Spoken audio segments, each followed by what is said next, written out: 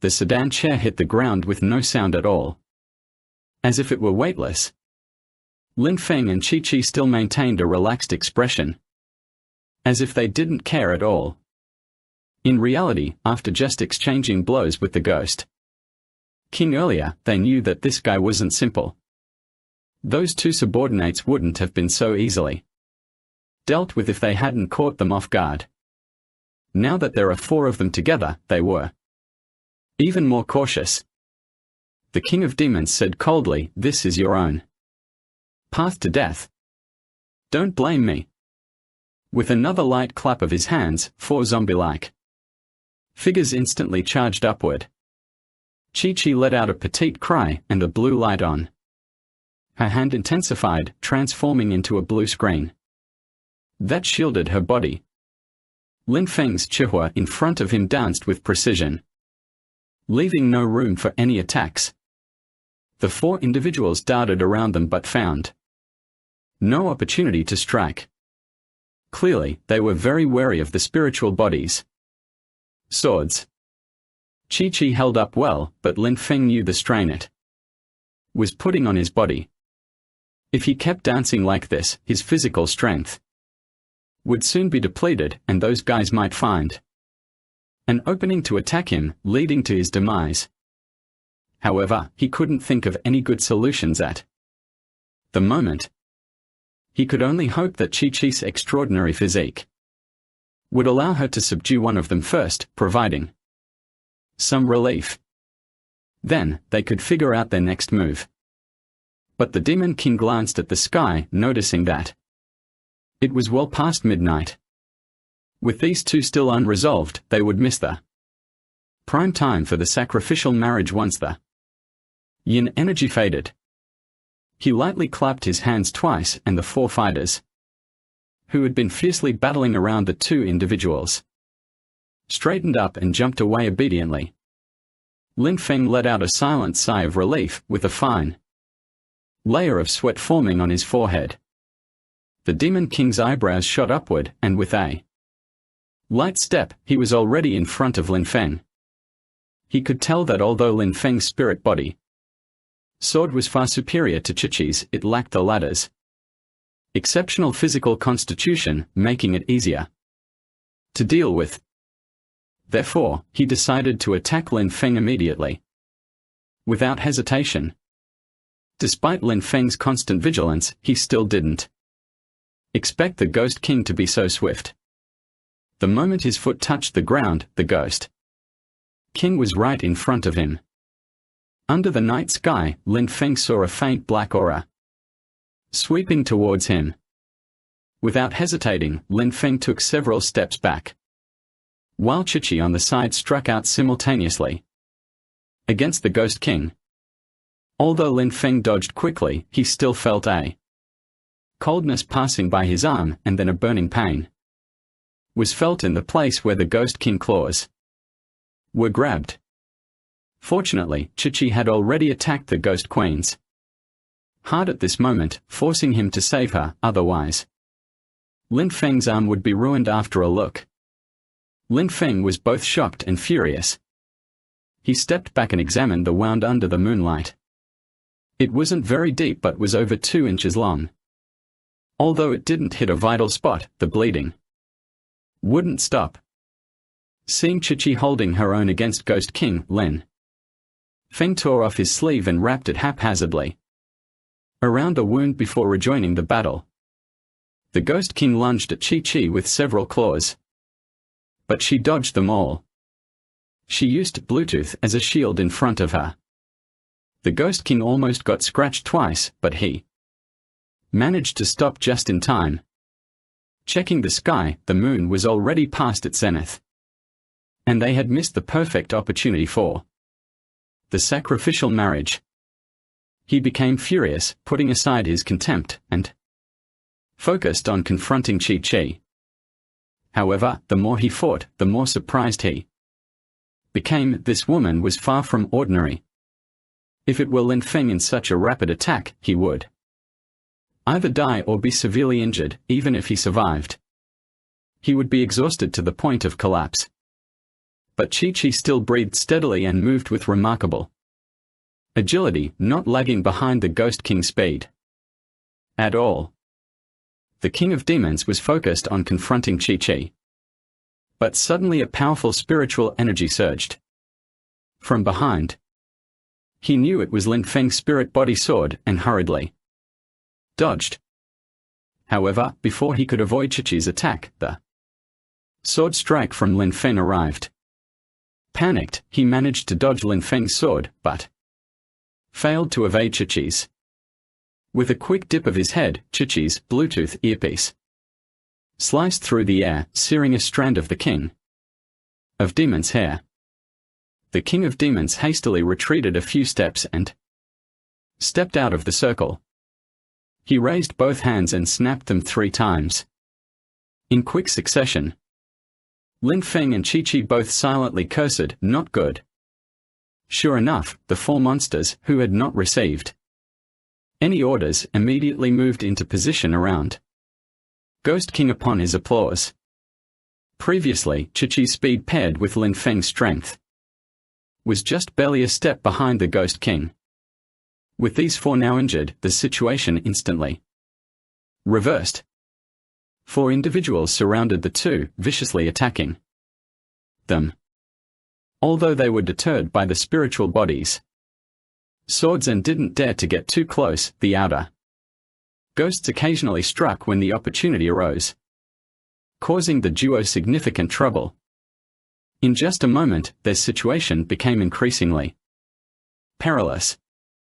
If not for Chi-Chi's protection, Lin Feng would have likely been killed on the spot. Even so, he was in a terrible state and had several new cuts added to his body. The King of Demons was growing increasingly agitated, unable to break through the defenses of the 2 opponents and leaving him extremely frustrated. And now, the street cleaners had appeared.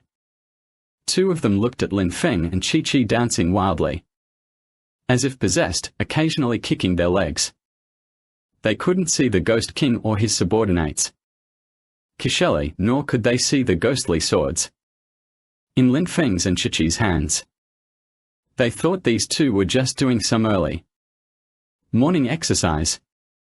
However, it was a bit too early for this kind of vigorous activity, especially that guy seemed to be exhausted, breathing heavily and sweating profusely, almost drooling as well.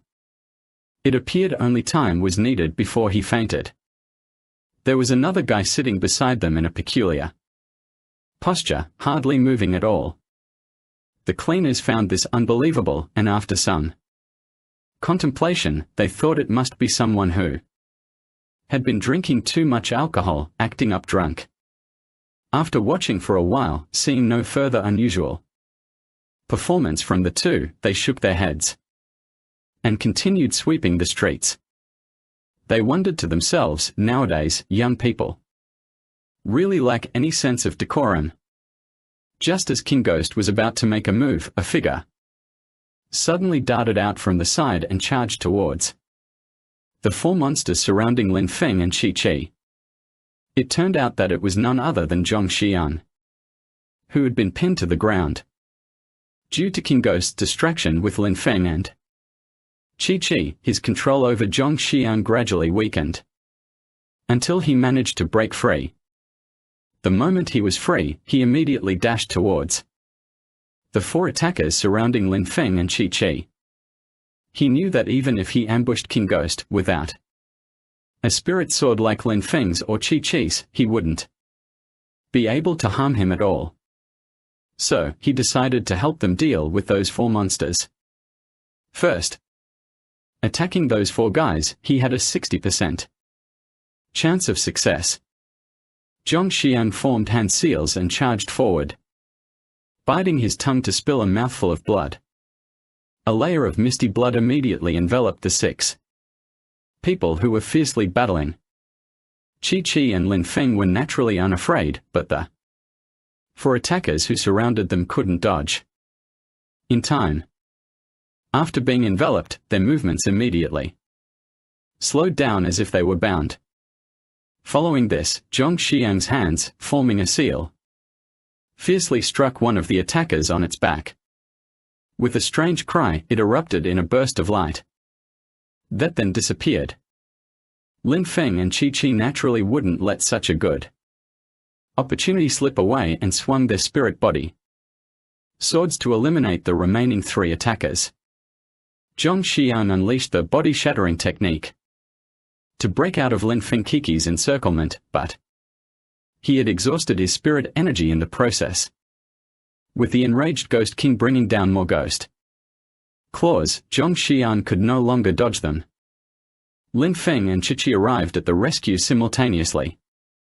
Although Chi-Chi was slightly faster, she couldn't completely prevent the Ghost King from escaping. Just as expected, there was a thud as the Ghost King's claw plunged into Zhong Xiang's body. Fortunately, Chi-Chi acted quickly, and before the Ghost King could unleash his full strength, he retracted his hand. Although Zhong Xiang managed to save himself from certain death, he was badly injured. There was a wound on the left side of his lower back that was steadily oozing blood. Although the Ghost King managed to withdraw in time, he still failed to avoid Chi-Chi's spirit sword. His 5 fingers were instantly severed and fell to the ground. A long, mournful howl followed before his figure retreated, rapidly disappearing into the thick night. Lin Feng exhaled deeply as he watched the Ghost King retreat. He slowly collapsed to the ground after the intense battle. Exhausted from his physical exertion, severely blooded, and under immense mental strain, his body could no longer hold out once the tension was released. Just moments ago, he had been barely hanging on by a thread. Now, he finally fell to his knees. Chi-Chi knew that Lin Feng would be fine after a short rest, so she didn't pay attention to him and went over to check on Zhong Xiang, who was lying face down, struggling to breathe. Zhong Xiang's back was scratched, causing his blood vessels to be exposed, and his spiritual energy was dispersing. He was already breathing in more than out, teetering on the brink of life and death. Chi-Chi slowly poured her energy into Zhong Xiang's body, and Zhong Xiang seemed to cheer up a little. He smiled reluctantly at Chi-Chi as a way to express his gratitude to Chi-Chi. But Chi-Chi looked at him with a cold look, which made him very embarrassed. After thinking about it, it was reasonable and I couldn't help but sigh. Lin Feng, who had lain on the ground to rest for a while, was now able to move again. He got up and walked over to Zhong Xiang, looking at this guy who almost cost him his life. He really wanted to rush over and give him a good beating.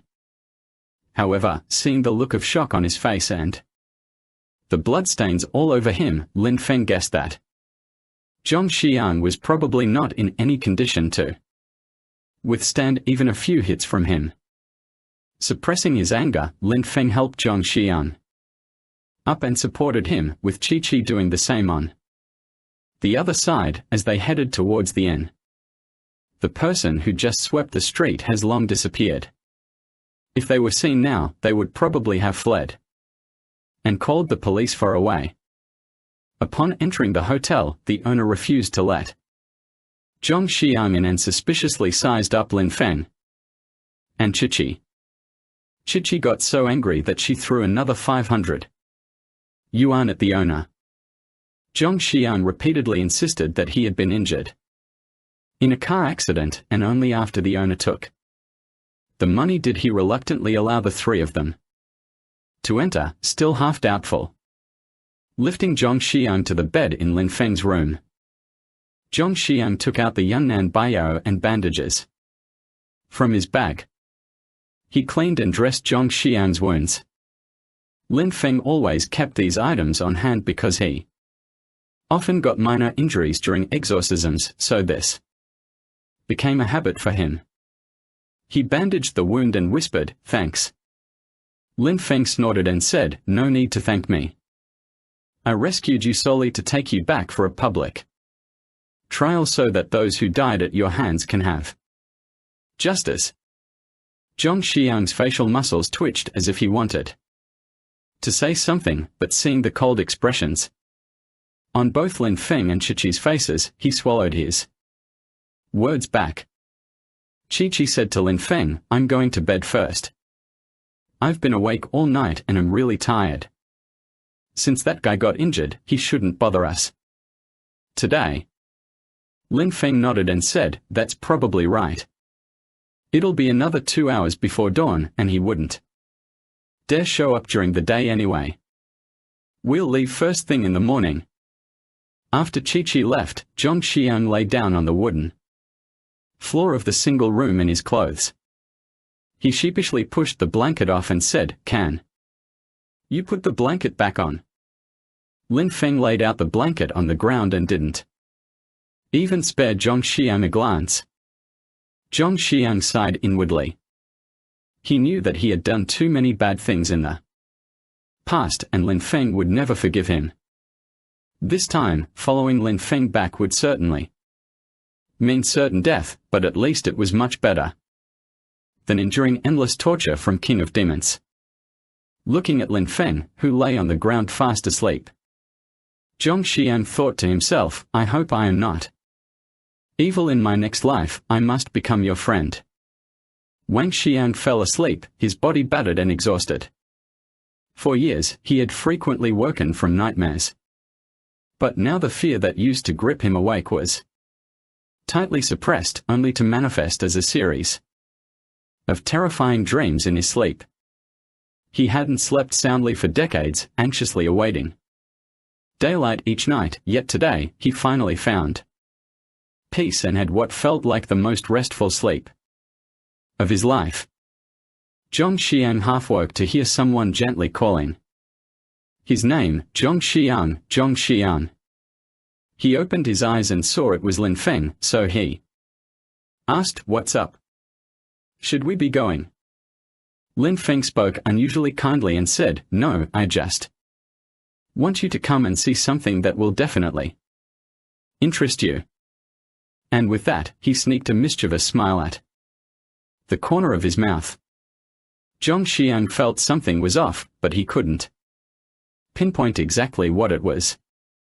He got up, strangely finding that his lower back no longer hurt at all. He touched his waist and found the thick bandage still in place. The bleeding had stopped. Lin Feng said as he walked to the bathroom door, Come in and take a look. Zhong Xiang curiously asked, What? Peering inside, he saw Hefeng and his master standing there. He could hardly believe his eyes. He glanced at Lin Feng, who was looking back at him with a smile. That smile seemed familiar, but he just couldn't put his finger on where he had seen it before. Zha with Macron and Ji Xiang shook his head and said, My master and Hua Fng are both dead. Lin Feng interrupted him, saying, I know that you feel the greatest guilt towards those two. That's why I called their souls here. Say sorry to them in your own words. Zhong Xiang, upon hearing the reason, suddenly kneeled down and choked with emotion, saying, Master and He Feng, I am sorry. The kindness you showed me, I can only repay in my next life.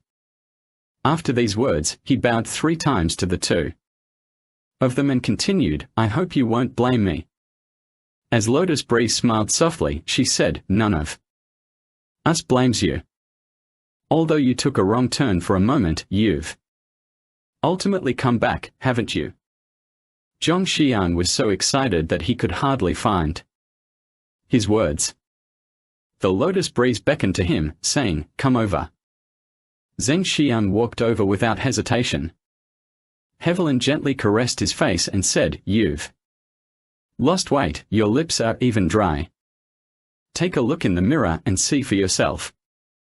Zhong Xiang nodded gratefully, allowing Hefeng to move aside.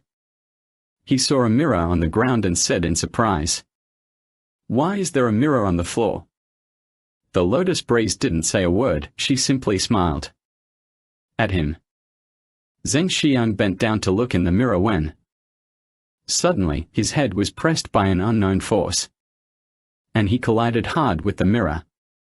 The mirror seemed to have no substance at all, and his head sank through it as if into thin air. Zheng Xiang struggled, but could only move his arms aimlessly. He felt as if something was intensely compressing his head, the pain so great that he wanted to scream. Yet he couldn't make a sound. Finally, he heard a clear and crisp snap from his skull. That was the sound of it fracturing. It seemed as though a tight-fitting charm had been placed on his head, continuously tightening around him. The person holding him let out a chilling laugh.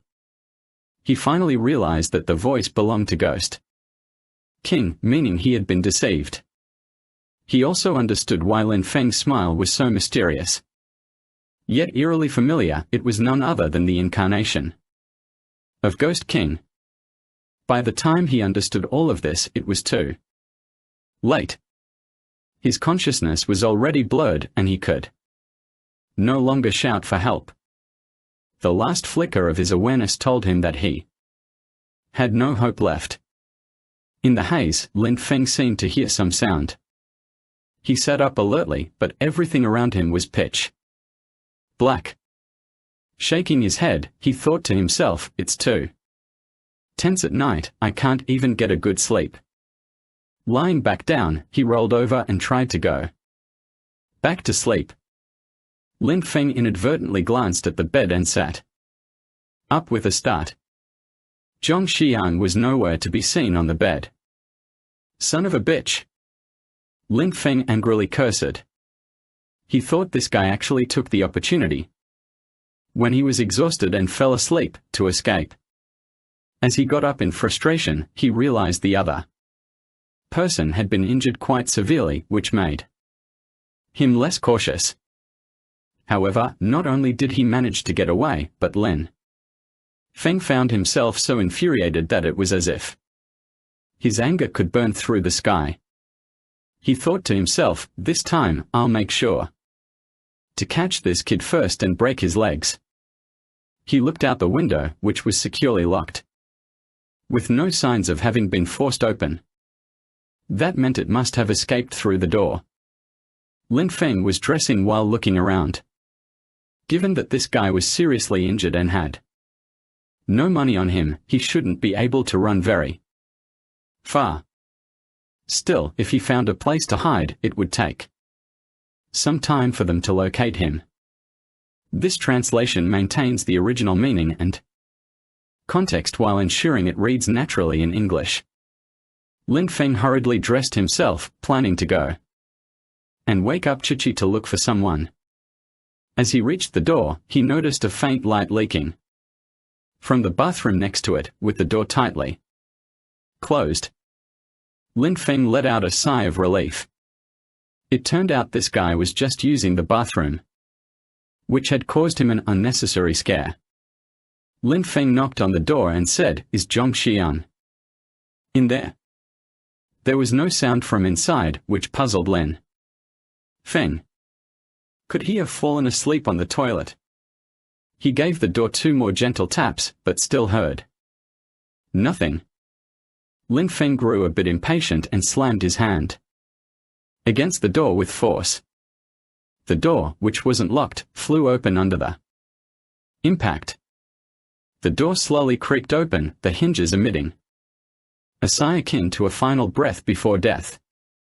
Lin Feng frowned as he poked his head up to look. He immediately saw Zheng Xiang's entire head buried inside the toilet bowl. Lin Feng hurried over and tried to help lift Zheng Xiang up. He had initially thought that Zheng Xiang had fainted while attempting to use the bathroom, only for him to suddenly collapse into the toilet. When he got closer, he realized that something was amiss. Zheng Xiang's head seemed to be stuck inside the toilet, looking extremely strange.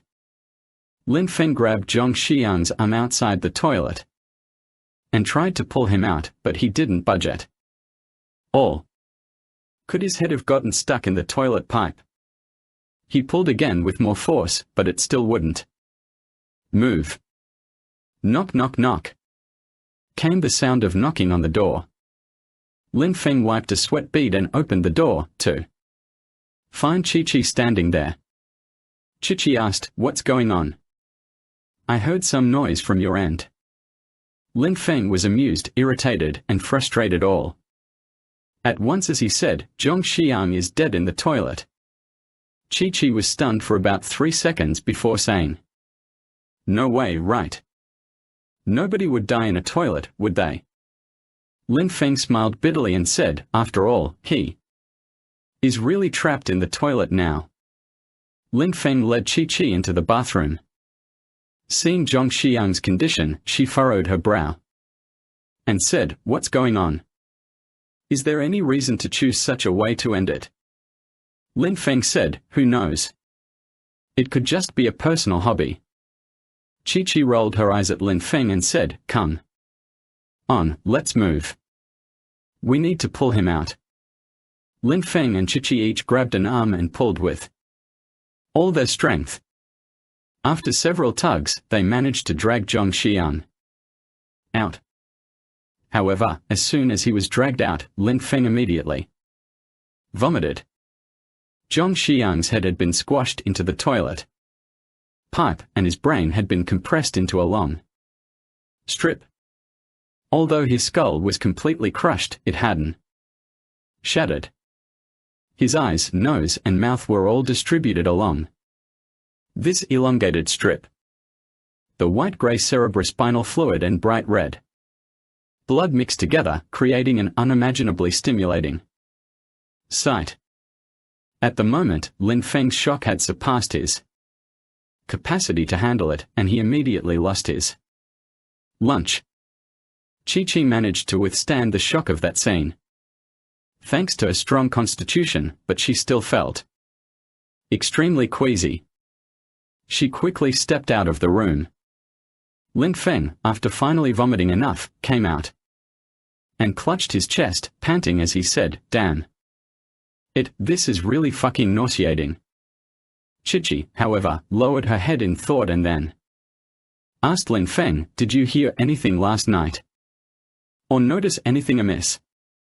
Lin Feng said a bit awkwardly, "I was so exhausted last night that I fell asleep as soon as I lay down. When I woke up in the middle of the night and found he wasn't there, I found him here instead." Chi-Chi whispered, "Could it be that the King of Ghosts did this?" Lin Feng was surprised and said, "That's unlikely. He was pretty injured last night." Chi-Chi shook her head and said, "Although he was injured, Zhong Xiang was hurt even worse. So naturally, if they had to act, they would go after him first. I didn't expect this guy to be so smart." As the two were talking, a blood-curdling scream suddenly erupted from beside them.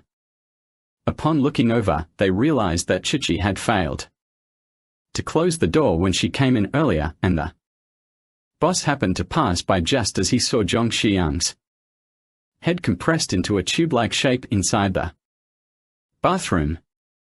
This led to the boss emitting this piercing cry so intense it seemed to tear through the sky and shatter metal and stone. What Lin Feng found particularly hard to believe was that such a sharp, shrill scream came from a man. Lin Feng stepped forward immediately and said, "Boss, don't panic." However, as soon as the boss saw Lin Feng approaching, he acted as if he had seen a ghost, scrambling and crawling desperately towards the exit. As he ran, he shouted, "They are killing someone! They are killing someone!" Lin Feng smiled bitterly and said, "What can we do?" Chi-Chi pulled him in and then closed the door, saying, "Call Li Mingxing right away. If the police come, they'll definitely arrest us. He has to come quickly to bail us out." Lin Feng fumbled and quickly picked up his phone to dial. Following two vague sounds, Li Mingxing's groggy voice responded, indicating that he was still in bed. Lin Feng explained the situation to him as quickly as possible. On the other side, they agreed to call the police station first and then come over. After hanging up, the two of them looked at each other in helpless silence. Before long, the unmistakable sound of a police siren echoed from outside the window. Lin Feng said with a pained expression, "The limousine has arrived." Chi-Chi burst out laughing with a ha sound.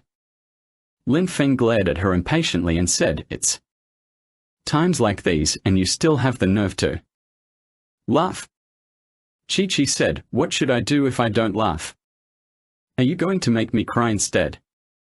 Lin Feng sighed as chaotic and hurried footsteps could already be heard in the corridor. Reaching the door, Lin Feng pulled it open abruptly. The door opened and Lin Feng was startled to see several policemen standing outside, their guns pointed directly at him. Lin Feng immediately raised his hands and said, "Guys, don't be rash." The lead police officer shouted loudly, "Don't move." Lin Feng said innocently, "Did I do anything?" Then two police officers came up and roughly grabbed Lin Feng's arms behind his back, then handcuffed him. Lin Feng winced in pain as he shouted, "Hey, what's with the rough treatment? Come on, can't you be a little gentler?" As soon as the words were out, a kick struck his buttocks. Lin Feng lost his balance and tumbled forward. The two policemen in front quickly moved to either side. With a straight fall, Lin Feng landed face-first on the ground. His nose collided heavily with the ground, causing blood to flow immediately. Chi-Chi protested immediately, "Why are you doing this? He didn't resist, why did you kick him? Help him up, or I'll complain about violent law enforcement." Since Chi-Chi was a woman and actively offered to help, she didn't handcuff his hands behind his back, which could be seen as leniency. The lead police officer, seeing that both suspects were cuffed and had put away their guns, said with a sigh, "I hope you get the chance to plead your case. Two murderers who are still so arrogant." Two forensic experts rushed in from the corridor, still half asleep. Clearly, they had been awakened from their slumber and hurried here in a hurry. The leading police officer told two of his colleagues, "Secure the scene. Let's take them back first." Lin Feng was stuffed into the car.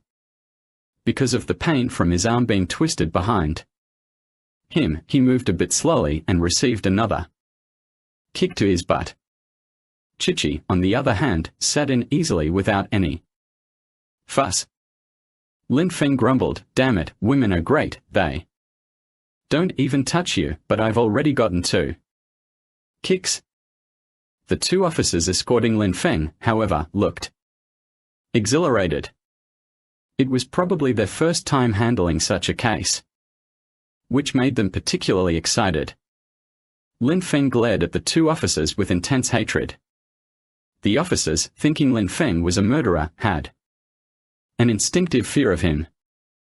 One of the officers, trying to hide his fear, slapped Lin Feng across the face. Lin Feng wasn't expecting the sudden attack, and by the time he tried to dodge, it was too late.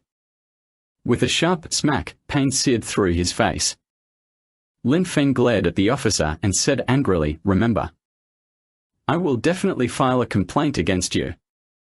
The leading police officer in the front row chuckled with a hey. After bringing them to the police station, as soon as we entered, a policewoman was already standing there. Upon seeing the lead officer, one of us said, "This is the suspect." The leading police officer hurriedly replied, "Yes. Director Liu." Director Liu waved his hand and said, "Check if they have any IDs on them." Li team from the Municipal Bureau called, "These two are colleagues. You might want to take a look." The leading officer was taken aback and looked puzzled. at Lin Feng and Chi-Chi. Then, he approached to ask Lin Feng, do you have any documents? The ones in that pocket, right? His tone had already lost the arrogance from before. Lin Feng rolled his eyes and said, in the pocket. Inside the coat. The officer reached out and pulled out Lin Feng's police ID, looked at it for a moment before handing it to Director Liu. After taking a glance, Director Liu said, don't you dare wait any longer to unlock the handcuffs. The leading officer quickly unlocked the handcuffs for the two of them. After Lin Feng put his police badge back in place, he vigorously stretched out his numb arms. He gave a glance at the sweating officer, who was smiling broadly despite his round face glistening with sweat droplets streaming down his forehead. Chi-Chi suddenly spoke up, saying, Director Liu, I presume Li Squad has already informed you. I want to go back immediately and ask you to have the people at the scene return as well.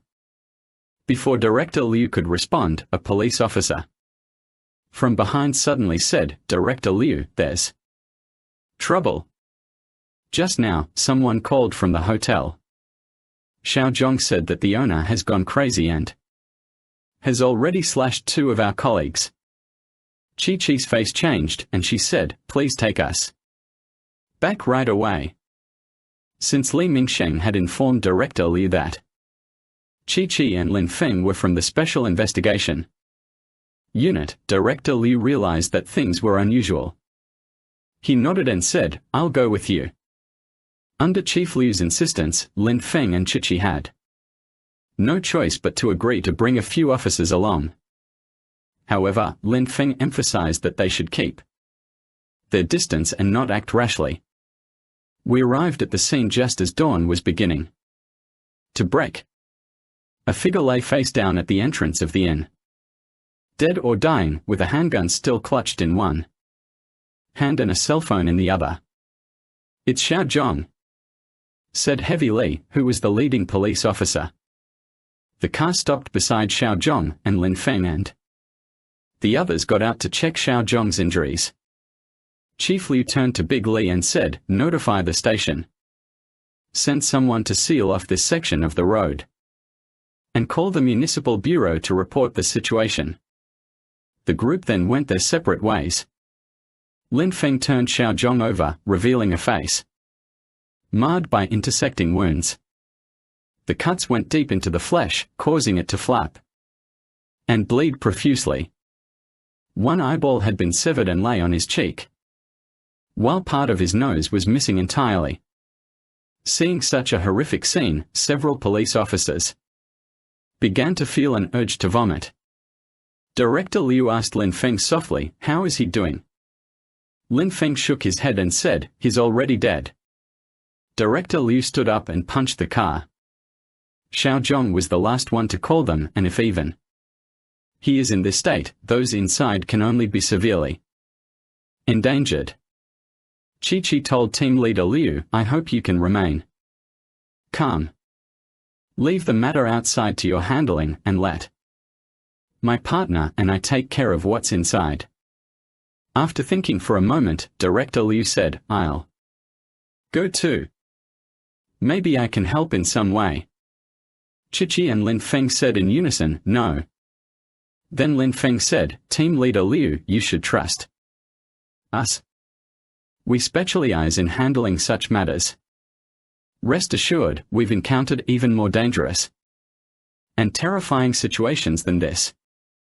Director Liu clenched and then released his fist, saying, all right, but make sure to stay in touch. Li's team will be here soon, and I don't want anything to happen to you. Chi-Chi and Lin Feng nodded in agreement and headed towards the inn together. Watching Lin Feng and Chi-Chi walk into the hotel with composure, Fatty Li, who had just made his call, asked Director Liu, they really have guts. Director Liu said expressionlessly, they are from the Special Investigation Unit, tasked with handling such matters. Of course, they have bigger guts. Lahai fatly asked, "What is the Special Investigation Unit?" Director Liu said, "It's a department directly under the Municipal Bureau, specifically responsible for investigating these strange incidents." Li Fadian said, "I haven't heard of that before." Director Liu said, "Not many people know about this. Even if you tell someone, no one would believe you.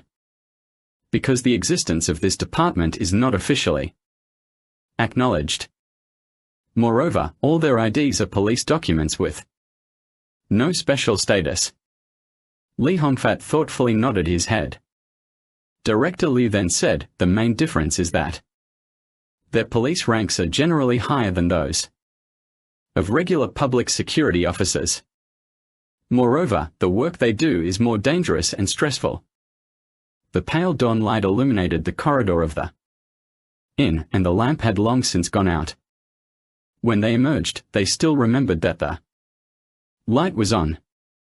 The air was thick with an odor of blood, and bloodstains stained the walls and floor, forming gory scenes everywhere. Chi-Chi and Lin Feng carefully turned the corner of the house, heading towards their room. Just as they rounded the corner, they saw a policeman lying face up on the ground, with his intestines spilled out in a white mess. A more than a foot-long gash in his abdomen had essentially severed him at the waist. They moved gently around the body and continued forward. Which room was Lin Feng staying in and had the door left open? They didn't know if their crazy boss was still inside. After all, when they arrived, there were no survivors. So the boss could have escaped with ease. If he had even a shred of reason, he should have realized the gravity of the situation. The air in the corridor seemed stagnant, making one feel suffocated. The two approached the open door, and just a few meters away, something was suddenly thrown inside. It thumped against the opposite wall with a thud, then bounced back into the hallway, rolling a few times before coming to a stop. It was a head, and it belonged to one of the two forensic experts. The eyes were wide open, and the mouth was wide agape. Footsteps echoed from behind the door, and a figure appeared before the two. It was indeed the innkeeper, who held a long knife tightly in his hand, its blade glinting menacingly. In the dim corridor, the innkeeper's features were contorted into a sinister grin, bearing a pale yellow set of teeth. Seeing Lin Feng and boss Chi-Chi say with a sinister tone, "We've been waiting for you for a long time. You finally showed up." Chi-Chi exclaimed, "You're the Ghost King." "Ha ha," the boss burst out with a long, raucous laugh. "Not bad at all. Thanks to you, I lost 5 of my fingers last night." He paused and continued, "But when I came here to take revenge, it turned out to be a blessing in disguise. The guy who died in the toilet actually had a sea dragon pill on him.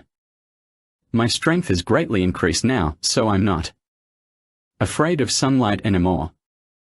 I really need to thank all of you for this." The twisted face of the King of Demons became even more grotesque as he laughed with unwarranted arrogance. Suddenly, a chill swept through the corridor, and Lin Feng felt his hair stand on end. Chi-Chi didn't wait for the Ghost King to finish laughing. She rushed forward. With a wave of her hand, a blue beam shot toward the Ghost King with the speed of lightning. Lin Feng knew that after possession, his spirit sword wouldn't be very effective. His spirit sword could kill ghosts and dispel evil, but it had no effect on humans. On the other hand, while Chi-Chi's spirit sword was still slightly inferior to his in dealing with evil entities, it still possessed significant harm against humans, equivalent to a sharp blade. Sure enough, Ghost King was caught off guard and was struck by Chi-Chi's attack. Chi-Chi's Bluetooth instantly severed the hand that held the sword.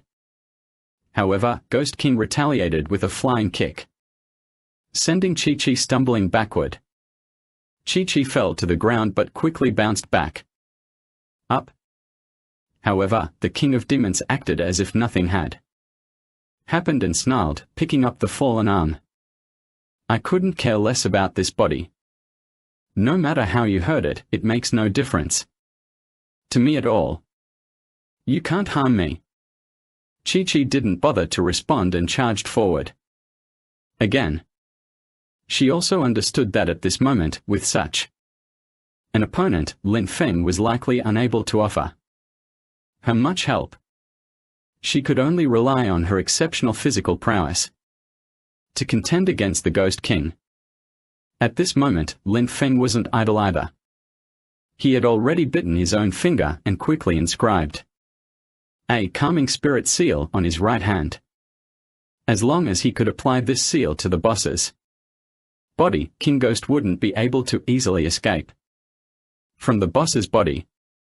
Then he would have time to think of ways to deal with him. Lin Feng seized the opportunity and rushed forward. He hugged the boss and slapped the boss's back with his right hand. As soon as the spiritual energy of the talisman in Lin Feng's hand contacted the yin energy of the Ghost King, a red light immediately emitted. The Ghost King screamed and elbowed Lin Feng's ribs. Lin Feng flew backwards. He could clearly hear the sound of his ribs breaking. The pain came, and he could feel at least 2 of his ribs broke. Chi-Chi noticed Lin Feng being knocked down and immediately stepped up her attack. She couldn't allow the Ghost King to regain his bearings and finish off Lin Feng. However, it seemed that the Ghost King was becoming increasingly accustomed to using this one-armed body. Moreover, there appeared to be some changes occurring in his physical form. His arms seemed to be growing longer, and the muscles on his face had been twisted before, but now his skin was showing an unusual shade of blood, appearing dark and lustrous. Lin Feng endured the pain as he moved backwards. This guy's strength had exceeded his expectations, and that talisman likely wouldn't work. The essence energy was completely purged by his raging yin energy. He truly lost this one. His ribs were broken in just a single exchange. Chi-Chi felt the pressure mounting and the blue light from her Bluetooth sword growing weaker. Originally, Bluetooth was a spirit body sword that Chi-Chi had created by gathering yin energy and spiritual power within herself. Now, however, the yin energy seemed to be being absorbed bit by the King of Ghosts. With this ebb and flow, Chi-Chi gradually began to feel overwhelmed. This was something she had never experienced since becoming a demon. She had never felt such exhaustion before. Her body seemed to have an endless supply of energy. However, this sensation was now growing stronger, making her desperately want to take deep breaths of air. Normally, she didn't need to breathe at all, as she had consciously kept up the habit to avoid revealing her unique physiology. But now, she found herself breathing involuntarily. 2 figures merged into shadows in the narrow corridor, and Lin Feng could barely make out the white figure mixed with blue light as Chi-Chi. The grey shadow was clearly the Ghost King. Lying on the ground, Lin Feng could only sit helplessly and watch. Despite his anxiety now, he was powerless to do anything. He focused intently on their battle, almost forgetting the pain in his broken ribs. He couldn't tell that Chi-Chi had already fallen behind. He had an immense confidence in Chi-Chi's extraordinary physique. However, what followed dealt a harsh blow to his confidence, pushing it to the brink of collapse. The 2 figures in the corridor separated almost immediately, and one of them was flung away like a sack of sand. Lin Feng took a closer look and realized that it was Chi-Chi who had been thrown. She was coughing up blood as she flew through the air. Unconsciously, Lin Feng let out an involuntary ah. In shock, his sudden movement causing pain to shoot through his wound, making him break out in a cold sweat. Since he met Chi-Chi, he had never seen her bleed during battle. This indicated that after consuming that Shenlong pill, the Ghost King's strength was beyond what one could imagine. Even Chi-Chi, an exceptionally powerful being who general wraiths and resentful spirits would avoid at all costs, was no match for him. After Ghost King flew Chi-Chi away and let out a boastful laugh, he took big steps towards her, grabbed her hair, and lifted her up forcefully. With a wicked grin, the arm that Chi-Chi had sliced off grew another one with a cracking sound. The new hand immediately formed a fist and struck Chi-Chi's abdomen. Punches rained down on Chi-Chi's lower abdomen, much like a Ghost King punching a punching bag. Chi-Chi had no chance to defend herself, it seemed. Her arms wouldn't even lift. She could only endure the powerful blows from the Ghost King. Blood continuously trickled from the corner of her mouth as her gaze grew vacant and lifeless. Watching this scene, Lin Feng drew on an unknown source of strength and roared loudly. He leaped up from the ground and rushed forward, tightly hugging Ghost King while squeezing his neck with his arms. Lin Feng, like a madman, shouted, "I'll choke you to death." Before he could finish his sentence, Ghost King let go of Chi-Chi and grabbed Lin Feng's arm with one hand, pulling hard. In pain, Lin Feng loosened his grip. The King of Demons pushed Lin Feng forward and grabbed his throat with one hand, delivering a punch to his stomach. Unlike Chi-Chi, who had better resistance, this single punch forced Lin Feng to spit out blood as pain shot through his entire body. The King of Demons sneered at the sight of Lin Feng's eyes rolling back in agony and struck him again in the stomach. There was no comparison between Lin Feng and Chi-Chi. With just 3 punches, the King of Demons would surely end Lin Feng's life. Just as the Ghost King's second punch was about to land on Lin Feng's stomach, a hand suddenly appeared from the side and grabbed his wrist. To the Ghost King's surprise, he couldn't shake it off despite putting in some effort. Looking askance, he saw that it was Chi-Chi, whom he had knocked half unconscious just moments ago. The Ghost King grabbed Lin Feng and tossed him towards the window in the corridor. With a whoosh, Lin Feng soared through the glass like he was riding on a cloud, flying outward. The perimeter was already sealed off by Chief Inspector Liu and his team. It was well into the morning, and Li Mingsheng had also arrived. Several people were keeping a watchful eye on the door, and Li Mingsheng was restlessly pacing back and forth, his mind in a state of agitation. Although he knew that Chi-Chi wasn't an ordinary person, her prolonged absence after going inside had begun to worry him. Suddenly, the window shattered and a figure flew out head first. Even in a fleeting glance, Li Mingsheng recognized it as Lin Feng. If Lin Feng had tumbled out like that, he was surely in grave danger. At the very least, he would end up paralyzed from the waist down, leading to endless troubles for the rest of his life. Li Mingsheng ran towards where Lin Feng landed like a conditioned reflex. Then, he jumped up with all his strength in an attempt to catch Lin Feng. Although he was moving quickly, he was still just a hair too slow. As Li Mingsheng's heart sank along with the falling body of Lin Feng, he thought to himself, this is it, just one step too late. However, a figure moved as swiftly as lightning, darting through the window and exceeding the limit of human visual perception. Everyone only felt a blow before their eyes, and then the figure suddenly appeared in front of them.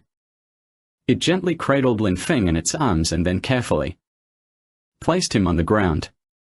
Li Mingsheng fell heavily to the ground, landing in a state of dishevelment. When he got up, he saw that it was Chi-Chi who had caught Lin Feng. Chi-Chi's shoulder-length hair seemed to move on its own in the absence of wind. Chief Liu and Fatty Li, upon seeing Chi-Chi clearly, let out a startled exclamation. Her eyes were bloodshot, making it impossible to distinguish between the iris and the sclera. Both appeared as if they were drenched in red. A trace of wiped blood still clung to her lips. After letting go of Lin Feng, she stared fixedly at the window of the inn. Her entire body radiated an eerie energy that crackled and popped in the air. Upon closer inspection, a faint blue aura could be seen surrounding her. The walls of the inn suddenly crumbled, sending bricks and tiles flying in all directions. Slowly, a person emerged from within, as if the wall wasn't there at all. After stepping out, they stood 10 meters away and stared intently at Chi-Chi, as if wishing to devour her alive. The person who arrived was the Ghost King.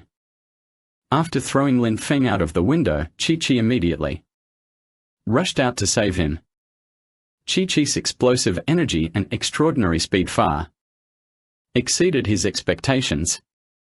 He had assumed that after his ruthless attack, Chi would be on the brink of death. However, he didn't expect that the hand with which Chi grabbed his arm just now was incredibly powerful, even surpassing his own strength. He had no idea that Chi suppressed her inherent bloodthirsty nature by forcibly restraining her powers to prevent them from erupting. Since Chi had lived among humans, this suppression of her magical essence was both intentional and subconscious, and she wasn't even aware of it herself. However, at the brink of life and death, Chi-Chi's instincts fully unleashed her energy.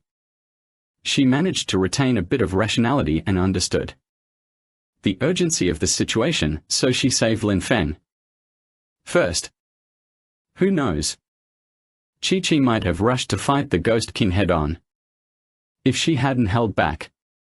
Both of them were full of yin energy, and everyone couldn't help but retreat. Chi said coldly to Li Mingsheng, "Protect Lin Feng." Li Mingsheng quickly picked up Lin Feng and put him in the car, then instructed everyone to take him to the hospital for treatment first. Lin Feng was already unconscious with blood continuously oozing from the corner of his mouth, indicating that he had suffered serious injuries.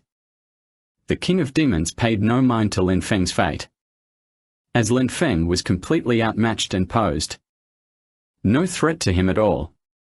He took a few steps forward and laughed loudly. "I didn't see this coming. You're really good at keeping secrets.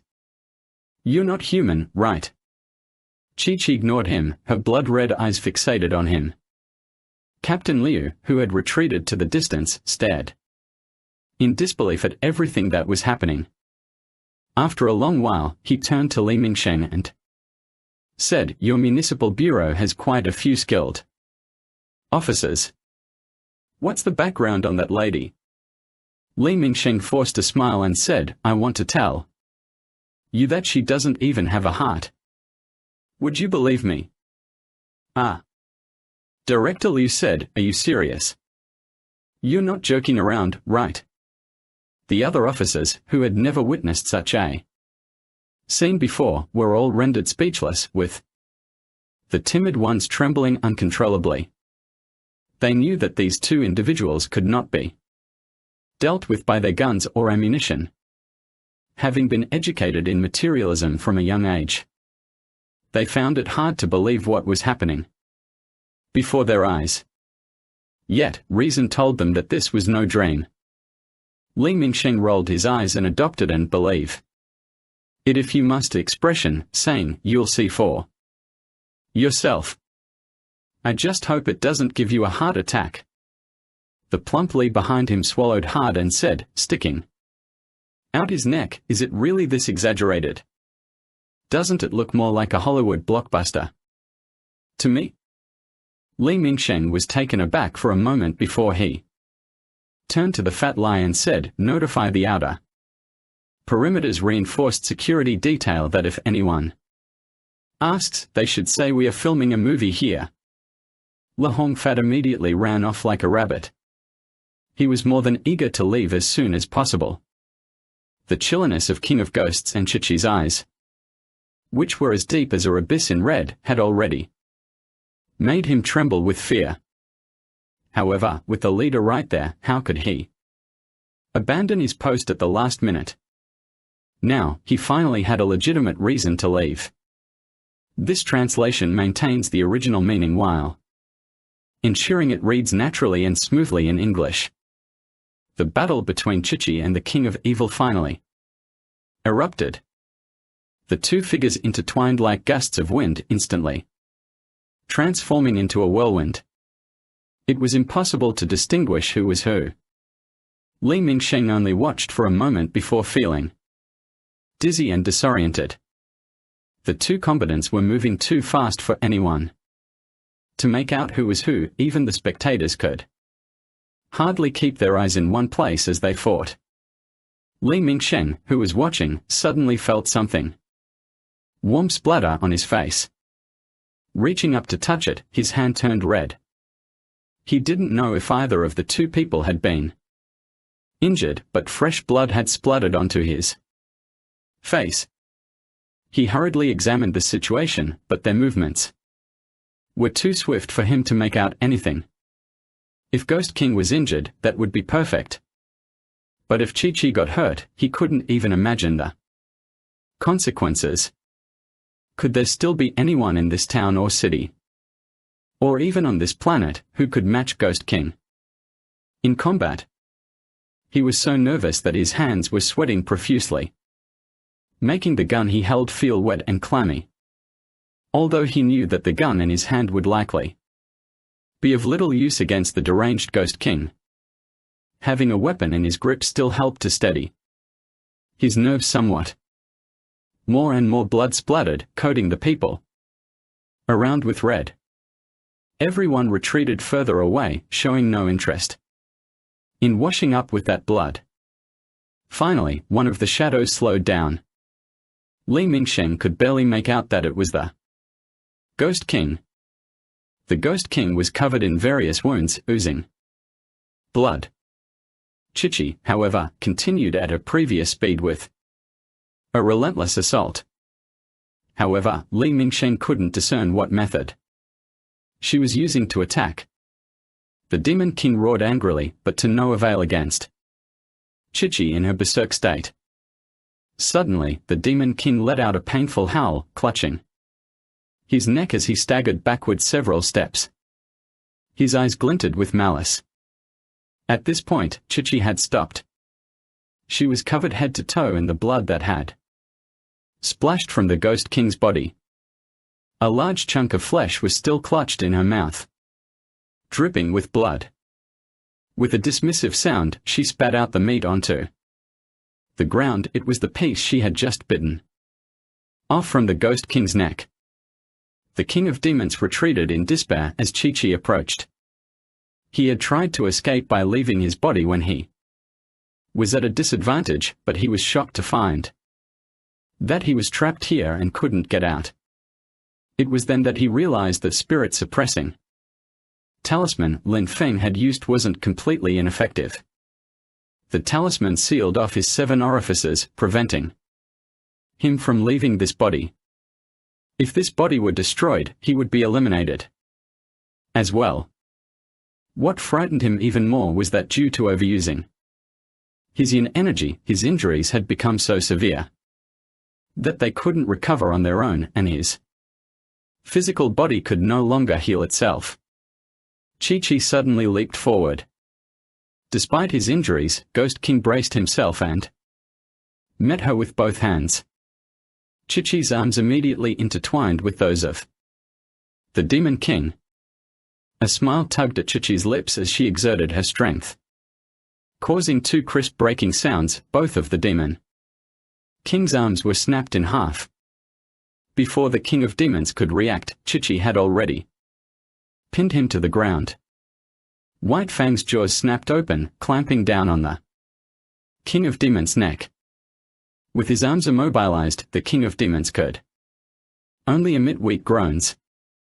His body convulsed violently as his complexion rapidly turned a pale gray. Then Chi-Chi greedily drank his fresh blood, the foam of unswallowed blood trickling from the corners of its mouth. Li Mingsheng and Chief Liu, along with their subordinates, stared at the scene as if they were dumbfounded woodcocks. This sight nearly erased their fear from their minds, leaving them in a state of blankness with nothing but the image of Chi-Chi feeding on blood filling their vision. Finally, the King of Demons stopped moving. Chi-Chi stood up and wiped the blood from her mouth, looking like a demon from hell. Several police officers instinctively raised their guns to shoot. Li Mingsheng quickly intervened. He absolutely could not anger Chi-Chi now. The consequences were beyond his imagination. The Ghost King's body lying on the ground suddenly bounced up and sent a full-strength attack on the defenseless Chi-Chi, which gathered his last yin power. The defenseless Chi-Chi was immediately beaten to fly away, and the Ghost King was also worried about it. His body quickly withered and finally turned into a mummy. Chi-Chi was also badly injured by this attack, lying on the ground as the red in her eyes quickly faded. She looked utterly drained and pale. Li Mingsheng supported Chi-Chi as she murmured, "Have someone burn the bodies." The ambulance, which had been prepared outside for a while, arrived. Li Mingsheng shouted loudly, "Doctor, come administer a blood transfusion." Chi-Chi shook her head and said, "No, no." Then she bit down on Li Mingsheng's arm and greedily sucked his blood. The chief inspector beside him exclaimed and was about to pull Chi-Chi away. Li Mingsheng said, "Hold on, let her suckle. She might die if she doesn't." Director Liu asked, "And you?"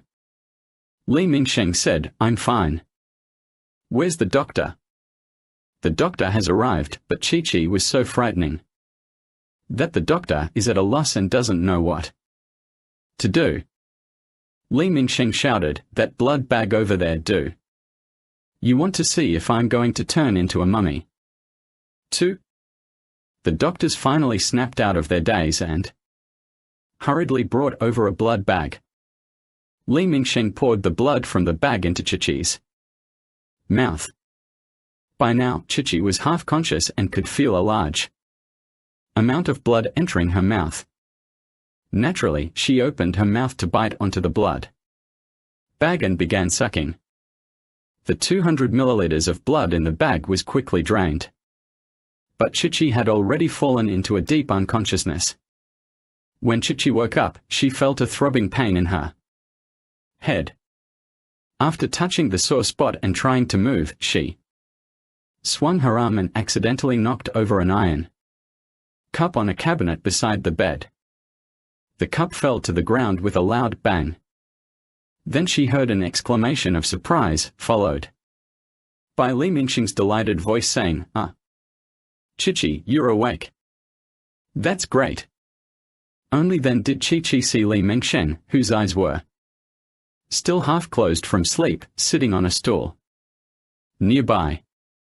Chi-Chi smiled slightly and said, "How long have I been lying here?" Li Mingsheng said, 7 days. "Such a long time." Chi-Chi seemed a bit surprised. "Is Lin Feng all right?" "His skin is thick, so he'll be fine. Can you get up and walk around a bit? I can take you for a look," Li Mingsheng said concerningly to Chi-Chi. "Okay." Chi-Chi nodded. Li Mingsheng supported Chi-Chi as she led her to Lin Feng's hospital room. There, Lin Feng was wrapped head to toe in bandages and had casts on his limbs, making him look like a mummy straight out of the Mummy movie. Someone was spoon-feeding him broth, clearly enjoying the moment. And it turned out that this person was Shao Jie. Seeing the two enter, Lin Feng exclaimed excitedly. Chi-Chi. You've woken up. Xiao Jijia immediately turned her head to take a look, and sure enough, Li Mingsheng was supporting Chi-Chi. Although Chi-Chi's complexion still had a hint of unhealthy yellow, she seemed to be in much better condition. Now, looking more vibrant. Xiao Jijia's mood brightened as she approached carefully and said to Chi-Chi, "You finally woke up. I was so worried." Chi-Chi said doubtfully, "Is it really that exaggerated? I've been lying down for 7 days. Have you gone to check on me? Maybe you've been with your ideal partner the whole time." Chi-Chi said with a smile, "Of course I visited you. But to be honest, I couldn't really help much because someone has been keeping you company the whole time." She then glanced at Li Mingsheng.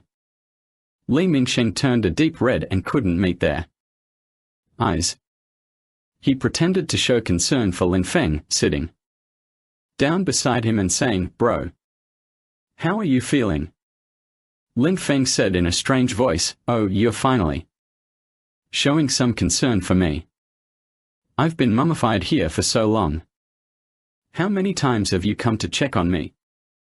Chi-Chi didn't know what was going on and asked, "What are you guys doing?" Li Mingsheng diverted the topic by saying, "After you passed out that day, we took you to the hospital. Once you were stable, we brought you back to the city." Lin Feng said, "Actually, it was out of concern that the town's medical equipment might not be sufficient, and fear that someone might not wake up. That's why I brought them back. If it were just me, heh." Seeing Li Mingsheng's deadly glare, Lin Feng dryly laughed twice and didn't continue with what he was saying. "Chi-Chi, you've been lying down for so many days, are you hungry? I brought some chicken porridge with me. Why don't you have a sip?" Chi-Chi shook her head and glanced at the three people, hesitating to speak. Looking at Chi-Chi's hesitant expression, Xiao Jiji wondered aloud, "What's wrong? Chi-Chi, everyone here is from the same group. What's on your mind, just say it." Chi-Chi glanced at a few more people and realized these were indeed the closest individuals to her in this world. She bit her lip and said, I want to drink blood." Then she lowered her head, unable to meet their gazes.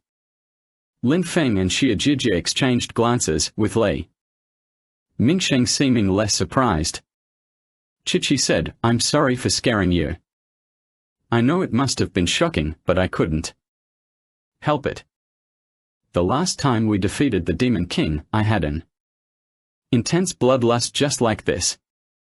Lin Feng knew she was referring to the incident with Xiao Fa and replied, "Chi-Chi, actually, we all understand your predicament. For such a long time, you managed to restrain your bloodlust. That's already quite impressive." Chi-Chi whispered, "You won't think of me as a monster, right?" The three of them shook their heads in unison and said, "No way." Xiao Jijia hugged Chi-Chi's shoulders and said, "You'll always be my good sister. You just wanted to drink some blood, right? Drink mine then." She then extended her pure white hand. Chi-Chi held back tears as she hit Xiao Jijia and said, "I'm not a vampire, but the desire for blood seems to be an instinctive craving of mine. I can get by with blood from a bag, it doesn't have to be fresh blood." Xiao Jijia patted Chi-Chi and said, "Don't rush." Then she turned to Li Mingsheng and said, "Big brother Li." Looking at little Jiji's smile, Li Mingsheng knew that yet another heavy burden was resting on his shoulders. He said, all right, I'll go find a way to handle it."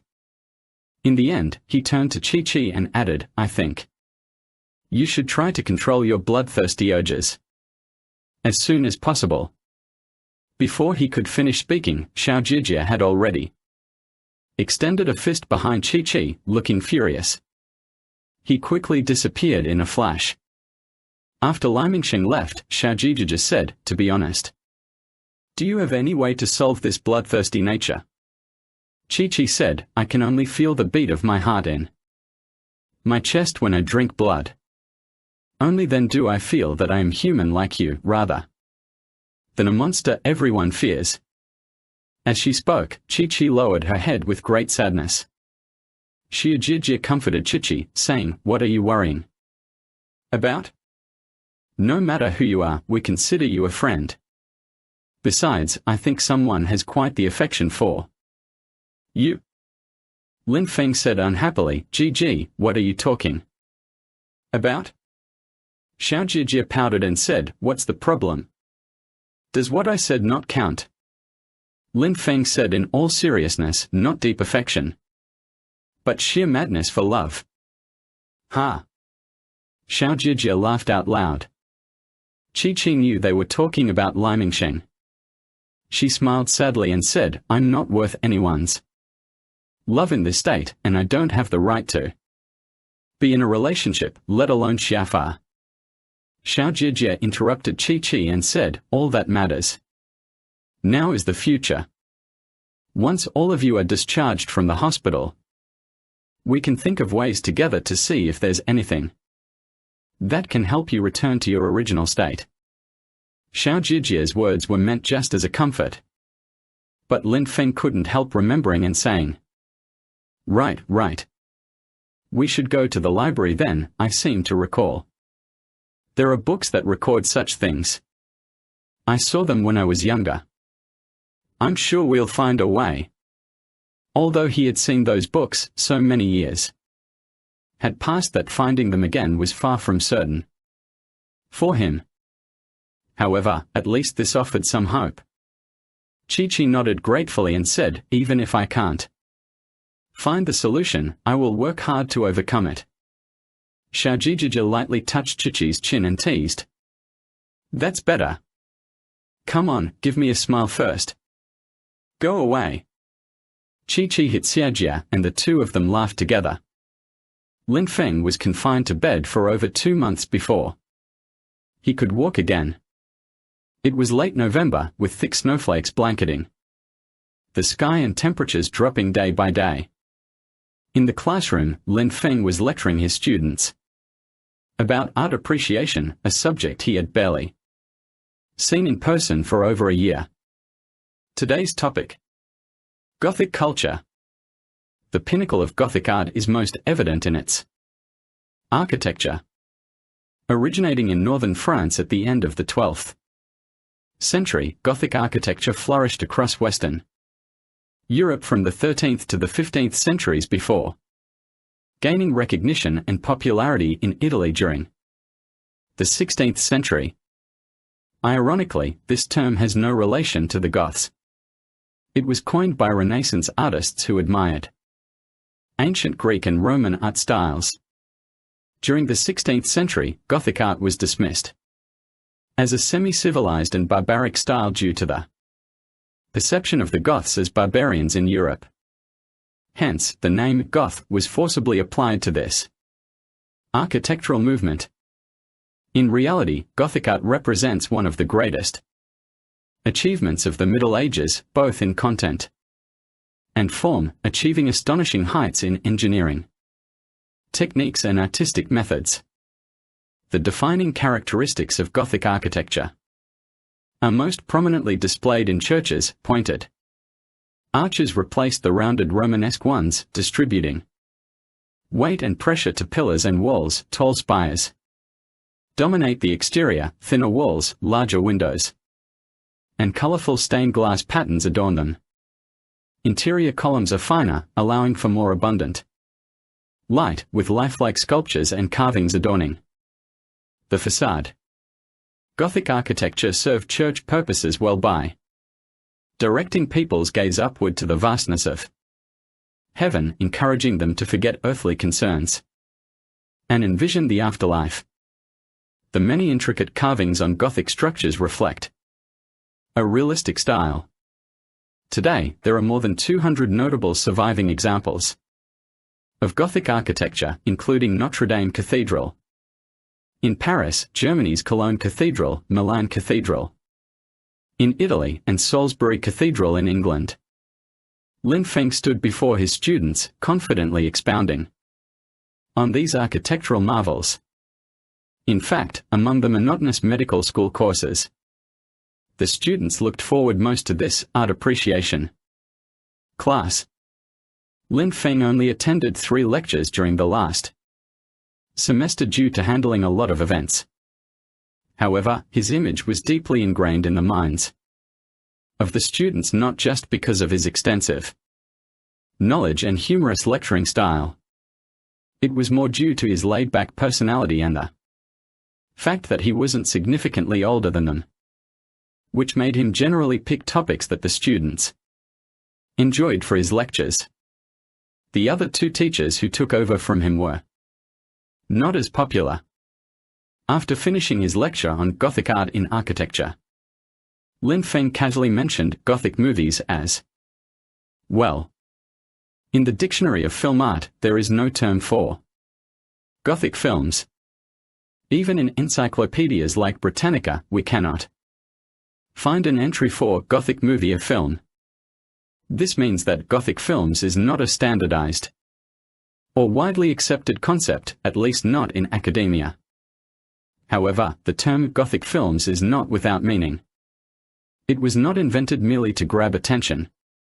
At the very least, using this term to describe the common characteristics of a particular genre of film is still effective. After Lin Feng finished speaking, one student asked, "So, what are some classic examples of Gothic films?" Lin Feng smiled and said, "This is a great question."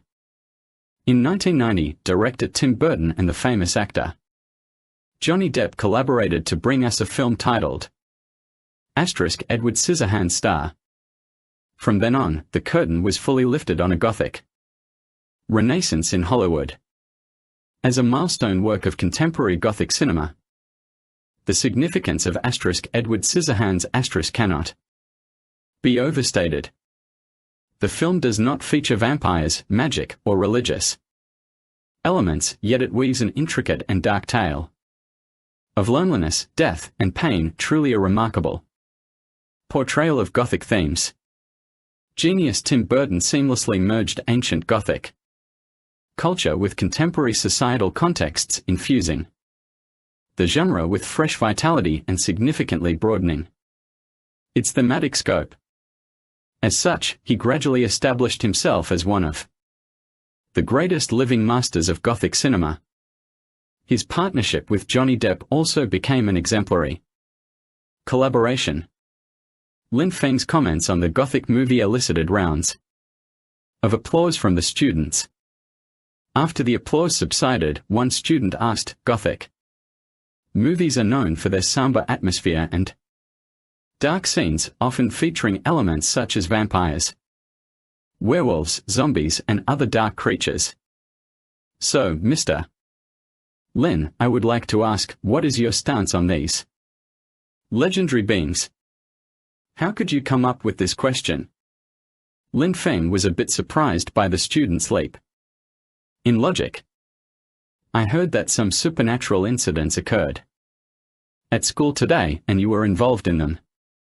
Additionally, it's said that you practice traditional Taoist arts from ancient China. Last time you went to the hospital, people claimed that you didn't enter because of a car accident but due to injuries sustained during a spirit-clearing battle. Regarding ancient Chinese Taoist techniques, my knowledge is merely superficial." Lin Feng's words were indeed truthful. He thought of Zhong Xiang's mysterious Taoist spells and incantations. The gap between them was vast, beyond comparison in any way. Moreover, he had never specifically studied these matters. His interest was purely out of curiosity for ancient culture. As for his hospital stay, it was indeed due to a car accident. However, whether there were actually malevolent spirits involved in tampering with the vehicle, I am not sure. Lin Feng's words elicited laughter from the students. What about that red line in your hand? What does it signify? The student pressed on relentlessly. Lin Feng wondered which student was so bold as to try and expose his secrets. What does that represent? I can't help how it turns out naturally. Lin Feng replied casually. Teacher Lin, what do you think about the recent paranormal incidents that have been widely discussed at school? Phenomena. Lin Feng wasn't aware that something strange had occurred. I just returned today to teach you all, so I'm not very familiar with these kinds of events. The students below were about to tell Lin Feng, but just then the classroom doorbell chimed, signaling the end of class. After class, most of Lin Feng and other students left the classroom before they planned to walk out. When he walked to the door of the classroom, a boy followed and said to Lin Feng, Teacher Lin, can it take up a few minutes for you? Never mind. Is there anything I can help with? Lin Feng said. Is there any interest in hearing about the recent supernatural incidents at our school? The boy looked at Lin Feng with anticipation. All right. We can talk as we walk. Lin Feng agreed. Great. My name is Zhao Long, and Teacher Lin just calls me Alibaba. The boy said happily. Lin Feng nodded and said, sure. Half a month ago, when Lin Feng was lying in the hospital, sipping Xiao Zhijia's stewed rib soup and living like a king, an odd incident occurred on campus. The anatomy building of the medical school is situated next to a fake mountain, and due to its backlit appearance, it has long been notorious for its eerie and terrifying atmosphere on campus. Generally, evening self-study sessions at school are mandatory, except before exams. The anatomy building is usually quite empty in the evenings, with very few students studying there. Even less people are found on the first floor of the building, where the anatomy rooms are. Most prefer to study on the second or third floors instead. Some students avoid the louder self-study rooms elsewhere, and frequently use the anatomy building's rooms for their evening studies. Zhao Long's dorm mate, Liu Xinghu, was one of those who preferred to study in the anatomy building. Coming from a rural background with tough family circumstances, Liu Xinghu worked exceptionally hard. Unlike other study rooms on campus, which were seen as hotspots for romantic pursuits and nicknamed Pigeon Tower by medical school students, this place was strictly off-limits during study hours, while those with partners engaged in intimate activities. When the teachers left, others eagerly sought out potential partners. Once the teacher's departure signaled the end of formal classes, pandemonium would ensue as chaos reigned. Everywhere you looked, there were couples whispering tender nothings to each other. After several attempts at studying there, Liu Xinghu found it so unbearable that he searched for a quieter place to study. He eventually discovered that the anatomy building offered the most peaceful environment. On any given day, only 10 or so dedicated students occupied the room, and they kept to themselves. Occasionally, someone might have a quiet discussion about a problem, but nothing more than that. After Liu Xinghu stepped into the anatomy building, he could finally settle down to study. The several nights of self-study hadn't yielded much progress so far. That evening, Liu Xinghu went through his usual routine. After self-study sessions, packing up his books and notebooks before heading back to his dorm. It wasn't until he had finished tidying that he realized he was the only one left in the study hall for the night. None of the students who had started their studies earlier seemed to have left yet. Exiting the classroom, he noticed that the corridor was still illuminated. Liu Xinghu closed and locked the door when suddenly he heard faint cries coming from the adjacent classroom. It was probably some lovesick or jilted lover, Liu Xinghua thought without much concern. However, he noticed that this was the last classroom left unlocked. Where was the sobbing coming from? His curiosity piqued, he began to listen to each classroom in turn. When he pressed his ear against the door of room 2-9, at the very end, he heard sobbing and continuous hiccuping sounds inside. Liu Xinghua knocked on the door and said, "Hey, stop crying. They are about to close the gate downstairs. Come out." Inside, the crying suddenly paused for a moment before starting up again. Liu Xinghua pushed the door, which creaked open a crack. It turned out that this classroom was different from the others, whereas other classrooms used concealed locks, this one had visible ones. The chain on the lock was quite long, allowing a gap of more than 2 inches. He peered through this small opening and saw nothing but several dilapidated desks and broken chairs in the room. The crying sounds had ceased, however. He shook his head vigorously. Could it be that he was so tired from studying that he was experiencing auditory hallucinations? Just as he was puzzled, cries could be heard again from the classroom. Liu Xinghua pushed open the door and looked inside once more, but still saw nothing. However, the crying sounds had become clearer. He felt his hair stand on end as soon as he did, suddenly remembering that this was the anatomy building, which was already eerily ominous under normal circumstances.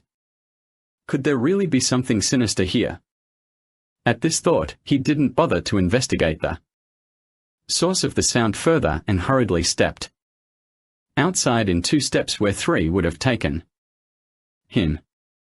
When he ran back to the dormitory, he was drenched in sweat and breathing heavily like a bull. Looking at Liu Xinghua's anxious and uncertain expression, Zhao Long, who was reading a book, said, "What's wrong? Your face looks so pale. Did you see a ghost or something?" Zhong Long's words made Liu Xinghua feel a chill. So he quickly tried to cover it up, nothing much. Just feeling a bit uncomfortable. Maybe I'm just tired from studying too hard. Zhao Long got out of bed and picked up a lipstick. I'm tired. Let's have some fun tonight. This lipstick is waterproof, I borrowed it from the girls' dormitory today. When those guys are both asleep, we can give them a mural of splashed ink. They'll definitely look like Indians tomorrow morning, ha ha. Liu Xinghua pushed away Zhao Long's hand and said, I'm not interested. I'm going to sleep now. And with that, he climbed into bed without even washing his feet. Zhao Long looked at Liu Xinghua with a puzzled expression. For a moment, thinking that this guy was studying so intensely that he had worn himself out. Playing alone wouldn't be much fun either, so Zhao Long put away the lipstick and went back to bed to continue reading. After reading for a while, Zhao Long found his eyelids growing heavier and heavier. Unable to resist the wave of drowsiness that washed over him, he leaned back and fell asleep, dropping the book onto the floor. The clock on the table pointed to 12, but my 2 roommates hadn't returned yet. They must have gone out somewhere romantic with their girlfriends. LV Xinghua suddenly shot upright from his bed, his eyes glassy and vacant. Dumbfounded, he got out of bed and walked over to Zhao Long's bedside. He stared at Zhao Long for a moment as if checking whether the other man was still asleep, then reached under Zhao Long's pillow, probing around. Reaching into his pocket, Liu Xinghua pulled out the waterproof lipstick. Looking at the lipstick in his hand, Liu Xinghua gave a seductive smile, an expression that was outright terrifying. After all, for a man to suddenly break out with a flirtatious and enchantingly beautiful smile was both horrifying and nauseating for most people. But Liu Xinghu was completely unaware of this and walked to the bathroom by the door, where he meticulously applied his lipstick to his lips in front of the mirror on the bathroom door. He painted his lips for a long time until they turned an intense shade of red. Still unsatisfied, he continued applying the lipstick, using up half a tube before finally seeming content. He then smiled at his reflection in the mirror. Then the door opened suddenly. It turned out that the two guys from the same room had returned after their romantic outing and were coming to sleep. The moment they stepped inside, they saw Liu Xinghu's vividly red lips and then looked at the lipstick in his hand. Wang Feng immediately said, "Dude, are you okay? Did you study yourself silly or do you have this kind of hobby?" Wang Feng's words made Liu Xinghu shudder all over. He said blankly, "What's going on? Didn't I just fall asleep? How did I end up here?" Wang Feng pointed at Liu Xinghu's face and said, "Look in the mirror." Liu Xinghu was furious upon seeing it. His mouth had been painted a vivid red, like the rear end of a monkey. He thought Zhao Long must have played a prank on him while he was asleep. Just as he was about to rush over and shake Zhao Long awake, he noticed the lipstick in his hand. He paused for a moment before cold sweat broke out on his forehead again. Wang Feng patted Liu Xinghu on the back and said, "Bro, get some sleep." Then he went in with another guy to grab something from the locker room. Liu Xinghu, who was lying in bed again, had no idea why he was doing this. He was sound asleep on the bed when he reached for a lipstick to put on his makeup.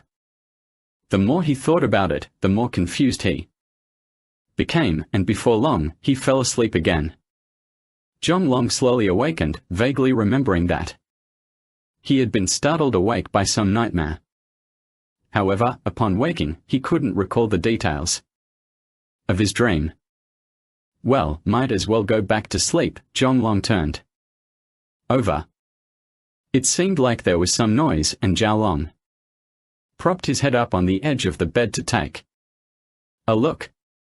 There, in front of the mirror by the bathroom door, sat someone on a stool, meticulously brushing their hair with a comb. The sound he heard was indeed from this person brushing their hair. Under the moonlight, they moved slowly and thoroughly, making sure to brush all the way down despite having relatively short hair, clearly paying close attention to detail. Zhao Long felt something was off. Who on earth was this guy posing around so late at night? He took a look and saw the beauty on Liu Xinghu's bed. The one in front of the mirror, without a doubt, was Liu Xinghu himself. Zhao Long frowned and said, "Liu Xinghu, what are you doing? Why are you still being vain at this hour of the night? Go to sleep quickly, otherwise you might not get up tomorrow." Liu Xinghu ignored him and continued to meticulously comb his hair. Zhao Long sat up and said, "Huizi, are you okay?" Liu Xinghu spoke slowly and calmly, "I'm fine." His tone showed no emotion, and his voice carried an icy chill that sent a shiver down one's spine. Zhao Long said nervously, "Huizi, are you really okay? Don't scare me like this at midnight." He got out of bed and walked toward Liu Xinghu. The voices of the two woke up Wang Feng and Liu Hong, who were asleep. Liu Hong mumbled, "What time is it already? Why aren't you both sleeping? What are you talking about?" Zhao Long said, "No, Huizi is acting a bit strangely." Zhao Long had already approached Liu Xinghu and patted him on the shoulder, saying, "All right, Tiger, stop combing your hair. Time for you to go to bed now." Liu Hong and Wang Feng chimed in, "Yeah, go to sleep." Under the cool moonlight, Liu Xinghu slowly turned his head and asked, "Do you think I'm beautiful?" He forced his voice to sound like a woman's, trying hard to make it squeaky and slightly coquettish. After Zhao Long got a good look at him, he screamed.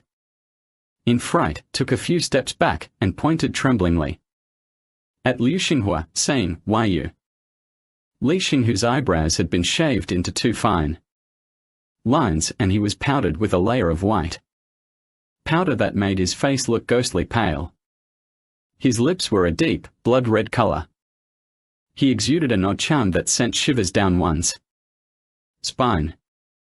Wang Feng and Liu Hong were startled by Zhao Long's shrill scream and quickly got out of bed to turn on the light. The lights came on, and Liu Xinghu tumbled off his chair with a thud and lay motionless on the ground. Wang Feng and Liu Hong quickly helped Liu Xinghu up. Seeing Zhao Long standing motionless beside them, Liu Hong said, "For fuck's sake, what are you doing over there? Can't you come help us?" As the 3 of them turned Liu Xinghu over, they all sucked in a cold breath. It was only then that Zhao Long realized that not a single drop of powder had been applied to Liu Xinghu's face. His complexion was so pale it resembled that of a corpse just crawled out of a grave. Wang Feng shook Liu Xinghua vigorously and said, Huizi, are you okay? Wake up." Seeing Liu Xinghua showing no reaction, Liu Hong probed his mouth and nose to find that he was breathing evenly. Frowning, Liu Hong said, "Could it be that he's sleepwalking? He just got back and he drew something like a ghost in front of the mirror with a lipstick." "Ah," Zhao Long said in surprise, "this is the second time." "Ah," Zhao Long exclaimed. "This is the second time." Wang Feng nodded and then said, "Even if he were sleepwalking, his face wouldn't be this pale. I think there's something wrong here. I wonder if..." He paused and looked at the 2 people. Zhao Long and Liu Hong could tell from his expression what he was about to say. They both had the same thought, that Liu Xinghu's condition suggested possession by a ghost, otherwise he wouldn't have acted so strangely, making it hard for anyone to understand him. Zhao Long said, "Let's put him on the bed first." 3 people lifted Liu Xinghu onto the bed, and Zhao Long handed him a towel to wipe off the lipstick on his mouth. It took them quite an effort to finally clean it all off, and gradually a flush returned to Liu Xinghu's cheeks. At that moment, Liu Xinghua let out a faint moan from the depths of his throat. "He's waking up!" Wang Feng exclaimed. Liu Xinghua opened his eyes slightly and said, "Ah. Why are you all here? I feel dizzy." Zhao Long reached out and touched Liu Xinghu's forehead, only to find it icy cold. "What's wrong with this guy? His forehead is so cold, could he have a low fever?" Liu Hong took a towel, poured some hot water into it from the thermos and warmed it up. Then she placed the towel on Liu Xinghu's forehead and said, "Go to sleep now, you'll feel better after a good rest." Liu Xinghua said nothing and drifted off to a heavy sleep. Wang Feng glanced at Zhao Long and Liu Hong and said, "What should we do? I think this guy is genuinely possessed. We need to come up with a solution because things can't keep going like this." Liu Hong said, "I heard from elders that hanging a mirror at the door can ward off evil spirits. I'm not sure if it's true, but since we don't have any other solutions now, let's give it a try." After searching high and low for a long time, the 3 of them finally found a round mirror. Wang Feng went out and nailed a nail above the door frame, then hung the mirror there. After all of that, everyone was so tired that they went back to bed and fell asleep. Only Zhao Long couldn't shake off the image of Liu Xinghu's reflection in the mirror earlier, tossing and turning restlessly in bed. The cold and faint moonlight just illuminated Liu Xinghu's sleeping face. His breathing was even, as if everything really was Fine now. Zhao Long let out a sigh of relief. Perhaps he really had been sleepwalking, or the mirror had taken effect after all. Regardless, he didn't want anything to happen to his roommate. After all, they had lived together for 2 years and had developed quite an emotional bond. Seeing that Liu Xinghu's face was no longer as pale, Zhao Long finally let out a breath of relief. The tense emotions that had been holding him back began to relax and drowsiness crept in gradually, overtaking him. In no time, his consciousness grew hazy and he slowly drifted off to sleep. Everything seemed to have calmed down, but the faint chill in the air hinted at something more. Even though Zhao Long was in a drowsy state, for some reason he never slept deeply, he would wake up every now and then. When Zhao Long awoke once again in a half-dream state, he suddenly heard a faint crack of sound. It seemed as though something had shattered. The sound seemed to come from the doorway, but he was fuzzy and uncertain whether it was real. He strained his ears to listen for a moment, but there was nothing. Perhaps it had really just been a sound from his dream. Liang Dragon reassured himself. Who knew that before he had even fallen asleep, a loud clatter came from the doorway. His first thought was that the mirror on the door must have fallen off. The sound simultaneously woke up Wang Feng and Liu Hong, who both sat up and asked in unison, "What's going on?" Zhao Long said, "It looks like it was our newly hung mirror that fell down." Wang Feng muttered to himself, "How could this happen? I was hanging on so tightly just now, there's no reason for me to fall." With that, he got out of bed and went to check the door. The floor was covered in shards from shattered mirrors. Wang Feng stared at the fragments for a moment, then looked up at the door frame, his face turning pale. As white as a sheet of paper, just like Liu Xinghu's had been earlier. Zhao Long noticed that Wang Feng looked uneasy and asked, "What's wrong? Is there a problem?" Wang Feng slowly exhaled one word, "Blood." Zhao Long and Liu Hong were both startled awake. They got out of bed and went to the door, where they saw that sure enough, blood was oozing from the nail that had just been hammered into the frame. It seeped out drop by drop, gradually pulling until it fell onto the glass shards on the floor. After shattering into several pieces, only a faint red stain remained, but it was so disturbing and shocking that it seemed as if the blood had dripped straight into their hearts. The three of them closed the door and sat on the bed, looking at each other. Eventually, Liu Hong broke the silence. "What do we do? It looks like there really is a ghost." Zhao Long took a sip of water and moistened his parched throat, which was dry from nervousness. Perhaps it fell off the mirror itself. He immediately realized that this excuse was rather feeble and even he couldn't convince himself. Surely, Wang Feng asked, "How do you explain the blood on the nail?" The three of them sank back into silence, sitting there dazedly, none daring to close their eyes for a nap. The entire dormitory was filled with Liu Xinghu's heavy breathing as he slept.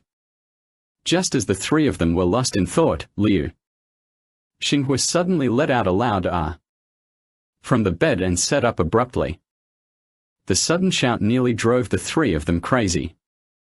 Liu Xinghu sat on the bed, gasping for breath, and in a trembling voice said, "There's a ghost. She came to find me." The four of them sat together, and Liu Hong said, "Fuzi, go ahead and tell us what happened. You've been acting strange since you came back today. Tell us what you encountered." Liu Xinghu shivered as he recounted what happened. After evening self-study. After listening, the three of them fell silent. After a moment, Liu Xinghu suddenly broke into tears and said, "This is really ghostly. What should I do?" After thinking for a while, Zhao Long said, let's stay in another dorm tomorrow and share with others. Maybe the young energy is stronger there and can help us withstand it.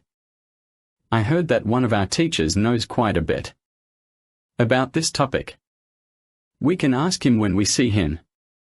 After the four of them had finished their discussion, they just sat there in silence. Before anyone knew it, they all fell asleep. When they woke up, it was already dawn and nothing out of the ordinary had happened. Afterwards, they never stayed in the dormitory again. They only went back during the day to fetch books or other items and would leave immediately without staying for long. The study room in the anatomy building has been off limits to Liu Xinghu since that day, not just because he was too scared to go there, but because he has been suffering from a persistent low-grade fever ever since and hasn't fully recovered. Due to his family's poor financial situation, he could only seek accommodation at a friend's place after getting some medication from the hospital, and as of now, he is still unable to attend classes. And the other three began to feel increasingly uncomfortable, frequently having nightmares and often waking up from them only to forget what they dreamt about. Upon waking, when Zhao Long finished saying all of this, Lin Feng and he had already reached the school gate, where Xie Zhijie was waiting not far away. After listening to it, Lin Feng said, I have a question I'd like to ask. Zhao Long asked, what's the problem? Lin Feng smiled and said, who told you that I was admitted to the hospital because of a spirit removal? And how do you know there's a red line on my hand? Zhao Long secretly glanced at Xiao Zhijie in the distance and said, back then, one of our classmates was hospitalized. I heard you and teacher Zhijie talking together, so we found out. Lin Feng nodded and said, I can help you with that. Just don't ask me these kinds of questions in public anymore. However, I am willing to participate as a fan to help solve the mysteries that you find incredible. Of course, don't bother me with any extraterrestrial-related inquiries. Zhao Long scratched his head and said apologetically, I know Mr. Lin doesn't want anyone to know, so we will definitely keep this secret for you. Lin Feng couldn't help laughing bitterly to himself.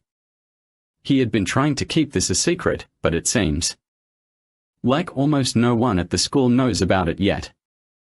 Zhao Long looked at Lin Feng and said, Teacher Lin, when do you think you can help us handle that matter?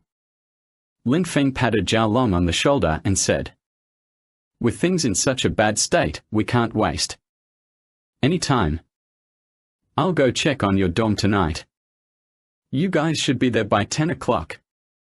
Zhao Long happily agreed, saying, sure thing. As Lin Feng approached Xie Zhijie, she glared at him and said, you're just getting over your illness. And you're already itching to show off again. Are you planning to take on another challenge? Lin Feng smiled and said apologetically, no. It's nothing to worry about, just a trivial matter. As they walked, Xiao Zhijie said, trivial matters. You called them trivial last time too, but what happened afterward? Not only did you conjure up that perverted Taoist Zhong Xian, but you also brought in a creature like the sea dragon. And it all culminated with encountering the king of ghosts. Were all these things really just trivial matters to you? Lin Feng let out a chuckle and said, there aren't many people like Zhong Xiang in the world. Shenlong was purely by chance, and we did manage to come away unscathed in the end, didn't we? As for ghosts at Ghost King level, maybe we wouldn't even encounter one in several lifetimes. Make a clean getaway. Little Zhijie twisted Lin Feng's ear and said, if not for Chi-Chi fighting tooth and nail to save you, you wouldn't have enough lives left to lose. Oh. Gentle please, let go, okay? There are so many people on the road, this is embarrassing. Lin Feng begged as Xiao Jijia dragged him back home. Lin Feng himself was puzzled as to why he had an unusually intense fascination with these paranormal events. It was unimaginable for most people, yet Lin Feng found himself thoroughly enjoying it. The aftermath of the battle with the Ghost King left Lin Feng in the hospital for several days, much like a truck had run him over. Xiao Jijia also strongly requested that Lin Feng quit his job at the Special Investigation Unit, SIU. However, after persistent pleading from Lin Feng, Xiao Jijia eventually gave in. She knew that this was something Lin Feng loved, just as women naturally enjoy going shopping. Even if they couldn't buy anything, a quick look would still bring them joy. Lin Feng felt the same way. He would be constantly sighing and frowning if he didn't investigate such events around him. Originally, Xiaojia didn't plan for Lin Feng to go at night. However, seeing the pitiful look on his face, she eventually softened and let him go. Nevertheless, she repeatedly warned him to be extremely careful and to seek Chichi's help immediately if anything went wrong. It took Lin Feng 10 assurances before Xiaojia finally allowed him to leave. Chi-Chi's condition has been rather poor lately, and she struggles to fully suppress her craving for blood. Fortunately, Li Mingsheng has been by her side these past 2 months, otherwise, things might have taken a worse turn. There could have been another episode of uncontrollable behavior, which would have been extremely dangerous. Lin Feng and Xiao Jijia also researched extensively, but found no method to restore Chichi to her normal state. This troubled them greatly, and Chichi herself felt that hope was extremely faint. Although Li Mingsheng continued to encourage her, he himself knew that the chances were slim to none. When Lin Feng arrived at school, it was exactly 11 o'clock.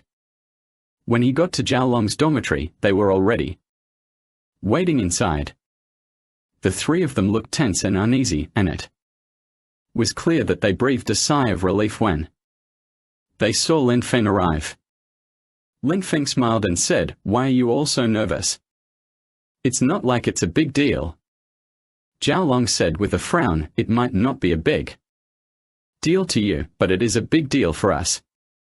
We can't see or touch these things, who knows when they might launch a sudden attack." Lin Feng rubbed his hands together and said, "Come on, let me take a look first. You said that all of you have been feeling unwell and keep having terrible dreams, right?" Zhao Long nodded and said, "Yes, I did go to the hospital for a checkup. Everything was normal, there wasn't anything wrong with me there. It's just that I feel uncomfortable." Lin Feng examined the three of them closely and said, "No big issue. It's just that the yin energy has invaded your bodies. Just get rid of the yin energy and I guarantee you'll all be bouncing back like new." Zhao Long was startled and said, "Attacked by yin energy?" Lin Feng said, "Yes. Most people do have a faint presence of negative energy around them. However, because humans inherently possess positive energy that repels the negative energy from their bodies, it doesn't actually cause any harm."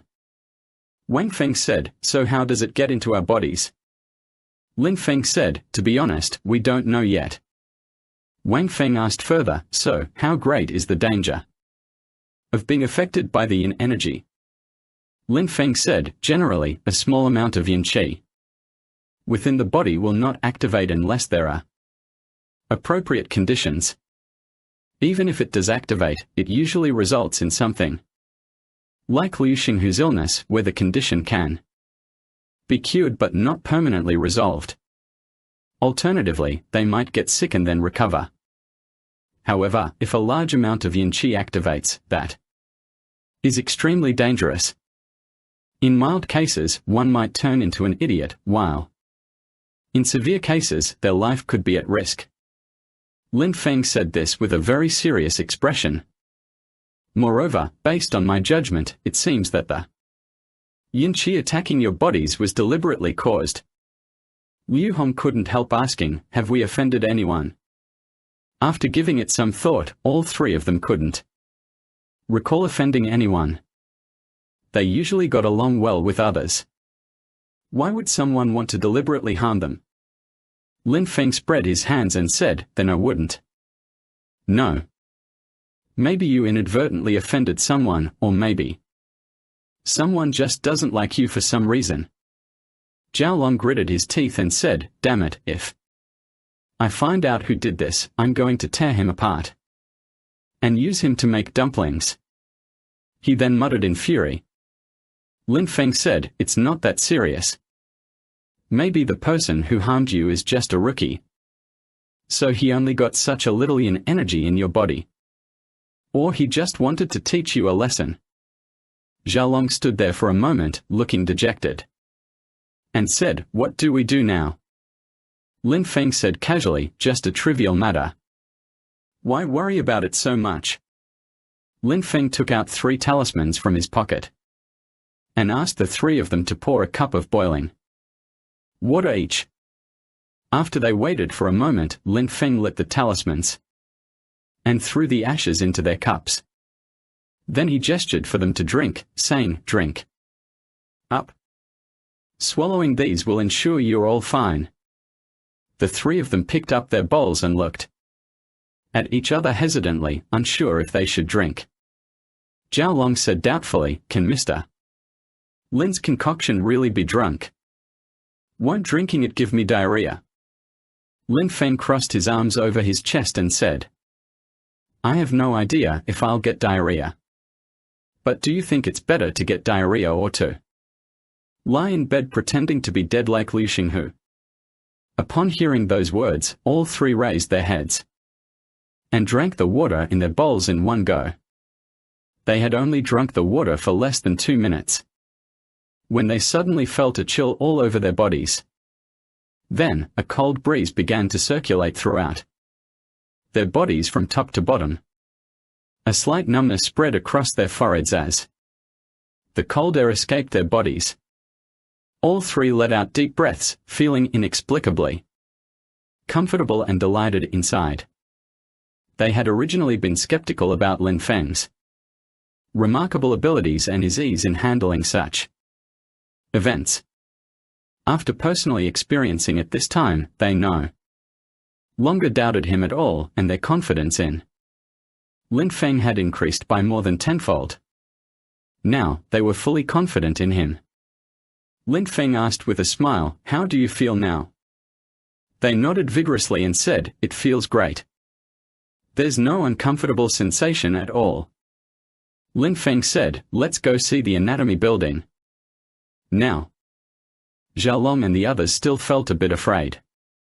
After all, the building was famous for its eerie and terrifying atmosphere on campus.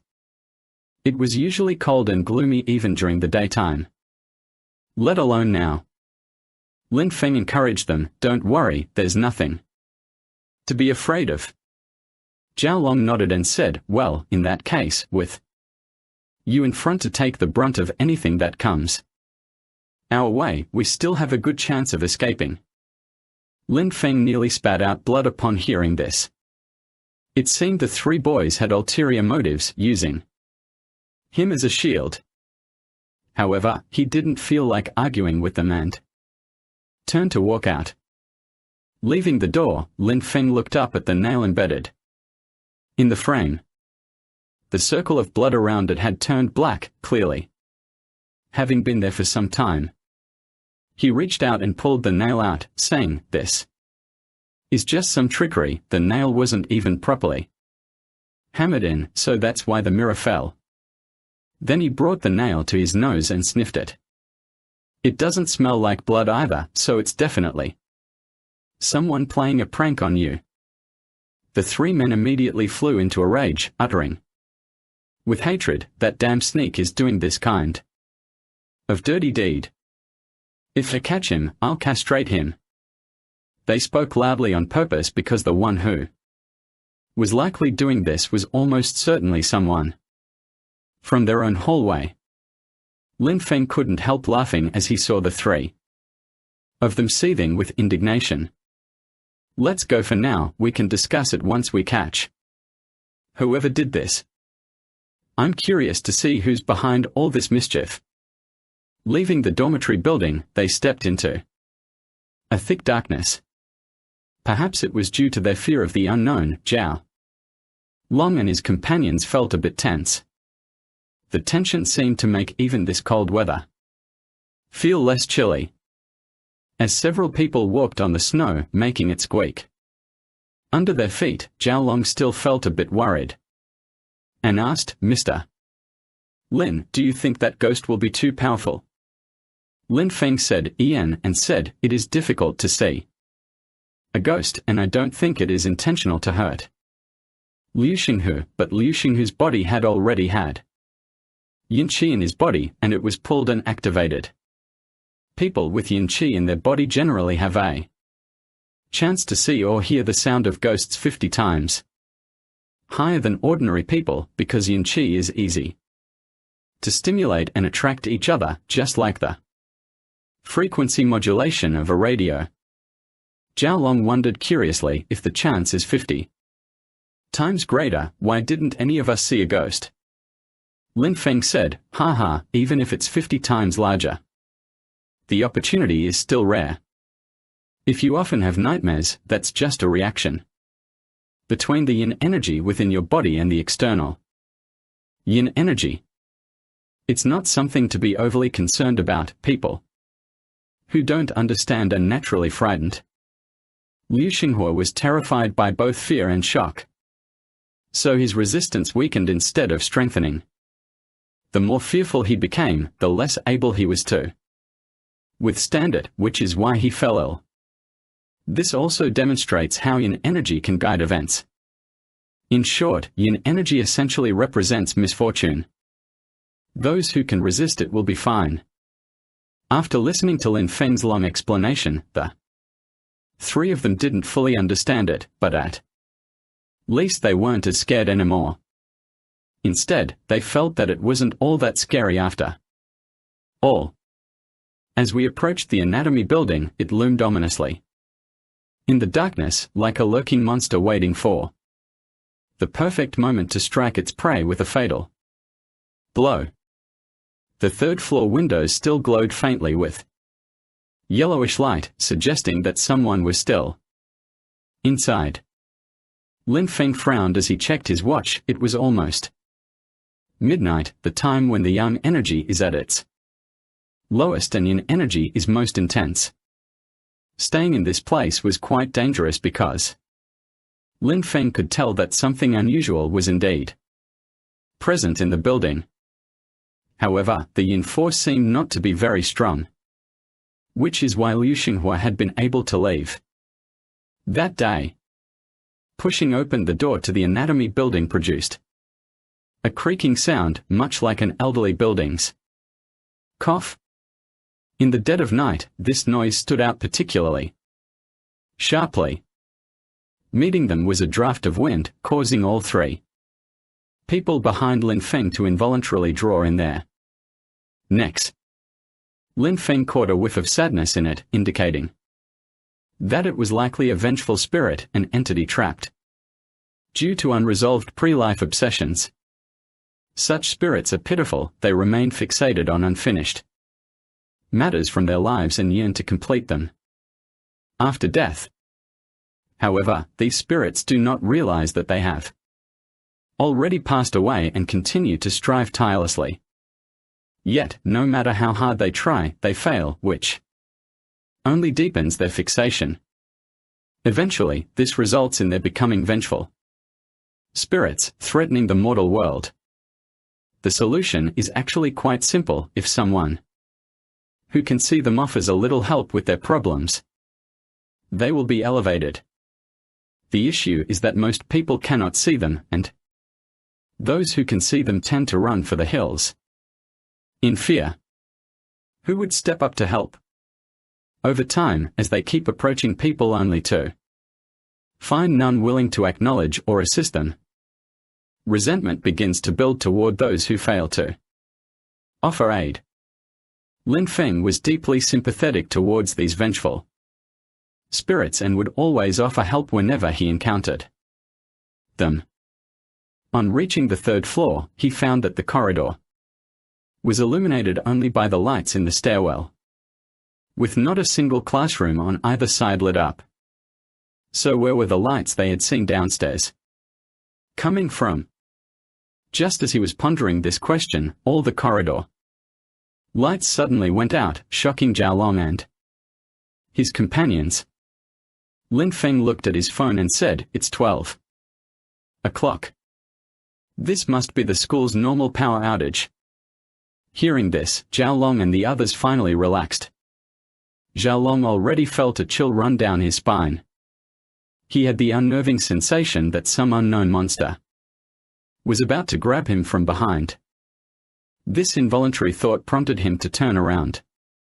And in doing so, he inadvertently drew Rom Hong and Wang Feng's attention backward as well, making them even more tense. Behind it was nothingness, a black void with nothing to be seen. At that moment, they heard a loud snap. When they turned around, they were horror-struck to find that Lin Feng had vanished. Zhao shouted in a hoarse voice, "Mr. Lin," his voice trembling with fear. Wang Feng and Liu Hong's legs also began to tremble involuntarily. F***K. Lin Feng's voice suddenly echoed from the darkness. "Why are you so nervous? I just dropped my phone and am picking it up." Zhao and the others nearly collapsed to the ground. Suddenly, the lights went out and they had to squat down to pick up their phones. The place and atmosphere was so terrifying that it couldn't help but make one feel tense.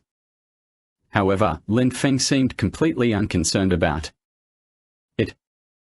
One really wonders how he builds up such courage.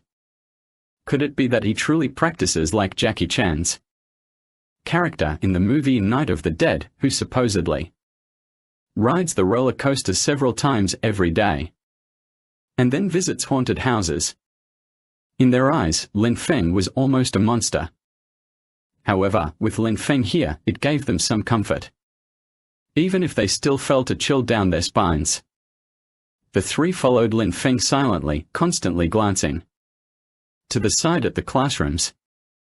They were afraid that an evil spirit or some terrifying monster would suddenly leap out of a classroom in the darkness and grab them to take a bite. However, Lin Feng continued walking steadily ahead. Clearly his target was the classroom at the end of the corridor where Liu Xinghu heard the crying sound. Zhao, who was shivering and walking forward, suddenly collided with Lin Feng's body. Wang Feng and Liu Hong also crashed into them from behind. Lin Feng suddenly stopped in his tracks, leaving the three of them feeling uneasy. Zhao whispered, "Teacher Lin, what's wrong? Why aren't you walking anymore?" Lin Feng placed his hand by his mouth and whispered, "Be quiet. Listen carefully." Then he pretended to lean in to listen intently. Zhao and the others noticed that Lin Feng was listening intently to something, so they also leaned in and listened carefully. Only intermittent sobs could be heard from the corridor, like a mournful lament. The voice was soft and faint, but it seemed to echo right by my ear when I listened carefully. Wang Feng felt his heart racing wildly, as if it were pounding against his ribcage. Unconsciously, he pressed his hands to his ears in an attempt to block out the terrifying sound. However, the sound seemed to seep through, persisting despite his efforts to suffocate it, lingering ominously beside his ear. Wang Feng said, trembling, "Mr. Lin," this voice. Lin Feng turned to see Wang Feng in the darkness seemingly covering his ears and said, "It won't work. The in-spirit's voice can't be blocked." He had made his way to the classroom at the far end. which was secured with a visible lock. From his pocket, he took out a flashlight and turned it on, shining it on the lock. He seemed to have come fully prepared for this. Liu Hong said with H in his teeth, "Teacher Lin, why didn't you take out the flashlight to illuminate when the lights were turned off just now?" "Aha. To add a bit of atmosphere, there's no fun in just having light," Lin Feng said nonchalantly. If those present could see Lin Feng right now, they would definitely notice the mischievous smile playing on his lips. Zhao Long and the others were almost faint with terror. The attempt to build an even more ominous atmosphere, when they were already sufficiently terrifying, clearly indicated that this teacher was trying to scare them half to death. One could only wonder what kind of thinking led to such a plan. Lin Feng examined the lock for a moment, holding the small flashlight in his mouth. He pulled out something from his pocket, and Zhao Long and the others could barely make out what it was in the darkness. However, after he inserted that object into the lock and jabbed it a few times, there was a soft click, and the lock opened. Lin Feng said triumphantly, "Done," and walked into the classroom first. Zhao Long and the others initially didn't want to go in, but they reasoned that it might not be any safer outside. At least, being inside they had Lin Feng to rely on. After weighing the options, they decided to follow and go in. Lin Feng held up the flashlight and aimed it inside. Turning to the three of them, he said excitedly, "Want to see the real ghosts? This is a rare opportunity." Although the three of them were terribly afraid, curiosity ultimately prevailed. Wang Feng was the first to express his bravery and said, "What's there to be afraid of? We might as well take a look. We won't get this chance in our lifetimes." Zhao Long and Liu Hong nodded vigorously, indicating that they were by no means cowards. Lin Feng said, "Okay, close your eyes. I'll temporarily open your yin eye." Zhao Long said suspiciously, "Mr. Lin, you made us close our eyes for a reason, right? Aren't you planning to scare us again?" Lin Shui nearly spat out blood and said, "What good does scaring you do for me? What's worse than scaring you half to death is making you see ghosts." The three of them agreed, and closed their eyes accordingly. Each person felt Lin Feng's fingers make a heavy swipe across their eyelids, even pressing on the eyeballs and causing pain. Lin Feng whispered, "Okay, you can open your eyes now. Don't be scared." The three of them opened their eyes and found that their entire field of vision was as if shrouded in a mist, a bit blurred. As their vision gradually became clear, they saw a girl sitting with her knees hugged to her chest beneath the stack of desks near the teacher's corner, her head buried as she sobbed and shoulders heaving. At the same time, the sound of her crying was crystal clear in their ears, no longer intermittent as it had been before.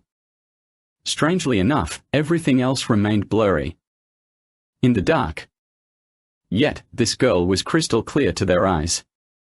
Lin Feng walked over first and, seeing that no one followed, waved and said, "Come on over.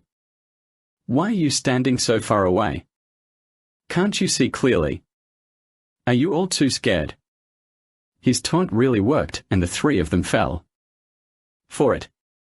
None wanted to admit they were afraid, so they all stepped forward.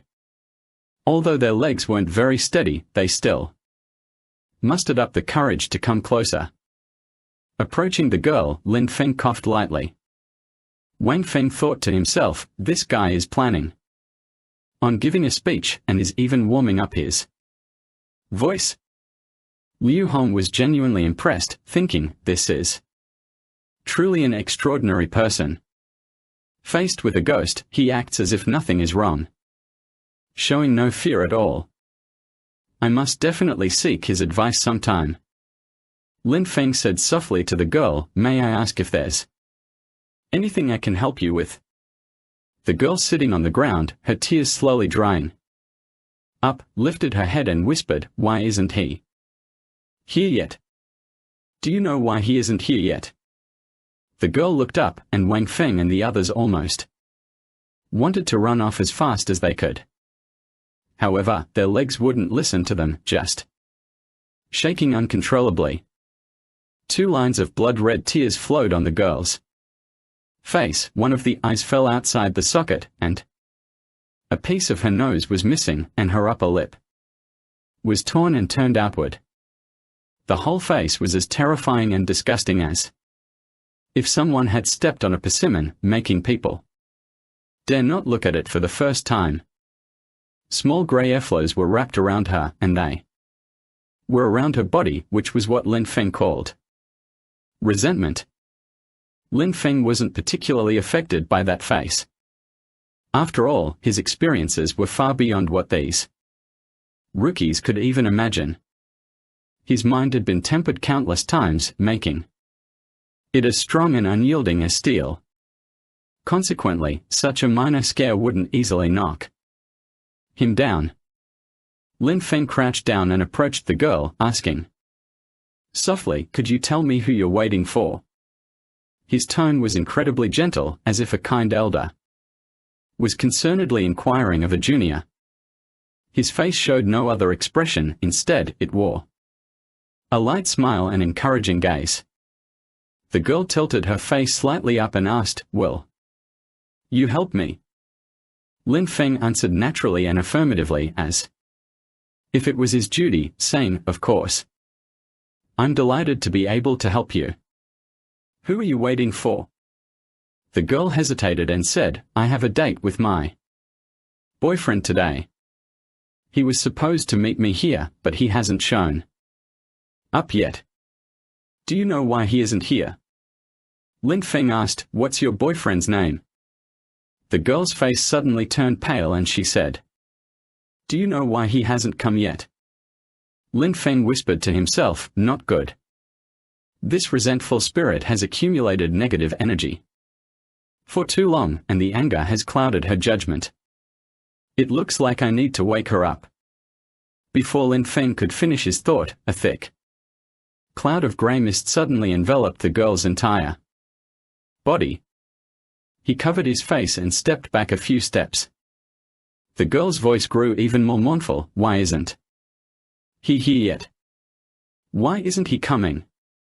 She repeated these words over and over, faster and faster each time. It seemed as though something grey had blanketed her body. She slowly rose to her feet, and then her body began to float, her feet leaving the ground. Her long hair automatically flooded upwards in the absence of any wind in the classroom. The chilling voice had turned into a fierce roar. "Why isn't he here yet? Why isn't he here yet?" Lin Feng pushed the 3 people behind him aside and said, "Stay back. She is clouded by malevolent energy and is very dangerous right now." Wang Feng and Liu Hong and Zhao Long were both a little annoyed. With his Taoism, it should be possible to solve it earlier, but they had to delay it until someone else went crazy.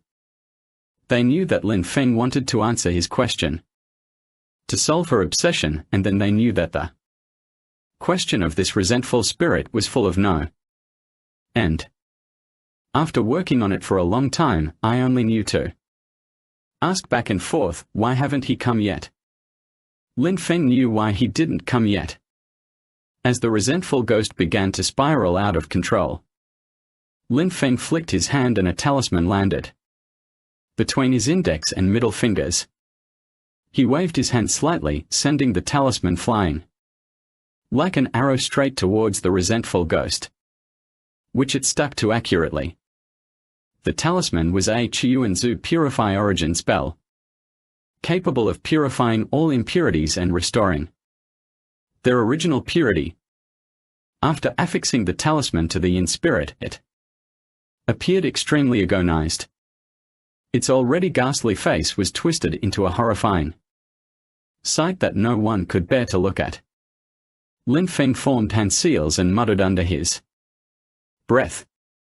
Zhao Long and the other three could not make out what he was saying. They only saw grey energy waves converging towards the talisman, gradually being absorbed into it. In the end, the grey energy vanished completely, leaving nothing around the vengeful spirit. After fulfilling its mission, the talisman turned into ashes and fell to the ground. Lin Feng waved his hand and said, "That's it. There's no problem now, her karma has been thoroughly absorbed, so there's no more danger. Come over." The three of them approached with a mixture of doubt and curiosity, and they all froze in place at the sight of the girl. What a beautiful face! Her long, silky hair fell down to her shoulders, and tears glistened on her cheeks like clear droplets. Her bright eyes exuded an air of pitiful sorrow, framed by a straight nose and tightly pursed lips, making her look tragically vulnerable. Is this the crying resentful spirit just now? The three of them could hardly believe their eyes, and rubbed their eyes hard, believing that they were not dreaming or dazzling. All three of them thought, if there was such a beautiful female ghost, I would see 10 of them every day. No. No one is afraid of 100, it's so pleasing to the eye.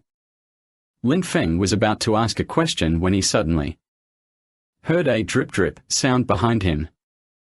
Turning around, he saw that all three of them had long streams of saliva hanging from the corners of their mouths, gleaming under the moonlight filtering through the window. Lin Feng frowned and cursed, "Damn it." Then he said, "Have you never seen a beauty before? You're drooling like this." Are today's students all frowning now? That's really embarrassing. The three of them snapped out of their daze upon hearing Lin Fengqi's cursing and hurriedly wiped the saliva from the corners of their mouths. Wang Feng was the first to say with a drooling face, "Sister, what's your name?" Zhao Long, who was beside him, said, "Come on, you already have a girlfriend, don't have your eyes on both soup and rice. Can't I at least have a chance?" Liu Hong corrected it to say, "It's not about eating the soup in the pot and keeping your eyes on the bowl. It's about enjoying what's in the bowl." Lin Feng was about to go crazy from these three guys. When he first saw the vengeful spirit, he almost ran away in terror. Of course, he didn't know that they were too scared to run. Now, watching others expel the vengeful spirits, they all looked like wicked wolves, with green light glowing in their eyes. Lin Feng shouted, "Stop it. Are you guys thinking this is some kind of dating session?" The three of them then remembered what the mission was this time. They lowered their heads embarrassedly and did not dare to look at Lin Fengqi's zombie-like face, but they still peeked at the resentful spirit from time to time. After all, there are probably only one chances for beauties like this in their medical university. Of course, we have to hurry up and see them a few more times. Lin Feng glared at the three of them again before saying to the resentful spirit, "What's your boyfriend's name?" The resentful spirit said frivolously, "My name is Xiao Xue." Lin Feng almost spat out blood. He asked what his boyfriend's name was, and she answered with her own name. Lin Feng said, "Xiao Zhu, I asked what your boyfriend's name is." Xiao Zhu blinked her big eyes and wore a happy smile as she said, "My boyfriend is particularly fond of eating, but also very particular about his food. I call him Chuyan, literally means sharp mouth. But in reality, his mouth isn't at all sharp." Lin Feng waved his hand and said, all right. I get it." "Xiao Zhu, do you know what today is?" Xiao Zhu said puzzled, "June 8th. Today is my birthday." Lin Feng shook his head and said, "No, today is November 26, 2009. Xiao Zhu opened her eyes wide and said, "How could that be? It's June 8, 2001 this year." Lin Feng said calmly, "Because you're already dead." Xiao Zhu was stunned for a moment and said, "I'm already dead. I'm already dead." Lin Feng nodded and said, "Yes, you have been dead for a long time. Try touching me to see." As he spoke, Lin Feng extended his hand. The three guys behind them scrambled to extend their hands, saying, "Touch mine. Touch mine. His hands are rough and bony, touch mine. No, touch mine. Mine feel the best." Lin Feng was ready to kill, and he spoke viciously. "If you don't behave more honestly and stop behaving like perverts, I'll seal your yin eyes so you can't touch anyone." Upon hearing these words, the three of them had no choice but to lower their hands, glaring at Lin Feng with expressions of sheer irritation. Lin Feng kept giving them instructions on what to be mindful of as he descended the stairs. With the matter resolved, everyone seemed more relaxed. Wang Feng and Liu Hong were the happiest. This trip had been both tense and exciting. Not only did it satisfy their curiosity, but they also brought back a charming young lady, which made their hearts overflow with joy. The two of them had completely forgotten their earlier fears and were happily chatting as they walked down. Zhao Long, however, was unusually silent for some reason, only joining in with casual agreement to what they said. Wang Feng and Liu Hong were so excited that they didn't consider much more, let alone Zhao Long being happy not to be clinging to the beauty. This was basically a common flaw among men. Even if you loved someone deeply and she returned your feelings, you still hoped that all women revolved around you and centered on you. Perhaps it was just men's vanity at play. As the group chatted merrily, Lin Feng was a bit ahead of them as they reached the corner on the second floor. Just as Lin Feng stepped past, an old woman suddenly emerged from inside the wall. Her face, crisscrossed with wrinkles, looked particularly terrifying in the dead of night. This scare caused Zhao Long and others to scream so loudly that they nearly fainted. The old lady seemed to be startled as well and said, "Can you see me?" Lin Feng said unhappily, "Auntie, can you please not pop up suddenly like this in the future? Not everyone fails to notice you." The old lady smiled, exposing a mouth with only a few remaining teeth. "I've been dead for decades, and you're the only ones who can see me. I'd just like to take my evening stroll at midnight." Lin Feng glanced at the old lady. He wasn't particularly resentful. After all, it was just a wandering soul, and he didn't dwell on it too much. Ultimately, it was his own fault. Once the matter was taken care of and the three boys' curiosities were satisfied, their yin eyes should have been removed. Instead, he had caused them to be terrified half to death, only to lose their composure in front of a beauty. The old lady ignored the three of them and passed through each of them one by one as if they weren't there. The three only felt a chill before the old lady had already vanished down the stairs. After leaving the anatomy building, Lin Feng took a few people back to the dormitory and then removed the three of them before leaving. Although this is for their own good, the three of them are still unhappy. Because within 3 days, Xiaoshua's ghosts did not gather and could not show their bodies, they lacked 3 days to appreciate the beauty. The three of them gathered to discuss what had just happened, chatting late into the night before finally falling asleep. They were all eagerly awaiting the joyful days that would come 3 days later when Xiaozu's spirits would gather together. Upon returning home, although there was no danger involved, little Jijia still held Lin Feng's ear and interrogated him for a long time. When she found out that Lin Feng had rescued a beautiful ghost lady, little Jijia inexplicably flew into a rage and nearly twisted his ear into a knot.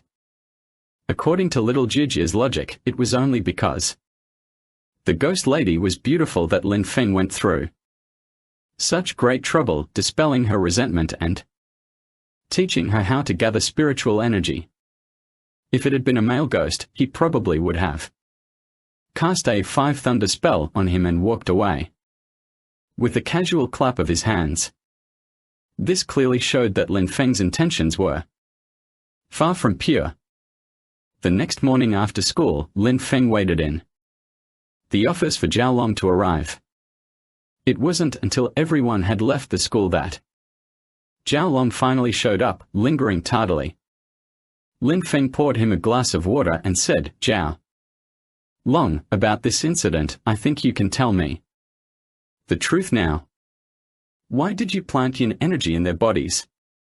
Zhao Long didn't expect Lin Feng to dive right into the topic from the start, leaving him a bit caught off guard.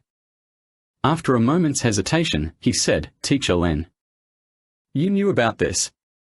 Lin Feng ran his hand over his chin and said, "We have a basic idea, but I don't know what your motivation is."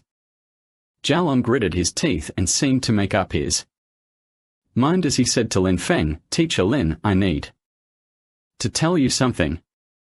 Can you promise to keep it a secret for me? I didn't mean to hurt anyone." Lin Feng nodded and said, "No problem. I suspect that you didn't intend to harm anyone, otherwise I would have easily destroyed your foundation of Dao, making you no different from an ordinary person." Zhao Long said with his head down, "Actually, I just found it curious and fun. I never thought the consequences would be so severe." Lin Feng asked, "So the bloodstains on the door and the nails are also your handiwork?" Zhao Long nodded and said, "Yes, I didn't want them to suspect me, so I wanted to divert their attention." Lin Feng nodded and said, "Yes, don't try anything this dangerous in the future. You do have some foundational Dao cultivation, but you seem to underestimate the complexity of the dark world too much. I advise you to stay away from it if possible, as without certain means you will ultimately harm yourself and others. Do you understand?" Zhao Long kept his head down and dared not speak up. Lin Feng spoke more gently as he looked at Zhao Long and asked, "Where did you learn these methods?" Zhao Long took out an old, tattered book from his jacket and handed it to Lin Feng. "It's in here." Lin Feng took the book and flipped through a few pages, his expression gradually becoming serious. Seeing that Lin Feng's face didn't look right, Zhao Long said anxiously, "Teacher Lin, is there something wrong with this book?" Lin Feng said seriously, "Where did you get this book from?" Zhao Long said, "I found it at an old bookstall." Lin Feng closed the book and said, "Can you lend this book to me?" Zhao Long said, "Here, you can have it. I won't need it anyway. I tried it out of curiosity once and nearly killed 3 roommates and almost cost me my own life." Lin Feng said, "Thanks a lot. You've really helped me out." Zhao Long, whose accidental grave mistake was already causing him great anxiety upon being discovered by Lin Feng, did not ask what purpose there was in getting the book from Lin Feng. He just wanted to leave the office as soon as possible. Lin Feng saw Zhao Long's uneasy expression and smiled, saying, "Don't worry. Since this was an unintentional mistake on your part, and you are willing to make amends, why should I hold it against you?" Zhao Long responded meekly, and Lin Feng gave him a few more reprimands before saying, "You can go now." After Zhao Long came out, he hurriedly went back to his dormitory. Lin Feng couldn't wait to flip through this old book. The pages were yellowed, but the text was printed horizontally, indicating it wasn't from before liberation.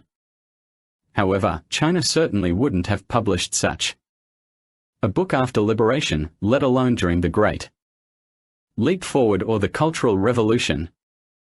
Perhaps someone had secretly printed it at the time of liberation.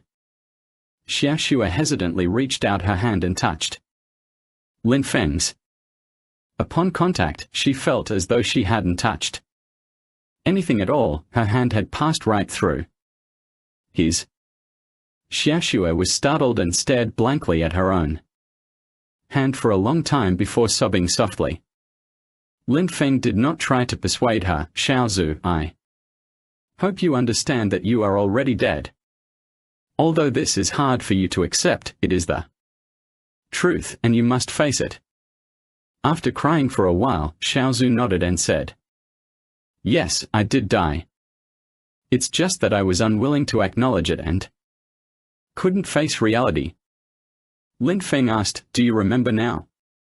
Xiaozhu nodded and said, Yes, I remembered everything. I was killed by a car while crossing the street to meet this appointment.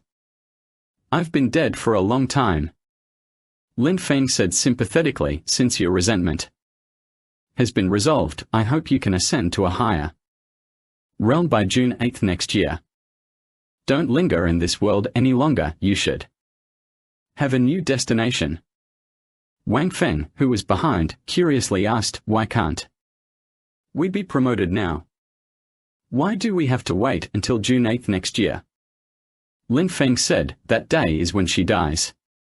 She can only ascend on the same date next year at the same time. On normal days, she has to wander around aimlessly, which is how homeless ghosts and spirits get their reputation. If they miss the specific opportunity, they can only wait for the next chance. Liu Hong swallowed hard as he looked at Xiaochu's pitiful appearance from elementary school. What if such a pretty girl wanders around at night and runs into a bad guy or, for that matter, a bad ghost? Why don't you come stay in our dorm? He hadn't finished speaking when Lin Feng hit him on the head and said, Why? Want to learn how to nurture ghosts without even grasping the basics? Are you done living? Wang Feng said, What? It's not that serious, right? Lin Feng said, You might think you understand, but the heavy ghostly qi will still affect you if you come into prolonged contact with it. Even if the ghostly qi doesn't embed in your body, you'll eventually fall ill and meet your demise. Liu Hong asked, What can we do about it? From the look on his face, it was clear that he was determined to have Xiaoxue live in their dormitory. Lin Feng said, Of course there are solutions, and they are quite simple too. But it depends on whether the others agree or not. You see, with a beautiful girl in your dorm, it must be rather inconvenient for everyone else. The three of them said in unison, Boss, she's ghost. Aye. Is everything all right? Lin Feng ignored the three guys with green-eyed glares and asked Xiaoxue, it's up to you. I'll help if you agree, but I won't interfere if you don't want me to. Little Snow looked at the three of them and said in a low voice, I don't have any place to go anyway. She had barely finished speaking when the three of them said in unison, We're not afraid, we're not afraid. With such a pretty female ghost, even if 10 or 20 more came, it wouldn't be a problem. Xiaozhu said, I hope you don't mind me being troublesome. They all shook their heads and said, No trouble at all. No trouble at all. Lin Feng sighed that the world was getting worse and people's hearts were not as good as ever. When he saw his beautiful sister, he ignored his life and death. He had no choice but to help them. Besides, he really couldn't bear to let Xiaoxue wander outside alone. Lin Feng took out 3 talismans and said to the 3 of them, put them all in close proximity, and they cannot be taken off at any time except when taking a bath. This talisman can protect you from the invasion of yin energy, and at the same time it can prevent your yang energy from shaking Xiaoxue. Then he instructed Xiaozu, stay inside during the day. Now that your negative energy has dissipated, you'll be unable to handle the yang energy if you come out during the day. Come out after 10 p.m. and just stay in the mirror in their bathroom. As soon as Lin Feng finished speaking, the 3 of them said with firm determination, no way. Lin Feng said, what's the problem? Why can't it work? Wang Feng said, Teacher Lin, are you playing a trick on us? What if she ducks behind the mirror and we keep saying piddle piddle every day? Lin Feng scratched his head and said, that is a problem. How about this, you guys buy some white paper and stick it on the windows. Then use ink to blacken the paper. That way, she can walk around in the dorm during the day, and at night, she can go anywhere she wants. Since she's not affected by gravity, she can stay wherever she likes. This translation aims to maintain the original meaning, while ensuring it reads naturally in English. The 3 of them nodded in agreement and came over to encircle Xiaozu before heading off together. Lin Feng said, wait a moment. I'm giving you a serious warning, right now, her spiritual energy is very scattered. 3 days from now, when her spiritual energy converges, even ordinary people will be able to see it. So you must be careful and make sure no one else sees or finds out about this. Don't give me any trouble. Of course, the 3 of them nodded repeatedly.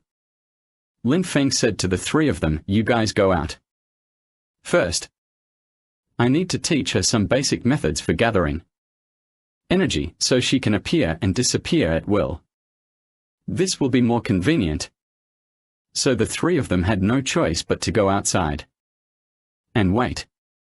The hallway was pitch black, and suddenly Zhao Long said, do you think Mr. Lin might take advantage of the situation to violate Xiaoxue? Wang Feng said, that's highly unlikely. Xiaozu is a ghost, after all. Besides, if he could commit such an act, would he really leave her in our dormitory? We are a boys' dorm with 4 guys who have almost zero resistance to beautiful women. Liu Hong shook his head and said, we can't do it. But he might be able to. He knows so much. As he was speaking, the door was pulled open. Lin Feng said unhappily, do you 3 think I'm deaf? You were talking about me in such loud voices just now. HMPH. None of you will pass this semester's art appreciation course. The 3 immediately begged, saying, Mr. Lin, boss, leader. Lin Feng said impatiently, go away, go away. Have you been watching too many movies? I'm not a gangster, so don't say anything bad about me behind my back. I have ghost informants, you know. Be careful, I might have them torment you every day with deaths that are extremely ugly. Would any of you like to try it out? The 3 of them immediately started fluttering, saying, there. Lin Feng waved his hand and said, stop. Go back to your dormitory quickly. We can talk about it tomorrow. He then turned to Zhao Long and said, Zhao Long, you have some free time in the morning, right? Can you come to my office? I have something that needs your help. Zhao Long showed a trace of unease, but since the hallway was dark, nobody noticed. He said, okay. I'll come during the interval before the 2nd class. Tomorrow morning. Lin Feng said, let's go after school in the morning. Zhao Long nodded in agreement. Lin Feng gave everyone one last set of instructions before he led the 3 overjoyed individuals out. Please provide the Chinese text you would like translated. For some reason, Chapter 9 was uploaded yesterday, but isn't showing up today, so I have to upload it again. I hope you can understand. Lin Feng wasn't particularly interested in verifying the origin and date of the book. Instead, he was drawn to a particular content within it, so he quickly turned to that page and started reading it carefully. That page recorded an odd tale, one that the author himself clearly didn't fully understand either. During the late Qing dynasty in Xinjiang, the region was plagued by the weakness of the Qing government and rampant foreign invasions. This left the nomadic residents along the border living in dire straits.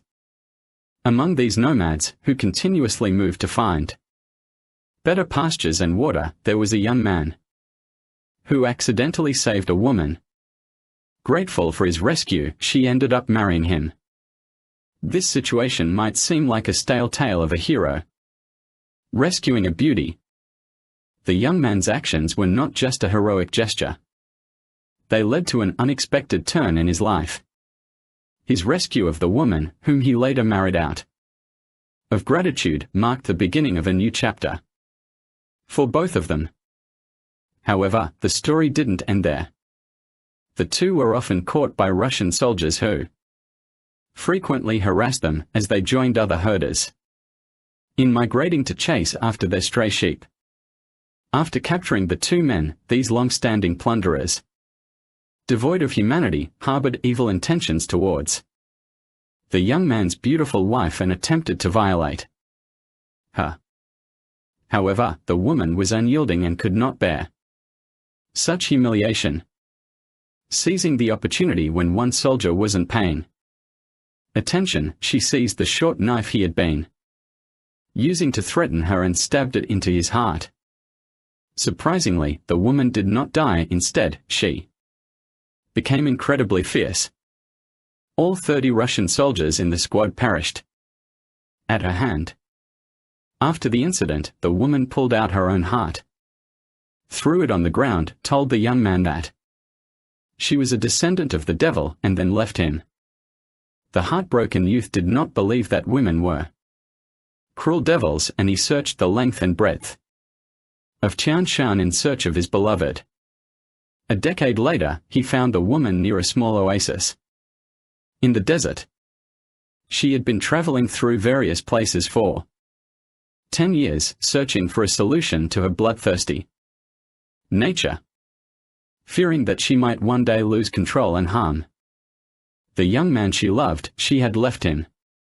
In the Tian Mountains, she had once encountered a recluse who told her that the only way to restore herself was to find another descendant of the devil, remove his heart, and implant it into her own chest. The woman had practically traversed the entire Tian Mountains and deserts but could not find another descendant of the devil. The young man expressed that he did not mind what the woman truly was and was willing to continue living with her. After that, they simply vanished without a trace. It is unknown whether the woman found another descendant of a demon or if the young man ultimately perished under the woman's desires, as there are no records of their fate in the book. But this was undoubtedly good news for Lin Feng. At least now he knew a method to help Chichi overcome her desire for blood. Even if the success rate was slim, it was better than nothing. Lin Feng couldn't wait to head to Li Mingxing's residence. Ever since the last incident, Chichi could no longer control her craving for blood, so Li Mingxing had asked her to move out of the dormitory and live with him instead. The main reason was to prevent her from going on a rampage and turning any of their roommates into gals. Additionally, it would be easier to take care of her this way. Everyone knows deep down that Li Mingxing and Chichi have been so deeply enamored with each other over the past nearly 3 months that they can't seem to extricate themselves. To put it politely, their feelings run very deep. To be less charitable, one might say they are so sexually driven that they are risking everything. However, Chi-Chi was relatively rational and made a conscious effort to control herself. When she could no longer hold back, Li Mingsheng would buy live chickens or ducks for her to suckle on. Nevertheless, this was not a sustainable solution. So both Li Mingsheng and Chi-Chi were constantly troubled by the situation. Arriving at Li Mingsheng's house, Lin Feng noticed the worried look on his face while Chi-Chi sat on the side as if nothing was amiss. Lin Feng knew that things were messy. Li Mingsheng was usually calm and composed, rarely showing his inner feelings. But his expression now told Lin Feng that he was truly exhausted. Lin Feng threw the book onto the coffee table and said, "You guys really should thank me. This book mentions a method that can help Chi-Chi return to normal." Li Mingsheng's eyes lit up as soon as he heard there was a method to get Chi-Chi back to normal. Although Chi-Chi remained calm, she couldn't hide her happiness either, and she leaned in closer. Lin Feng recounted what he had read in the book to the two of them. Li Mingsheng sounded a bit discouraged as he said, "Do you think this hope is a little too remote?" Lin Feng said, "Though faint, it is still something." Chi-Chi sighed and said, "I can't go around pulling out everyone's heart." Those words of his left Lin Feng rather shocked. If Chi-Chi were to really do something like that, it's likely no one would be able to stop her. At the very least, he knew there wasn't a single person who could stand up to her, especially when she went on a rampage. In such moments, whoever she came across was sure to meet their end, whether one or two, they'd both wind up dead. Lin Feng coughed and said, "I think there should be some kind of sensibility among you devils. Since your spiritual energy is so much higher than that of humans, why don't you investigate by focusing on those with higher spiritual energy?" Chi-Chi thought for a moment and said, "You're right. You have the strongest spirit power among the people." "I know, so why don't we start by taking out your heart and checking it out?" Lin Feng was startled and said, "No way. That's how you're repaying me. I've helped you quite a bit, haven't I?" Chi-Chi chuckled and said, "You must be joking. How could I ever lay a hand on you? But thank you for giving us some direction to follow. I feel like we are no longer just blindly bumping around without any hope." Lin Feng said with a relieved expression, "That's better. By the way, remember to treat me to a meal after the issue is resolved."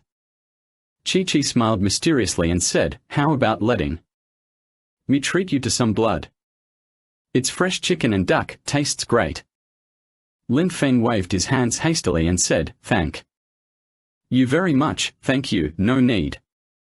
Li Mingsheng burst out laughing, shaking off his previous gloom with a hearty ha-ha. After leaving Li Mingsheng's house, Lin Feng walked back.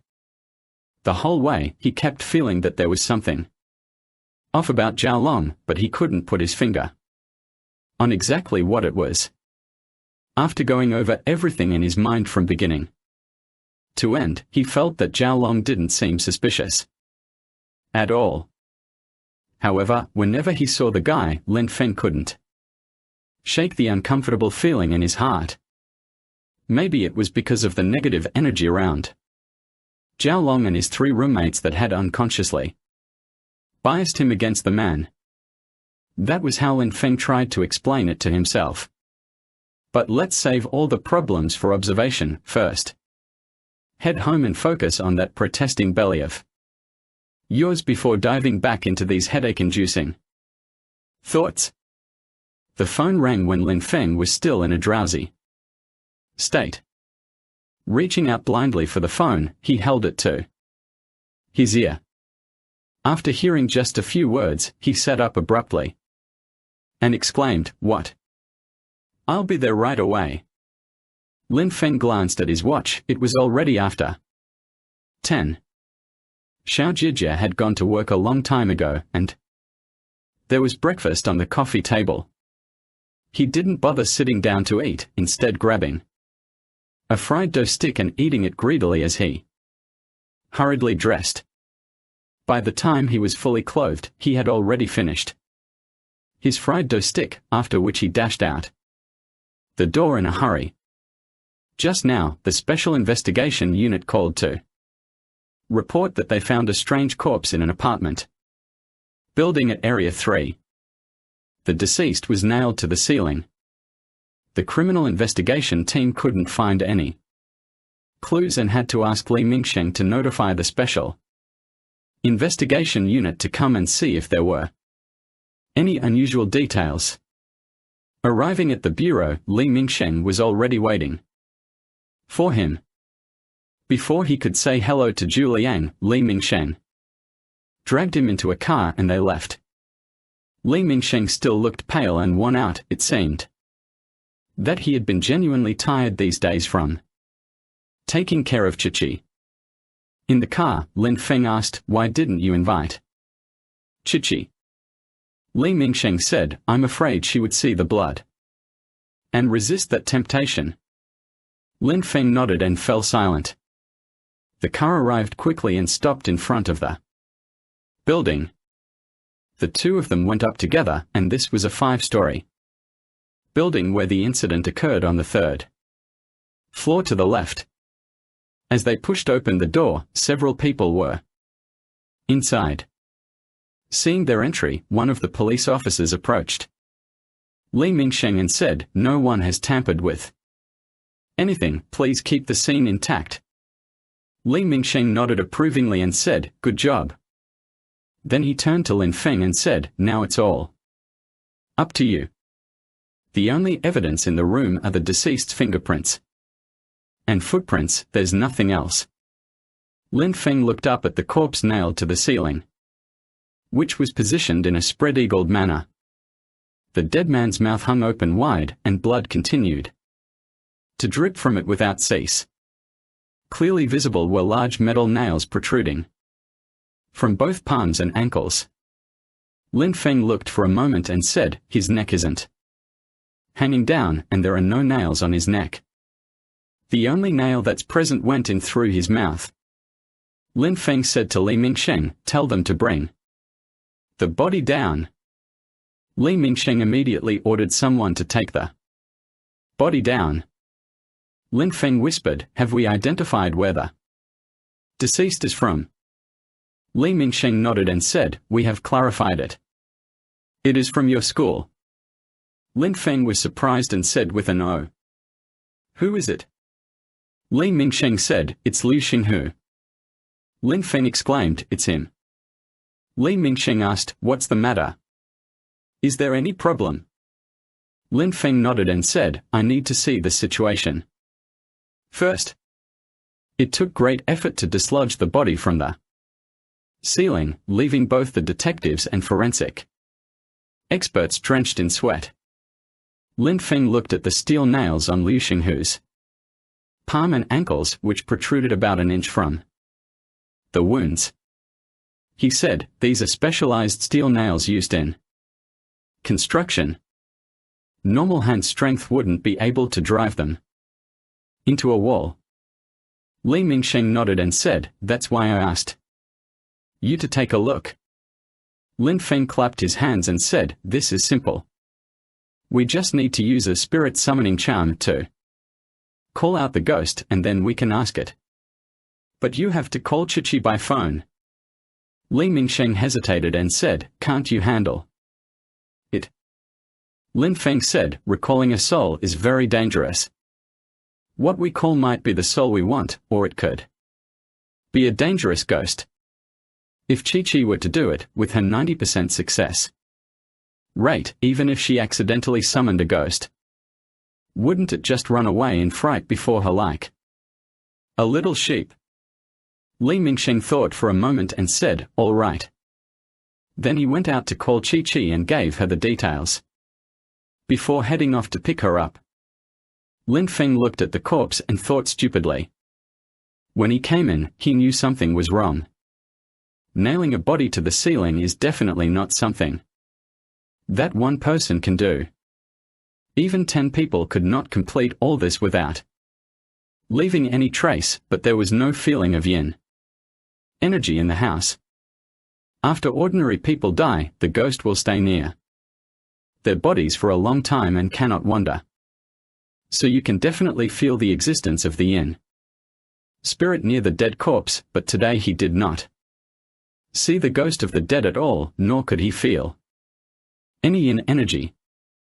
This is absolutely abnormal, otherwise he would not have asked Chi-Chi to summon the soul. Not long after, Chi-Chi and Lai Mingsheng returned. As soon as Chi-Chi walked in, she furrowed her brows and took a deep sniff before saying to Lai Ming, "Captain Lai Ming, you can inform them that the case should be transferred to the Special Investigation Unit. Tell your men to go back for now. Lin Feng and I will take over the investigation." Li Mingsheng, after pushing away the reluctant detectives and forensic scientists who didn't want to leave, asked Chi-Chi, "Why did you assume it was a special case as soon as you walked in?" Chi-Chi sighed and said, "I smell the same person's scent." Lin Feng said with a shake, "You're talking about descendants of the devil?"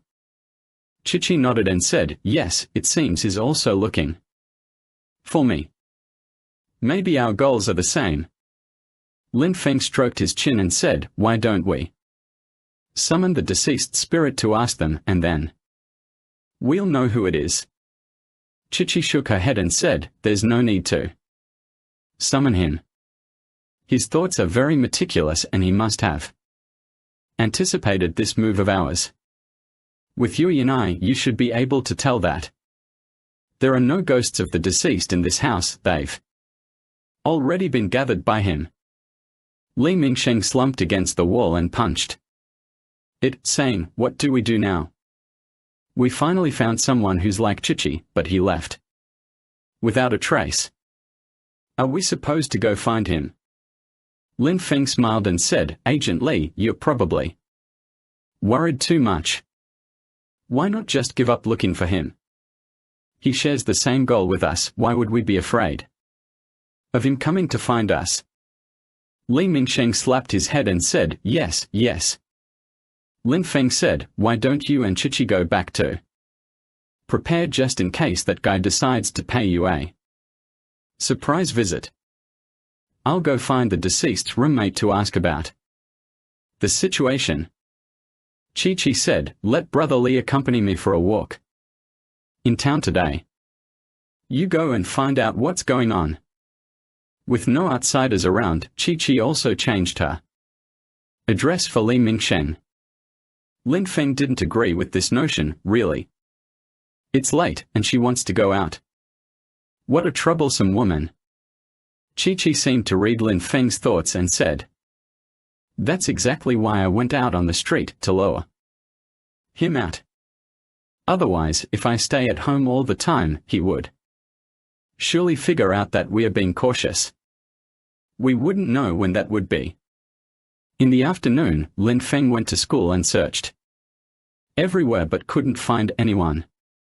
It was only after asking Xiao Jijie that he learned those guys didn't have classes in the afternoon and had gone off somewhere to play.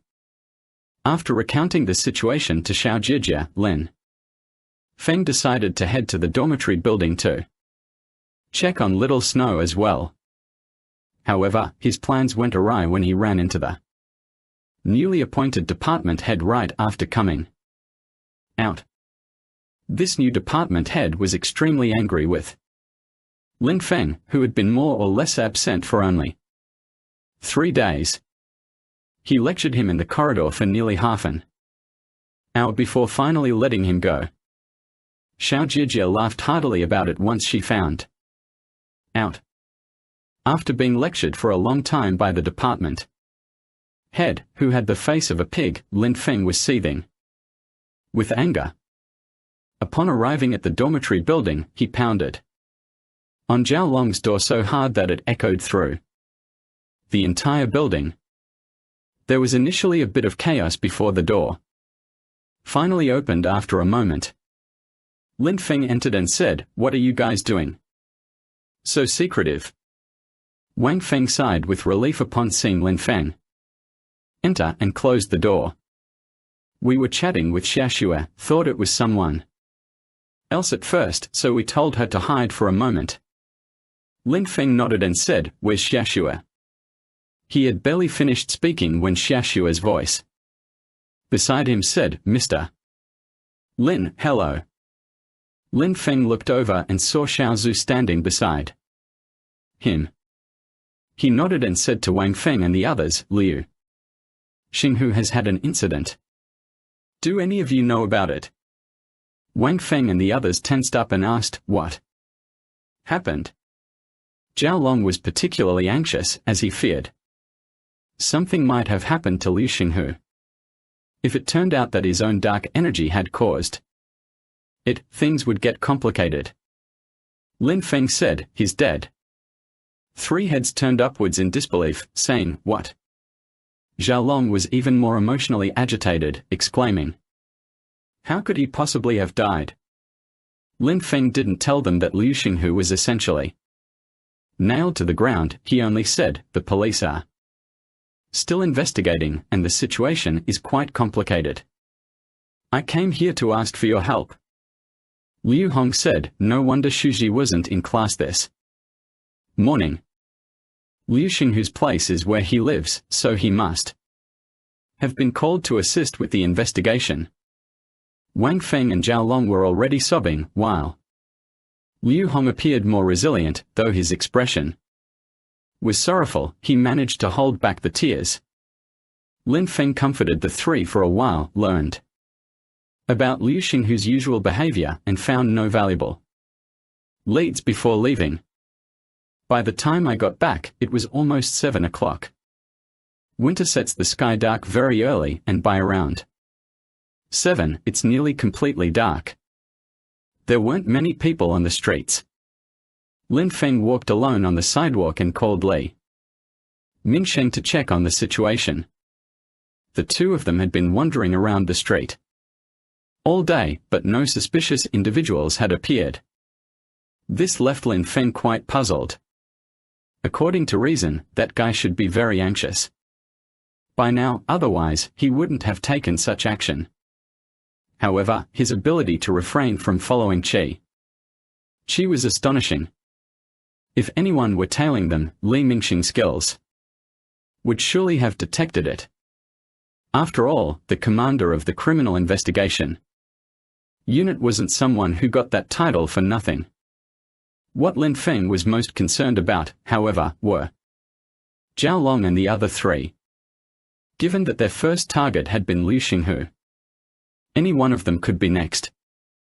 Even Xiaozu's situation seemed to have been orchestrated by this guy. But why would he do such a thing? Lin Feng couldn't quite figure it out.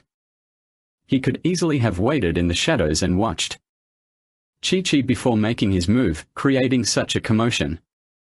Now was just like disturbing the grass to scare up the snakes, likely alerting them to his presence. After thinking for a long time, Lin Feng still couldn't come up with an appropriate reason. But when he looked up, he found himself walking down a narrow alleyway without realizing how he got there. Just as he was puzzled and about to turn around to leave, the lights in the alleyway suddenly went out, and an even colder presence descended upon him. Instinctively, Lin Feng lowered his head, and he heard a zoo sound in the air.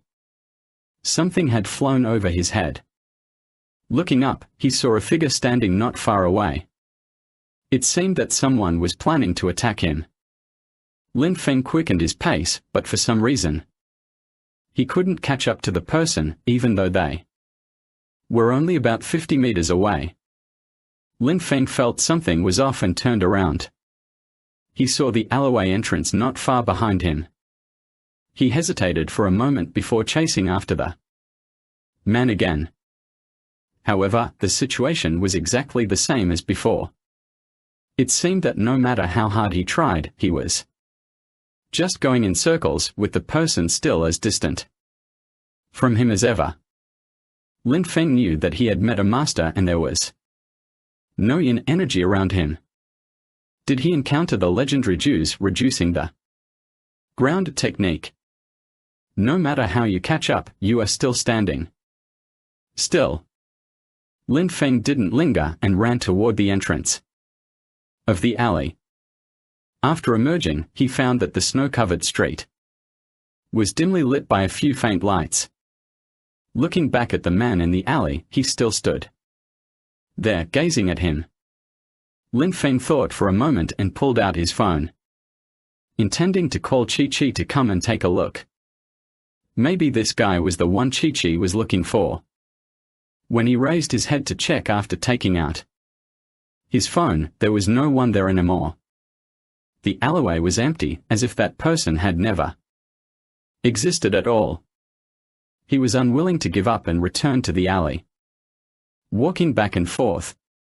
Strangely enough, there wasn't a single footprint on the ground. Whether he was human or ghost, Lin Feng found it confusing. Back home, I was surprised to find that both Li Mingsheng and Chi-Chi were there. When I called them just after school, they were still at home.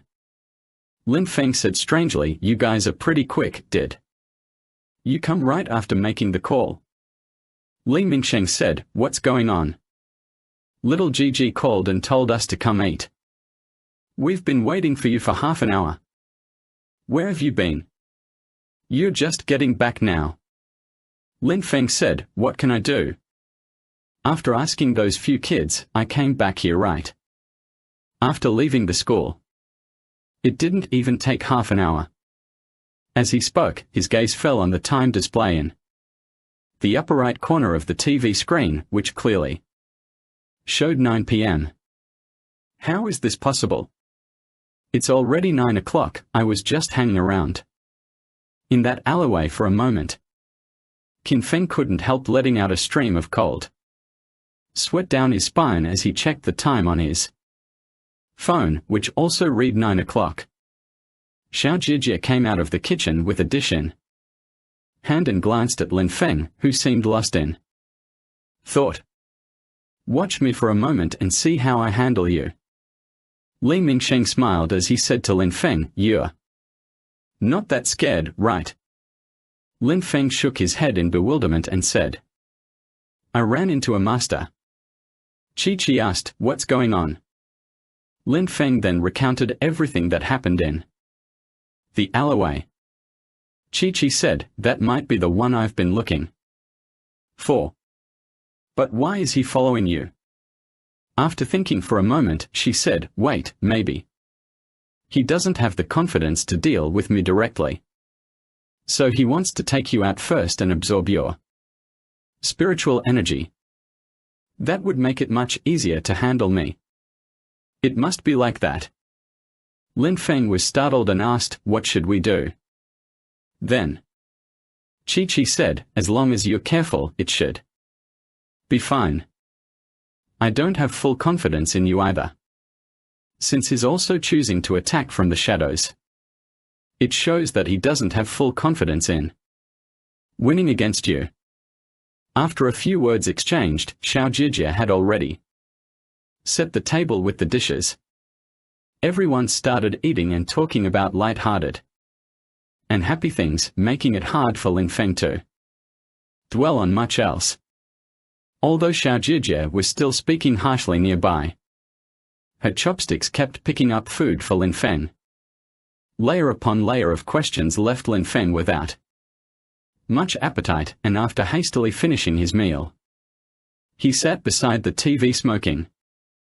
After finishing one cigarette, he realized that was all he had. He then got up to greet Li Mingsheng before dressing and going out to buy more cigarettes. As soon as he stepped outside, he felt the air seemed to have a kind of suction, drawing all the warmth from his body outward. He silently cursed the damned weather and then went downstairs. Step outside the building and the moist air invigorated him momentarily. But as he went to buy a cigarette, he found that a thick fog had already rolled in. Lin Feng was a bit puzzled. The entire process of him entering the store to buy cigarettes took no more than 2 minutes. Yet, within this short span of time, a thick fog had suddenly rolled in. The fog was dense, with visibility certainly not exceeding 5 meters. However, amidst the thick fog, he saw a figure standing not far ahead. Lin Feng didn't pursue. He wasn't sure if this person was the same one from earlier in the afternoon. Moreover, even if he did chase, it might be impossible to catch up. Perhaps this fog itself was part of his scheme. Lin Feng felt a bit uneasy and lit another cigarette. He checked the time on his phone. It was 10:30 p.m. and then dialed his home number. The figure still stood motionless, seemingly challenging Lin Feng to do something. Lin Feng remained standing there without moving, waiting for Chi-Chi to appear. According to Chi-Chi's eyes, she could clearly see what kind of person it was in such dense fog. However, to his surprise, the thick fog rapidly dissipated. He looked around and found that the person had already vanished. Chi-Chi and Limingsheng were rushing over from a distance. Lin Feng rubbed his temples, contemplating everything. It seemed that the guy had been keeping an eye on him. Chi-Chi told him that she could sense it. He and she were of the same kind. But what he couldn't figure out was why this person was following Lin Feng but not Chi-Chi. Did he not have Chi-Chi's sensing abilities? Lin Feng was already spinning from all of this and on the verge of losing it when the next phone call made him realize that things were even more complicated than he thought. Wang Feng called Zhao Long on the phone. After dinner, Zhao suddenly started running a fever and developed small red spots all over his body. These spots rapidly began to rot, but they couldn't take Zhao to the hospital for fear of spreading whatever he might have. So they called Lin Feng first to seek his help. When Zhao Long arrived at the dormitory, his expression was frantic but not despairing. Wang Feng and Liu Hong, however, dared not approach him, fearing that he might have some terrifying infectious disease. Lin Feng approached Zhao Long's bedside. Apart from his face, the exposed parts of Zhao Long's body were almost entirely covered with tiny blisters. Some had already begun to rupture and rot into small holes. Blood was seeping out from within these blisters, completely soaking the bedsheet. Following her, Gigi showed not the slightest fear of contagion and picked up Zhao Long's hand, examining it carefully. "Does there any discomfort on your body?" Chi-Chi asked. "None of it hurts, not even where I'm bleeding," Zhao Long replied. "Oh." Chi-Chi, aside from her own strength, was not skilled in incantations and magical arts. Seeing that she couldn't ask about anything useful, she could only look to Lin Feng for help. Lin Feng couldn't help but say, "Though I don't know what it is, let's give it a try." He took out a talisman and stuck it on Zhao Long's chest. He also placed one at both the head and foot of his bed. Then he told Zhao Long, "Rest well, I'll come by tomorrow." As soon as she stepped outside, Chi-Chi said, "I can sense his presence on him, but I have no idea how he did it. It's like he's been cursed." As soon as the topic of curses came up, Lin Feng clapped his hands and said, "I forgot. The last book I read might have some clues." Although he wasn't certain, the first thought that flashed through his mind was that very book. However, Lin Feng was feeling extremely disheartened. The opponent kept creating trouble for him, but he couldn't even catch a glimpse of his figure. Chi-Chi also felt rather helpless. She could at least try to land some blows if they appeared. Whether she won or lost in the fight, it would be better than enduring this torment. After flipping through the book, the two were greatly disappointed. It contained very little of substance. While it recorded many strange and unusual events, none proved helpful in any way. Since it was too late, Chi-Chi stayed over at Xiaojiji's place. Meanwhile, Li Mingsheng and Lin Feng were asked to sleep in the living room. In the living room late at night, Li Mingsheng and Lin Feng continued their discussion on the matter. However, no matter how hard they tried to think, they couldn't figure it out. Eventually, they fell asleep without finding a solution. In the middle of the night, Lin Feng suddenly felt a chill. He drew his body closer and tucked the blanket tighter around himself. As he inadvertently glanced outside the window, he noticed that there were eyes watching him from beyond the pane. Meanwhile, in the bedroom, Chi-Chi was already sprinting out in her pajamas, clearly unaware that she somehow knew someone was outside by the window. The figures outside the window had not left. In the darkness, they blended into indistinct outlines. But one pair of eyes shone particularly brightly, emitting a green glow. The light seemed to have an unusual rhythm, flickering on and off. Chi-Chi said to the shadow outside the window, "I know. You've come. We are kindred spirits." The man said nothing and continued to stare at Chi-Chi. In the living room, Chi-Chi then suggested, "Since you are here, why not come in and have a seat?" He let out a sudden light chuckle and then suddenly grew taller, vanishing through the window.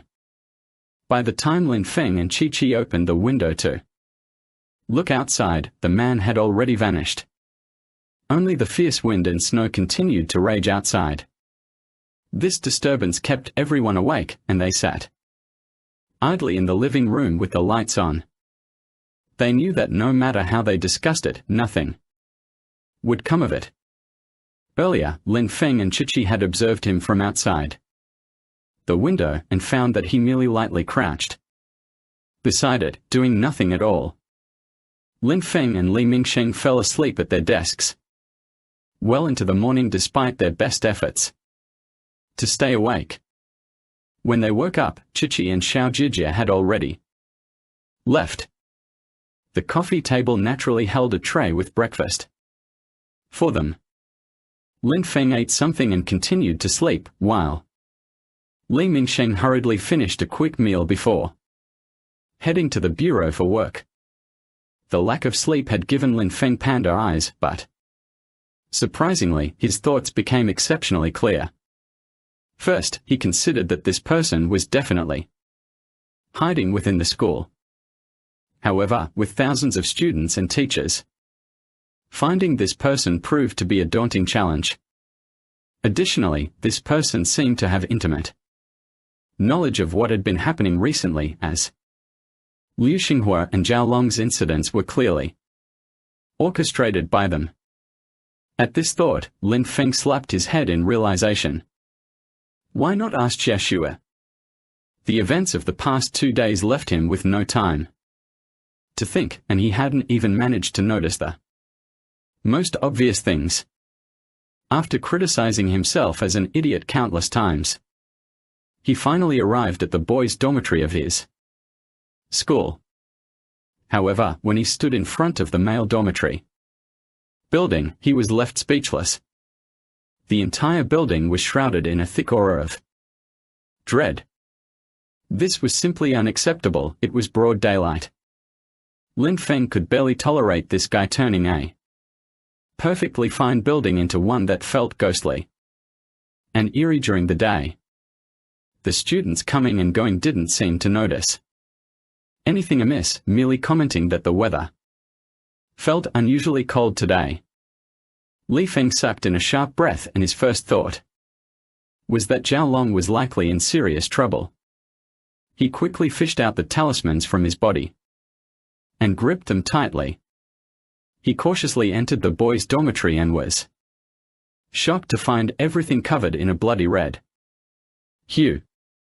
People who had passed by or entered seemed to ignore it completely making him think for a moment that his eyes were playing tricks on him. The disorientation of his vision left him feeling utterly discombobulated, and he wasn't sure if anyone else could see the same thing. He walked past the student coming towards him and said, "Hello." That person completely failed to notice him as he walked by as usual. Lin Feng was shocked. What's going on? Could it be that he didn't see me at all? He shook his head in confusion and was about to head to Zhao Long's dormitory when a figure appeared before him, exclaiming, "Mr. Lin, why are you here?" Lin Feng looked up and saw it was Xiao Zhu. He hurriedly said, "Xiao Zhu, what's wrong? Why are you out in broad daylight? You didn't see the heavy negative energy here.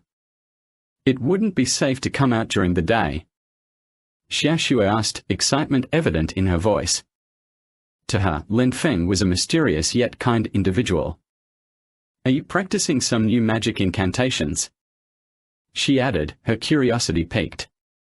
"Which spell am I casting?" Lin Feng asked curiously, "How did you figure that out?" "Oh?" Xiao Zhu exclaimed again, saying, "Then how did you have a spirit departure?" "What?" Lin Feng quickly surveyed his surroundings. Although he was a very extraordinary individual, this experience of the soul leaving his body was something new to him, and in his panic, he failed to notice anything out of place. Yet, after a brief moment of panic, he quickly regained his composure. He knew that things weren't as simple as they seemed. Suddenly finding himself out of his body without any clear understanding of why was truly bewildering. His first thought was that it must be the work of one of those demon descendants, but after knowing Chi-Chi for so long, there had been no mention of her having such abilities. Consequently, he couldn't be certain who or what was responsible. What was more dangerous, however, was the fact that if he failed to return to his body within 12 hours, he would be trapped between existence and non-existence, wandering as a ghost forever. Lin Feng looked around vigilantly and asked Xiaoxue, "When did this yin energy come about?" Xiaoxue tilted her head and thought for a moment before saying, "Probably around midnight yesterday." Lin Feng extended his right hand, and Chihua darted out like a sentient snake, fluctuating unpredictably. He secretly exhaled in relief, at least the spirit body sword could still be used. Now, this was his greatest chance of breaking free. Xiao Zhu stepped back several steps in fear. She could feel the immense power of the spirit sword, and she was afraid that if she accidentally touched it might injure her.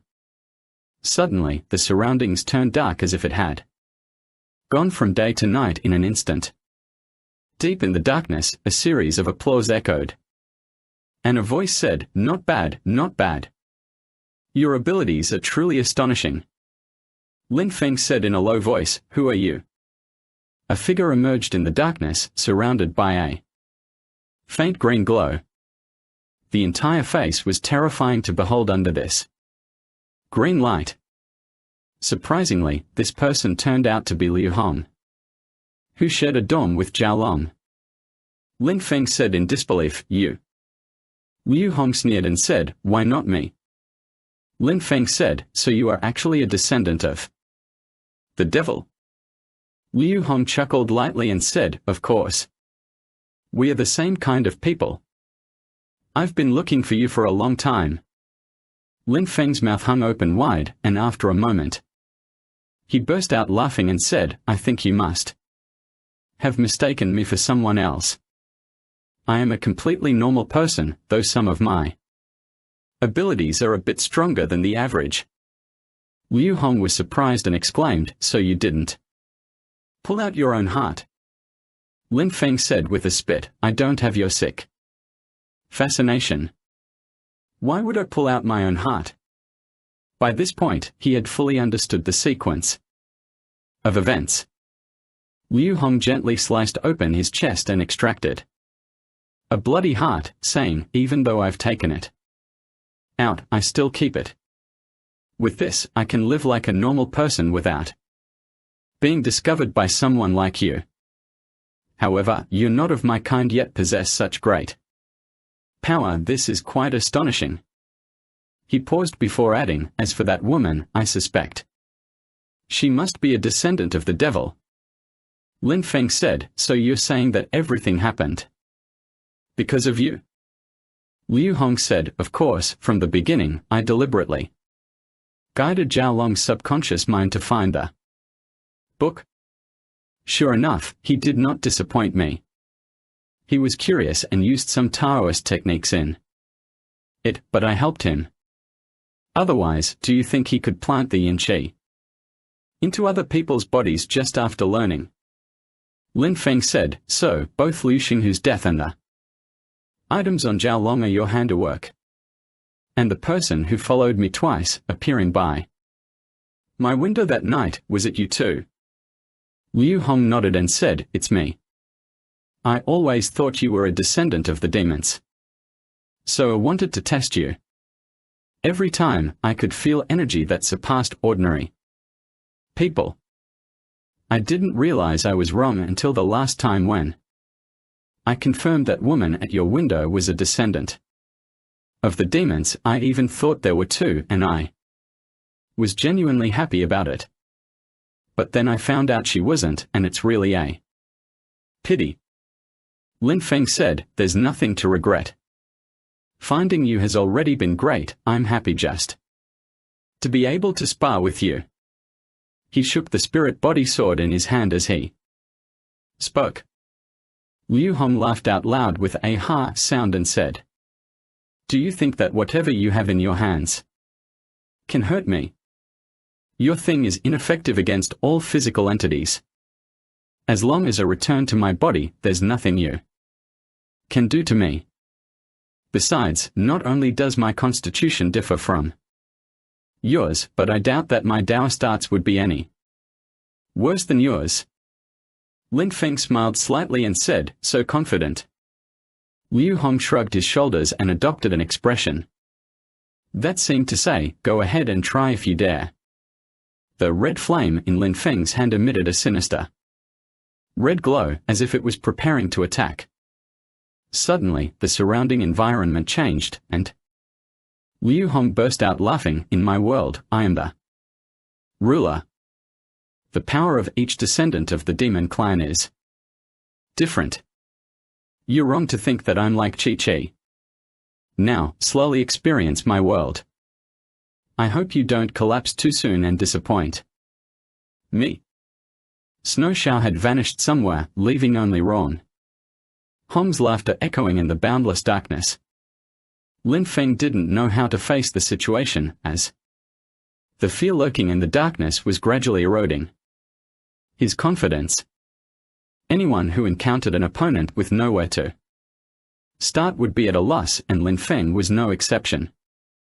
He carefully sensed his surroundings and then suddenly tossed the spirit talisman in his hand.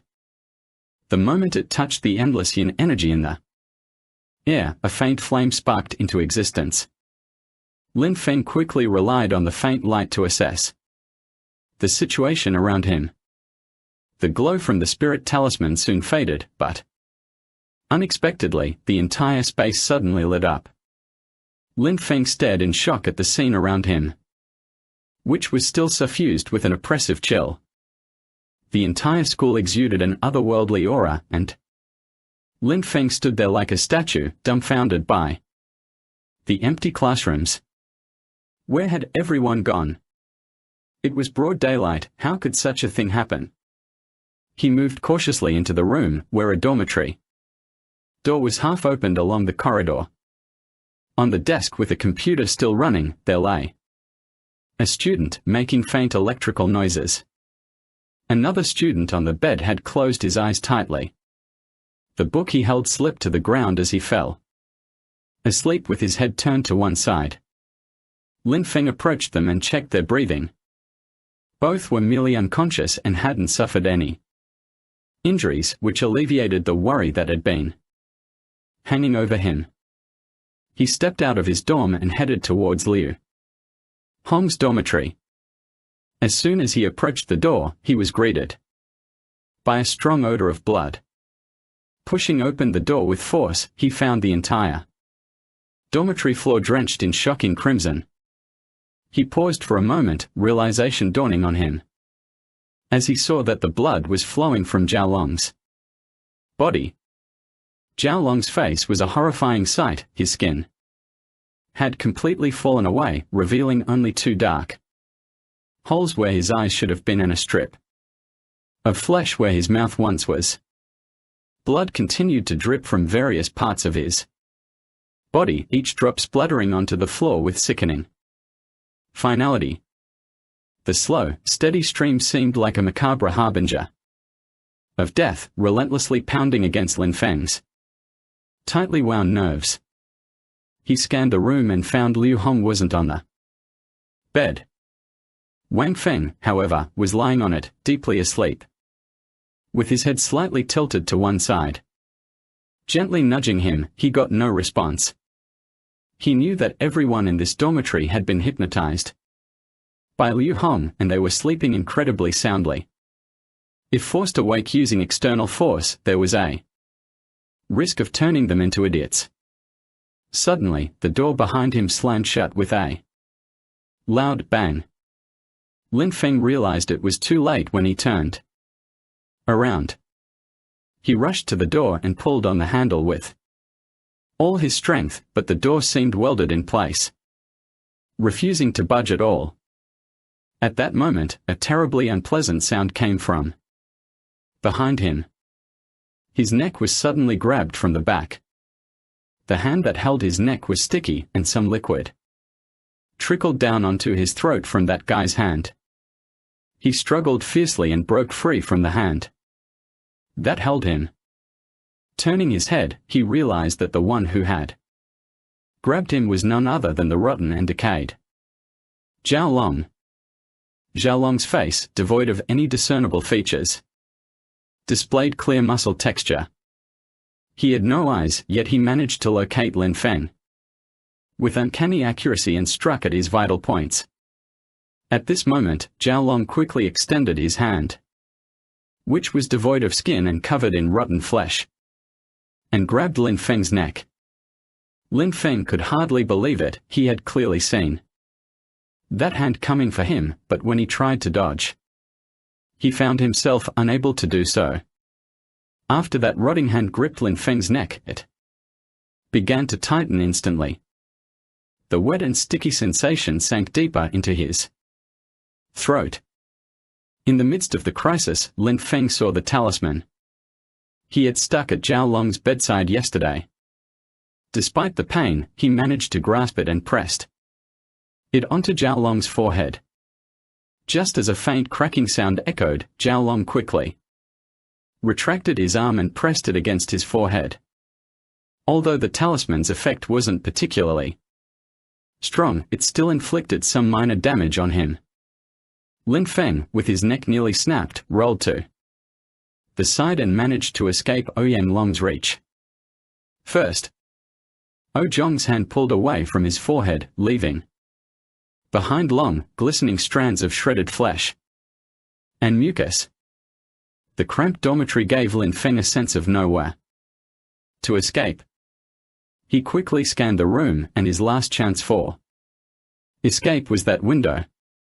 Zhao Long slowly approached, and Lin Feng moved towards the window. Suddenly he turned around, stepped on the table, and used all his strength to hit the window. If you knock it out, you will inevitably be pricked by the broken glass and covered in blood, but it is better than being pinched to death by this guy, who is not human or ghost like a chicken. And once you leave the window, it is equivalent to rushing out of this dormitory building covered by yin qi. Then with a loud clatter, Lin Feng collided hard against the window. His expected outcome did not occur. Instead, he was pushed back by the impact. Instantly realizing that there was a safety rail outside, Lin Feng felt dizziness and pain all over his body. As a result of this collision, he cursed under his breath, regretting this minor mistake that might cost him his life. At that moment, he suddenly heard the door creak open, with a kacha sound. Outside, Xiaoshua's anxious voice called out urgently, "Mr. Lin, come out quickly." It was truly like finding a large pie falling from the sky. They were saved just as the crisis seemed at its height. Lin Feng ignored the pain in his body and darted past Zhao Long, leaping toward the door with all his might. Lin Feng fell to the ground and rolled several times before standing up, only to be stunned again when he looked around. He was still in the dormitory. Zhao Long lay on the bed inside, blood dripping from his body. Wang Feng remained lying diagonally on the bed, unchanged from when he first entered. Lin Feng turned around to look behind him and was shocked to find that what he had been standing in front of was actually just a corridor. What on earth had he done? Could it be that his brain wasn't working properly? Lin Feng turned and ran out of the dormitory. However, when he passed through that door, he found that the situation inside was exactly the same as what he had seen before. What on earth was going on? He turned his head to look behind him and found that what he had mistaken for the dormitory hallway was actually just another corridor. Come on, are you really playing me like this? Lin Feng had yet to fully recover when Zhao Long, with his hand dripping in flesh and tendons, lunged at him again. There was no choice but for him to turn around once more. The situation hadn't changed, the only difference was that Zhao Long inside the dormitory hadn't started attacking him yet. Are you really messing with me like this? Lin Feng had barely recovered when Zhao Long, his hand still dripping with flesh and tendons, charged at him again. With no other option, he turned around once more. The situation remained unchanged, the only difference was that Zhao Long inside the dormitory hadn't started attacking him yet. But the attack was bound to come eventually. For now, staying here was relatively safer. This temporary safety allowed Lin Feng to calm down and think about some things. He rubbed his shoulder, which had been painfully bumped just now, and suddenly wondered if he were to exist as a disembodied spirit, would it hurt when he collided with the window? Of course, he didn't have any such experience. Thinking about this, he felt a surge of energy. Perhaps he wasn't existing as a spirit body at all. Maybe he was actually here the whole time. He just happened to have been hypnotized by that guy, Liu Hong. But how could he return to reality? He pondered over every action and word Liu Hong had shown from his appearance until now, ruminating from beginning to end. A flash of inspiration struck him, and a question popped into his mind. Liu Hong took out his blood-dripping heart in the darkness, and that scene appeared in front of him again. This was a mistake. When Chichi opened her chest, she had no heart inside. By the way, Liu Hong must have read that book, so he preconceived the idea that the descendants of the devil also have their own intentions. In fact, the demons have no heart, and he did not expect this.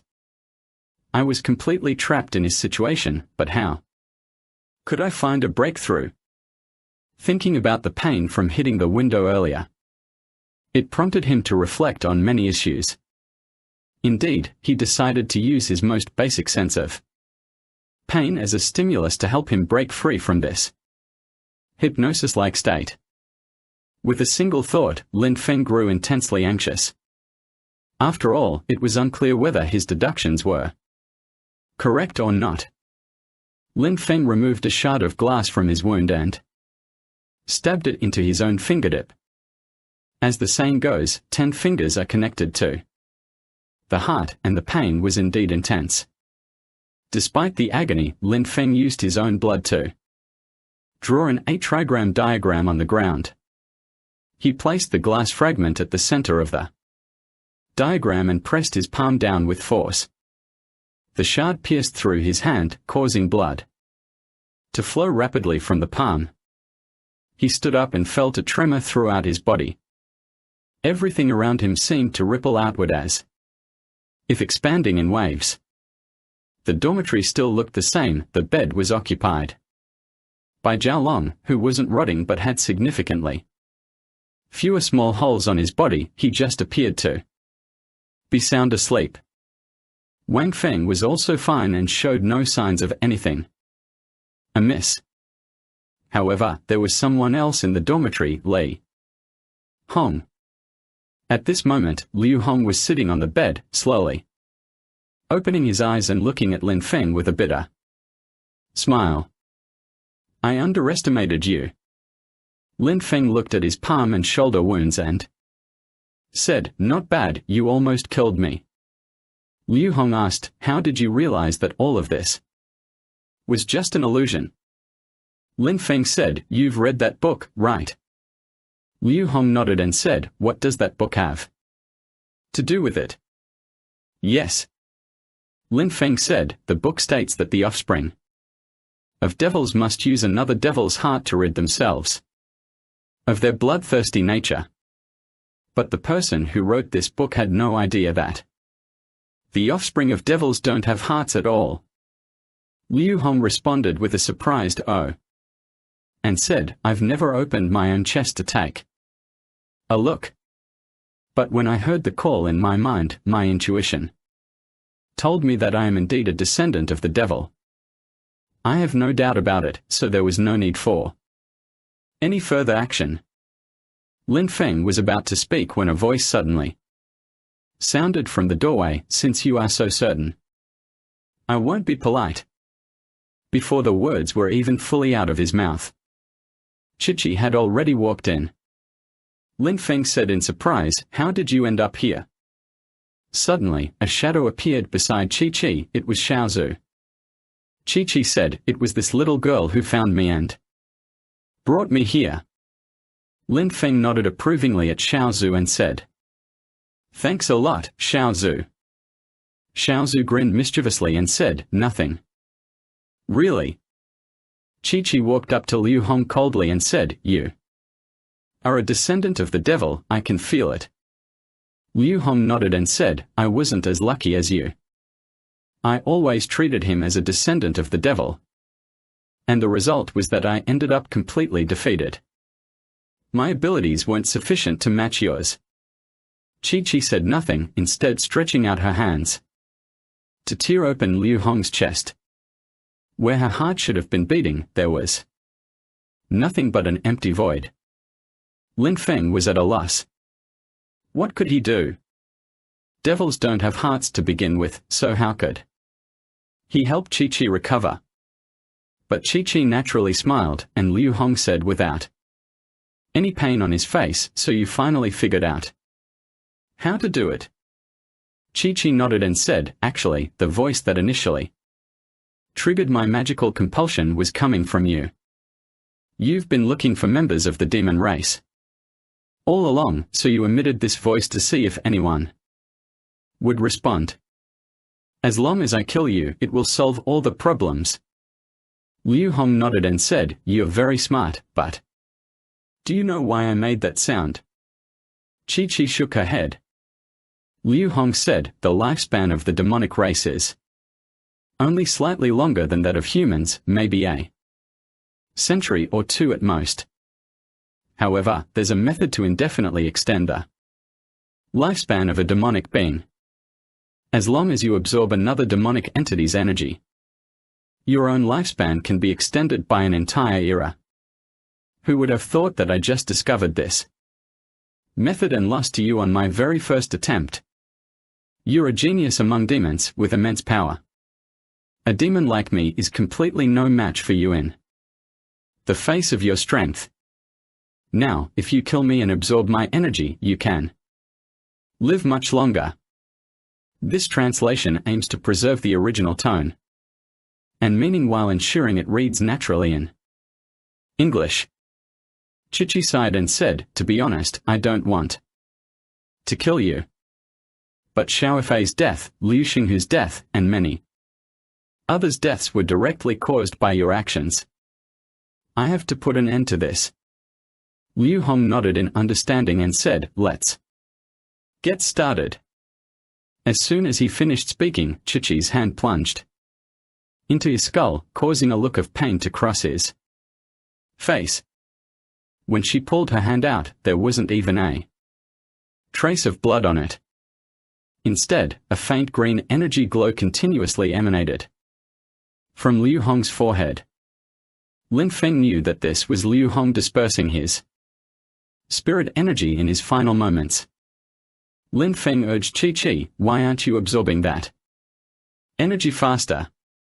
Chi-Chi smiled and said, "Even if I lived for 1,000 years, what's the point without Li Mingsheng by my side?" Lin Feng was overjoyed. It seemed he had completely emerged from the shadows of his past. The two of them turned around to find it was Li Mingsheng standing behind them. His expression was one of great joy, clearly having heard what Chi-Chi had just said. Chi-Chi's face instantly flushed with two rosy cheeks. As she huffed and pouted, "How could you eavesdrop on what I was saying?" Li Mingsheng felt a bit embarrassed and said, "I didn't mean to. I saw the note you left on the table and was worried. So I rushed over as soon as I could. Just arrived and heard everything." Lin Feng hurried out to smooth things over, saying, all right. Everyone is happy now. Chi-Chi's vampiric issue has been resolved and you too can stop looking at me with those grins." Lin Feng quickly stopped talking as he saw the murderous glare Chi-Chi was giving him. Note, the original Chinese text includes some colloquial expressions that might not have direct equivalents in English. I've translated it to maintain the essence of the scene while making it natural and fluent in English. LV Hong had exhausted all the spiritual energy from his body, and his corpse rapidly decomposed into a small pile of ashes. Chi-Chi gently blew on it, and the ashes flew out through the window Lin Feng had just shattered, leaving no trace behind. On the bed, Jiao Fei's red spots quickly disappeared, and Wang Feng turned over, showing signs of waking up soon. Xiao Zhu then pulled a funny face and vanished into thin air. Lin Feng and the other three also exited the dormitory and closed the door. They never expected that such a tricky matter could be resolved so easily. Chi-Chi, I want to know how you know that the deadly place of that guy is the Qianlinggu. Lin Feng asked in confusion on the way. Because when I accidentally hit my head on the cabinet, it caused intense pain and dizziness, I realized. That must be one of our vital points. Oh, so if old Li dares to bully you, you hit her on the head, came Lin Feng's pained scream from down the hallway. It seemed that Chi-Chi had grabbed him and given a firm squeeze on his arm. These 2 days, Li Mingsheng felt a bit flustered and overwhelmed, running around like a madman. Within just 2 days, he received over 60 cases, including more than 20 cases of rape and around 40 cases of robbery. The police force was completely insufficient, with all the interrogation rooms packed to the brim. This left Li Mingsheng feeling quite anxious. I originally thought these people were robbery and rape gangs, but after interrogation, these people didn't know each other at all. Some are people from this city, and some are people from other places who have no contact with each other at all. What's more, the age span is also very large. The younger ones are only in their teens and the older ones are nearly 60 years old. Recently, the Special Investigation Unit had nothing much to do, while Li Mingsheng was working himself to the bone. That's why Chichi specially made him a soup and sent it over to him today. These days, with Li Mingsheng coming home so late every night, she felt particularly heartbroken for him. After solving her own bloodthirsty problem, her personality had reverted to its gentle and quiet former self. Moreover, her abilities hadn't diminished. Many people found it hard to believe that she was a sorceress who could make even ghosts run in fear. Lately, the guys in the Criminal Investigation Unit have all known that Chi-Chi will be their future sister-in-law. So as soon as Chi-Chi came with a pot of soup, everyone greeted her warmly. Chi-Chi entered Li Mingsheng's office, where he was deep in thought, poring over a stack of files. Upon seeing Chi-Chi enter, Li Mingsheng quickly stood up and took the bowl of soup from her hands. "Why are you here?" Chi-Chi smiled and said, "I can't help worrying about you. You work so hard every day." Li Mingsheng was so overjoyed that he didn't know what to say, only able to laugh foolishly. Chi-Chi looked at the pile of files on Li Mingsheng's desk and asked, "Why do you have so many cases?" Li Mingsheng let out a sigh and said, "Who knows? They are all mysterious cases that seem to occur spontaneously. The people involved can't really explain why it happened. Either it's driving me crazy." Chi-Chi picked up a file and looked at it, saying, "Ahem.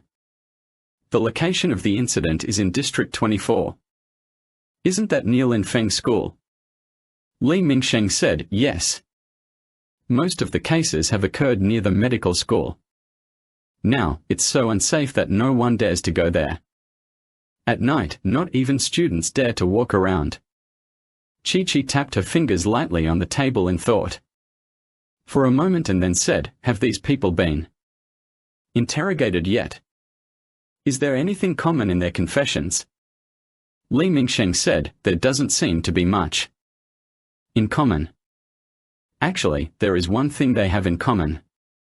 All of them experienced uncontrollable emotional outbursts when passing by a medical school, and afterward. None of them remembered what had happened. Moreover, not one of them tried to flee." Chi-Chi put down the file and said, "Is Linfeng here? I'll call him to come take a look." Chi-Chi said, "I think it has something to do with the energy emitted when Liu Hong died." Li Mingsheng said, "I thought about this too. But if there is any impact, it would first affect the people in their dormitory and their schoolmates. However, no cases have occurred at the school." Chi-Chi smiled and said, "You won't know until you go and see." Li Mingsheng thought for a moment and said, "It wouldn't hurt to check on them. We can keep in touch via phone." Chi-Chi kissed Li Mingsheng and said, "Got it." When Chi-Chi entered, Lin Feng was loudly shouting with Juliang while playing chess. He exclaimed, "Oh wow, Miss Chi-Chi found the time to come for your report here. Didn't you go to the detective bureau?" Chi-Chi walked up to Lin Feng and asked, "Are you thinking about suicide again?" As she spoke, she pinched his arm hard with her jade-like hands. Lin Feng quickly raised his hand and surrendered, saying, "Ahem, just a joke." Chi-Chi asked, "Don't you have any classes today?" Lin Feng said, "Yes, I only have 4 classes a week." Chi-Chi nodded and said, "Let's go to the school. More than 60 cases have occurred continuously around your medical college, and I believe they are related to the energy Rong Hong had before his death." Lin Feng curled his lips and said, "I bet it has something to do with Li Mingsheng from your family." Chi-Chi immediately made a sinister grin and asked, "Are you going or not?" Lin Feng quickly said, "Go away," and then turned to Juliang and said, "Well, we'll have to stop here for today. Let's continue another day." He then put on his coat. Upon arriving at the school, Lin Feng paid a visit to Xiaojijiji and spent some tender moments with her before he went off with Chichi to investigate what was going on. The first thing they decided was to go check on Zhao Long and the guys in the male dormitory. As soon as Lin Feng walked in, he found two guys enthusiastically playing poker with the beautiful female ghost, Xiao Zhu. Neither of them even bothered to acknowledge his presence. Their eyes were fixed on Xiao Zhu as if they couldn't tear themselves away. Lin Feng gritted his teeth and slammed the table, saying, "As if I don't exist." The two of them only feigned surprise, exclaiming, "Mr. Lin, when did you get here?" But right after saying this, they saw the beautiful Chi-Chi behind Mr. Lin Feng.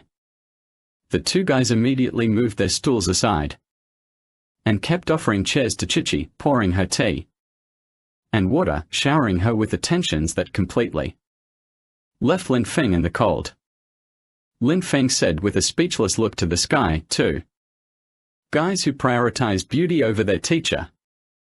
The moment the words were out, both of them flipped each other the middle finger in unison, saying, "Fa."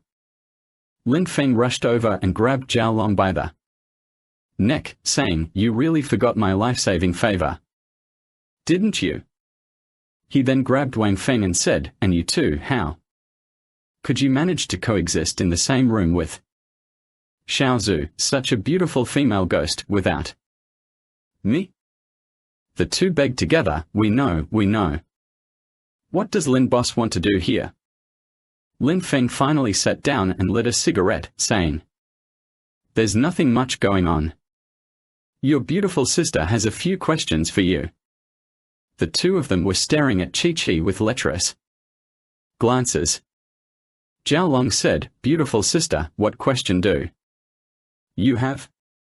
We will speak our minds and share everything we know." Lin Feng interrupted Zhao Long, saying, "So many empty words."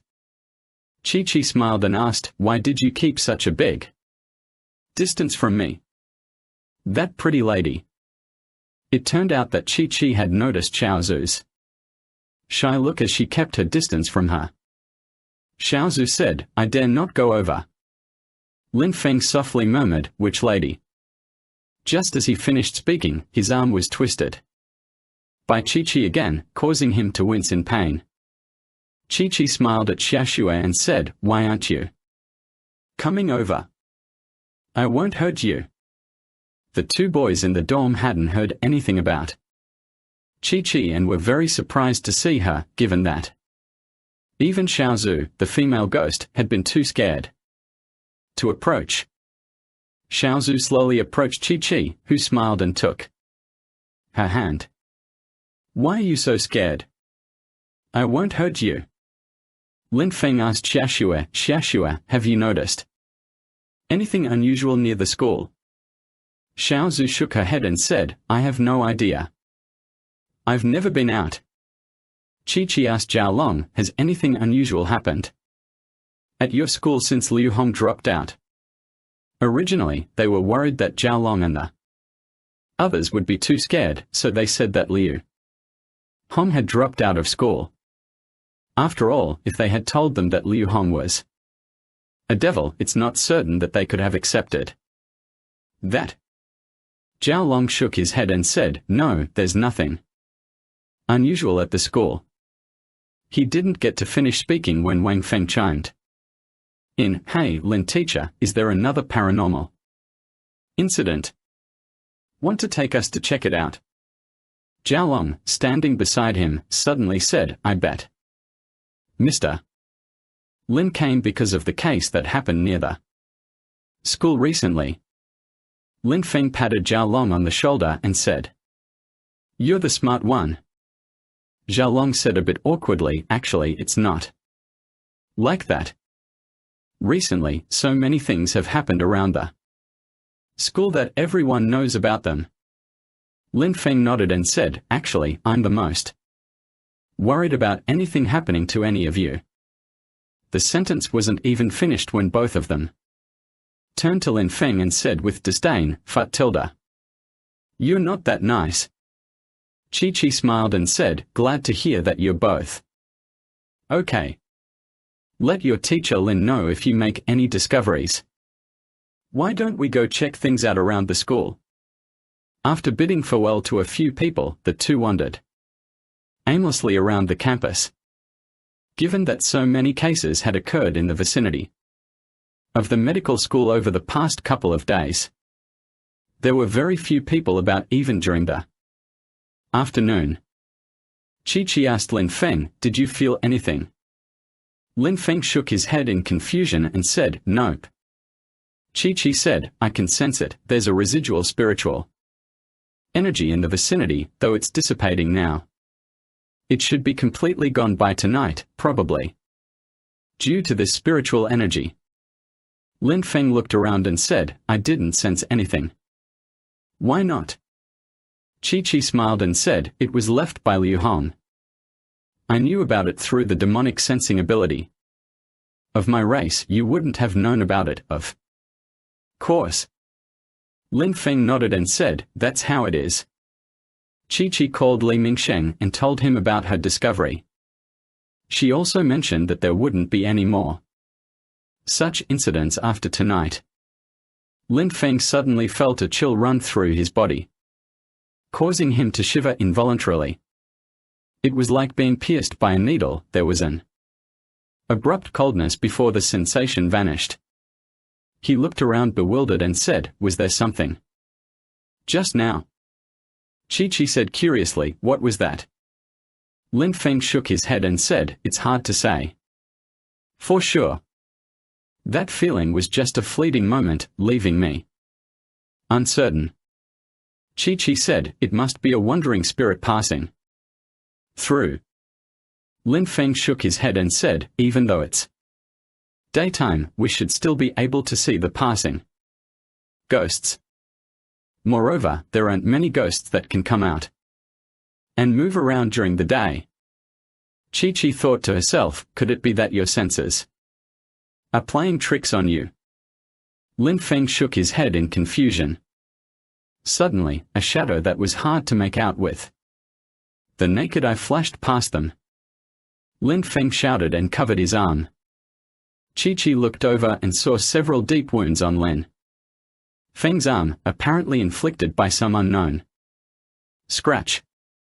What surprised Chi-Chi even more was that she could barely make out what the thing looked like. She only vaguely saw something human-shaped dart past. Lin Feng clutched his wound, the pain unbearable. He kept a watchful eye on his surroundings, but that thing seemed to have vanished and no longer appeared. Chi-Chi, however, sensed that the aura around them was weakening rapidly. She told Lin Feng, I know why the aura has disappeared so quickly within 2 days. Lin Feng endured the pain and asked, why? Chi-Chi said, something is absorbing the spiritual energy. Lin Feng frowned and said, fuck, how come I don't feel anything amiss? Chi-Chi said, let's not talk about it for now. Go and bandage your wound first. Lin Feng nodded and pulled his hand away, taking a look at the wound. The two of them exclaimed in surprise. It turned out that the 4 wounds on Lin Feng's arm had the muscles bulging outward and the surrounding areas had turned a purplish-red color. The blood that was oozing out was slowly darkening in color. They both shouted at the same time, zombie. Since it's a bite from a zombie, it can't just be bandaged up, we need to take more serious measures. Lin Feng and Chi-Chi hurriedly flagged down a vehicle on the main road to head home. Fortunately, Xiaojiji's house wasn't far away. By the time they arrived, the wound had turned an ominous dark purple, with blood as dark as ink. Swelling around the wound was considerable, and Lin Feng found no response when he pressed on it. Chi-Chi quickly went to the kitchen to fetch some glutinous rice and pressed a handful of it onto Lin Feng's wound. Lin Feng let out a pained hum as a cloud of blue smoke emerged from his wound. The pain, which had been like being burned by hot Coles finally subsided enough for him to feel it, indicating that his arm was saved. As Chi-Chi released her grip, the sticky rice that fell from the wound turned black on the ground. She then grabbed another handful of sticky rice and pressed it onto Lin Feng's injury, repeating this process several times until all the poison was finally extracted.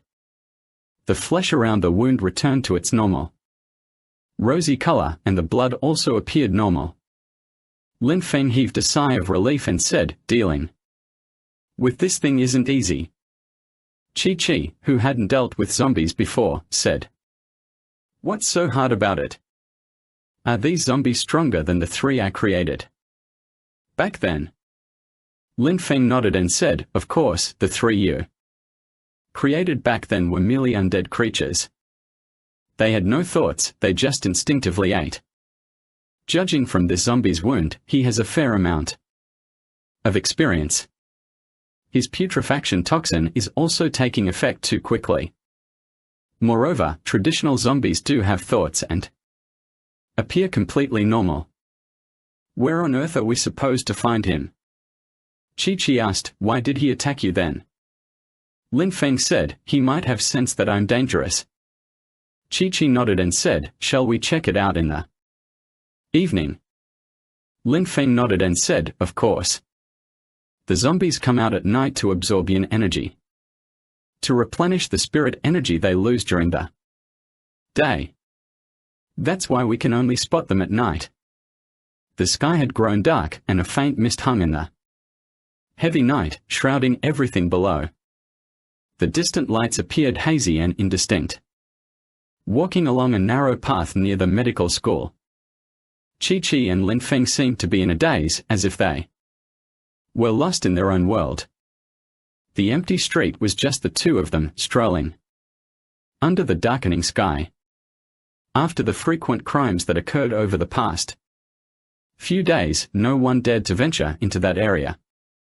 At night, everyone had been too frightened by what happened. The 2 of them seemed to be casually strolling around, but in reality, they were intently observing their surroundings. As I stepped near a forest, the trees suddenly echoed with rustling sounds. It was unclear what had startled the birds in the woods, causing them to take flight in alarm. Their attention was drawn simultaneously, and they sensed a chill permeating the air around them. Lin Feng whispered to Chi-Chi, "He's noticed us, be careful." Chi-Chi whispered, "Yes, this guy is too cunning." The 2 of them stepped into the narrow path among the trees, and the surrounding forest seemed to be filled with flickering ghostly apparitions.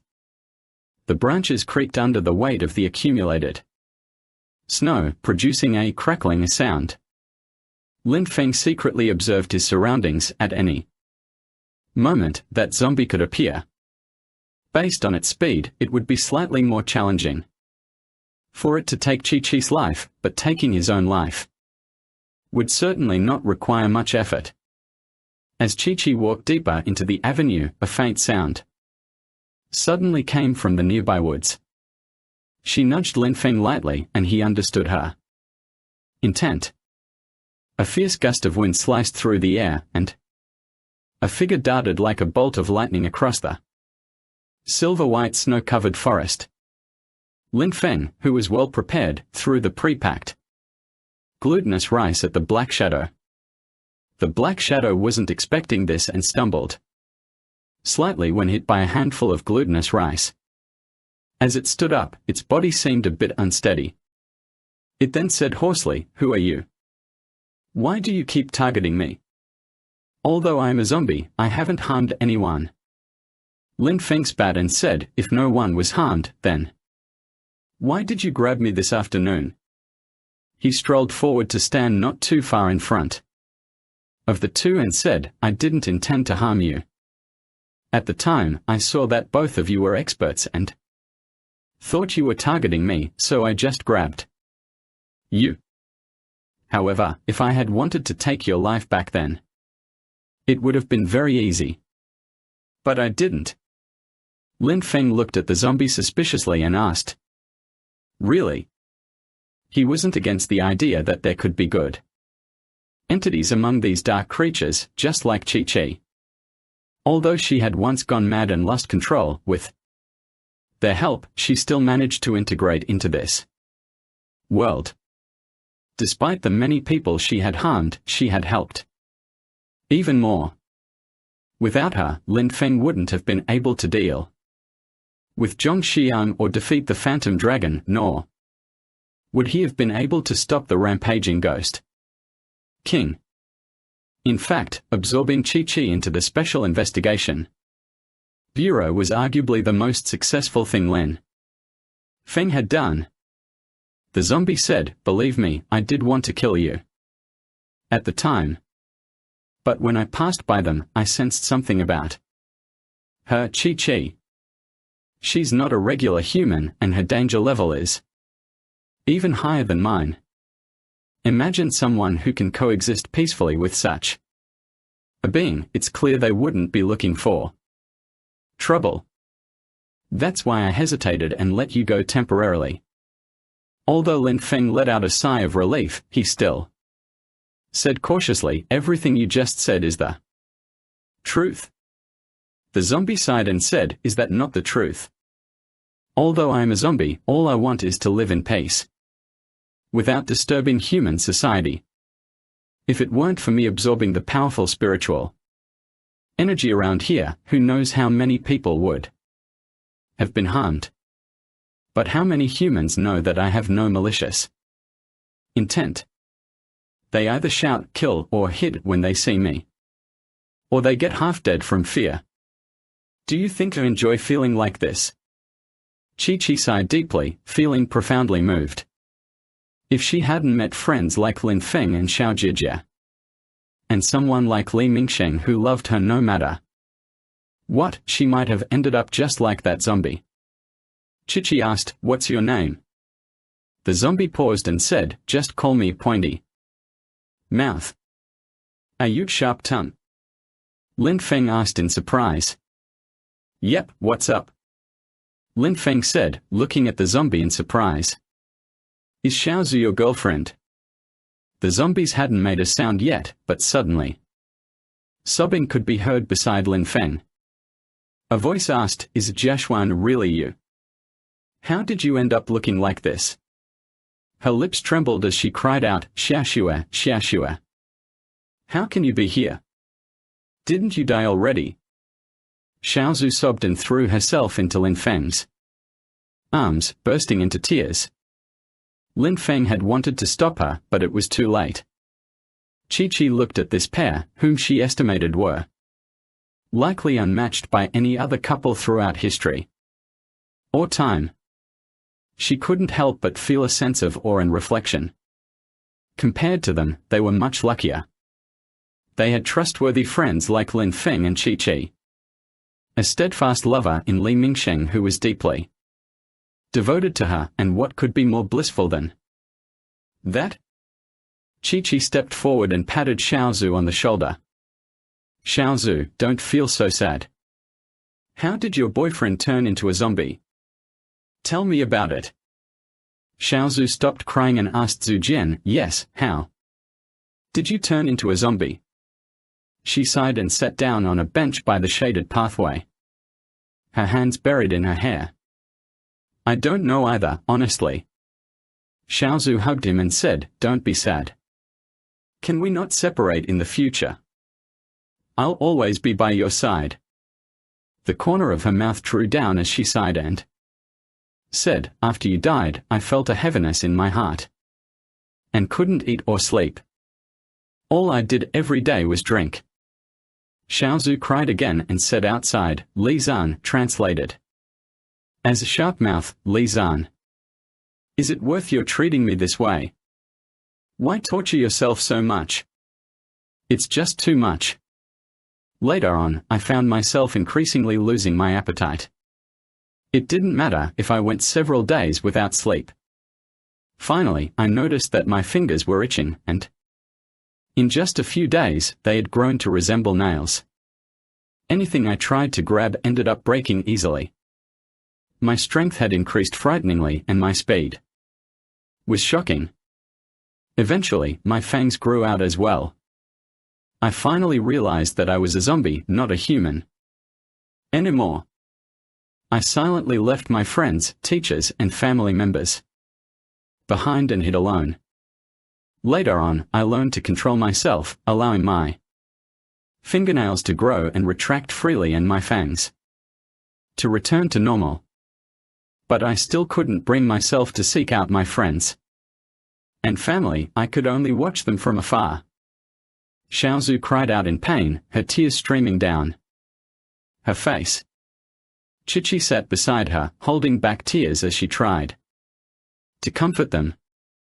Lin Feng sighed deeply on the side, shaking his head. What a pair of lovesick fools. Xiaoxue wiped away her tears and said to Chi-Chi, Chi-Chi, may her always stay by his side. I don't want to reincarnate. He'll be so lonely if he stays alone in the world. Lin Feng was shocked and said, how can that be? You've been wandering the world all this time. One day you'll disintegrate into nothingness. No way, no way. Don't let my efforts go to waste. Xiaozhu said with tears in her eyes, but he is so lonely all by himself. The corner of her mouth twitched as tears streamed down it. No, Xiaozhu, you must be reborn. I don't want you to leave no trace in this world. It would pain me greatly. Xiaozhu hugged her lips and said, but I can't bear to let you go. I don't want you to wander alone or be sad alone with no one by your side. Lin Feng said seriously to Xiaoxue, Xiaoxue, you can accompany him until your promotion next year. Once the time comes, I will forcibly elevate you whether or not you agree. Mijian also said, Xiaozhu, will you listen to me? We still have more than half a year to be together. I originally thought I would never see you again. But it turns out that I can still meet you. Fortune has been kind to me. If you refuse to reincarnate, I will immediately vanish and never see you again. Xiaoxue nodded tearfully in agreement. Lin Feng pondered for a moment and said to Mijian, I can arrange for you to have a more normal job. Something like the kind of work we do. Would you be willing to consider that? The mouth sharp stood up and deeply bowed to Lin Feng, saying, thank you.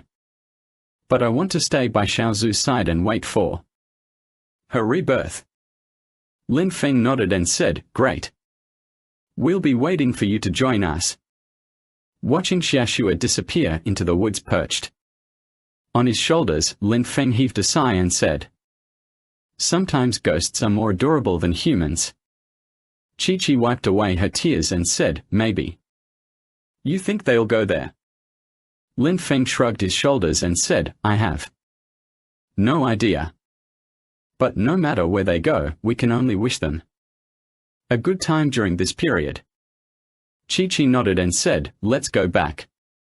Otherwise, Xiao Jie might start asking questions. Lin Feng tightened his clothes and said with a bitter smile, women are even more terrifying than ghosts. Chi-Chi laughed and said with a sigh, I'll tell Xiao Jie about it tomorrow. Lin Feng hastily replied, come on, you can just call me big sister, right? He pleaded with a pained expression. Chi-Chi added, that works, but with an extra fried chicken leg, a beef hamburger, and a cola bottle thrown in. How does that sound? Lin Feng chuckled and said, how about adding 200 cc of type O blood for you? Chi-Chi spit and said, trying to find death, is that it? Lin Feng pulled back his head and said, no way, no way.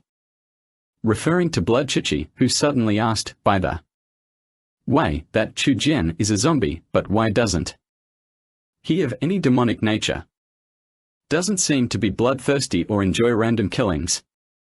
Lin Feng said, he is a genuine zombie and his ability is much stronger than those zombies bitten by zombies or poisoned by corpse. He can survive without blood, just absorb the moonlight Anyan Chi. Chi said, I never would have guessed that this half-educated Taoist knows so much. Lin Feng said with satisfaction, didn't you know that already? As Lin Feng chatted and laughed with Chi, he had already reached the entrance of his home. He waved goodbye to Chi and turned to head back home. As soon as she stepped inside, Chijia jumped up from the sofa and said, coming back so early. Didn't you go on a date with your female ghost sister? Lin Feng was startled and asked, what sister ghost came from? Xiao Jijia grabbed Lin Feng's ear and said, still not admitting it. That's no fairy sister of yours, Chichi has already told me about it. Do you still want to deny it? Lin Feng screamed in agony, no pulling. Easy on me, oh dear, easy, my ears are going to fall off. Murder. Xiao Jijia humphed and said, this time I'll let you off.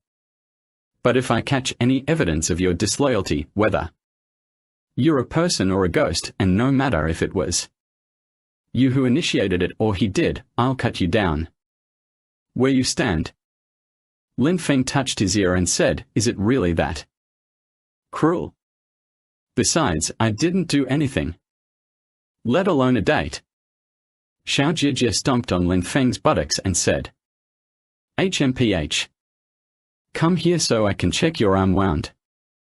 I don't want to share a bed with a zombie I have no idea when it might wake up and start chomping on my toes or fingers one by one.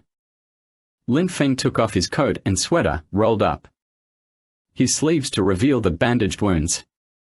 Xiao Jijia glared and said, take off your shirt. 2. Are you still pretending to be innocent with me? Lin Feng smiled bitterly and took off his shirt. Little Gigi had become increasingly violent, but he knew that was her way of showing affection for him, since she couldn't prevent him from taking such dangerous jobs. She could only relieve some of the pressure by doing this. Although Lin Feng didn't think his work was particularly dangerous, any job carried risks. After all, one could still be hit and killed by an out-of-control car while crossing the street. Occasionally, Xiao Jijia's roughness brought him a sense of home's warmth and happiness. This subtle sweetness was just right, too much would be cloying, while too little would be insipid.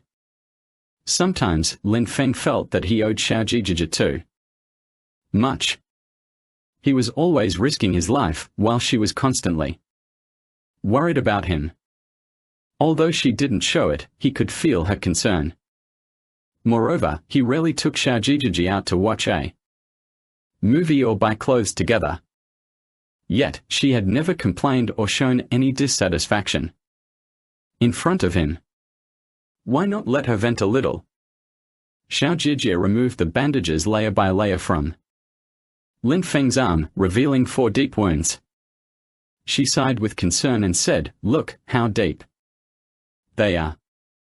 Then she fetched some Yunnan Bayero and gauze, cleaned the wounds with water, gently applied the medicine, and carefully wrapped new gauze around them. After doing all of this, Xiao Jijia said, all right. Be more careful in the future.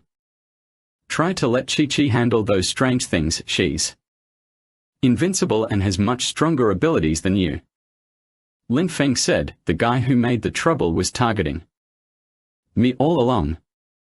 Besides, Chi has taken such good care of me. If it weren't for her, you would have been widowed multiple times already. Chi roared, how can you even have the face to say that? You kept provoking powerful enemies from the start. And now zombies are showing up too. What skills do you have? If it weren't for my face, I wouldn't help you at all.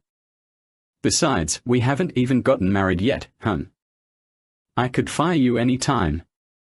Lin Feng said, yes, can't I just admit that I was wrong? He finished speaking and hugged Xiao Jijia, pressing his lips to hers. Xiao Zhijie's weak fists pounded on Lin Feng's shoulders. But soon she melted into the embrace. In no time at all, the room was filled with springtime. Warmth, needing no further explanation. Clean slate, curled up in Lin Feng's arms, slept like a little kitten. Worried about waking her, Lin Feng gently picked her up and laid her on the bed in the bedroom. Looking at Xiao Zhijie's adorable face, Lin Feng silently vowed in his heart, "I will definitely give you a ring and make you my bride." He kissed Xiao Jie on the forehead and then left the room, choosing to sleep on the sofa. What will tomorrow bring? Lin Feng didn't want to think about it. He only wished that the woman he loved would be happy, nestled in his arms. But his work wouldn't allow him that, or perhaps he should consider focusing on teaching enthusiastic and rowdy university students instead of constantly facing those sinister ghosts and monsters. Lost in thought, he gradually drifted off to sleep. In his dream, he placed a dazzling ring on Xiao Zhijie's finger, and she stood there, beaming with happiness, snuggled up to him in her wedding dress. The first 3 floors of the Gravity Tower boast the city's largest supermarket. A dazzling array of goods fills the shelves, leaving visitors dazzled.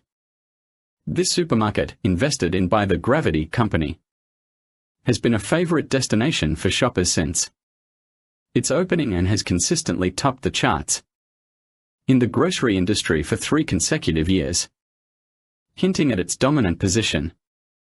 Several girls were bustling around the supermarket, their eyes feasting on all the exquisite goods on display.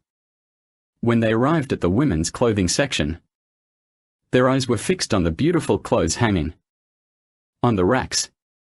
They wished they could shout robbery with a fully automatic AK-47 like those used by terrorists and then plunder all these clothes to take home for leisurely wear. Everyone knows that AK-47 is a terrorist weapon. But perhaps not everyone knows it's made in China.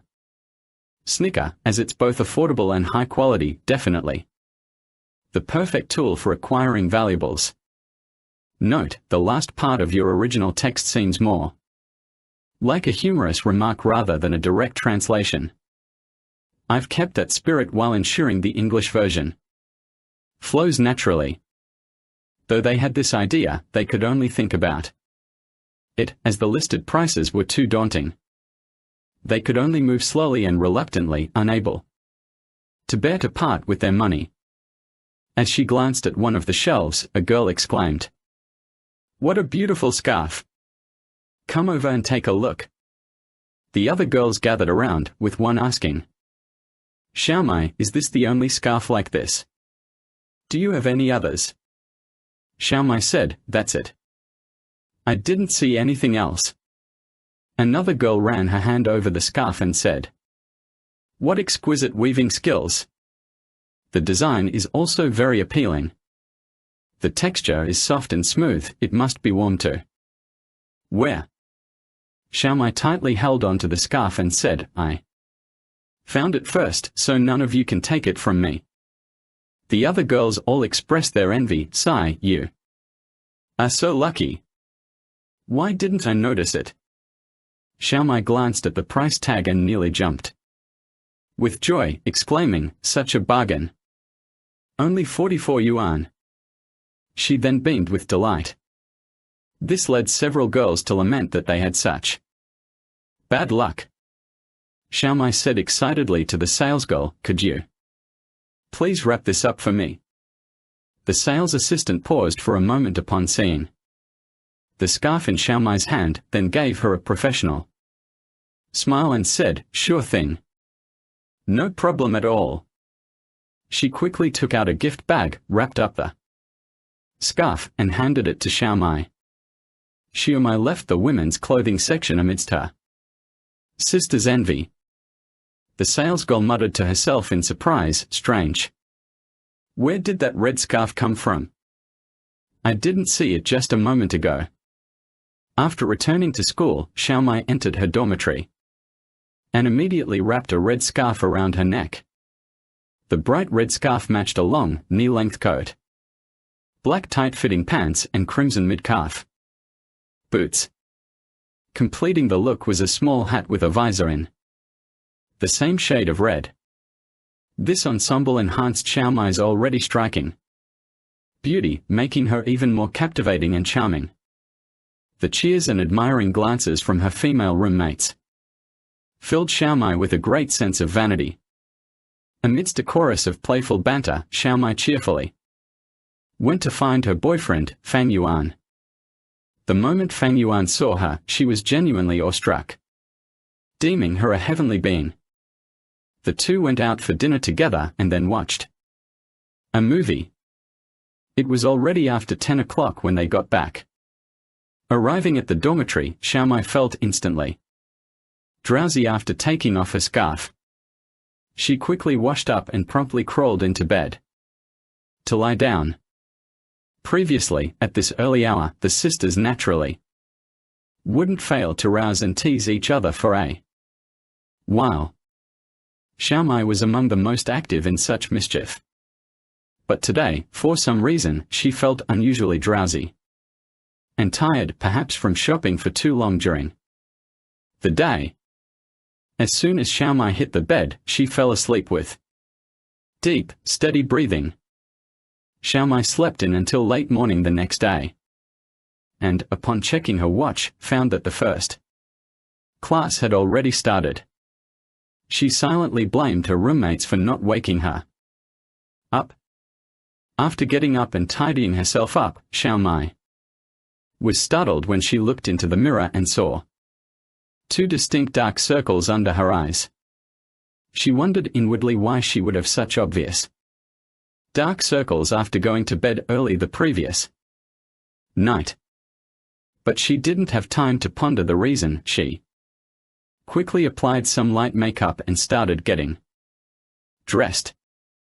Dressed and wrapped in a scarf, Xiaomai turned around twice in front of the mirror, proudly raised two fingers in a victory sign. Even with the scarf on, she still exuded an enchanting radiance and a delicate charm that made her seem completely free of dark circles under her eyes. Another day passed, and Xiaomai, like a butterfly struggling in winter, captured the attention of countless male students at this university. The boys studying engineering sciences were particularly driven to distraction. How had they failed to notice such a beautiful girl in the humanities faculty before? Was it just that their eyes were blind? When Xiaomai was seen walking with her boyfriend, all the males felt an overwhelming sense of regret, wishing they had acted sooner. Now, they could only watch enviously as others carried off the fair maiden, nearly weeping out of frustration. Back at the dormitory, Xiaomai became lethargic as soon as she removed her scarf, falling asleep instantly upon hitting the bed. In the morning, she still had dark circles under her eyes and her complexion had worsened. However, as soon as she put on the scarf, she immediately regained her vitality, glowing with an irresistible charm. A few days later, the roommates noticed that Mai seemed strange.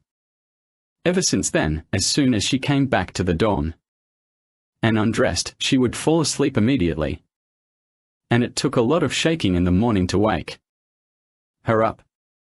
They wondered if she was sick.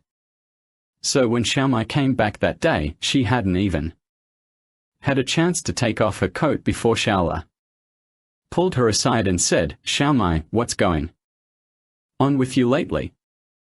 You've been sleeping so much more. Could it be that you're not feeling well?"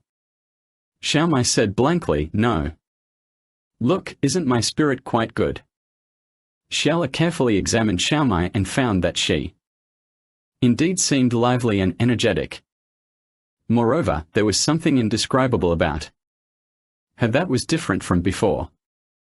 This puzzled Xiaola, who asked, "So, why are you sleeping so much?" Xiaomai grinned and pinched Xiao Lei's nose, saying, That's enough. Stop being so paranoid. You're just worrying needlessly. With that, she took off her coat, washed up quickly, and climbed into bed to sleep. Xiaolei felt something was off about Xiaomai, but she couldn't quite put her finger on what it was.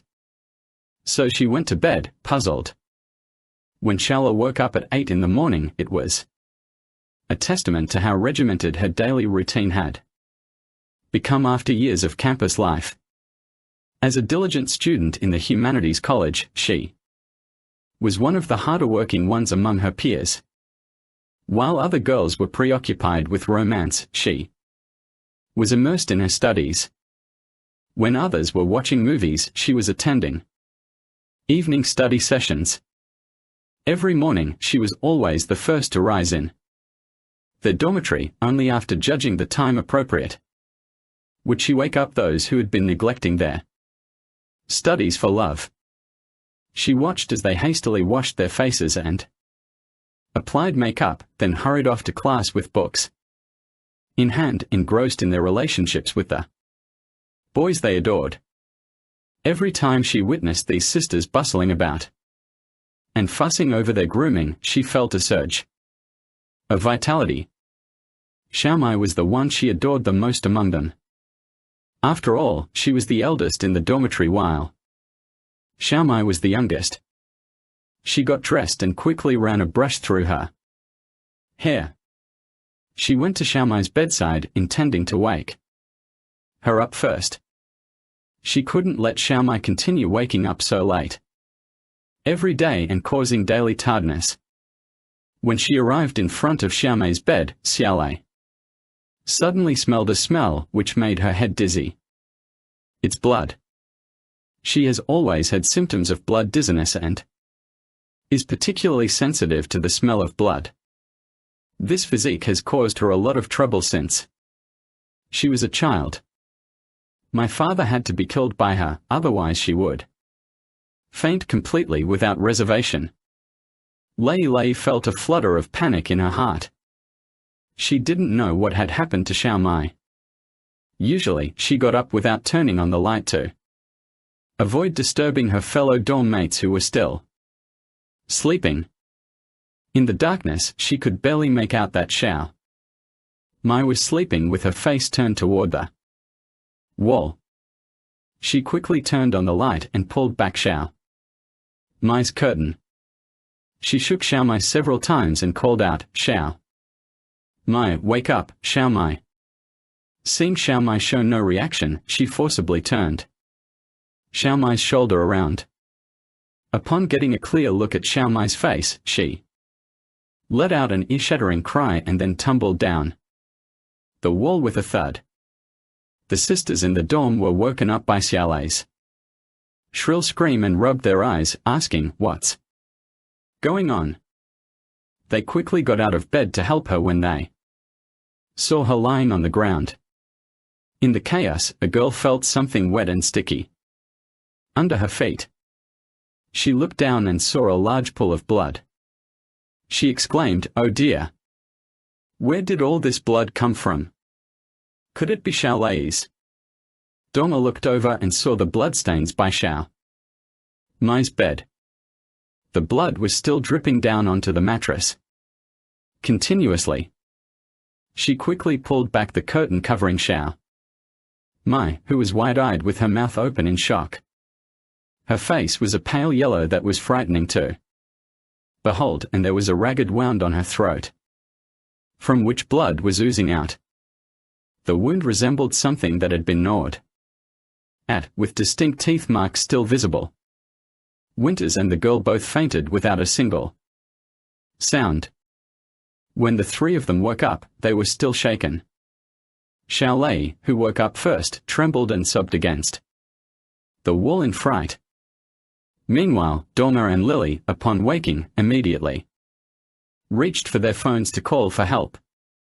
But when Donna got up, she found that the bloodstains on the floor below the bed had disappeared, and there was not a trace of blood on her feet either.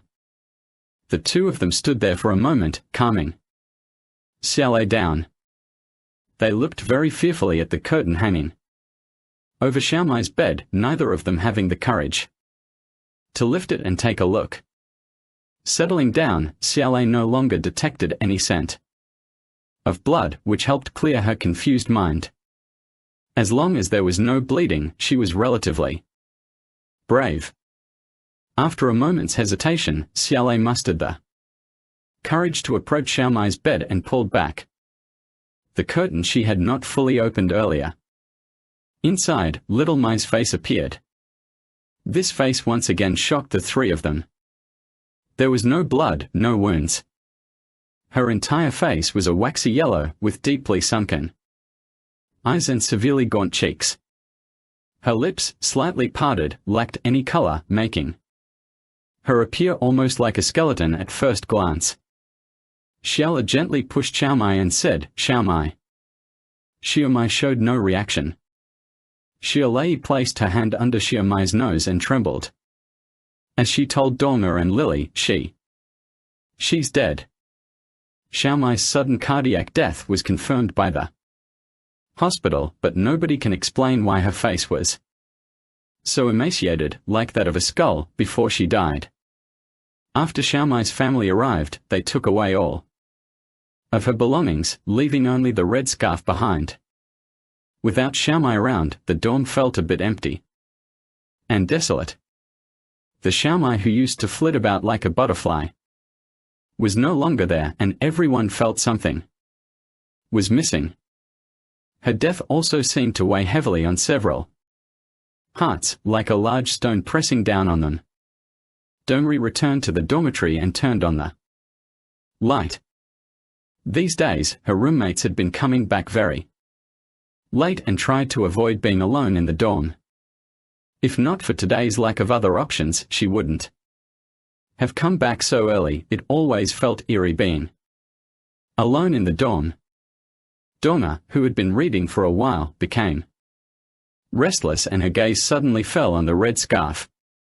Donna put down the book and picked up the scarf, gently caressing it.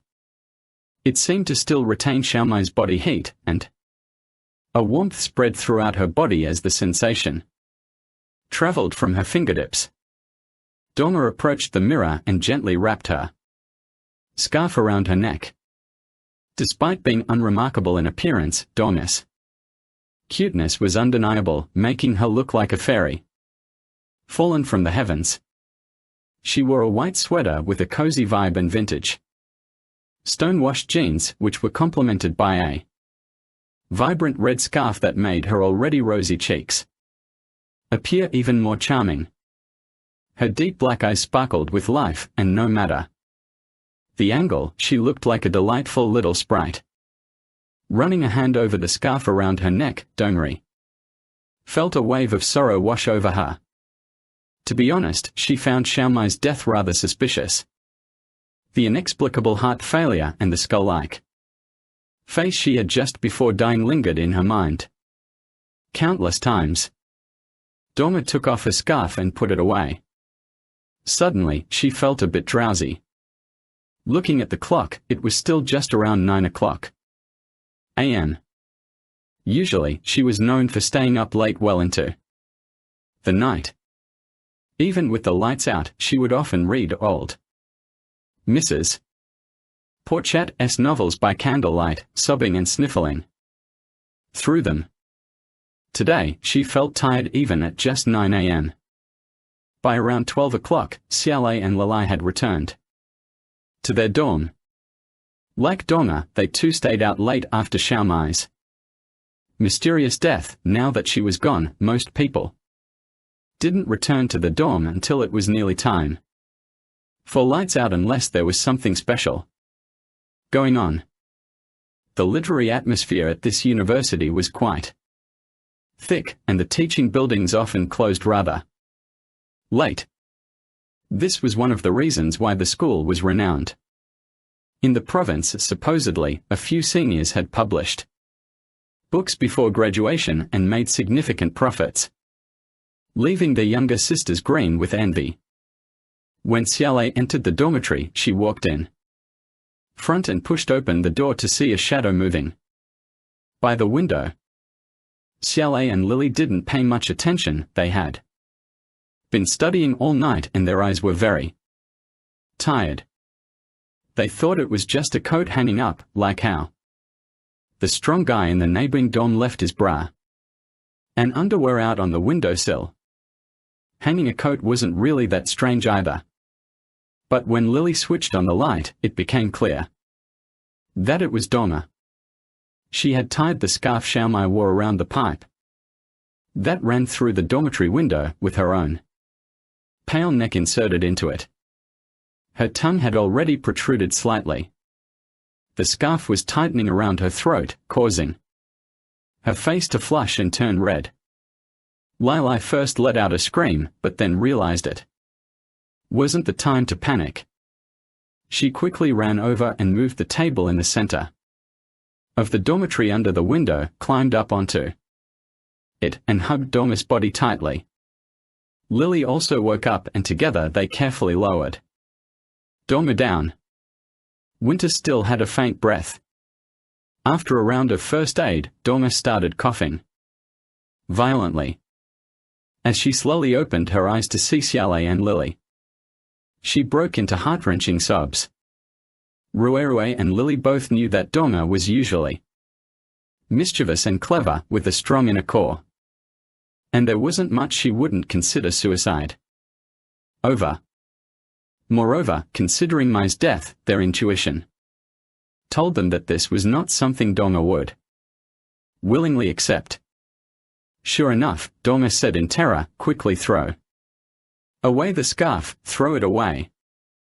Xiaolei also seemed a bit panicked, saying, "Dorma, stay calm. We are all here.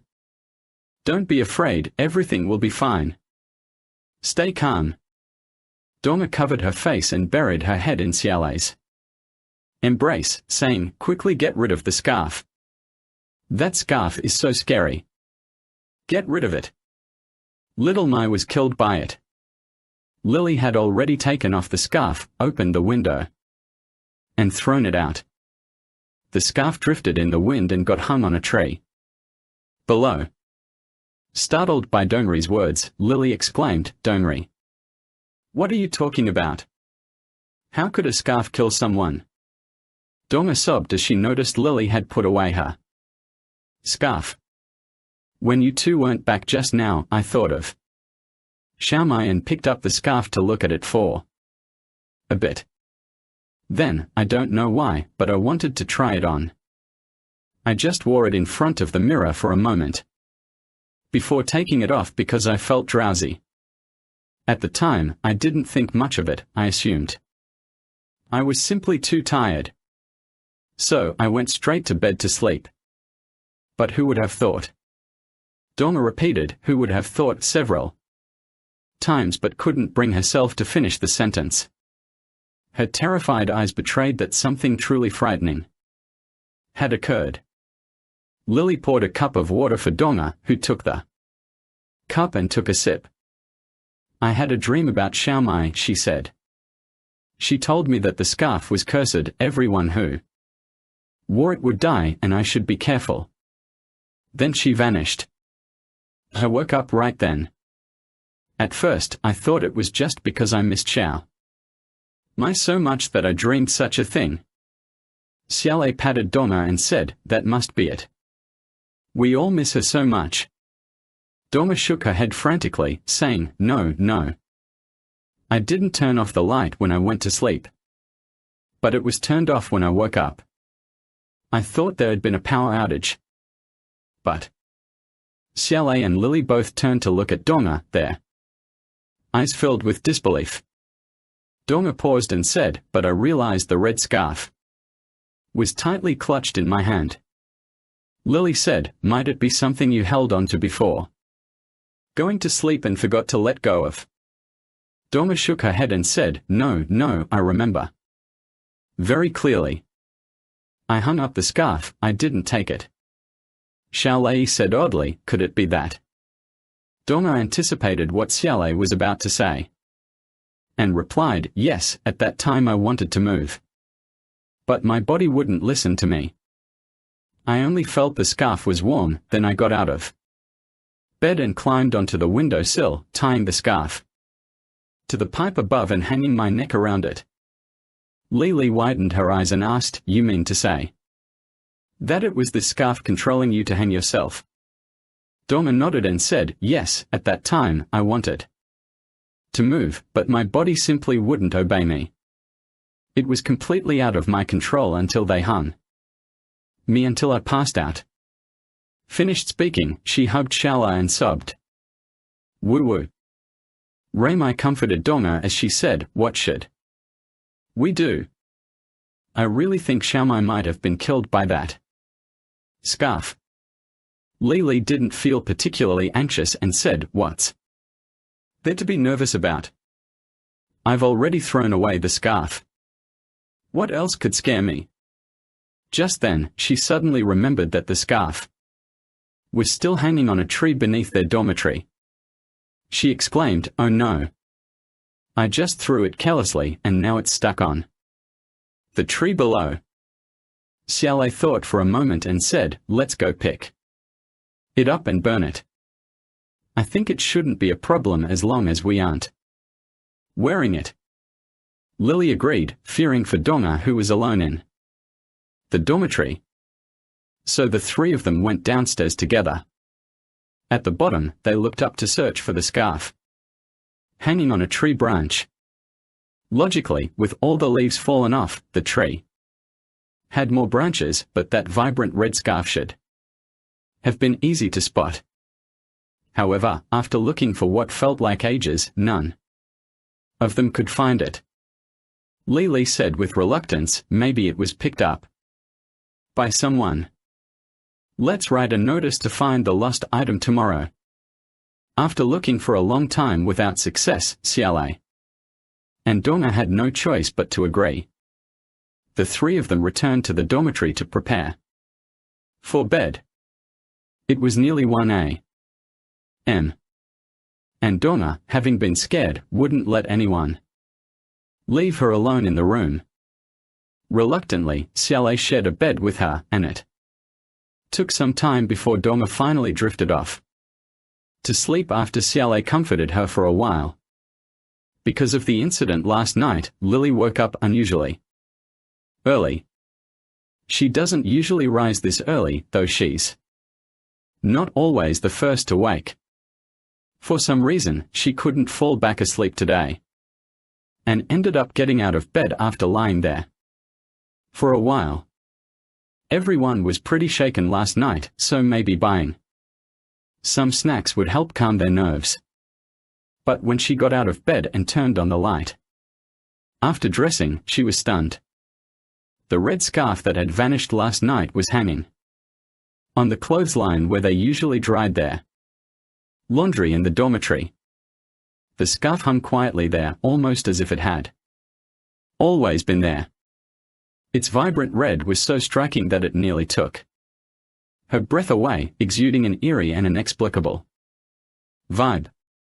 She never imagined she would be frightened to this extent by a mere piece of fabric. After standing there for a moment, she shook awake Xiaolai and Donna. 3 people sat in the classroom, each with a slightly pale face. They looked at each other's dark circles under their eyes, but no one could manage a smile. After a morning of classes, they didn't catch a single word the teacher was saying. The instructor on the podium spoke with such enthusiasm that drool flew, but below them, their minds wandered far and wide, showing no interest or energy. After class, they still lacked the courage to return to their dormitory. Ever since they discovered the scarf returned on its own, the 3 of them had quickly gathered themselves together as fast as they could, then rushed out. Now, not only did they lack the courage to go back to their dorm, but even touching that scarf was out of the question. Lily's phone rang. As she picked it up, a slick voice on the other end said, "Hello. Lily. Haven't heard from you these past couple of days. Could it be that you found someone new and forgotten About me. Lily said unhappily, new lover, get real. I might be dead by tomorrow and you're still joking. With me. Are you looking for a beating? The person on the phone said, what's so serious? Miss Lily isn't known for staying calm in front of an 8th level earthquake and treating a 9th level tsunami like a bath. Her vitality is stronger than that of an ant's. Stop it. Lily was on the verge of losing her temper and if this person were in front of her, she would not hesitate to punch them. She said, Wang Feng, listen up. I'm in a bad mood today. Get straight to the point, I don't have time for nonsense. Wang Feng said, hey, why are you so upset? There's a lecturer from our school treating us to lunch this afternoon and asking us to bring our families. You can come over soon. Looking at Xiaolei, who seemed listless, and Donga, who darted around like a startled bird, Lily said, I won't go. I'll stay with Donga and Xiaolei. Wang Feng said, what's going on? Could it be that both of them have gone through a breakup? Lily angrily said, shut up with your crow mouth. Something strange happened in our dormitory.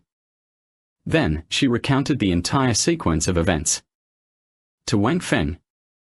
At the end, she added, don't think we are crazy, we really did see it. On the other end, Wang Feng fell silent for a moment before saying, I believe you. If you want to live, come to our school together in a minute and go with me to my teacher's house. He might be able to help you. Lily no longer knew what to do and, upon hearing Wang Feng's words, clung to a lifeline, really. Wang Feng said, of course, it's true. Our Lin teacher, hey, he may not be great at everything else, but when it comes to catching ghosts and demons, let me tell you, he's the best. He'll definitely get the job done. Lily said, shall we go for 3 not-so-good places? Then Wang Feng said with confidence, what's the problem? Come on over. I'll be waiting in the dormitory. Lily is Wang Feng's girlfriend. After Xiaxue left with that sharp-tongued person, Wang Feng and Zhao Long were rather down for a few days. Seizing an opportunity, they grilled Lin Feng for details. They discovered that Xiaxue had already left with her zombie-like boyfriend. There was nothing they could do, so without a pretty face to look at, they settled for the next best thing and insisted on having Lin Feng treat them to dinner to make up for their loss. Reluctantly, Lin Feng agreed to have them over for dinner that evening, with their families in tow. Zhao Long didn't have a girlfriend to begin with, and seeing 3 beautiful girls coming to see Wang Feng made him so jealous that he almost wished he could drown his head in a basin. He tried to be overly attentive to Donga and Xiao Le together, but since the 2 girls weren't interested, their indifference to Zhao Long's efforts nearly drove him to kill Wang Feng out of frustration. After ringing Xiao Zhijia's doorbell, the door opened right away. It was Chichi who opened the door. Lin Feng had been dragged out by Xiaojia to do some shopping. Chichi stepped aside and said, come in quickly, it's freezing outside. Wang Feng, while putting on his shoes, said with a smile, yes, it's incredibly cold outside, but seeing Sister Chichi makes it feel like spring. Chi-Chi glanced at Wang Feng and smiled, saying, the kid has a sweet mouth. My boyfriend is right in there. You won't dare to grab him, will you? A few people chatted and laughed as they entered the living room. Li Mingxing stood up from the sofa and quickly offered them seats, considering himself and Chichi to be co-owners of the space here. At this moment, Lin Feng and Xiao Zhijia returned. Lin Feng carried 2 large bags and only greeted the others briefly before heading straight to the kitchen to put down his things. Since it was still early before dinner, Lin Feng and Xiao Jijia joined everyone else in sitting on the sofa to chat. Lin Feng said to Zhao Long and Wang Feng, "You two guys without a conscience have pretty good eyesight." Wang Feng said with a sly smile, There. Isn't Miss Lin's eye for talent even better than ours?" Xiao Jijia deliberately frowned and said, "You guys have no respect for the teacher like that." Wang Feng chuckled and said, "I was just telling the truth." Lin Feng took out a box of cigarettes and placed it on the coffee table. "Help yourself if you want to smoke. Don't pretend with me. And don't you dare delay, go ahead and introduce your family members to me." Zhao Long said with a bitter face, "I don't have any family, they are all his family." Lin Feng chuckled and said, "You're really a failure. Look at Wang Feng, he's leading 3 people." Before she could finish speaking, Xiao Jijia had already grabbed Lin Feng's arm with her slender fingers, twisting it 360 degrees and said, "Jealous, aren't you?" Xiaola and the others were initially a bit reserved, but they felt more at ease after seeing that everyone in the house got along so well. After introducing Lily and Dongru to her, Xiaolei said, "Actually, we are here because we have something we'd like you to help us with." Chi-Chi looked at Lin Feng and asked Xiaolei, "Have any of your close friends passed away recently?" Xiaolei said in surprise, "How did you know?" "Our roommate passed away just a few days ago." Wang Feng also found it strange and asked Lily, "I wondered why you didn't call me. Why didn't you tell me about it?" Lily said, "The situation is quite strange, and we dare not say anything rash." Chi-Chi smiled and said, "Now you can speak freely. I know you must have many doubts in your minds." Lily looked at Xiaolei and Donga before saying, "But how did you know our roommate is dead?" Chi-Chi said, "Not just me, he knows too." She then pointed at Lin Feng, who was smiling amicably. Lin Feng scratched his head and said, "You keep pushing everything onto me."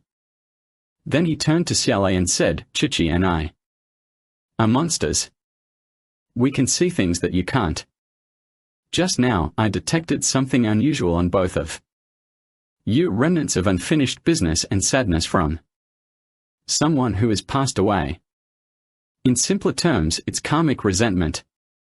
Winter said, "Spiritual resentment. Could she be trying to harm us?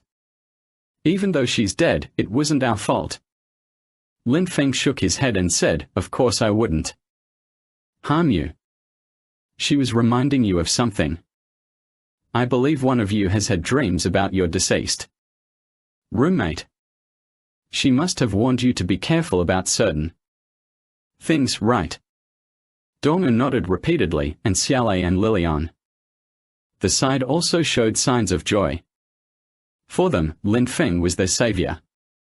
Initially, they had only tried it out with a desperate hope, but who knew that Lin Feng seemed to hit the mark time and again, indicating he possessed a certain level of strength and wasn't just bluffing. Donga recounted the events, and everyone fell silent. Lin Feng thought for a moment and asked Chi-Chi, "What's your opinion?" Chi-Chi smiled and said, "Are you deliberately making things difficult for me? You know more about this than I do." Lin Feng laughed and said, "Not at all. Since it's still early before dinner time, why don't we go take a look ourselves? What do you think?" Chi-Chi thought for a moment and said, "All right." The two of them decided to go without hesitation, leaving Li Li and Donga behind while Xiaolei took the two along. They could tell that Xiaolei's emotions fluctuated less and was more courageous.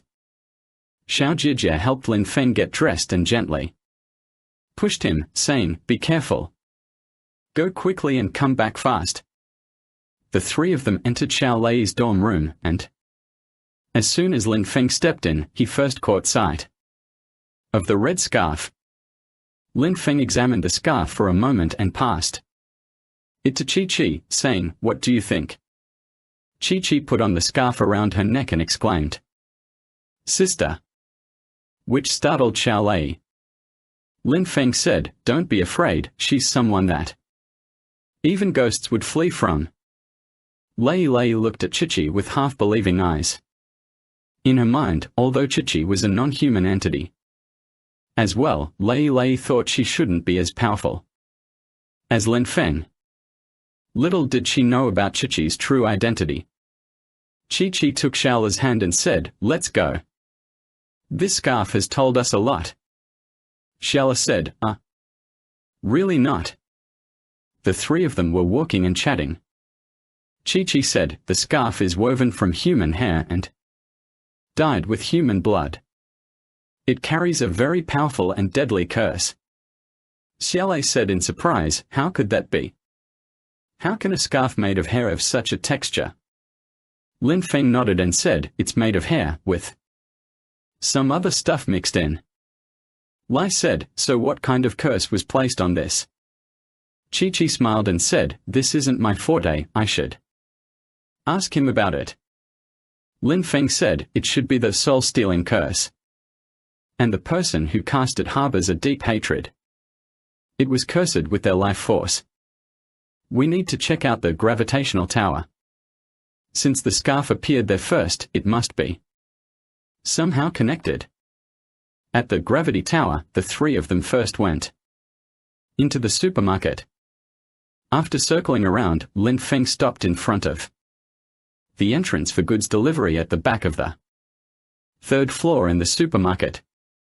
The security personnel inside the supermarket kept a close eye on him, afraid that he might take something out through the delivery entrance.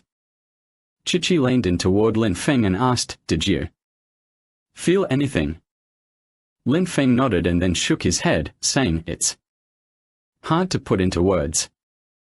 There are just too many people here, but there's a palpable sense of resentment emanating from within. That makes me feel uncomfortable all over." Chi-Chi nodded and waved to the security guard watching them, saying, "Could you please ask your general manager to come over for a moment?" The security guard looked puzzled at the three individuals, unsure of what they were up to.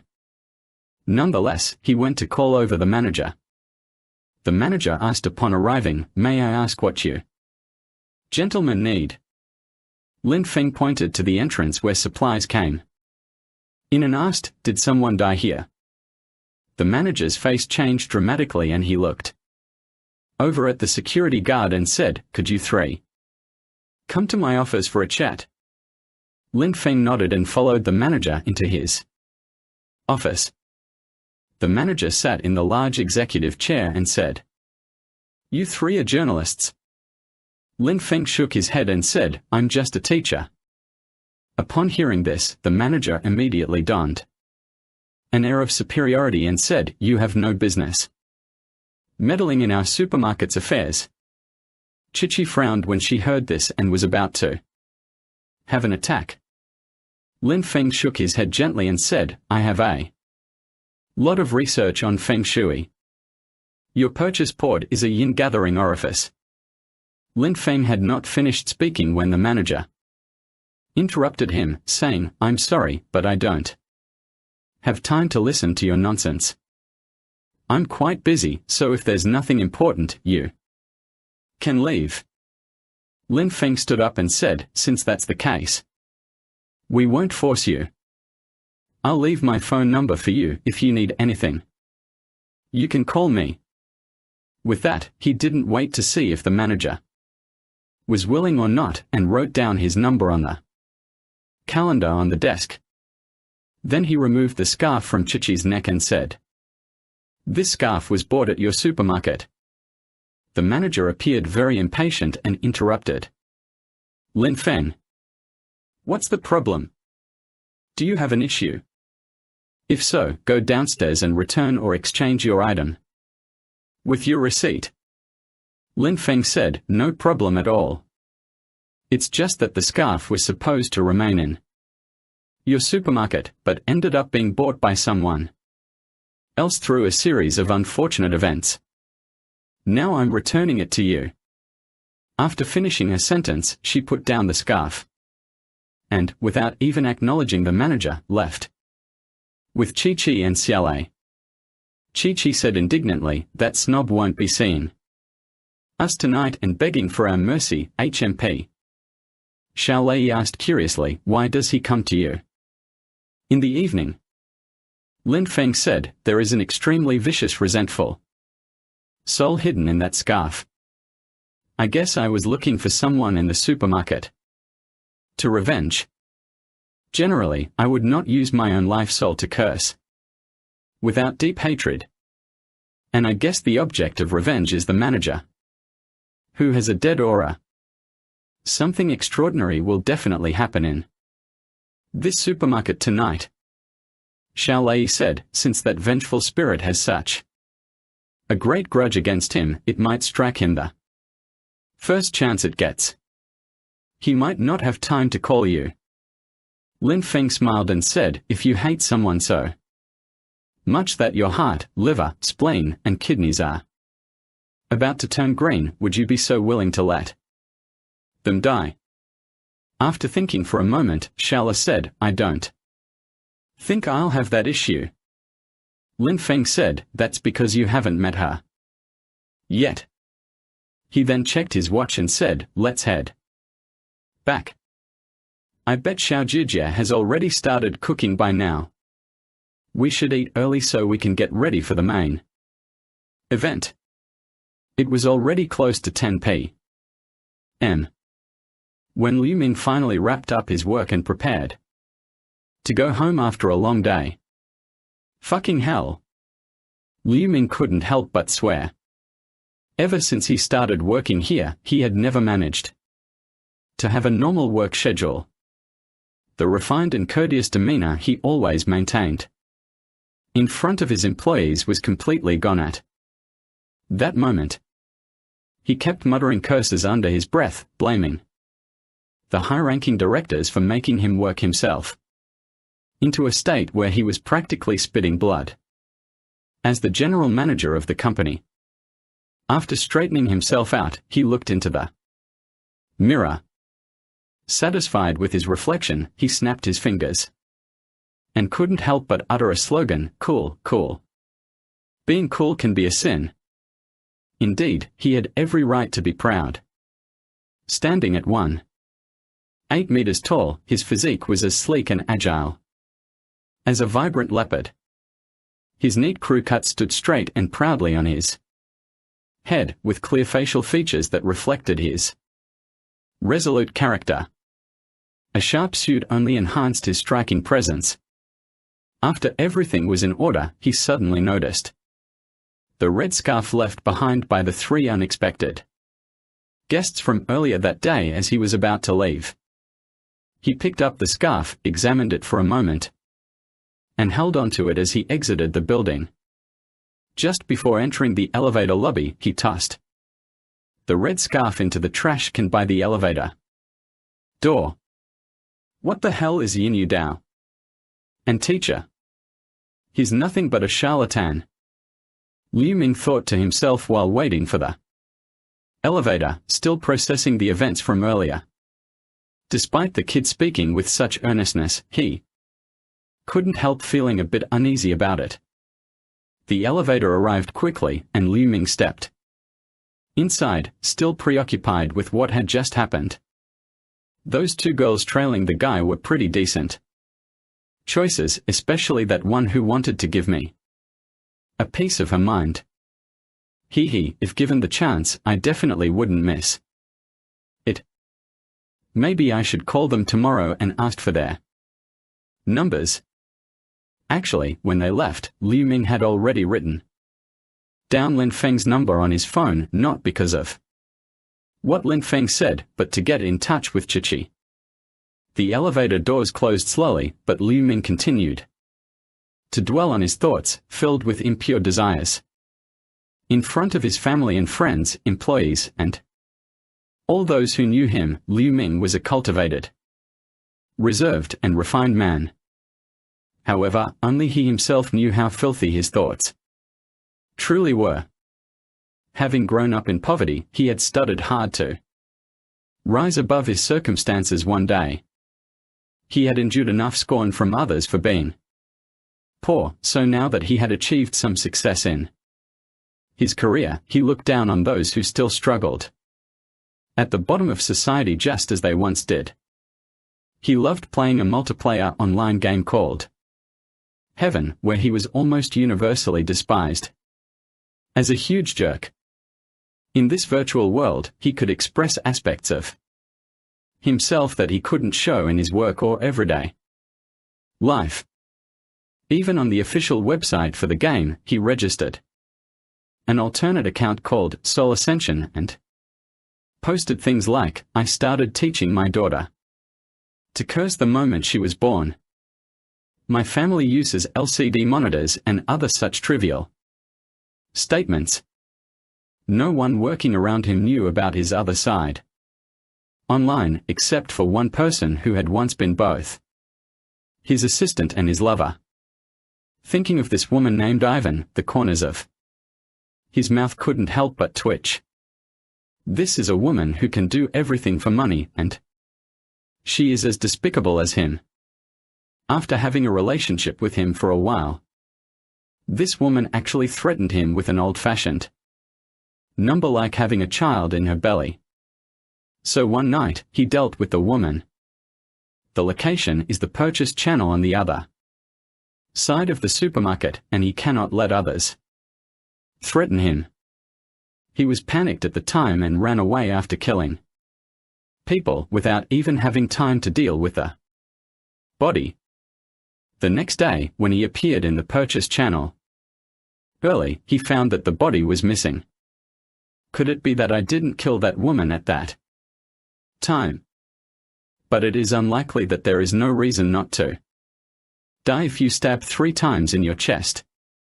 Forget it, Liu Ming shook his head hard, as if he wanted to get rid of these black memories.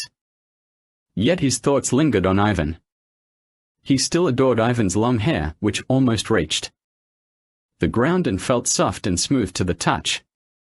For some reason, though, after he refused to marry her, Ivan had cut her hair. He recalled a joke he once made to Ivan: with such long hair, it could double as a scarf in winter. She wouldn't need to bring one if she just wrapped it around her neck. Scarf. He suddenly gasped in surprise, wondering if it had anything to do with that red scarf. Liu Ming became flustered, but quickly comforted himself that the two incidents likely had nothing to do with each other. So, the elevator is still going down. It was only then that he remembered it shouldn't take this long to descend from the 3rd floor to the 1st floor. He looked up and saw that the elevator displayed -1 floor, with the button for -1 also lit. However, the elevator didn't stop, nor did the doors open. It continued to run. Liu Ming was stunned and tried to figure out what was happening. He frantically pressed the button for floor 1, but it seemed to have no effect. Then, the elevator buttons from -1 to 25 started flashing randomly, illuminating one after another as if playing a game. Liu Ming's forehead started to sweat as the elevator suddenly let out a loud noise and stopped. The light still showed -1 floor, but the door slowly began to open. Liu Ming stared at the elevator door, which was pitch black and empty. He remembered that the -1 floor housed storage rooms, an electrical room, and maintenance areas. These shouldn't be so dark in the evening. Today was particularly odd. It was completely dark, even though it wasn't supposed to be. As he pressed the button for closing the doors, nothing happened. Suddenly, a red dot appeared in the darkness, seemingly far away, then gradually drew closer. It moved like a flickering flame, advancing and pulsating. As it approached the elevator, Liu Ming was terrified, and the fear in his heart surged like a tide, overwhelming him. He desperately pressed the button for the 1st floor, and the door close button. The elevator doors suddenly closed and Liu Ming let out a sigh of relief. After a slight movement, the elevator began to ascend, nearly causing Liu Ming to collapse inside. To Rong Ming's surprise, the elevator didn't stop on the first floor but continued to rise. Fear once again opened its mouth wide, making Rong Ming its meal. He frantically pounded on the elevator doors and shouted loudly. Finally, he spotted the emergency call button inside and pressed it repeatedly with all his strength. However, despite pressing the button several times, which featured a bell symbol, it remained unresponsive and failed to light up. "What's going on?" he shouted hoarsely, his voice strained. "Save me."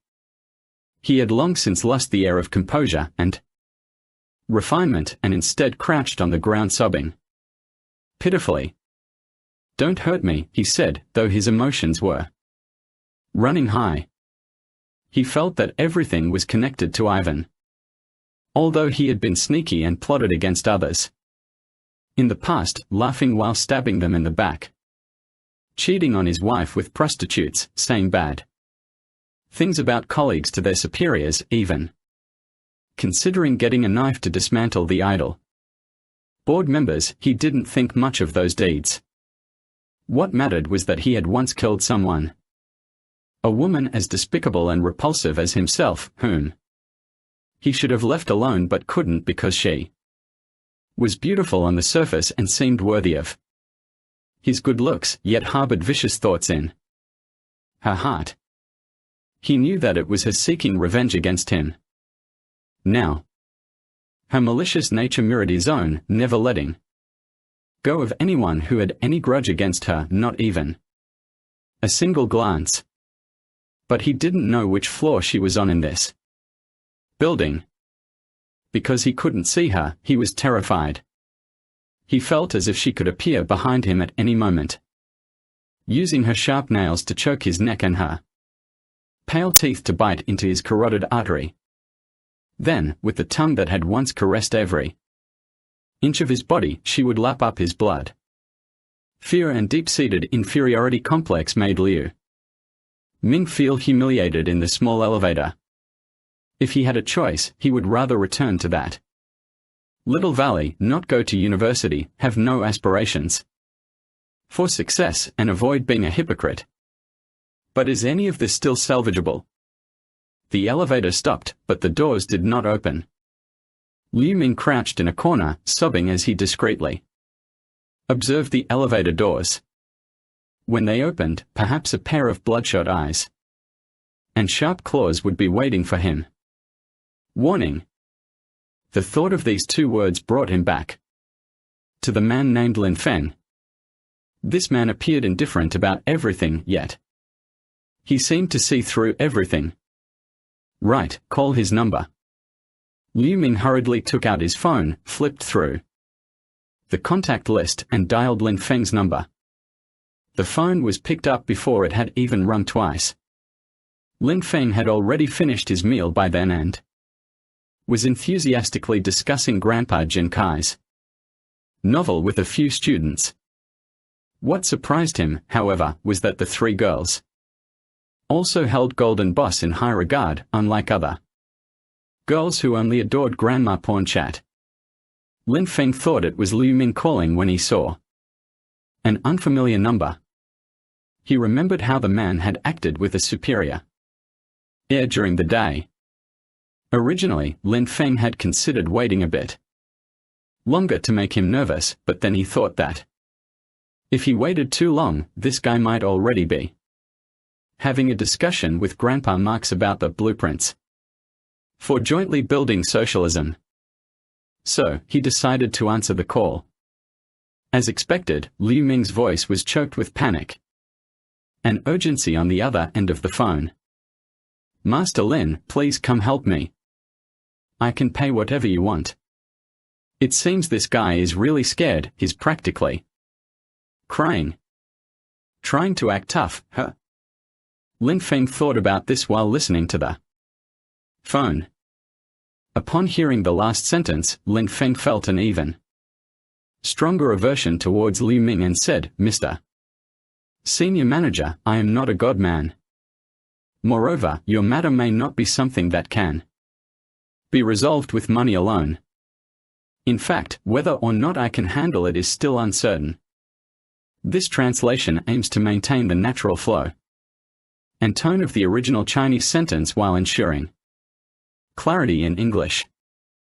Before Lin Feng could finish his rant, a terrible scream came from the other end of the phone. "Blood. Please, little fan, beg you to spare me." Then there was the sound of the phone hitting the ground. Lin Feng kept saying hello several times, but there was no response.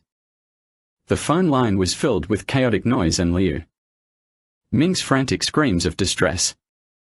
Even from the other end of the line, everyone in the room could feel their hair stand on end.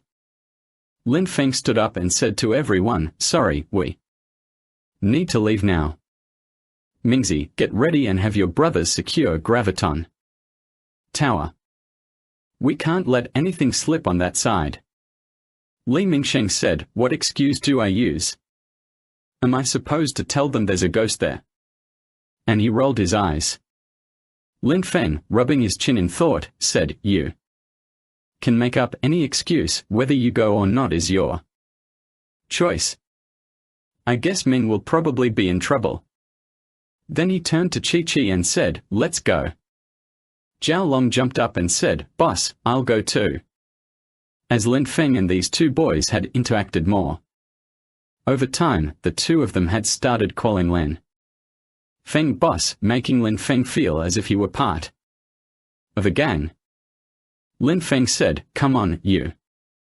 With no chance of handling me and dragging your feet like that, heck, I might even lose my life. The sooner you two are done here, the better it will be for us back at school." He then leaned down and kissed Xiao Jie sitting there, saying, "I'll be back quickly." And he didn't bother with Zhao Long's dejected expression. Jie spoke gently in front of everyone, saying, "Come back early. I'll be waiting for you. Be careful, okay?" When Liu Ming was calling Lin Feng, an unbelievable change occurred in the elevator. What had been a mirror-like surface suddenly burst outward with blood from all sides. Initially, Liu Ming didn't notice anything unusual. But by the time he realized that the entire elevator was filled with blood, it was too late. The shocking redness made his dinner feel like it wanted to come back up. Fear, sharp as a knife, cut at his heart with each gush of blood. Then the elevator doors opened silently and he saw a familiar yet unfamiliar face. That face, which he had caressed night after night, and which had intoxicated him to the point of obsession, was now a familiar yet ghastly pale green. His eyes, however, were a stark red, a hue so intense it seemed ready to spill blood at any moment. Li Ming screamed in a frenzy, like a woman being raped, emitting a desperate howl. Ivan reached out and grabbed Li Ming's neck from outside the elevator. Liu Ming's crazy scream just now turned into a thorn stuck in his throat, and he couldn't swallow it or vomit it out. Surprisingly, Liu Ming, who had thought he was doomed to die, did not actually perish. Ivan quickly released his grip and then, despite remaining completely still, vanished rapidly into the darkness. Liu Ming stood there for a moment, weakly collapsing against the door of the elevator. The indicator light on the elevator showed, 3rd floor. When Lin Feng and Chi-Chi arrived, the glass door was tightly locked. Lin Feng knocked on the door with great force, finally waking up the security guard who was dreaming of making love to Zhugong's daughter. The security guard, furious at having his pleasant dreams interrupted, glared angrily when he appeared. However, when Lin Feng simply said one sentence, the security guard obediently opened the door and let them in. Lin Feng said, "Manager Liu sent me." These words proved to be more effective than any other, as the security guard knew that Manager Liu hadn't left yet. Manager Liu usually went home relatively late, and he would always come out when Lin Feng was waiting for him, so the guard didn't have many questions to ask. He just opened the door. It's generally best not to pry into your superiors' affairs. Knowing too much can only lead to trouble. Moreover, a beautiful woman was following behind Lin Feng, and who knew what Manager Liu had called them here for. As Lin Feng stepped into the entrance, he saw that the indicator light for elevator 3 showed it was on the 3rd floor, while the other 2 elevators were at the 25th floor and the ground floor. Lin Feng pressed the button for elevator 3, but it showed no response for a long time. He glanced over and saw that the security guard had already retreated back to his duty room, snoring away. What happened outside, whether old ladies were arguing or ants were moving houses, was none of his business, and even less so the concern of Manager Sir. Lin Feng said to Chi-Chi, "Something doesn't seem right about the 3rd floor staircase. Let's use the fire exit instead." Chi-Chi nodded. The two of them went up to the 3rd floor via the fire exit and immediately saw Liu Ming collapsed by the elevator door when they turned inside. Liu Ming, upon seeing the two of them appear, hugged Lin Feng's legs as tightly as if his long-lost son had finally found his parents. He sobbed so hard that he couldn't utter a word. If looks could speak, he would have shouted, "Father, how bitterly I sought you." Seeing Liu Ming's extremely unmanly attitude, Lin Feng really wanted to give him a good kick in the face. When you were looking for him, he acted like an old man, but now that he's begging you, he acts like a grandson. Lin Feng frowned and said, "Get up to speak." Liu Ming got up and, seeing Lin Feng and Chi-Chi, he felt much calmer. His previously limp limbs had regained their strength. However, he continued to speak with tears streaming down his face, "Master, you must help me. I'll pay whatever price you ask." "Money again? Is your head filled with nothing but filth?" Lin Feng said irritably. It was times like these that he was thinking about money. Chi-Chi pushed him away with disgust and said, "You kind of person would be better off dead." Liu Ming immediately became frantic upon hearing this. Please save me. Save me." He was so scared that he completely lost his manly demeanor. The arrogance he had shown earlier in the day now turned into pleading. Lin Feng glanced at Liu Ming and said, "Take me to check out the procurement channel." Liu Ming's heart fluttered wildly at the mention of going there. Since he killed Ivan, he had never dared to venture back. That place was a forbidden zone for him, and the thought of returning was nothing but torment. Lin Feng looked at Liu Ming, whose face was as pale as paper, and said, "You can go or not go, it's up to you. If you're not going, we are leaving." With that, he turned around and walked out.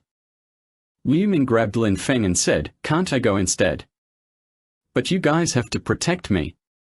His face was pale, his sweat pouring down, and he was still trembling.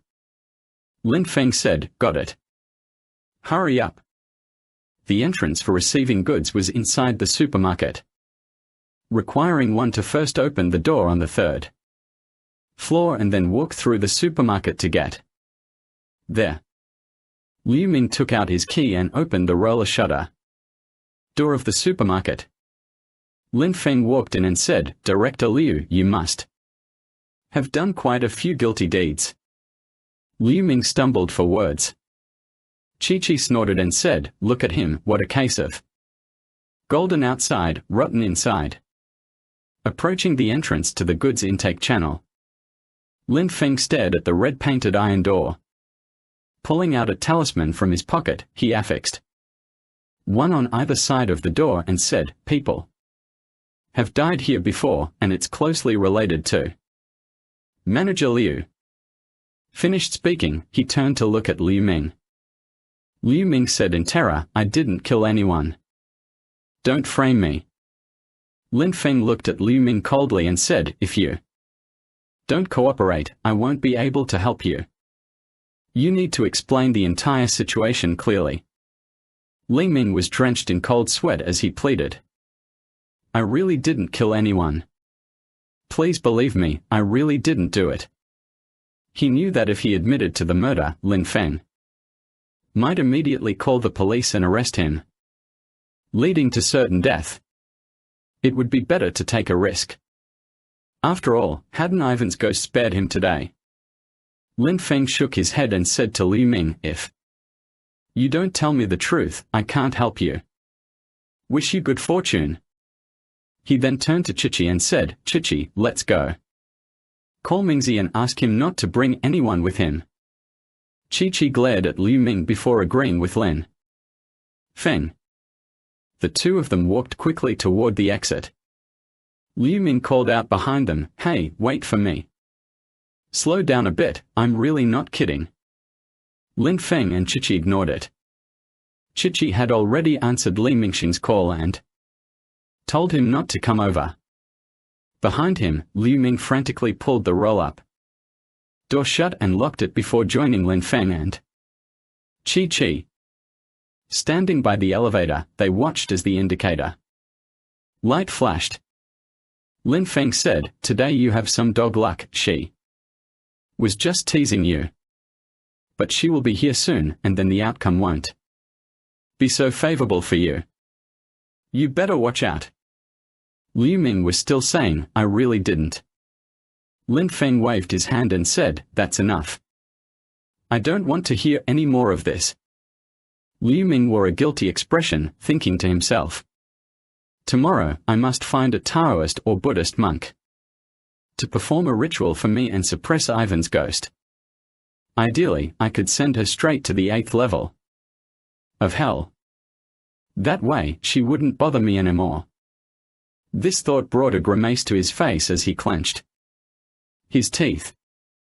The elevator doors dinged open, and Lin Feng glanced at Liu Ming before sneering and stepping inside. Liu Ming hesitated for a moment but eventually followed Chichi into the elevator. When they stepped out, he headed to the lobby and woke up the security guard to open the door. Watching the three of them leave, the guard was puzzled, but, though somewhat confused, succumbed to his exhaustion and went back to sleep in the duty room. Lin Feng said to Liu Ming, "Manager Liu, that's enough. For now. We'll all go our separate ways and we can only help you so far. You have to tell the truth, otherwise, there's nothing we can do." Liu Ming forced a false smile and said sycophantically, "Master Lin, could you possibly give me one of your talismans?" Fearing that Lin Feng might refuse, he added, "I can pay for it." Lin Feng took out a talisman and said, "Hang it on your door. However, the resentment is too great, so this talisman might not be enough to repel it. As for money, forget about it. Maybe you can save it for a coffin one day." Liu Ming received the talisman, treating it like a precious treasure. He carefully placed it in his chest and repeatedly thanked Lin Feng, "Thank you. Thank you, Master." Though he didn't hear Lin Feng's last word, he was silently cursing Lin Feng's ancestors. In his eyes, Lin Feng was just a big fool. How could anyone not love money? It was simply that his abilities were insufficient to help. Although he relied heavily on Lin Feng earlier, as soon as he escaped danger, he subconsciously showed his contempt for Lin Feng again. This made Chi beside him want to kill him instantly. Chi slapped Liu Ming twice, causing her magical energy to surge. She was instantly enveloped in a faint blue glow. and her eyes turned red. This frightened Liu Ming so much that he took a few steps back and sat down hard on the ground. Lin Feng knew that Chi-Chi was just teasing him. Chi-Chi said, "Listen up, we aren't incapable of saving you, it's just that you're a scumbag and we don't want to save you." After saying this, she dispelled the magical energy, returning to her normal appearance. Liu Ming stammered, "Who exactly are you guys?" Lin Feng said to Chi-Chi, "Let's go, Chi-Chi." He then turned to Liu Ming and said, "Just a friends. Teacher, goodbye, Manager Liu." Watching the two individuals calmly disappear, Liu Ming took a long while to utter a single word, F***ck. Who were these people? Were they human or ghosts? He couldn't figure it out. At that moment, he found himself alone on the street. Despite the occasional flickers of streetlights illuminating the long avenue, he was still very afraid. After waiting for what seemed like a long time, a taxi finally arrived. Only after getting into the taxi did Liu Mingxin feel relieved. The driver, with a bland expression, asked, "Where to?" Liu Ming gave his address, then leaned back in his seat and closed his eyes to rest. He could finally breathe normally again. Note, this is a direct translation, but I can make adjustments if you prefer a more natural phrasing or have specific stylistic preferences. If you'd like me to refine it further for natural flow in English, please let me know. As soon as the car started, Liu Ming finally let out a breath of relief. Looking back at the receding gravity tower, he decided to leave this place and seek new opportunities elsewhere. Although the working environment and salary here were certainly tempting offers, they paled in comparison to the value of life itself.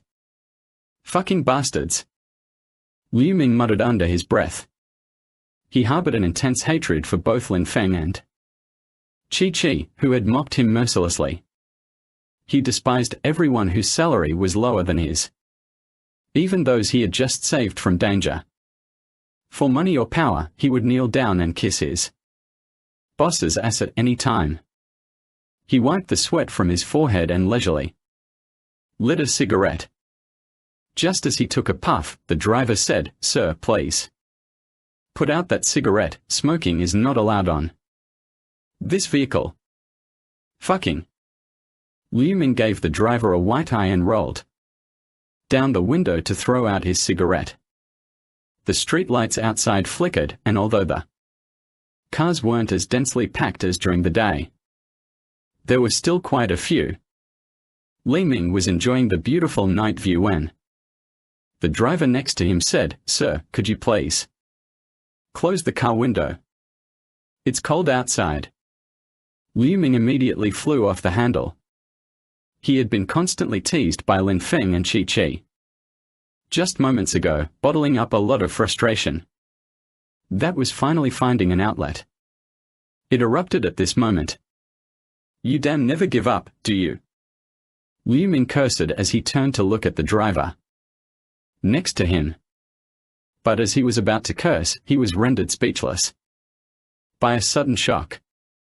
The driver beside him had long hair neatly hanging down to his shoulders, bloodshot eyes, a pale greenish face, and a faint smile playing on the corners of his mouth. It was clear that it was Ivan's face. How is this possible? Was the first thought that flashed through Liu Ming's mind. The fear that followed soon threatened to push him to the brink of mental collapse once more. Ivan turned his head slightly and gave a faint smile. "Don't you recognize me?" Her lips curled upward, her nostrils flaring slightly, and her blood-red eyes glinted with malice. Her pale, sickly complexion and contorted facial muscles were entirely different from the look she used to have, which had once captivated Liu Ming so much. Now it was as if they came from opposite worlds, where her previous smile had been angelic, this one looked demonic. Liu Ming frantically pulled at his hair, emitting a despondent howl without any conscious thought. Turning around, he kicked the car door with force and roared, "Stop the car! Stop the car!" Ivan, in the driver's seat, said emotionlessly, "Sorry, but we can't park here." Liu Ming suddenly turned around and shouted, "What do you want from me? Even though I killed you, I spent a lot of money on your funeral. I've made it right. Stop bothering me." His voice was tinged with tears. "Deserve me? Yes, you really deserve me." Ivan sneered. "It was you who threatened me with the child in my womb. I can't divorce her, I have children of my own." Liu Ming wept bitterly. "Oh? You and her child are children, but my child and I wouldn't be considered children. Are we supposed to be dogs instead?" Ivan's voice was filled with venom. "Then, what do you want me to do to let you go?" Liu Ming held his head with both hands and cried into them, sobbing. "Aren't you the one who was so successful? Didn't you think you were wealthy and a success? I want to see you with nothing." Ivan's venomous words felt like a sharp blade, repeatedly slicing through Liu Ming's heart. "I cannot lose all of this. If I had to give it up, might as well end it." Liu Ming pondered this thought in his heart. To him, as long as he had money, he could sell his wife at any time. "Let me go, Ivan. I'll find someone to pray for you and burn enough money for you to spend until it runs out." Liu Ming murmured, his voice barely audible. His eyes were already fixed and unresponsive. "Ha ha, ha ha," Ivan said with a shrill laugh. "Money? Can money buy back my life? Can it buy back the child in my belly? Are you really not going to let me go?" Liu Ming still looked half dead. "I let you off. Give me one reason to let you off." Ivan's words were still trailing off when his head was suddenly struck hard. Liu Ming, with bloodshot eyes, held a piece of rebar he had just pulled from under the bicycle seat and pounded Ivan's head repeatedly. As he hit, he strained his neck and roared, "I'm not afraid of your father. I won't let your father hurt you." He struck with such force that fresh blood dripped down from Ivan's head, which was leaning back against the seat. The crimson liquid painted a delicate cherry blossom pattern on the white upholstery.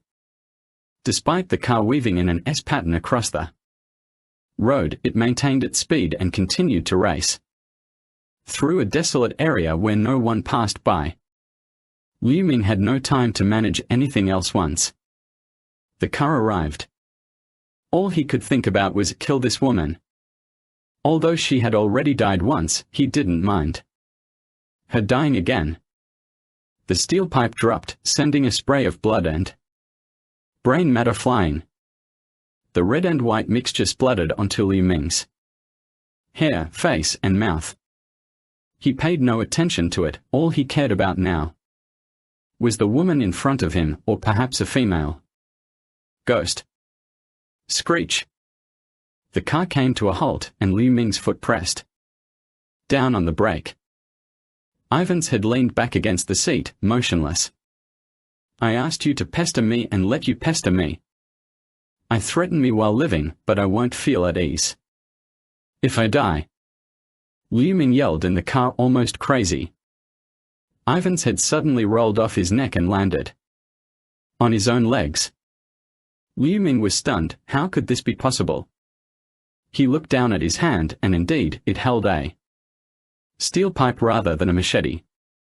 The head on his leg suddenly spoke softly, "Pity our child, he hasn't even seen his father yet. Do you want to see him?" Ivan's voice felt like the fangs of a venomous snake, biting into Ming's heart. "No, no, I don't want to look.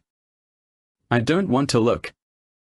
Liu Ming covered his ears and shouted hoarsely while shaking his head. "Daddy, Daddy." Ivan's stomach split open and blood gushed out.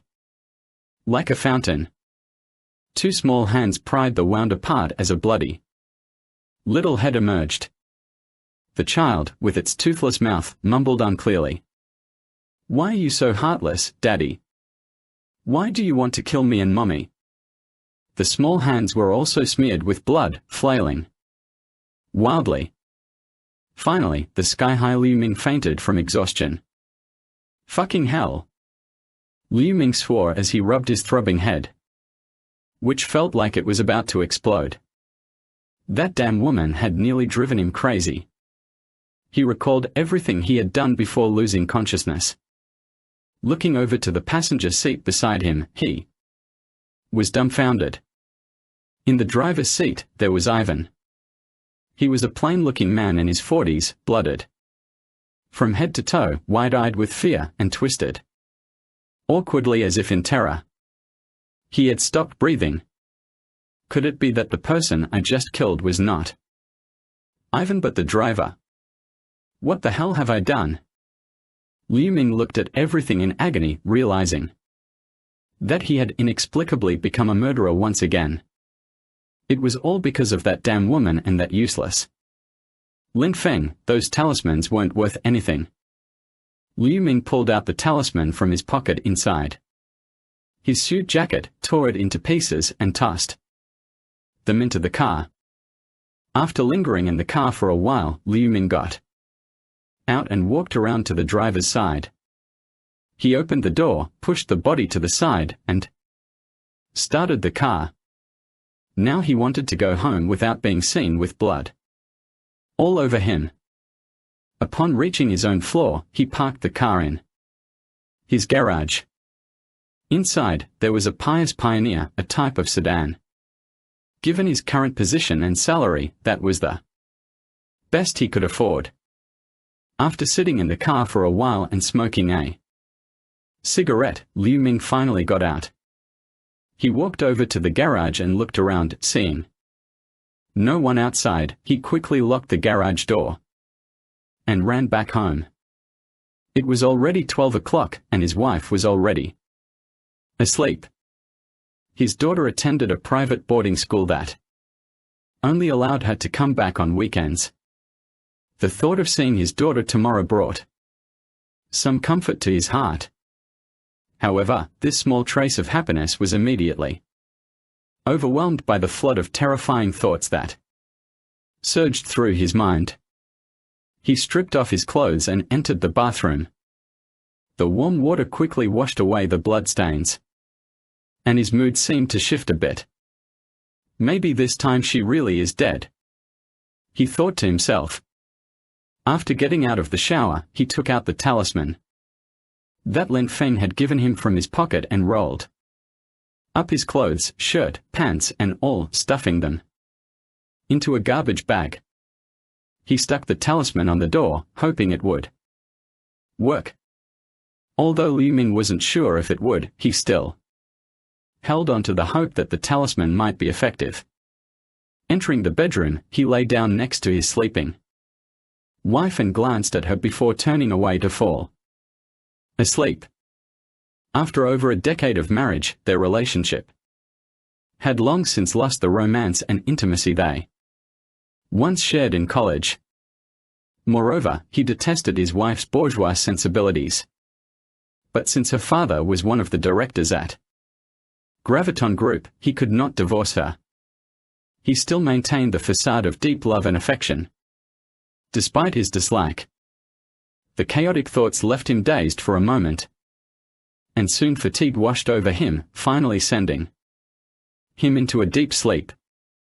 After a brief nap, Liu Ming, whose breathing had become steady and rhythmic, suddenly sat up in his bed.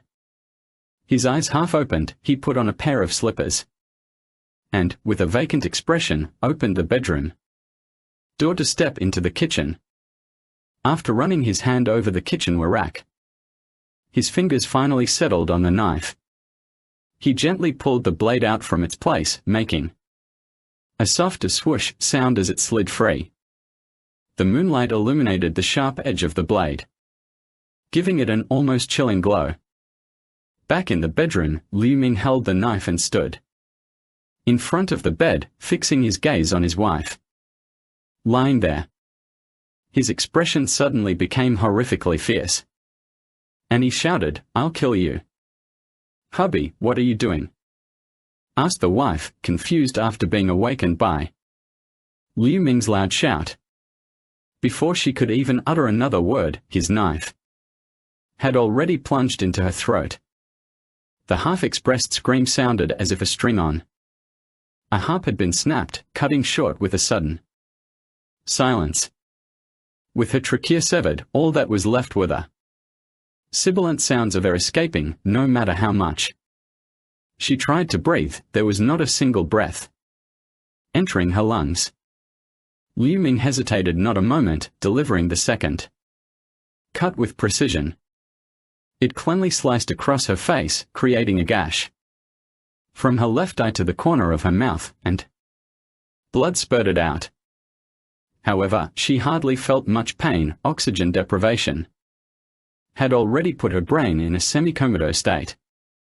Her last sight was Liu Ming's cruel smile and another flash of blade before everything turned pitch black. Liu Ming wielded the knife wildly at his wife, hacking until her face was a bloody, grotesque mess, marred by jagged slashes.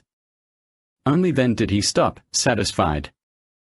He smiled happily, put the knife back in the kitchen, and then came back to pull back the covers, crawling back in and falling asleep with steady snoring. Waking up, it was already well into the morning. Looking at his watch, it read 10 o'clock.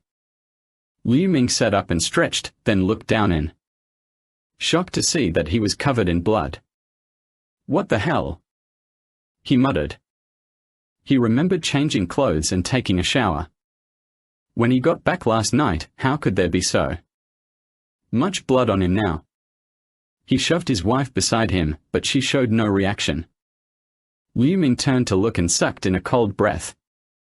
Was that still his wife? Her face was a mess, with half her eye hanging out of its socket, and a large wound on her throat revealing the deep black within. Could it be me again? Liu Ming was on the verge of losing his mind. He grabbed his hair with one hand and covered his mouth with the other, barely suppressing a scream. "No, I can't let my daughter find out. We'll have to deal with everything after she's gone." Liu Ming's heart raced with panic. He picked up his wife's body and placed it in the closet. Then, he roughly crumpled up the bedsheet and tossed it into a drawer. He fetched a basin of hot water from the kitchen, cleaned up the bloodstains on the floor, put on a fresh set of clothes without even bothering to look at himself in the mirror, and hurried out the door. He hesitated to go to the garage, where something he feared was also stored. Hiring a taxi? No way, he couldn't bear the thought of another night like the one before. He could only take the bus. While it was a bit crowded, with so many people around, the young energy would deter that dead woman from causing him any trouble. After standing on the sidewalk in deep thought for a long time, Liu Ming finally made up his mind. Finally reunited with his daughter, and with no incidents. Along the way, Liu Ming finally let out a breath. He hadn't realized he was holding. He just needed to keep things under wraps for 2 more days until she went back to school. Then he could dispose of the bodies in the garage. And his wife's body. But whether he could pull it off without any loose ends was still uncertain.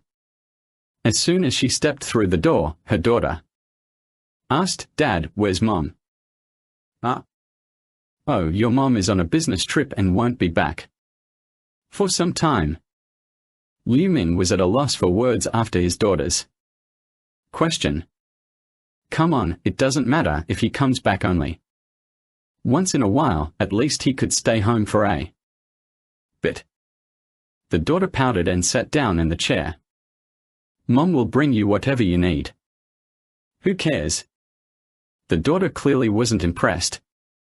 Your dad is making you something delicious, so watch some TV for now. With that, Liu Ming turned on the television and tossed the remote control to his daughter before heading into the kitchen to start cooking. The refrigerator was well stocked with the ribs, fish, and chicken that his wife had bought the day before. After taking these out, he reached up to grab a knife from the rack above the countertop. He paused when he saw the bloodstains on the knife. He put it away and took out a smaller knife to start cooking.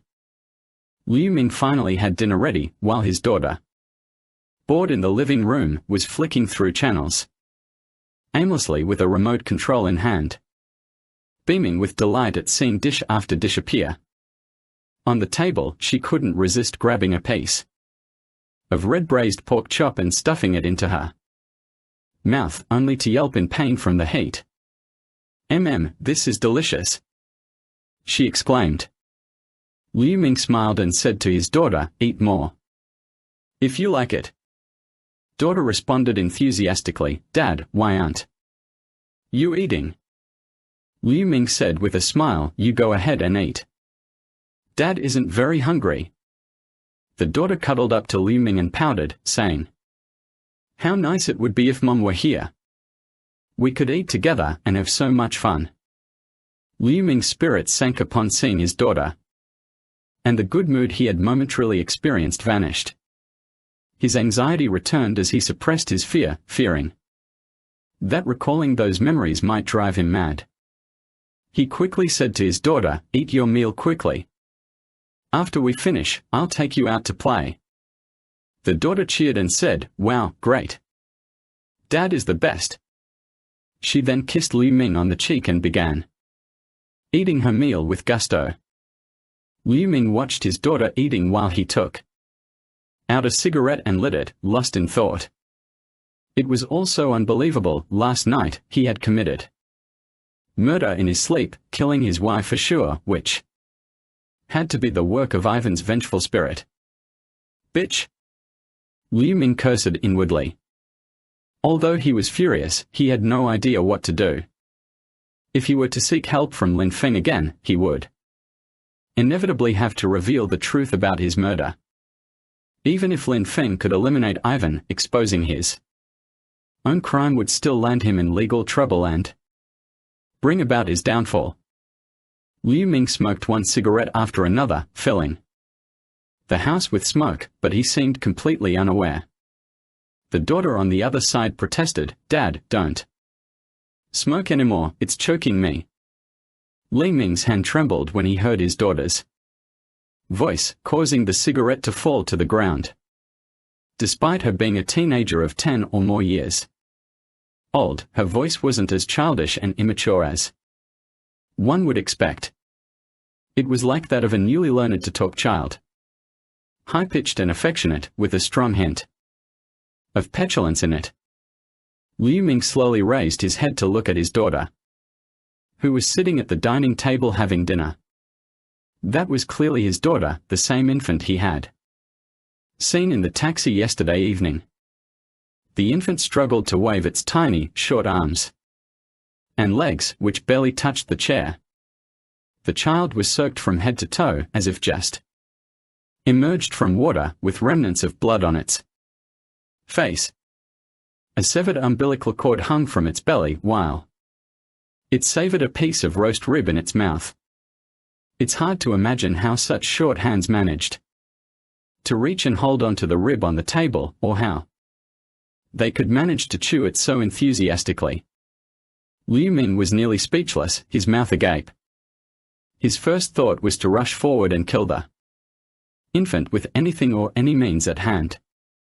But the scene from last night on the taxi ride flashed through his mind again. He feared it might be a trick by a vengeful spirit, causing him to inadvertently kill his own daughter once more. In that case, he might as well die. Liu Ming suddenly slapped himself hard across the face. He hoped that the pain would jolt him into reality. After slapping himself, he saw the infant still sitting on the chair, and what made it even more unbearable was that the baby actually smiled at him. And with this smile, 4 sharp fangs were revealed. Both upper and lower. Good heavens! Who has ever seen a newborn baby with teeth, let alone 4 tiger teeth? This must be the work of that dead woman. Liu Mingming stood up and walked to the chair, grabbing the infant. The baby, with its innocent little mouth open, asked, "Daddy, what are you doing?" Liu Ming closed his eyes and hugged the infant tightly, mumbling, "This is just a hallucination. This has to be a hallucination. Come back, my daughter." His voice trembled, indicating that he had very little confidence in this idea, yet he still wanted to try it. He was unwilling to kill his own daughter with his own hands. Liu Ming shed tears. His wife was gone, his job was lost, and the woman he had betrayed now lay in hell because of his own hands. What did he have left? Only his daughter remained as his sole support. Previously haughty and disdainful of others, Liu Ming now begged pitifully. A man who had never believed in heaven or gods, not even in his own wife, found himself silently praying. At this moment, would a higher power spare such a person like him? Whether it would or wouldn't, this was his last hope. Although the terrifying baby who was close to his arm scared him, he hoped that everything would be hallucinated. However, the sudden pain in his chest finally made him know that this was not an hallucination. The baby actually took a hard bite on his chest, and he quickly threw the baby away. The baby lying on the ground cried loudly, as if grievously wronged. It had clamped its mouth around a chunk of flesh torn from its chest, and blood dribbled down its chin. Liu Ming looked at the wound on his own chest, and the sight finally drove him mad. His last defenses crumbled. He rushed forward like crazy and grabbed the baby's feet. He swung his strength and smashed it hard on the ground. With a bang, the baby was thrown to the ground with a strong force, his head bleeding.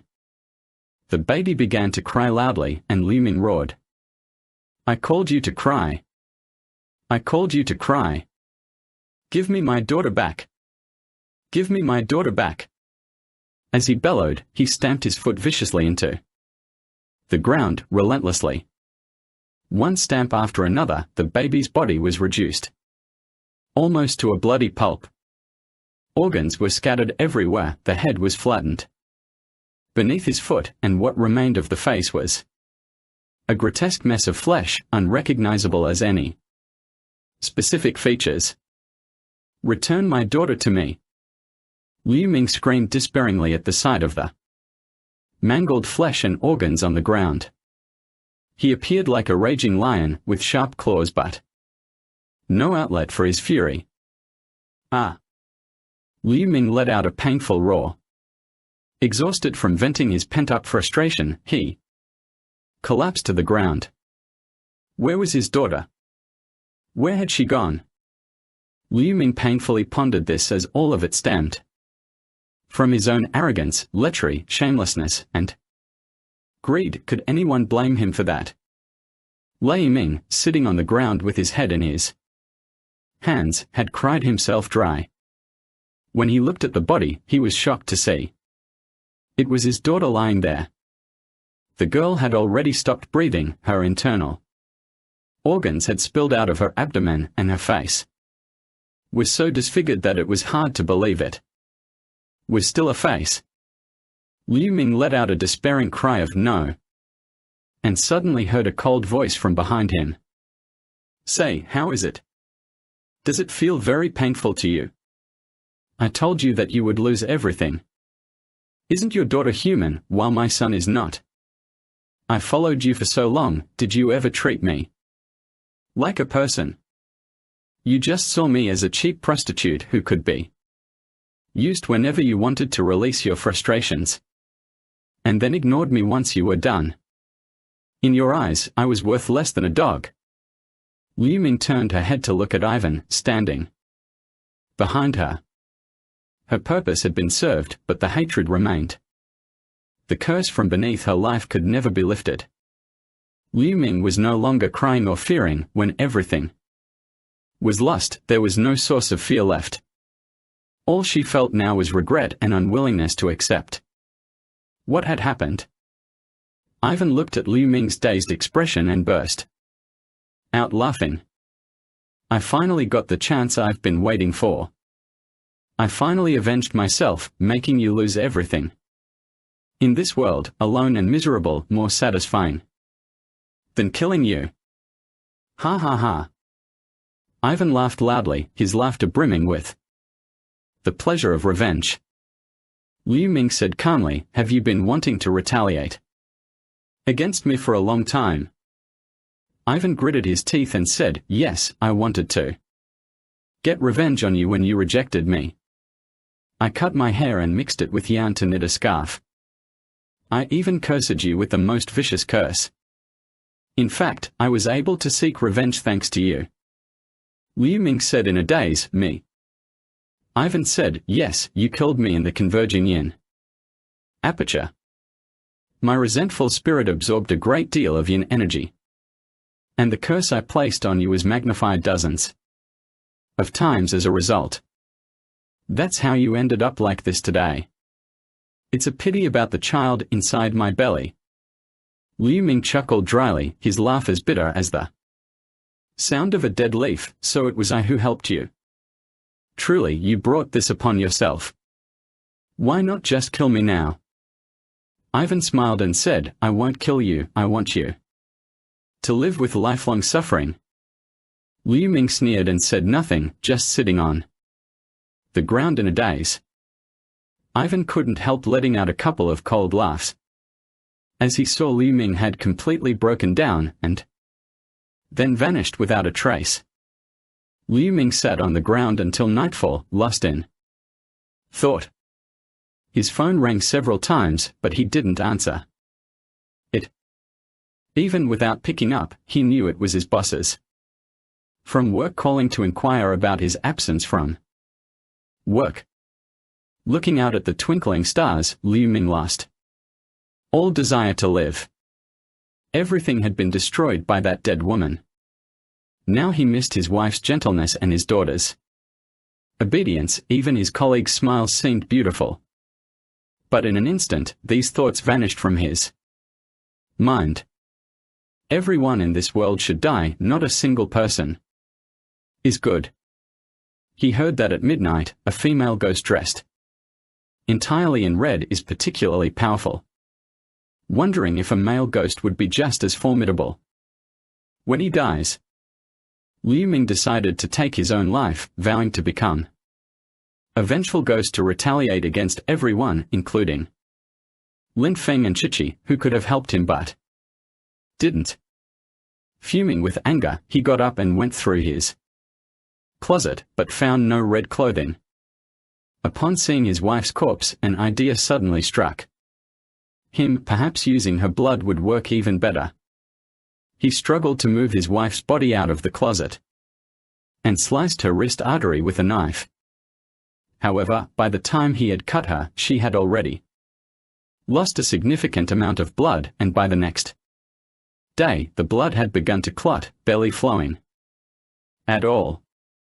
Checking the time, it was nearly midnight. He decided to smear his entire body with his own blood before ending his life. After all, if he was going to die anyway, what did a little more blood and pain matter? He closed his eyes, gritted his teeth, and slashed his wrist artery. The blood gushed out like a fountain. He quickly smeared the blood all over his face and body. In no time, he was drenched in blood, looking as if he had just emerged from a pool of it. His head grew heavier and heavier, and his consciousness began to blur. Everything in the room appeared hazy through his eyes.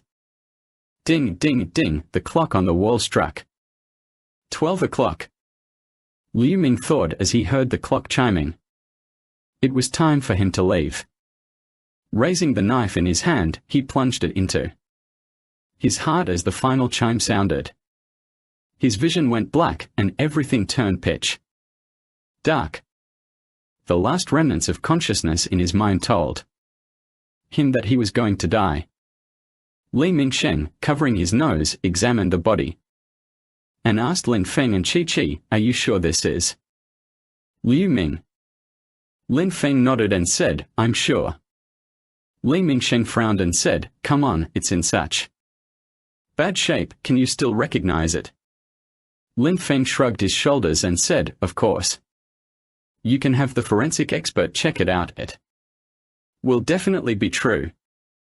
Li Mingsheng looked at the highly decomposed body and said, "At least it's been dead for 7 days. It's so rotten like this because the heat in the house was too intense." Lin Feng looked at the darkened bloodstains on Liu Ming's corpse and leaned back, lost in thought. Li Mingsheng asked, "What are you thinking about?" Lin Feng said, "If he comes back to life after 7 days, I think we are in for it this evening." Li Mingsheng was surprised and said, "What bad luck could we have had? He doesn't seem to be our enemy, does he?" Lin Feng shook his head and said, "This man has a narrow mind. He looked down on others and liked to take out his frustration on them during his lifetime.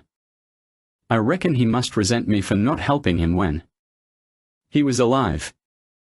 Li Mingsheng said with indifference, "What's there to be afraid of with you and Chichi around?" Lin Feng said, "But don't forget about the female ghost. If both appear together, it might be a bit tricky." Li Mingsheng and Lin Feng had known each other for so long that he was very confident in Lin Feng. He said, "When the bullets come, we'll figure out how to block them. When the water comes, we'll find a way to dam it. If he doesn't show up, then that's one less problem. But if he does, you and Chi should show him just how formidable you are." Lin Feng could only laugh bitterly when Li Mingsheng said this. He didn't know where such a great confidence came from in Lin Feng's origins. Standing outside the gravity tower, Lin Feng was extremely worried. The two gals were both forces to be reckoned with. Although he and Chichi were together, Ivan's death in the Gatheringian orifice gave him an advantage many times greater than that of ordinary gals. The long streetlights stretched Lin Feng and Chichi's shadows far and wide. Seeing the worried expression on Lin Feng's face, Chichi asked, "Is there no way to resolve their resentment?" Lin Feng shook his head and said, "These two people are too entrenched in their grudges and their desire for revenge is too strong. I can't resolve it." Chi playfully said, "You don't have to make such a serious face about it. What kind of formidable opponent haven't we seen? Even the King of Ghosts couldn't handle them, so even if these two are powerful, they definitely aren't at the level of the King of Ghosts." Lin Feng frowned and said, "They might not match the Ghost King even if you combine their strengths. But I have a bad feeling about this. Can men's feelings be trusted for anything?" Chi sniffed disdainfully. Lin Feng was left speechless by Chi-Chi's words. During the day, they had contacted the general manager of Gravity Tower and recounted all the details of the situation. The general manager, adopting a better safe than sorry attitude, agreed to their request to perform a spirit removal in the supermarket at night. Moreover, privately, the general manager was also quite uneasy. After all, someone had died in the building and the supermarket manager had inexplicably died at home. It was difficult to say whether these events were related or not. Entering the gravitational building, the two went straight to the 3rd floor. Security had already received the boss's instructions to open all doors on the 3rd floor, including those of the supermarket. Time passed slowly as they checked the manager's office, the employee changing rooms and other areas, but found nothing amiss. After inspecting the restroom, they decided to take a look at the supermarket. Chi-Chi was about to leave the bathroom with Lin Feng, having found nothing. But just as they were about to go out, Chi-Chi accidentally looked up at the window and gasped softly, "What? A strange moon." Lin Feng also looked up at the blue-grey moon hanging outside the window. The moon was surrounded by an eerie glow, making it feel very strange and unsettling. Lin Feng's expression changed dramatically as he exclaimed, "Trouble?" Chi-Chi asked, "What's wrong?" Lin Feng said with a serious expression, "Blue moon, could it be that today is one of those century-deep lunar calamity occasions?" Chi-Chi asked, "What is monthly disaster?" Lin Feng said, "The moon shen phenomenon is rare. However, on the nights when it does occur, all spiritual energy becomes ineffective against the yin spirits. Moreover, spiritual energy is restricted and hard to exert." Chi-Chi smiled lightly and said, "What was I supposed to be? Your spirit body sword can't be used, but mine can." She then flipped her wrist, emitting a faint blue glow. However, the light was dim and not as bright as half of what it used to be. Meanwhile, Lin Feng's spirit body sword couldn't even be wielded at all. Chi-Chi asked, "What's going on?" Lin Feng said with a bitter smile, "Your spirit body sword contains your magical essence, which is why you can wield it. However, only the part containing the magical essence can be unleashed. All of your spiritual energy has been suppressed and cannot be released." "Haha, I didn't expect you to have some sense." The laughter was accompanied by an icy chill as it echoed from behind the two figures. Lin Feng's heart leaped, but he remained unperturbed. On the surface, as he commented, "You're quite quick." Only then did he notice two figures standing by the bathroom door, vaguely distinguishable as a man and a woman. A figure walked into the range of the two people's vision and said in a sinister tone, "Master Lin de Fascia, do you still recognize me?" This was Liu Ming, who had taken his own life. With a vicious grin on his face, he said with malice, "My greatest wish is for you to die a horrifically painful death." Lin Feng spread his hands and said, "Actually, your wish was for the woman beside you to die. Unfortunately, she's far too powerful compared to you. You can't even match her." Ivan gave a gentle smile, revealing his sharp white teeth, and said, "Your attempts to drive us apart are futile. We couldn't be together in life, but after death, we will definitely be by each other's side. I will help him fulfill any wish he has." "Oh?" Lin Feng said, "His possessiveness is so strong. It can't just be about wanting me to die, right?" Ivan Gidge smiled and said, "Of course, I hope that the lady beside you will also come to keep him company." Chi-Chi found these words particularly unbearable.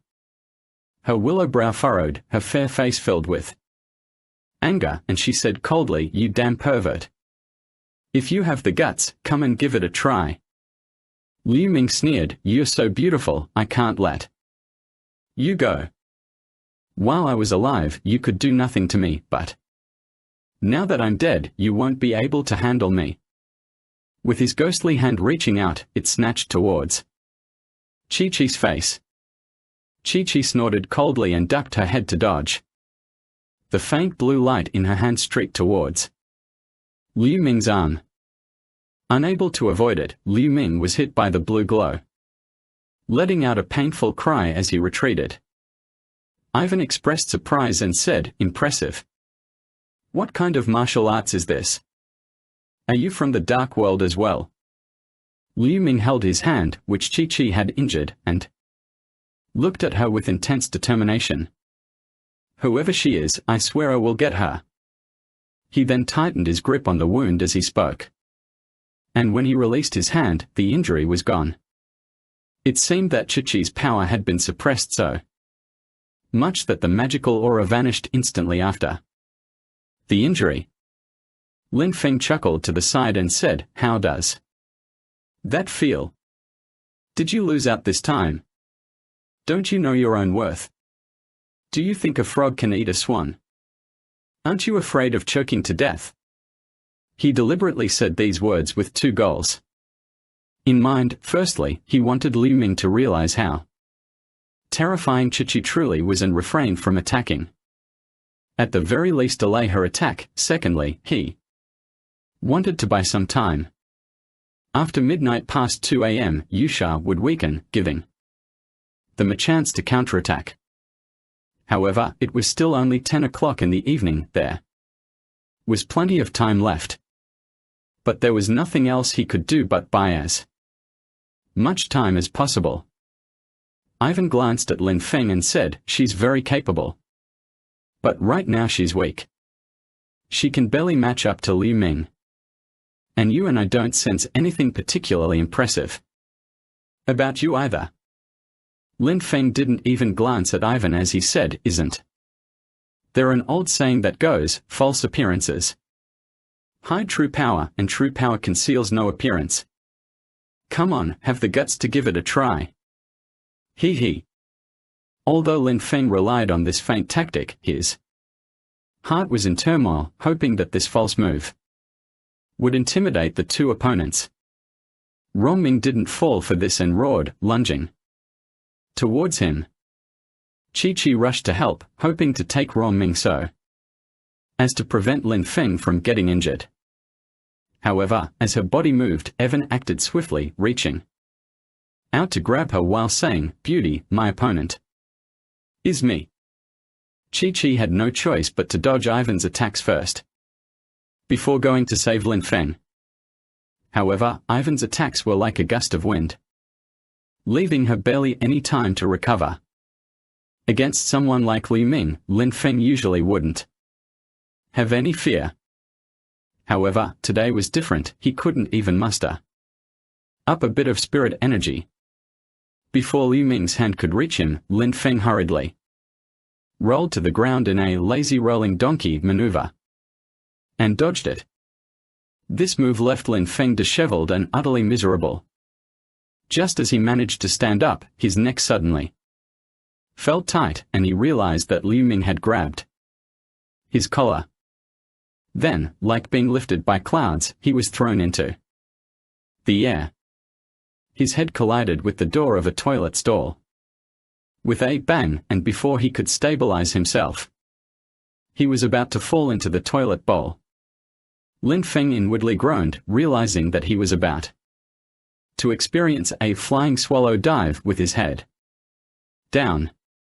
He never thought that his clear-sightedness would end up like this today. However, before the thought was fully formed, he suddenly felt his collar tighten again, and he was lifted out of the bathroom, narrowly avoiding the fall. Lin Feng was gently set back down. Lin Feng was left spinning in confusion and stood there dumbfounded, unable to say a word. In front of Lin Feng stood a person with a beautiful girl in a white dress sitting on his shoulder, smiling at him. These two were none other than Sharp Tongue and Xiaoxue. Lin Feng was surprised as he exclaimed, "Jiashan." Xiaoxue. Before he could finish his sentence, Jiashan's body shifted and he appeared behind Evan, who was currently engaged in a struggle with Chi-Chi. Jiashan grabbed Evan and threw him against the wall. As Evan's body touched the wall, he instantly fell like a piece of paper and shouted angrily, "Who are you to meddle in my affairs?" Chi-Chi took this opportunity to run over to Lin Feng's side. Xiao Zhu and Ji Jian didn't bother with Ivan. Instead, Ji Jian smiled and greeted Lin Feng. "I'm glad I arrived in time, things are going well." Lin Feng said with suspicion, "How did you get back?" Xiao Zhu smiled and said, "We came here to deal with the Yinyaku. As soon as we entered, we noticed you were in a fight. Upon closer inspection, it turns out they are old acquaintances." So we decided to lend a hand. Liu Ming was already someone who looked down on others. And those who ignored his existence infuriated him. To the point where he roared like a bull. He said, "Get out if you know what's good for you. Where did you two come from?" Ivan waved his hand dismissively, interrupting Liu Ming's words, "You two are fellow travelers. Why do you help him but not me?" She said coldly, "The only people helping him here are his human followers. I'm a zombie, she's a demonic being, and my girlfriend is a ghost. Killing him would be the same as killing us." Ivan exclaimed, "Not bad at all in terms of social connections." Liu Ming had long been unable to bear it at this moment. And no matter what the zombie devil was, he actually suffered setbacks as soon as he became a ghost. How could he bear Xiang Ziqiang? He moved swiftly towards the sharp end of his mouth, only to find that he was not as quick as the mouth itself. It turned out that the speed of the sharp end was even faster than Chichi's. Compared to this, Liu Ming fell far short. As soon as he made a move, he felt a blow before his eyes, and his hand was suddenly grabbed. An incomprehensible force surged into his wrist, causing thin black mist to emanate from his body, and he was on the brink of losing his soul. In shock, Liu Ming tried to wrench his hand away, but found it impossible. Xiao Zhu, standing innocently on Mouth's shoulder, watched Liu Ming with both feet lightly swaying in front of Mouth's face. Ivan let out a sharp exclamation, "Let go." The pale hand reached behind his mouth. Maoshan's body twitched slightly, turning to shield Liu Ming with his own body. Ivan quickly retracted his hand he had nearly touched Liu Ming. Liu Ming was practically dead with anger, but he couldn't move at all. His entire body was filled with the strange energy emitted by Maoshan, as if it were about to explode. Ivan was furious and shocked. He had absorbed the yin energy from the aggregating yin orifice, yet he wasn't even a match for this living zombie across from him. She turned around and lunged at Lin Feng again, hoping to use a feint to draw his attention away. She wanted Zhu Jian to attack Lin Feng while releasing Liu Ming. But Mouth Sharp paid no mind to this, dragging Liu Mingxiang towards Ivan like a flash of lightning. He reached out first to grab Ivan, nearly knocking into the hand of Mouth Sharp. By now, Ivan couldn't help but realize he was far inferior to the other party. His eyes flicked, and he smiled and said, "You don't have to be so extreme, right?" Xiao Jian ignored Ivan, and with a sudden increase in strength, Liu Ming erupted into a ball of black mist, vanishing from sight.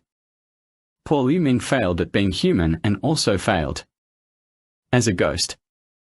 He had reckoned that becoming a vengeful spirit would allow him to exact his revenge on everyone he wanted to harm. Unfortunately, his first attempt met Xiao Jian, causing his soul to scatter in panic. Ivan was trembling with fear at Mouth Sharp's ruthless nature, but he couldn't keep up with Mouth Sharp's speed. Running would have been difficult even if he tried. His expression changed as he pleaded pathetically, "I'm a pitiful person too.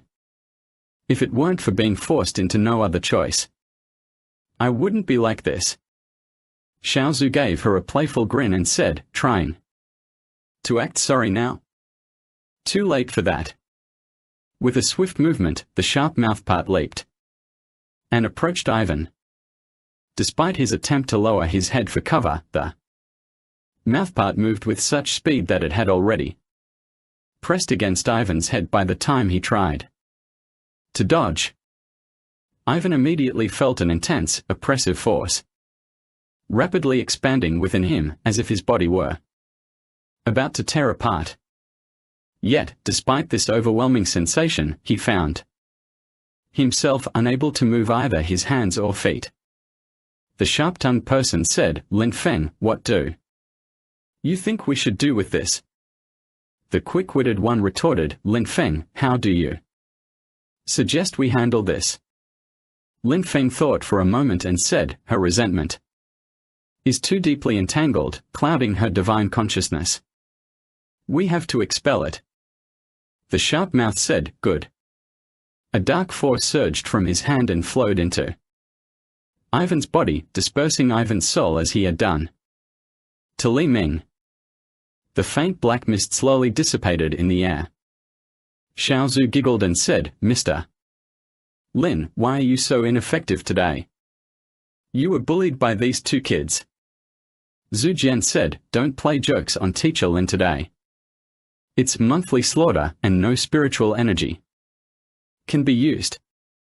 Lin Feng said, by the way, what are you looking for? With it, gather your orifice. Zhuangjian glanced at Xiao Zhu and said, Xiao Zhu doesn't want to ascend. She wants to stay by my side forever. However, she's afraid that when the time comes, her yin spirit won't gather properly, causing her to disintegrate into nothingness. I heard that the gather yin orifice can allow ghosts to form corporeal forms and keep their yin spirits from dissipating. That's why we came here to try it out, but we never expected to run into you.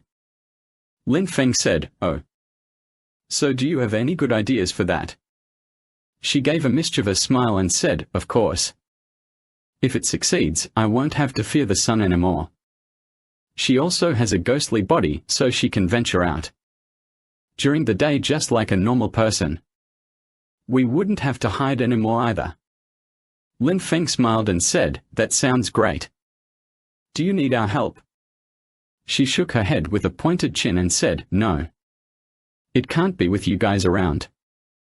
Your young energy is too strong and could affect us. Lin Feng said, all right then, wish you luck. Give me a call when it's done, and I'll seal this. Yin Jiao. The corner of his mouth curled up in a laugh and he said, no need to worry. Once we finish our ritual, this gather yin orifice won't be usable anymore. You won't have to trouble yourself with it either. Lin Feng said with a sigh, all right then, that saves me some trouble. Xiao Zhu smiled sweetly and said, once we succeed, we can go to your place for a meal and meet your special someone too. Fingers crossed she doesn't get scared. Lin Feng said, I'll be downstairs waiting for you. You can come find us when you're done. Zhu Jian said, okay, we don't have much time, so let's go first. Lin Feng and Chichi went downstairs, but the security guard was about to go up to lock the door as soon as he saw them. Lin Feng hurriedly said, don't go up just yet, wait a bit before you do. The security guard had long heard rumors that the upper floors were creepy, and he was relieved to avoid going there. Hearing this, his mood was just right, so he went to the duty room to rest without caring about Lin Feng and Chichi. After waiting for what felt like a long time, Lin Feng looked up at the moon slowly being obscured by clouds. When it eventually peeked out from behind the clouds, its light had turned white, as if the blue hue had been washed away by the clouds. Checking his watch, he saw that it was exactly 2:00 a.m. He secretly thanked his good fortune without Xiaojin and Xiaxue, he might have already met his end. He hadn't expected Xiaojin to be so formidable. Her abilities seemed on par with those of Chi-Chi in her normal state. Chi-Chi was sitting by the door, enjoying a gentle breeze. Suddenly, a pair of small hands covered her eyes. Lin Feng quickly stood up and turned around to see Xiao Zhu standing behind them with a mischievous grin on her face. She pulled back her hand and placed it behind her back, saying cutely, Teacher Lin, we did it. The corners of her mouth also quivered excitedly as she said, we did it. She extended her arms and embraced Lin Feng, tears glistening in her eyes as she kept repeating, we Made it. We can finally live like normal people again. Xiaozhu hugged Chi-Chi too, tears streaming down her face with joy. The next day, Xiaozhu and Zhu Jian arrived on time at Lin Feng's house as planned. During dinner, Xiaojia swept her gaze over everyone and shook her head with a laugh, a grand gathering of demons and monsters. Ha ha.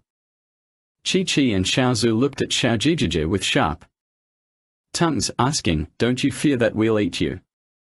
Xiaojijiji clearly seemed scared and quickly said, "Let's eat, let's eat." Lin Feng laughed loudly and said, "Look at how you guys scared little Jijia." Xiaozhu joked, "So, you're starting to feel some pain, huh?" Lin Feng did not reply to Xiaozhu's words but instead said, "Now that it's been mentioned again, can you give me an answer? Come to the Special Investigative Unit to help us. This way, you'll have a secure identity." Xiaozhu looked at Mouth Sharp and said, "I'll follow Mouth Sharp's lead. Whatever he says, I'll go along with it." Li Mingsheng chuckled and said, "What a good woman. Adhering to the principles of 3 obediences and 4 virtues." Chi-Chi twisted Li Mingsheng's arm and said with a smile, "You're quite envious, aren't you?" Li Mingsheng chuckled and said, "No, no." He took a drag on his cigarette and said, "I don't want to go just yet. I just want to live a quiet life with Xiaxue. But if there's anything you need my help with, I'll definitely assist you." Lin Feng nodded and said, "Then I won't force you. You have the right to choose your own life." That night, everyone stayed and enjoyed themselves until very late, drinking and socializing till most of them were quite tipsy before they finally left. When Lin Feng woke up, everyone had already left. Little Jijie was sleeping soundly in his arms, curled up like a little cat. As soon as Lin Feng moved, little Jijie woke up and looked at the time, exclaiming, "Oh no, it's too late. You're going to be late for work. Hurry up, you have class today too." When Lin Feng, yawning uncontrollably, arrived at school, a figure blocked his path. Upon closer inspection, he exclaimed in surprise, "Xiaozhu." Xiaozhu held out her hand and said, "It's a pleasure to meet you. Starting today, we'll be colleagues." Lin Feng opened his mouth wide in surprise and said, "Which subject do you teach?" Xiaozhu said to Lin Feng with a smile, "I'm not here to substitute for anyone. I manage the archives in the archive room." Lin Feng nodded and said, "I see. So what about the sharp mouth?" Xiaozhu said softly, "This guy got a job as an administrator at a library. He says he can find lots of useful information there." Lin Feng nodded and said, "This guy looks like a bookworm." "Haha, his interest in books probably outweighs yours." Xiaozhu pouted and said, "Impossible." Lin Feng said, "Now that you're better and with your ghostly body, you won't differ much from a regular person. I want to take you to meet 2 people. I'm sure they'll find you very interesting." Xiaozhu thought for a moment and said, "Is it Zhao Long and Wang Feng?" Lin Feng said approvingly, "Smart." When Xiaxue and Lin Feng entered Zhao Long's dormitory, the 2 guys were loudly shouting and playing computer games. Upon seeing Xiaxue, they instantly stared in shock, with their mouths wide open. Wang Feng rubbed his eyes and said, "Is this Xiaxue? Is that Deng?" Xiaozhu spun around and said, "Can you see any lie in that?" Zhao Long touched Xiaxue's clothes and said, "It's true. Xiaxue has come back to life." Xiaozhu smiled and said, "So you don't like it?" The 2 guys were practically drooling as they nodded enthusiastically, "Yes, yes, we like it." Lin Feng glared over and said, "You too, you didn't even bother to say hi when you saw a pretty girl. That's going too far." The two of them completely ignored Lin Feng's presence, making a big deal out of showing affection towards little Zhu as if he were invisible. "Your show of affection won't work either," Lin Feng said. "Someone else already has a boyfriend." They both said in disappointment, "What?" Xiao Zhu said, "I already have a boyfriend."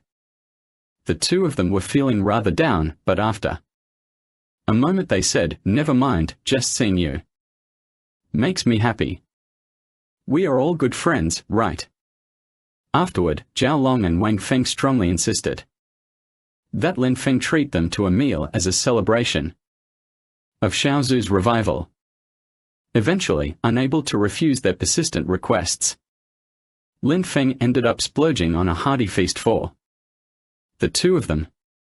Although Xiao Zhu did accompany them, she only took small sips and bites, as her presence was mainly symbolic. She could have gone an entire day without food and it wouldn't have mattered much. After the New Year, vacations came quickly and Lin Feng finally had some free time. There were no classes at school and the Special Investigation Unit, Special Reconnaissance Bureau, had nothing much going on either. He could finally spend some quality time with Xiao Gigi. She was always pulling him out to go shopping and browsing in malls every day. Meanwhile, Li Mingsheng was busier than ever as the New Year approached, leaving no time for Chi-Chi to go shopping together. So, Xiao Gigi dragged both Chi-Chi and Xiao Zhu along. Lin Feng felt like he was working for free. He was practically worn out from all the shopping. What really got to him, however, was that neither of these girls showed any resistance to going to malls. Whenever they saw pretty clothes or fancy little bags, they were just as excited as if they had found treasure. They would get so enthusiastic about it. On this day, Lin Feng followed three beautiful ladies as they went shopping. By the afternoon, he had accumulated numerous bags of various sizes in his arms, making his shoulders ache from the strain. However, the three beauties still entered the supermarket. Inside the gravity tower, Lin Feng asked the three of them to go shopping and sat down in the rest area. 2 months later, it is still lively and crowds are surging. In addition, the end of the year is approaching and there are more people in the supermarket. It seems that what happened in the graining building was blocked very tightly and outsiders didn't know at all. While feeling moved, a warm voice suddenly interrupted his thoughts. "Oh, Mr. Lin." Lin Feng saw that it was Mr. Wang, chairman of the graining group. They quickly stood up and said hello, and the two sat down on the chair in the lounge area together. After resolving the issue with the gather-in aperture, General Manager Wang was very appreciative of Lin Feng's efforts. Business people often pay attention to feng shui, and since he had some unease about the supermarket matters, he felt much more comfortable after Lin Feng addressed the problem. Although he wasn't sure if it was psychological or not, he began to look at Lin Feng differently. Afterward, Wang offered to give Lin Feng 10,000 yuan note, but Lin Feng refused. When I saw Lin Feng again, Mr. Wang was extremely enthusiastic and said to him, "Mr. Lin, are you here with your girlfriend to do some grocery shopping?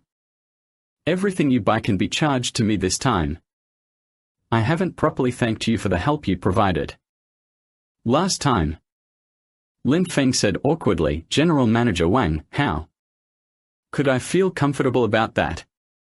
General Manager Wang waved his hand and said, "You don't need to be so polite. If you don't mind, just call me Uncle Wang, and I'll call you my younger brother." Although General Manager Wang had been in the business world for a long time, he was still quite generous. Without the money-obsessed and coppery smell that some businessmen carry with them, Lin Feng hesitated for a moment and said, all right. Then. However, I noticed that Brother Wang doesn't look too well recently. Isn't there anything that's been troubling you? Although Lin Feng tried his best to project an intimidating presence, those around him couldn't see through it. How could he escape the sharp eyes of someone as perceptive as Lin Feng? Mr. Wang sighed and said, Brother, I happened to run into you today, so I wanted to ask you something. He glanced around and said, let's go to my office to talk. It's too noisy here. Lin Feng nodded and said, sure, I'll give Xiao Jijia a call to let her know. After calling Xiao Jijia, the two of them went straight to General Wang's office. After they sat down, Manager Wang poured Lin Feng a cup of water and then sat on the sofa, saying, kids these days give their parents so much trouble. Lin Feng said, oh. Have you been worrying about your kids lately? Mr. Wang nodded and said, his mother passed away early on, and I've been busy with the company, so I didn't have time to look after him. He's been a good boy, not disappointing me, but he suddenly became very strange recently. His temper has gotten worse. In just 2 days, he beat up 3 classmates and sent them to the hospital. When I tried talking to him, he ignored me. The night before yesterday, I finally lost my patience and slapped him. That kid actually pushed me back 2 meters with one hand. The strength was terrifying. Then I noticed that the tendons and veins on his arms were dark purple, while his body was alarmingly thin. When I asked what was wrong, he fiercely told me to mind my own business. Moreover, I've noticed that he's been sleeping more and more, appearing dazed all day long. I took him to the hospital for a checkup, but he refused to go, and his condition seemed to be worsening. However, the way his eyes gleamed was too unsettling. It looked like a wolf. Lin Feng gently tapped the coffee table and asked, how many hours does he sleep every day? Mr. Wang thought for a moment and said, it's around 18 hours or more. Oh? For so long? Lin Feng was a bit unsure about the situation and suggested, why don't we do this instead, General Manager Wang? Is your son at home now? Let's go see him together. Mr. Wang checked his watch and said, I'm off in half an hour. Why don't we go together? Lin Feng said, okay, I'll go down to find my girlfriend first, and I'll come back up to see you later. Mr. Wang smiled and said, let's go down together. The mall has been pretty busy these few days, so I need to keep a closer eye on things. The new general manager is still getting settled. The two of them went to the supermarket where they found Xiao Jijia and Chichi, along with Xiao Zhu. The trio had already bought enough items to fill up 2 carts, leaving Lin Feng shaking his head in amazement. After Chichi introduced herself to Wang Zhong, she told Xiao Zhu and Xiao Jijia that they would be helping Wang Zhong with something shortly. She asked Xiao Jijia to go back first while she went along with Xiao Zhu and Chichi. Little Jijia looked at what was being pushed in the car and said, oh my, so many things. How am I supposed to carry all this home? Lin Feng chuckled and said, you can take a taxi back. Who's going to help me carry it up? Xiao Jijia said, pouting. General Wang chuckled and said, no problem. You can ride in my car back, and I'll have the driver help you retrieve your things.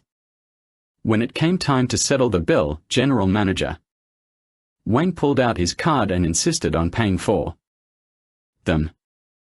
Although Xiao Jijia tried to decline a few times, she eventually had to let General Manager Wang pay the bill.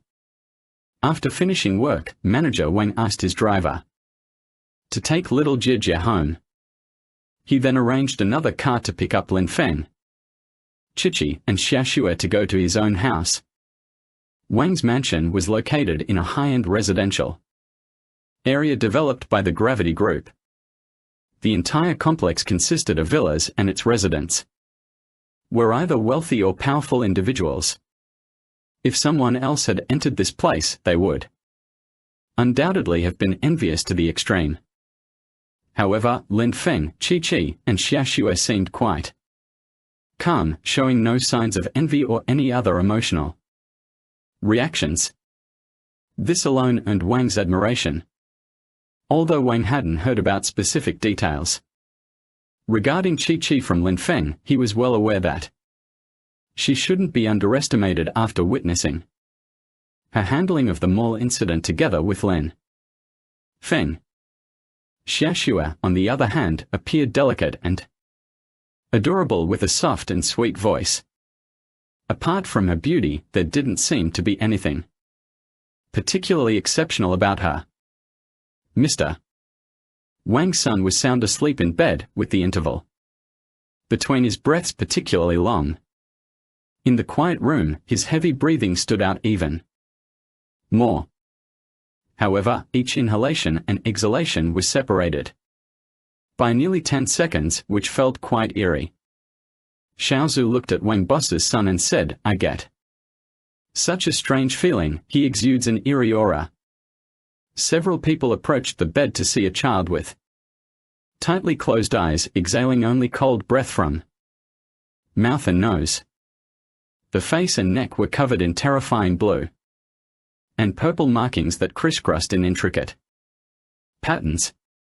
His lips were a sickly pale color, and his cheeks were sunken, giving him an unearthly appearance, as if he was nothing more than a skeleton. Mr. Wang sighed and said, "It's getting worse and worse. If it keeps going like this, he'll starve to death."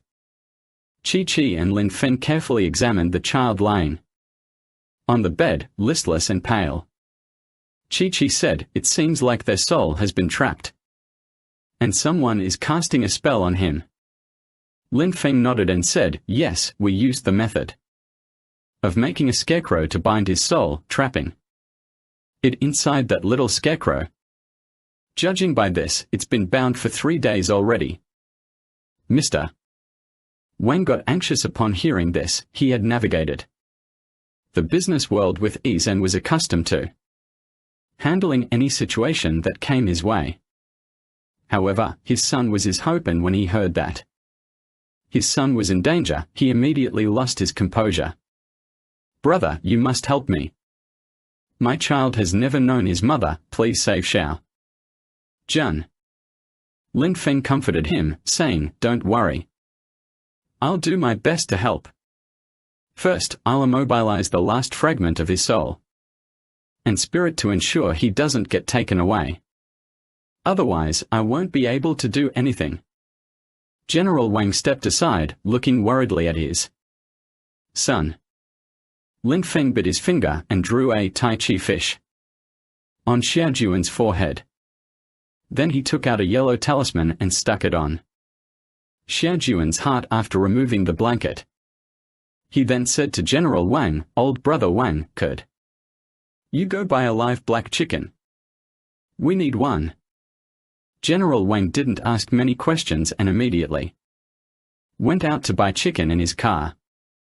Chi-Chi looked at the Tai Chi fish on Xiaojuan's head and the symbol on his chest, saying, "Lin Feng, do you always carry talismans with you?" Lin Feng said triumphantly, "This is called being prepared and avoiding trouble." Xiaozu giggled and said, "He's just a fraud." Lin Feng rolled his eyes and said, "If I didn't carry these items with me, would I have been able to save you last time?" Xiaozu smiled and said nonchalantly, "Your turn. Look at this guy. Do you still think he has a chance?" Lin Feng said, "We can save her if we find the person who performed the spell. Otherwise, even a god would be hard-pressed to help." "Go get it then," Chi-Chi said with a touch of disappointment. Lin Feng knew that while she was incredibly powerful, Her knowledge of Taoist spells and incantations was limited. So he said, "This is where Little Snow can help us." Xiaozhu said in puzzlement, "Help me. Why would you need my help?" Lin Feng said, "That's right.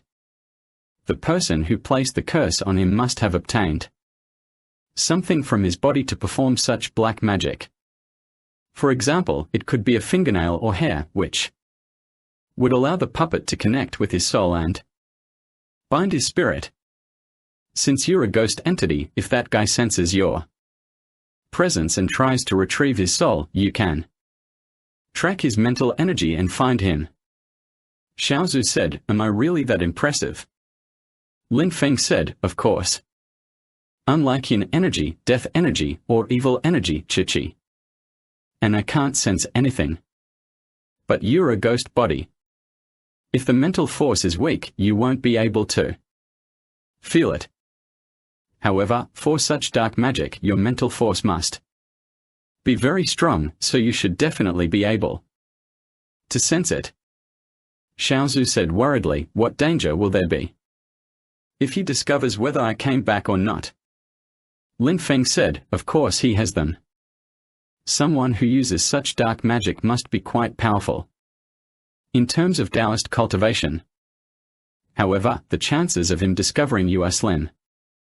As long as you keep your ghostly form concealed, he'll only think you're a wandering spirit and see no real threat in you, so I don't think he'll pay much attention to you. Moreover, with your abilities, even if he does discover you, there's nothing he can do to you." Xiaoxue nodded and said, "Well, I suppose I'll have to give it a try." While they were still talking, Mr. Wang rushed back breathlessly, holding a black chicken in his hand and sweating profusely. "What do we do next?" Lin Feng said, "Go and cut off the chicken snake's head." Mr. Wang rushed to the kitchen upon hearing this. At that moment, he displayed a bit of a merchant general's demeanor, but was completely at a loss as an ordinary person. Hearing all the chaotic sounds he made in the kitchen, Lin Feng shook his head with a bitter smile. Even the strongest individuals have their weaknesses. And Mr. Wang's weakness was his son. In the kitchen, Manager Wang suddenly called out, "Brother, come quickly and see what's going on." His voice was filled with tremendous fear, as if something unbelievable had happened. Upon entering the kitchen, Lin Feng, Chichi, and Xiaoxue were stunned by what they saw. The decapitated chicken was still running around on the ground, its blood gushing out of its neck with force. Lin Feng quickly stepped forward and grabbed the headless chicken, which continued to struggle in his hands. Noticing a white porcelain bowl placed on the countertop, he tightly held onto the chicken and positioned its neck over the bowl so that the blood could flow into it. The bowl soon filled up with chicken blood. Lin Feng threw the chicken on the ground and it took a while before it stopped moving. It was then that Manager Wang, who had been in extreme shock, recovered enough to say, "What on earth is going on here?" Lin Feng said calmly, "Nothing much.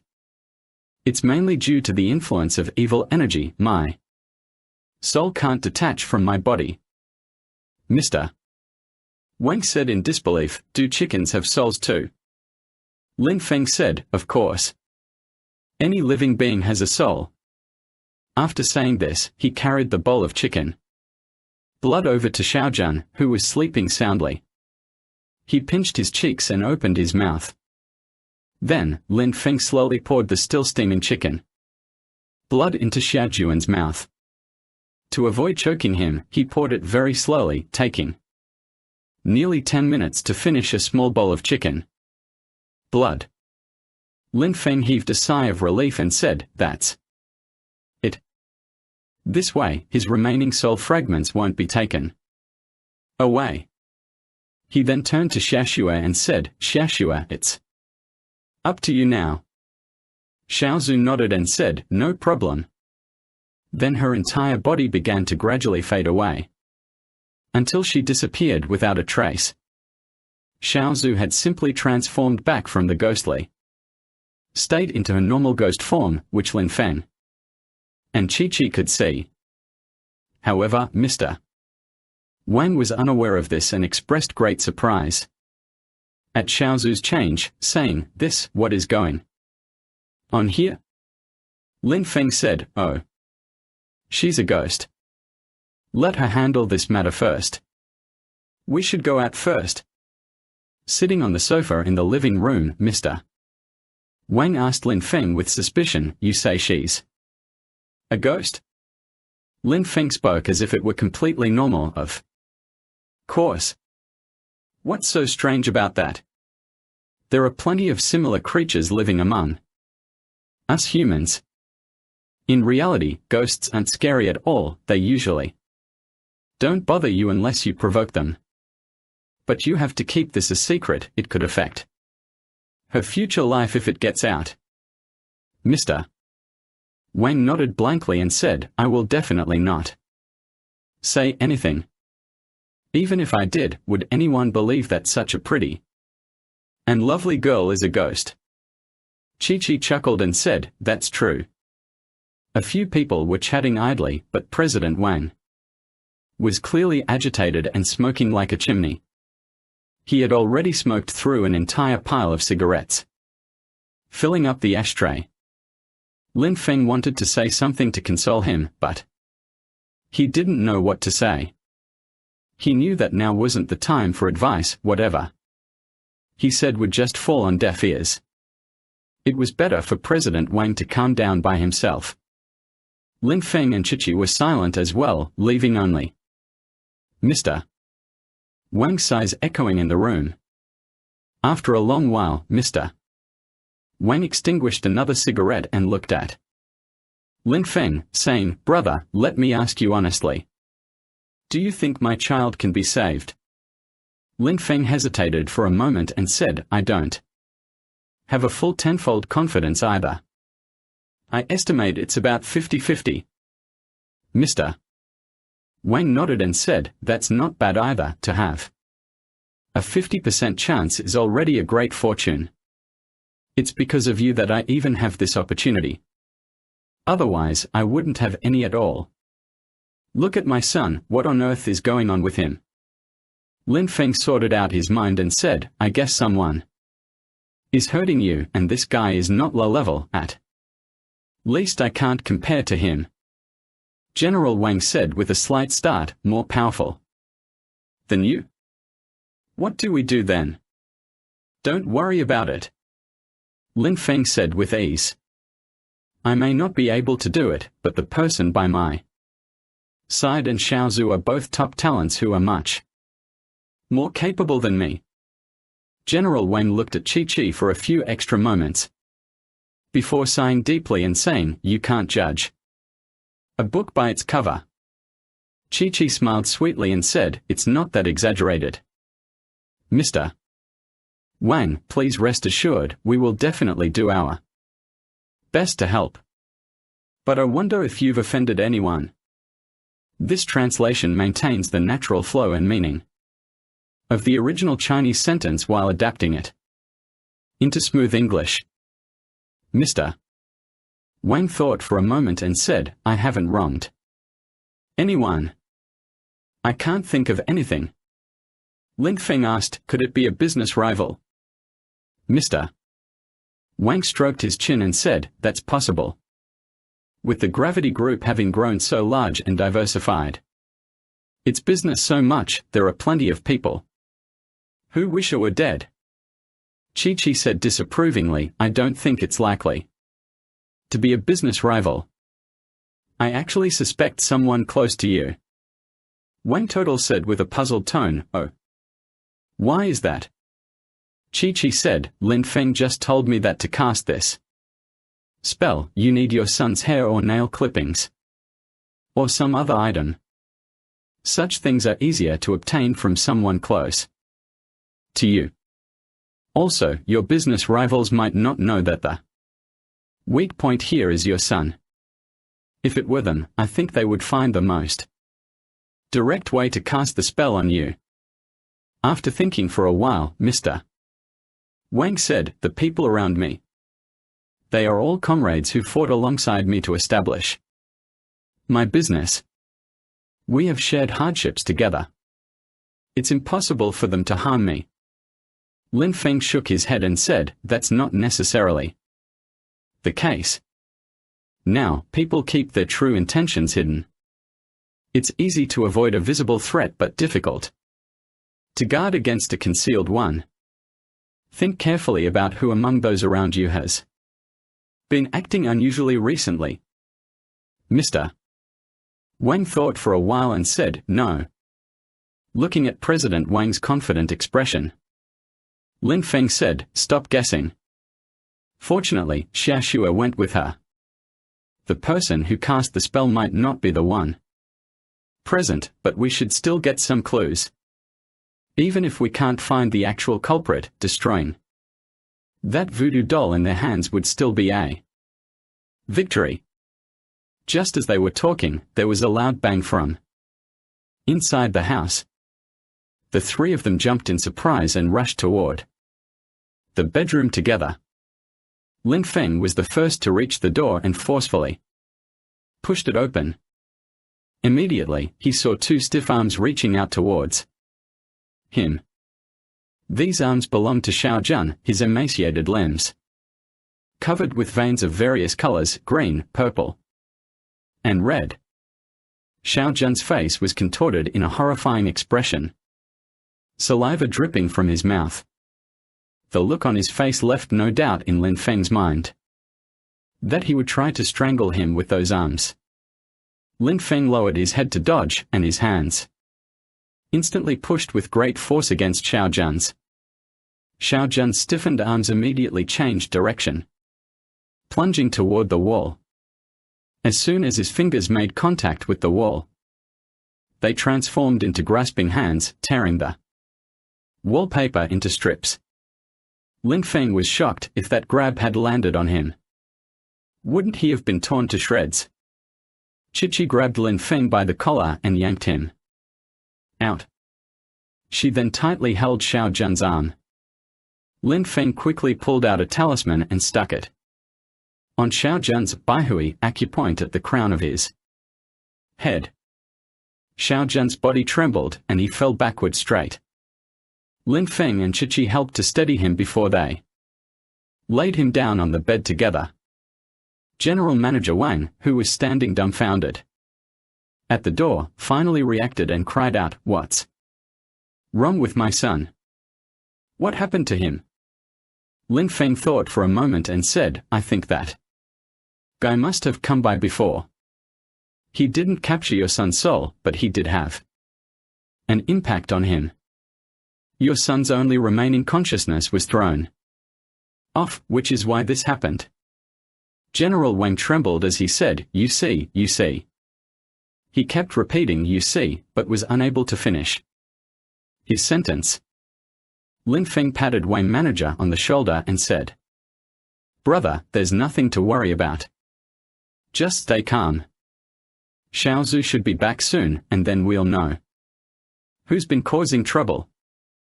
Lin Feng and Chi were sitting on the sofa, but Mr. Wang kept pacing back and forth, looking extremely anxious. It was obvious that he was worried sick because Xiao Zhu had not returned for a long time.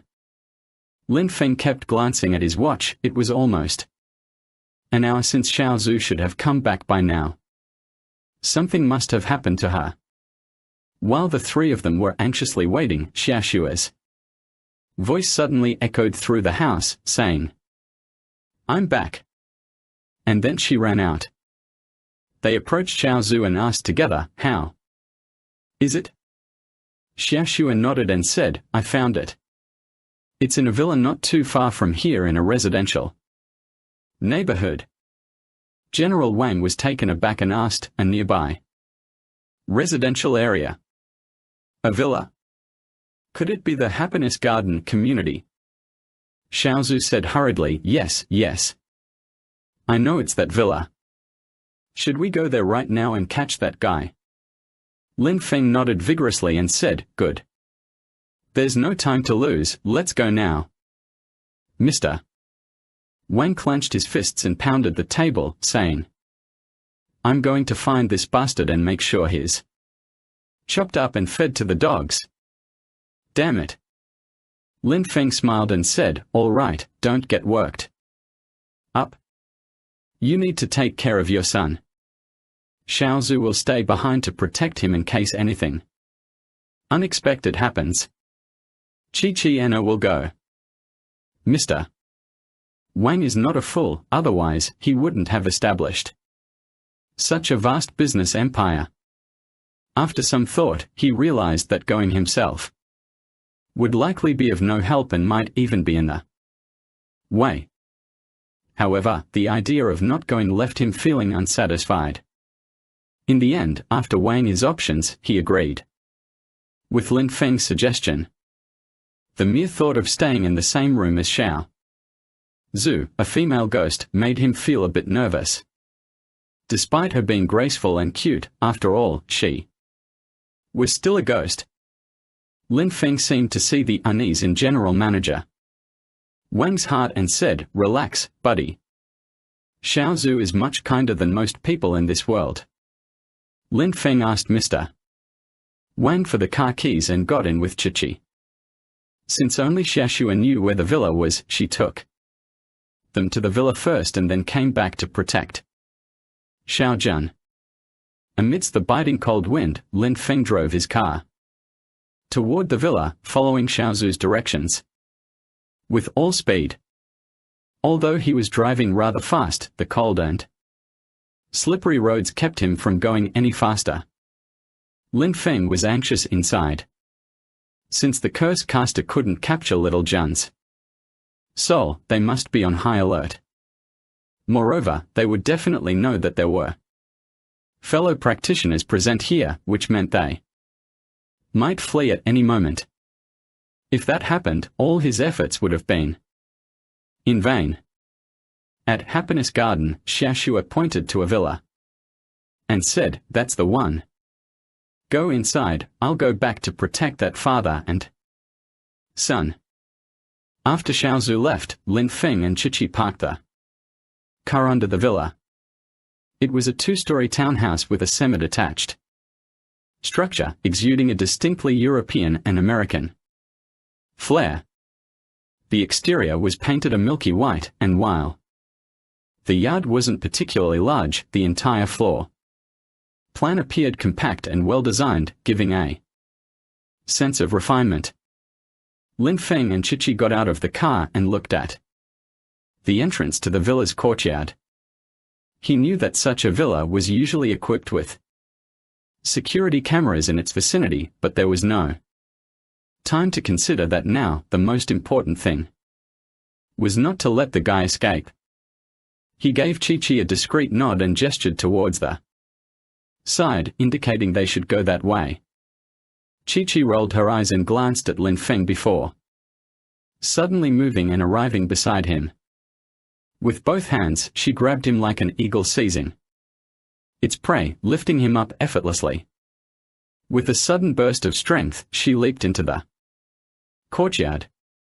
Under the dim twilight, she seemed to be an arrow released from a bow, shooting straight into the yard. Before gently landing at the front gate, Lin Feng was brought in like he was riding on a cloud, with Chi-Chi gripping him and flying him in. This gave him quite a start, and as soon as he landed, he exclaimed loudly, "Damn it, can't you at least warn me first? You're carrying me around like a chick." Chi-Chi didn't bother with Lin Feng and kicked open the door with one foot, leaving Lin Feng staring wide-eyed. However, thinking about it, this was probably the best approach. After all, did he really need to ring the bell to inform them that he had arrived? The house was pitch black, filled with an odd scent. As Lin Feng and Chi-Chi stepped inside, the door behind them closed with a creak. Startled by this unexpected noise, Lin Feng jumped yet again. However, it seemed that the person hadn't left after all. This brought some relief to Lin Feng, at least his earlier efforts hadn't been in vain. The room was pitch black, with only the faint outlines of furniture visible. Chi-Chi could make out objects in the darkness more clearly than one might expect, and after a quick scan, she located the switch and turned on the light. The room suddenly brightened, and Lin Feng instinctively shielded his eyes with his hand. Suddenly, a loud laugh echoed from an unknown direction, accompanied by a sinister voice that said, "Ha ha. Ha, I admire you, I truly admire you. You managed to find your way here using the ghost manipulation technique, which is quite impressive. I was very curious about who you are when I realized that the ghost wasn't just any wandering spirit, it had been one of those long-lost techniques." Lin Feng was taken aback. He realized that he must have treated Xiaoxue as his summoned ghost. This summoning technique is ancient and complicated. Having been lost for a long time, Lin Feng had only ever heard of it secondhand. The soul-snatching bell used by Zhong Xian was different from the summoning technique. While the former could only gather wandering ghosts to attack the enemy, the latter not only allowed ghosts to help kill enemies but also fully control them. In other words, you could easily have a ghost steal from a store or rob a bank with it. Therefore, for those who plan to make money through magic, this summoning technique was highly tempting. Mastering such a skill would undoubtedly lead to immense wealth. It's no wonder that he chose not to leave. He wanted to obtain the summoning technique from Lin Feng to make his fortune. Lin Feng laughed and said, "Not bad. I must say you have good judgment. Since we are fellow travelers, why don't you come out and meet me? What's the point of being so secretive?" The soft voice replied, "Since you are a master of the ghost manipulation technique, I suspect I might not be your match. However, as a master, it shouldn't matter if we take an extra few steps. I am on the upper floor. If the two of you don't mind, you can come up to see me. This guy must have set some traps around here." Lin Feng frowned as he looked at Chi-Chi and said, "Should we go up to check?" This translation maintains the original meaning while ensuring it reads naturally in English. The exclamation marks are kept to convey the urgency expressed in the original Chinese sentence. Chi-Chi said nonchalantly, "It's all the same to me." Lin Feng climbed the spinning staircase first, with Chi-Chi right behind him. Lin Feng ascended step by step. When he reached the center of the staircase, he suddenly felt a chill and slickness on the handrail. Looking down, he was startled to see that the staircase had transformed into a writhing serpent. The snake's head was at the other end of the second floor, flicking its tongue and opening a gaping mouth as it turned to attack Lin Feng. Lin Feng shuddered in fright, and Chi-Chi whispered behind him, "What's wrong?" Lin Feng took another look, but there was no giant snake. The handrail he was holding was still that dark red one. Lin Feng thought to himself, could it be that my eyes deceived me? He said, "Nothing, I just got a little dizzy earlier." Chi-Chi looked at Lin Feng suspiciously and said, "Something doesn't seem right here. Be careful." The two of them moved cautiously upstairs, and suddenly the lights above them flickered. The second floor was a long corridor with houses on both sides. Rough calculations suggested there were nearly 10 houses. The two walked to a house and looked. The door was decorated with antique flavor, but the word "man" was written on it. The two of them were a little puzzled after reading it for a long time, and they didn't know what it meant. Lin Feng put his ear on the door and listened, and there seemed to be some noise in the shisasholo. Inside, Lin Feng glanced at Chi-Chi and then retreated a few steps with her. Suddenly, Lin Feng charged straight into the door. However, to his surprise, the door opened just as he reached it. He swore loudly, "Fuck." Without hesitation, Chi-Chi leaped forward and followed Lin Feng inside. Lin Feng tumbled to the ground in a disoriented mess, groaning as he lay there. He had been afraid that his sudden impact might have caused an unwanted door to open, but to his surprise, he had forced it wide open effortlessly. Chi-Chi entered cautiously, looking around but finding no one present. Chi-Chi helped Lin Feng up and asked, "Are you okay?" Lin Feng said, "It's fine." "Damn, who the hell does this kind of business? It nearly killed me." He looked rather agitated and frustrated, indicating that he had indeed taken a severe fall. Chi-Chi didn't laugh at him but whispered, "Something doesn't seem right." Lin Feng paused for a moment and said, "Something is indeed off here. Let's get out and figure it out outside."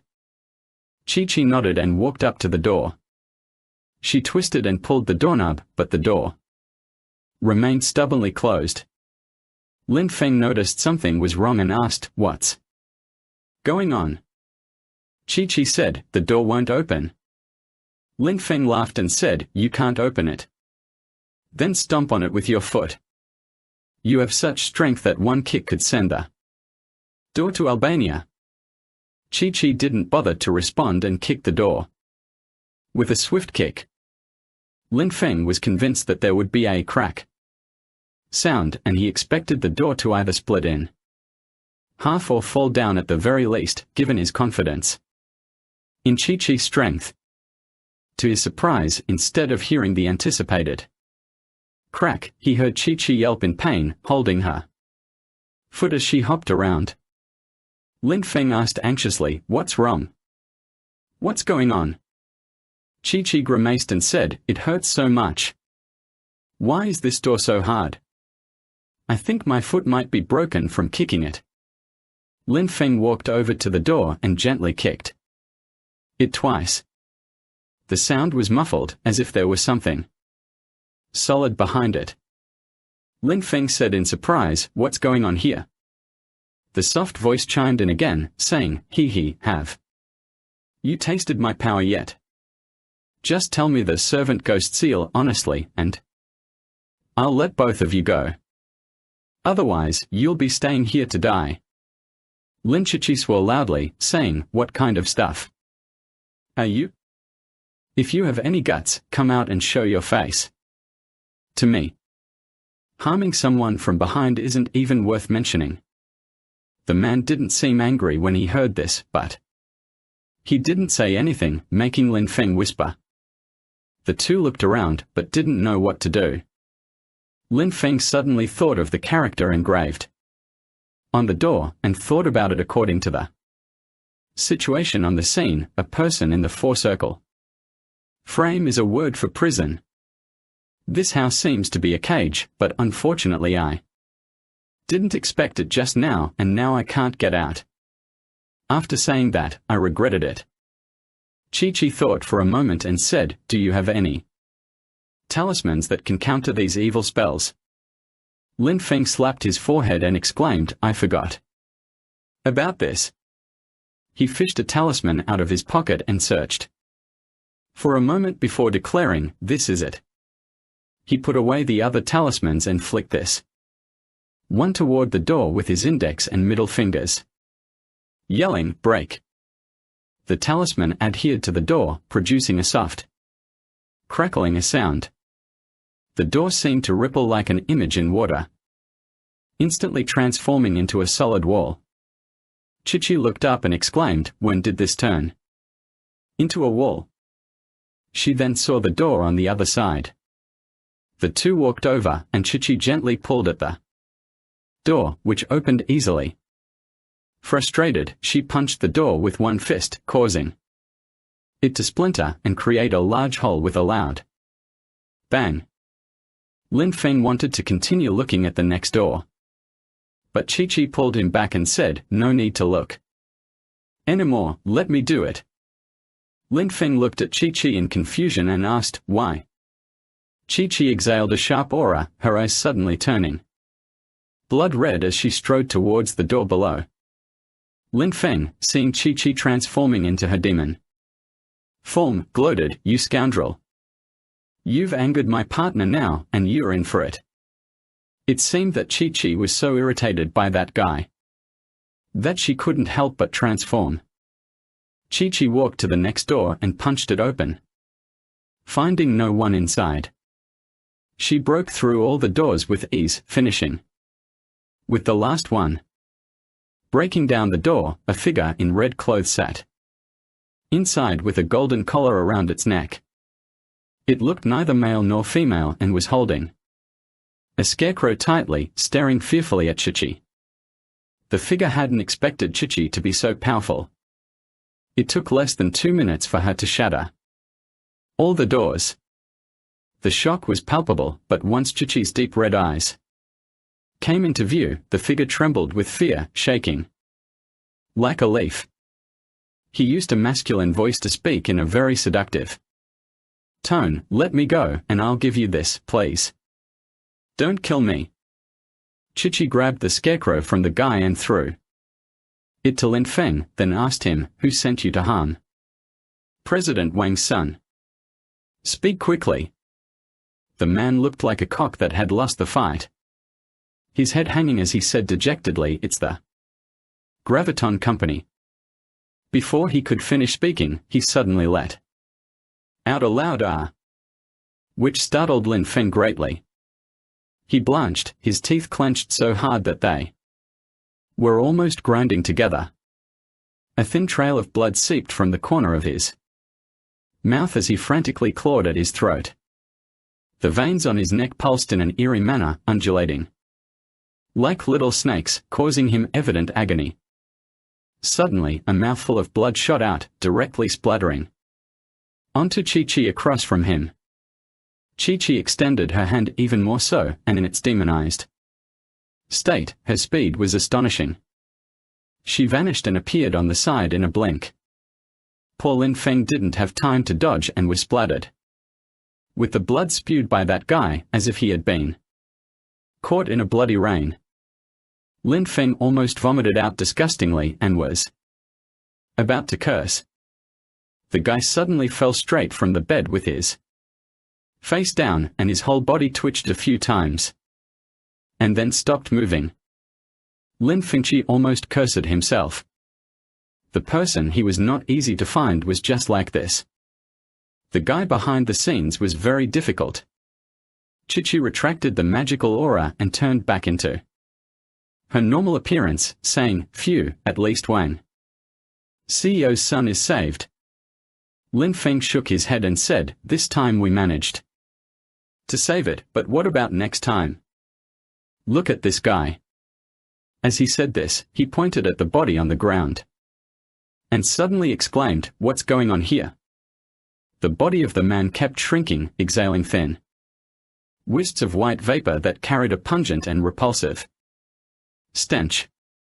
The two covering their noses watched as the body rapidly congealed into a small lump, with a large pool of blood beneath it. Chi-Chi said, "It seems this guy has a powerful mentor behind him." Lin Feng nodded blankly and said, "At the very least, he's several times stronger than me. This guy is slightly stronger than me but weaker than Zhong Xiang, who died. However, the person behind him could easily take him down. No small feat, no small feat."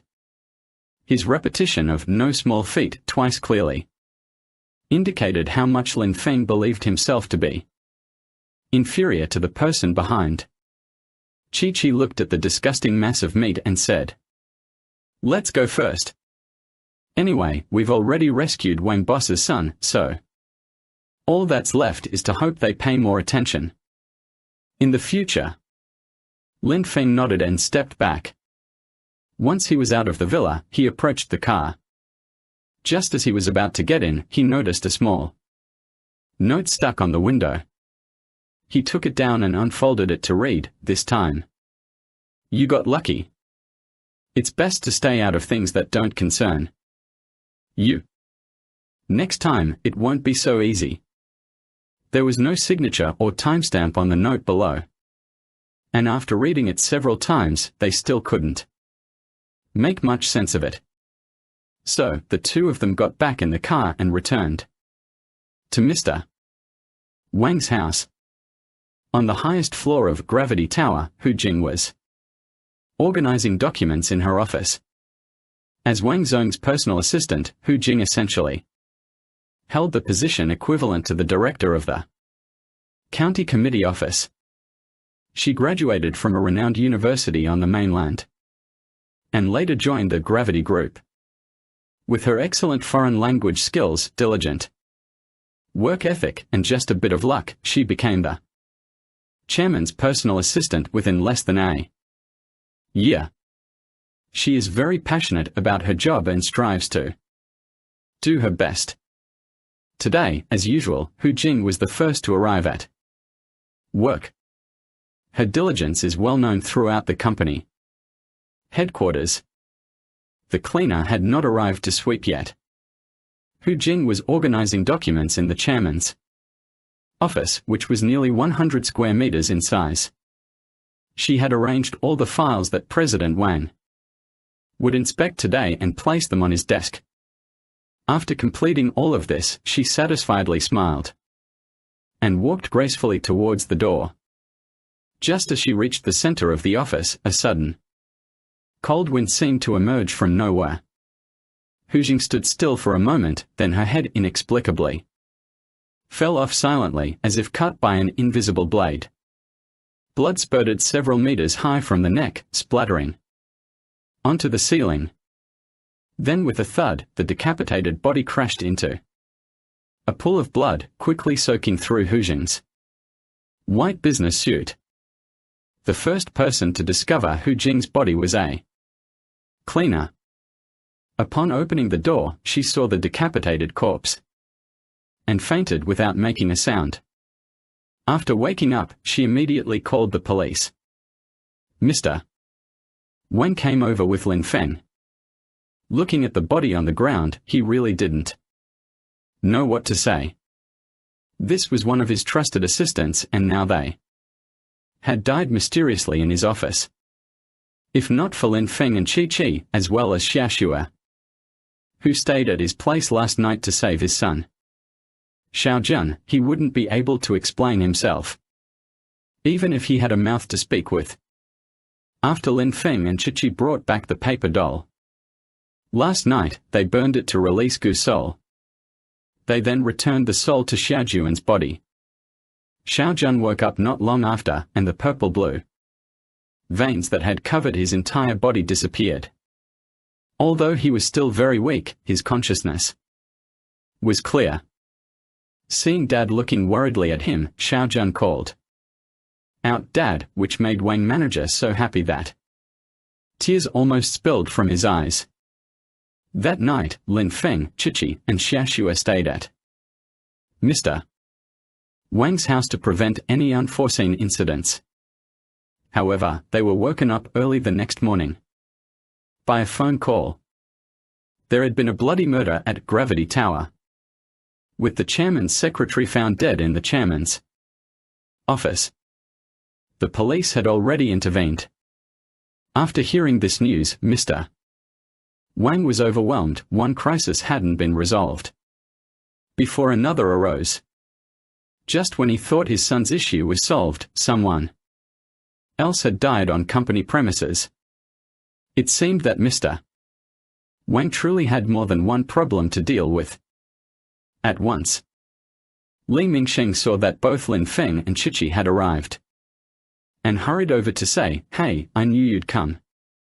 Come take a look. There are no other traces besides the victim's footprints and fingerprints. I think it might be a special case, so let's just take the case for now. If there's anything else, I can transfer it to the Special Investigation Unit." After Lin Feng and Chi Chi took a walk around the office, Both of their expressions were rather strange. Li Mingsheng noticed this and asked, "What's up?" Lin Feng said, "There's a stench of decay, the kind known as corpse qi. I estimate this body has been dead for about 2 years. Li Mingsheng was taken aback and said, "There really is something strange going on. Damn it, there's been a lot of stuff about the gravity group lately. Is someone trying to trip us up?" Then, he leaned closer to Lin Feng and pointed at Wang Director, who was currently answering questions from the police outside, saying, "Is there anything unusual about him?" Lin Feng shook his head and said, "There's nothing wrong with him. It was actually his son who was almost killed yesterday." He then told Li Mingsheng about the events of last night. Li Mingsheng was left speechless as he listened. When Lin Feng mentioned that the person who died had been silenced using profound Taoist techniques because he said gravity group, Li Mingsheng pondered, could it have been one of their own doing? Lin Feng nodded and said, "The chances are very high." Li Mingsheng suddenly smiled and said, "If it's an insider, then it wouldn't be that complicated. You and Chichi would be able to sense it, right? Just gather everyone from the company in a bit, and you'll know for sure when you see them." Lin Feng smiled bitterly and said, "Is it really that easy? Skilled practitioners can conceal their spirit energy to the point where they appear no different from ordinary people. If you could tell who is a skilled practitioner just by looking, then they wouldn't be skilled practitioners anymore." Li Mingsheng said, "What should we do?" "I estimate that is after President Wang. This time it was just a lucky hit on the deputy vehicle. He will definitely continue his efforts until he kills President Wang." Lin Feng suddenly clapped his hands and said, "I've got it. You need to find out who owns the villa in building 63 of Xingfu Garden Community. That guy who cast the curse must be inside, definitely placed there by the mastermind." Li Mingsheng said, Ahem, your guess was right. I'll handle it for you as soon as I get back." After chatting for a few more minutes, Chichi had already thoroughly inspected the office from top to bottom. She jokingly said to Li Mingsheng, "Inspector Li, did you find anything interesting?" Li Mingsheng smiled and said apologetically, "With such a great mage here, do I even need to be involved?" After discussing among themselves, they decided that Li Mingsheng would go back to investigate the owner of the villa, while Lin Feng would stay to protect General Manager Wang. Chi-Chi was sent to the headquarters office area to gather more information. After Lin Feng came out, he informed General Manager Wang about the situation. General Manager Wang immediately agreed and said there would be no problem. To outsiders, he would say that Lin Feng was his personal bodyguard and Chi-Chi was his new secretary. General Wang asked about Lin Feng's situation, and Lin Feng explained his and Li Mingsheng's speculation. Then he said, "General Wang, think carefully, is there anyone in the company who harbors resentment toward you or has a grudge against you for some other reason, and has been plotting to get back at you?" Mr. Wang meditated for a long time and said, "I don't think so." At this moment, a person who looked brisk and about the same age as General Manager Wang hurried over and said, "General Manager Wang, are you okay?" Lin Feng sized up the man, who wasn't particularly handsome but exuded a mature aura that made him seem reliable and substantial. There was an additional charm about him that drew your attention.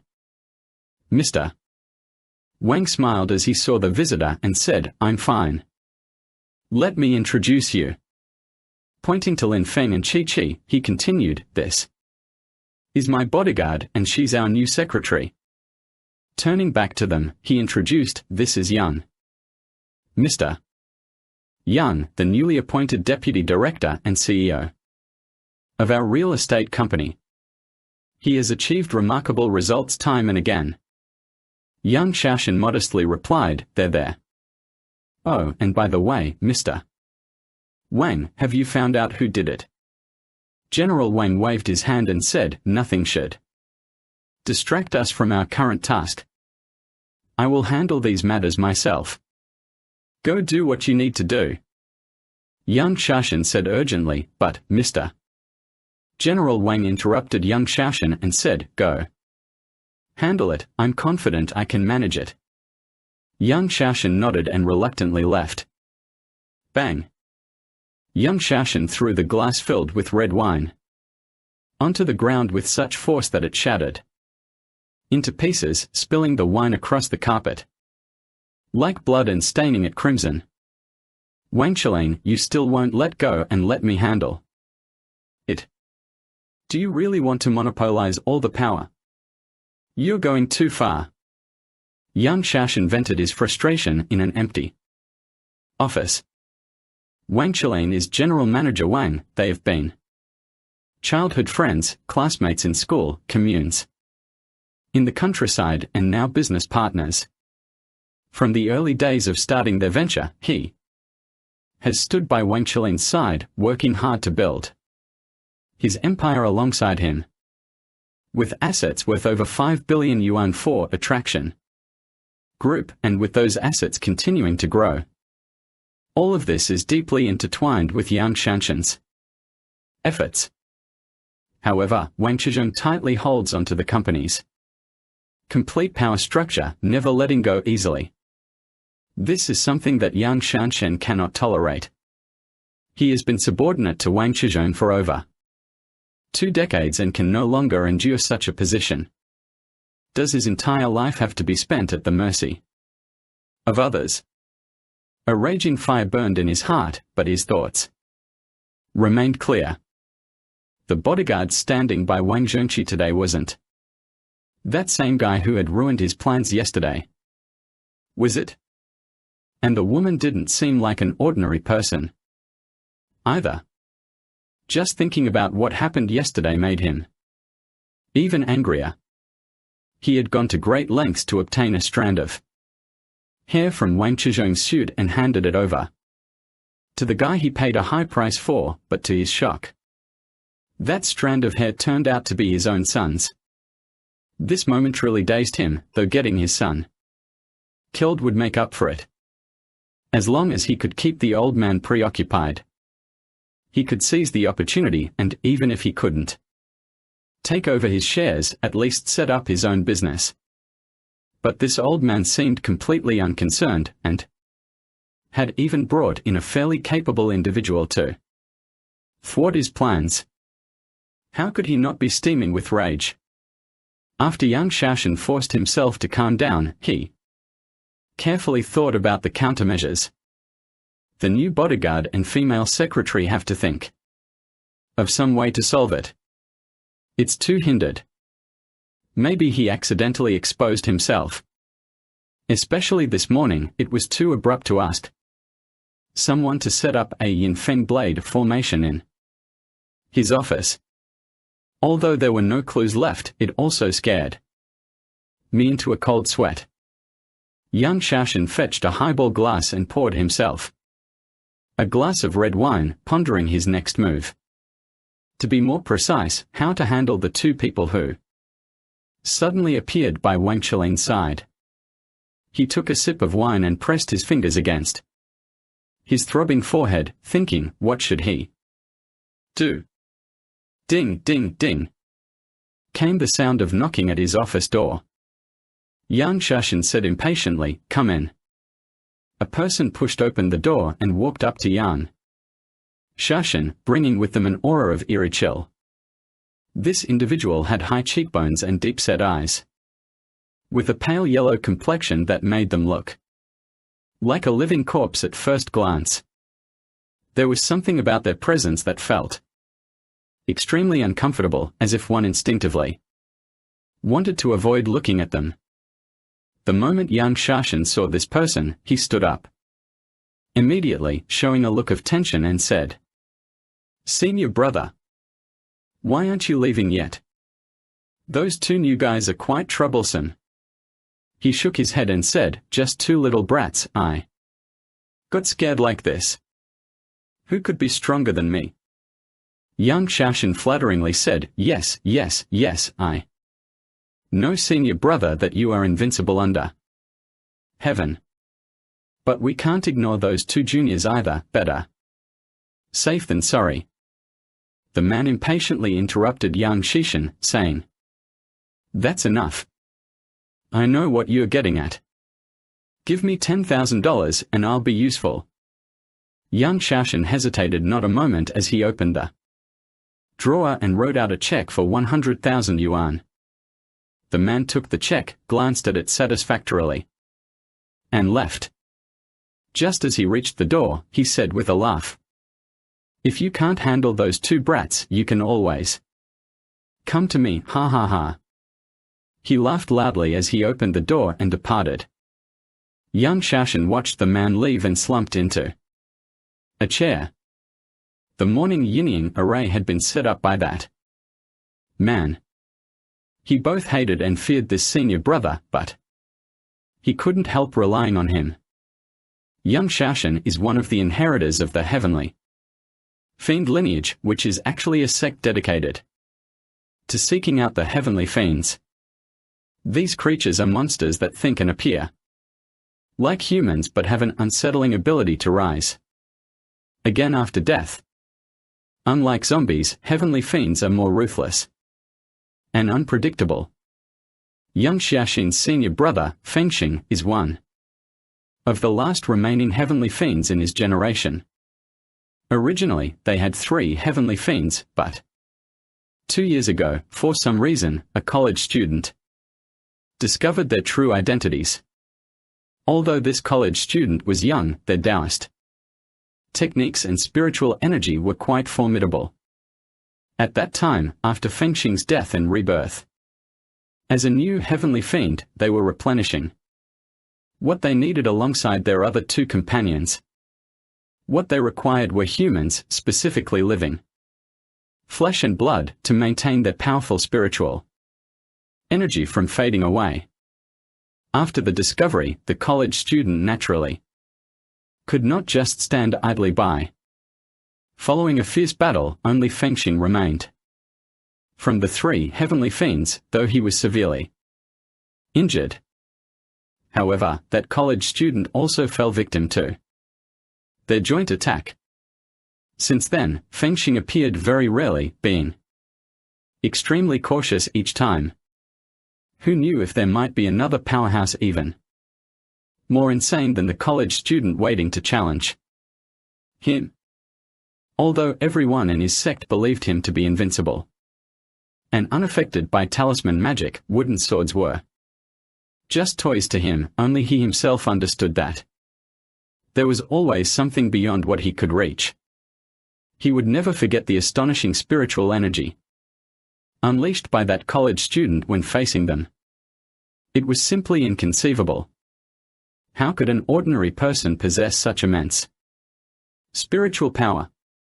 For a figure like Yang Shashin, who within their faction is merely responsible for helping them make money or stepping in to handle certain matters on their behalf, the heavenly fiend helps extend his lifespan somewhat and teaches him some spells. Young Shashin knew that if he could prevent the heaven ghost from taking action, it would be better not to let him take action. However, it seems that Fengxing seems to be very interested in Wang Qilin's bodyguard. He knew very well that he was a perverted senior brother, and he had a bad premonition and had a premonition that his senior brother would go to find Wang Qilin's bodyguard. The methods used by the heavenly fiends in killings are extremely brutal and terrifying. Typically, they would make a scene as gruesome as slaughtering a cow. Such minor activities like setting up an evil wind array at dawn are rare for them. The heavenly fiends kill without any specific purpose. Generally, it is just for entertainment. If they need to consume human flesh, they would definitely eat the person bit by bit until they die, rather than simply killing and stopping there. Young Shaoshan was afraid that Fengxing would expose himself, and that he would not only not be able to annex Wang Qilin's shares, but it would also be difficult for him to go out and start his own business. He could feel that Wang Qilin's bodyguard should be in the same position as him, but he was a little confused about that woman. It looks beautiful and gentle, but there is a terrifying light in its eyes, which seems to be more crazier than Fengxing's crazy gaze. How to address them? Young Shaoshan closed his eyes in deep thought, tapping the armrests of the executive chair with 2 fingers, non-stop as his mind raced. Xingxing walked through the fierce wind and snow after leaving young Shaoshan's office. Since that day when the 2 heavenly devils he had encountered were brutally beaten to death by that immature brat, he had begun to doubt his own abilities.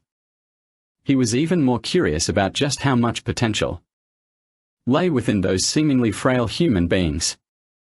Although that guy was now dead, he had no doubt that a second, equally powerful individual would emerge. Perhaps even one stronger than himself. Thus, he moved with the utmost caution, afraid of being discovered by any hidden experts among humanity. As the saying goes, better safe than sorry, and now he had a profound understanding of its meaning. For these past 2 years, he had lived comfortably, moving undetected among the crowd without anyone suspecting that he was not human. At the same time, he also gained a deeper appreciation for the importance of money. Young Shaoshan's position as the Jinzhong Golden Handler in charge of financial transactions within the Heavenly Demon Inheritor group was becoming increasingly significant. He seemed to be, next to him, the second most important figure in the sect. Although there weren't many Heavenly Demon Inheritors, their expenses were astronomical.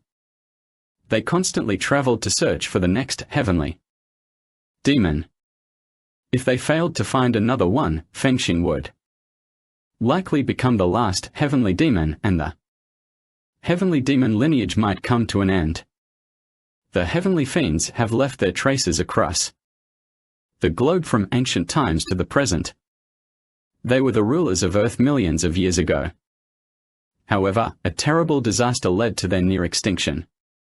Only a few Heavenly Fiends survived and founded this sect, vowing to seek out enough Heavenly Fiends to remake the world. The Heavenly Fiend is actually a parasitic entity hidden within human bodies. These entities only awaken after humans die, using the deceased body to continue their activities. They require constant nourishment from the life force of living beings to prevent their own bodies from decaying and maintain an appearance indistinguishable from that of a normal person. Faye needs to eat now. Just thinking about the fresh red muscle patterns of human flesh makes him involuntarily take a deep breath. However, for him, hunting humans is now incredibly simple. The rapid advancement in technology has quickly improved the quality of human life, yet, in comparison, their spirits are more vacant. Now, the best way to hunt for food is through the internet. As he stepped into the internet cafe, the face hidden beneath his windbreaker emerged, and had already become strikingly handsome. Instantly, it caught the attention of countless girls who were engrossed in their online worlds, all thinking the same thing: how wonderful it would be if he were my boyfriend. It's not surprising that Fengxing always gets so many beautiful replies. When he appears like this, it always attracts countless beauties. This is how he looked when he was alive, surrounded by numerous charming women. Unfortunately, he didn't live to be 25 because of the Heavenly Demon consciousness in his body, which resulted in him passing away much earlier than expected. He found an empty machine and sat down, skillfully. Turned on the computer and found a chat room in the same city and went in. He is confident that he will seduce the next prey before he becomes yellow and thin. Girls are very brave nowadays. As long as you look at your handsomeness, your defense against you will basically be zero. He casually named him, then Shishilan lit a cigarette and smoked it, waiting for the prey to come. Aya is a prostitute, though she's not yet old herself. Her years in the flesh trade stretch back too long. Years. Life for her is like being raped, there's no choice but to endure it. Since her father died and her mother ran off with someone else, she has learned to sink into depravity. The world seen through rebellious eyes appears indifferent, cold. All she needs to do each night is lie in bed waiting for those well-fed men to crawl up on top of her, counting their cash before falling asleep. Then, she buries her head and sleeps, only to wake up and say some mushy words to boys who have no idea what they are missing, all online. She didn't need love, at least that's what she believed. Love was a luxury beyond her reach, she had no right to pursue it. That blonde-haired guy who took her first time treated her worse and worse after that. She found men like him as rare as golden apples in mythology, hardly worth the effort, and thus lost all hope in love. Of course, there were times when she noticed someone worth servicing for free. Those guys would gleefully boast about their one-night stands to their buddies afterward. Little did they know behind those smiles was Ayaka's icy gaze, her numb lips puffing out smoke, and a heart that beat but had long since died. So she never chose to repeat the experience with any of them who paid for it either. In the virtual world, she goes by the name Aya, a rather ordinary handle. Just like her appearance, she is innocent and unremarkable. She could easily blend into any corner and be forgotten. She is like countless online ghosts, looking for or waiting on the internet. When she entered the chat room in the same city, she found a very interesting name. The man actually called Little Alley to drive pigs, which was indeed different. Most people usually pretend to be cool, give you a half-blocked and poetic name, such as vulgar online. Names such as flying in a chaotic heart, flowing in a speechless east, drunk ginning, and so on. This person actually gave him a funny and fun name, like a little alley to drive pigs. It's really interesting. I wonder if his people are so interesting too. She initiated a private chat and tried sending him a message, "Hello. Take Renbao and you'll see improvement in both of us," was the reply from Little Alloway, catching a pig. Indeed, it was intriguing. I developed a strong interest in this fellow who had managed to catch a pig in a narrow alleyway. "What do you do for a job?" Ayaka typed again. My specialty is herding pigs into alleyways," Xiaozu said. The two of them chatted happily. Ayaka found herself very fond of this person and secretly decided that as long as he wasn't some short and stocky Japanese monster, it wouldn't be a problem to offer herself to him for the night. Such a witty individual must have an interesting life. "Can you open the video so I can take a look?" "Now you're requested." "Unregrettable. Worried about insomnia at night?" Aya smiled upon seeing the message from a little pig chasing lane. Generally speaking, people who say such things are either exceptionally handsome or strikingly ugly. Handsome men often use this as a sign of their arrogance, while ugly men might do so out of self-deprecation. Giving you a heads up beforehand. "I'm not afraid, I've seen ugly things too," Ayaka replied. "Oh? That disappointed you?"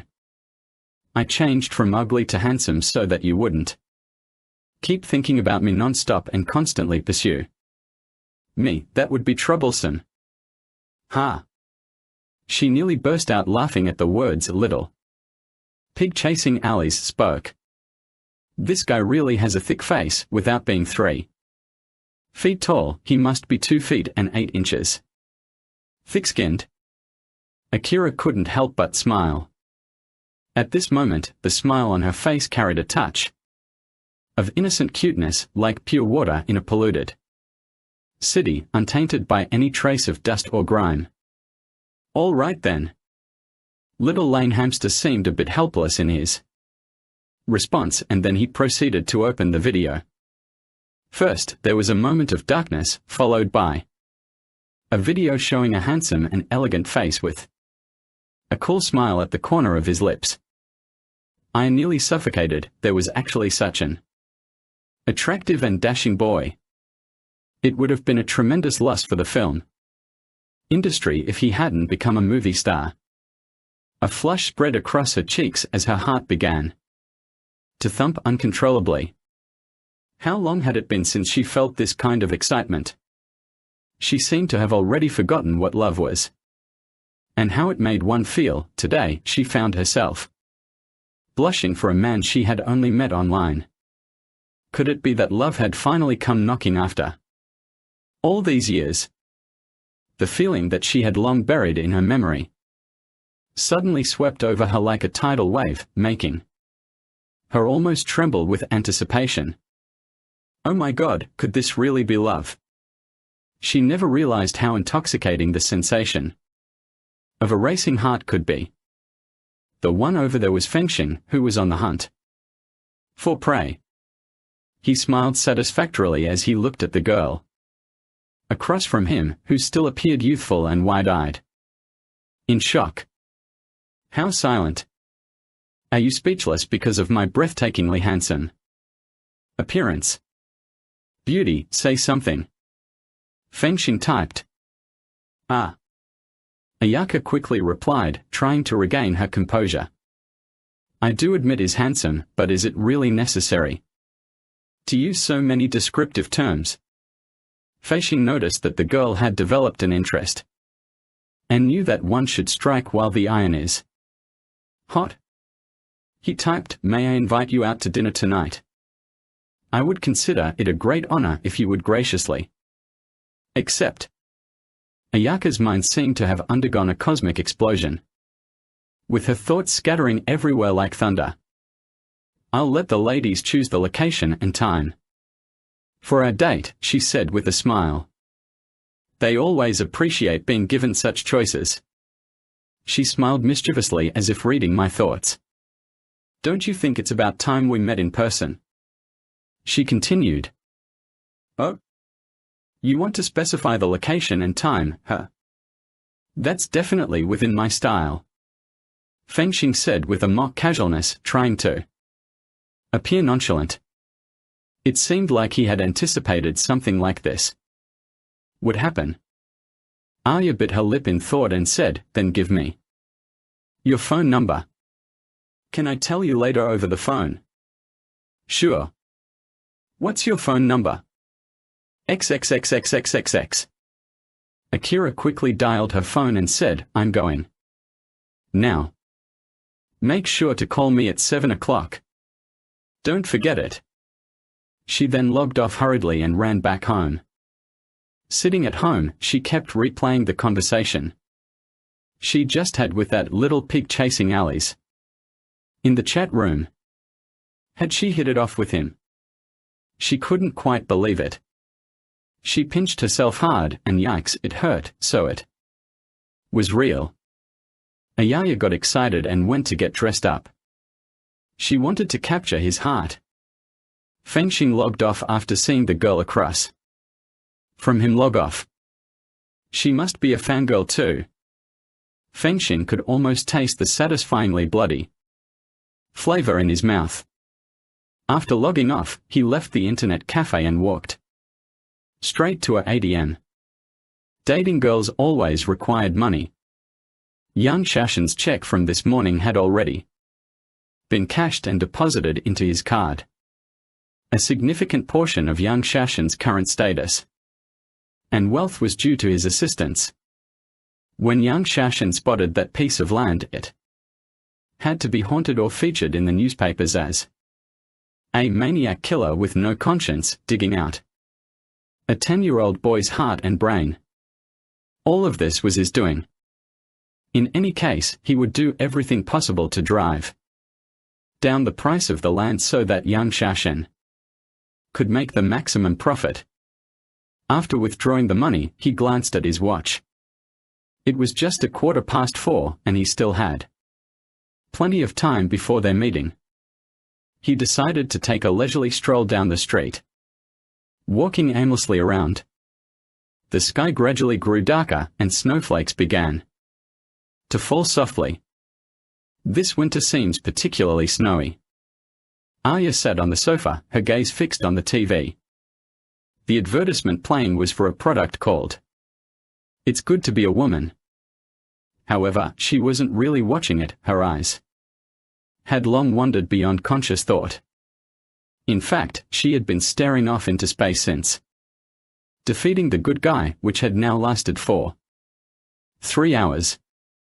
This isn't the boss, I'm just a migrant worker singing songs at night, daydreaming of being a hero is the song Arya uses as her ringtone, adapted from Wang Rong's I Am Not Huang Rong. As soon as she heard her phone ringing, Arya quickly grabbed it and said, "Hello," without even looking at the caller ID. There came a voice from over there that she despised. "Very much, my little Yaya, have you missed me? I'm your dragon fourth brother, and it's tonight." Before Long Xia could finish speaking, Arya impatiently said, "I'm busy and I'll always be busy. Stop calling me." She hung up the phone with a cold tone. In order to prepare for the love that was about to come into her life, she decided not to continue being an object of disdain as a courtesan. Instead, she wanted to start a new chapter for herself. Checking her phone, she saw that it was already 6:50. Why hadn't he called yet? She could hardly contain her impatience. Finally, the phone rang again after what felt like an interminable wait. "I'm not the boss, I'm just a migrant worker." "Hello. Is this Iyaka?" A voice, slightly hoarse yet intensely magnetic, spoke up. I thought you were little pig running through alleys." Arya's throat was dry, and her voice trembled slightly. "Ha ha, you can call me Windrunner. This is my name. So, have you decided where to go yet? Shall we go to Qian? And after that, let's watch a movie. Then you can give me a ride home," she said with the voice of a little girl completely enchanted by love. The tension from just now was already gone. "Sure, I'll be waiting for you there right now." Ham. "I'll go now so you won't have to wait long." Ira hung up the phone and practically ran out of the room at a 100-meter sprint. She rushed down the stairs and flagged down a taxi, heading towards Qianwei.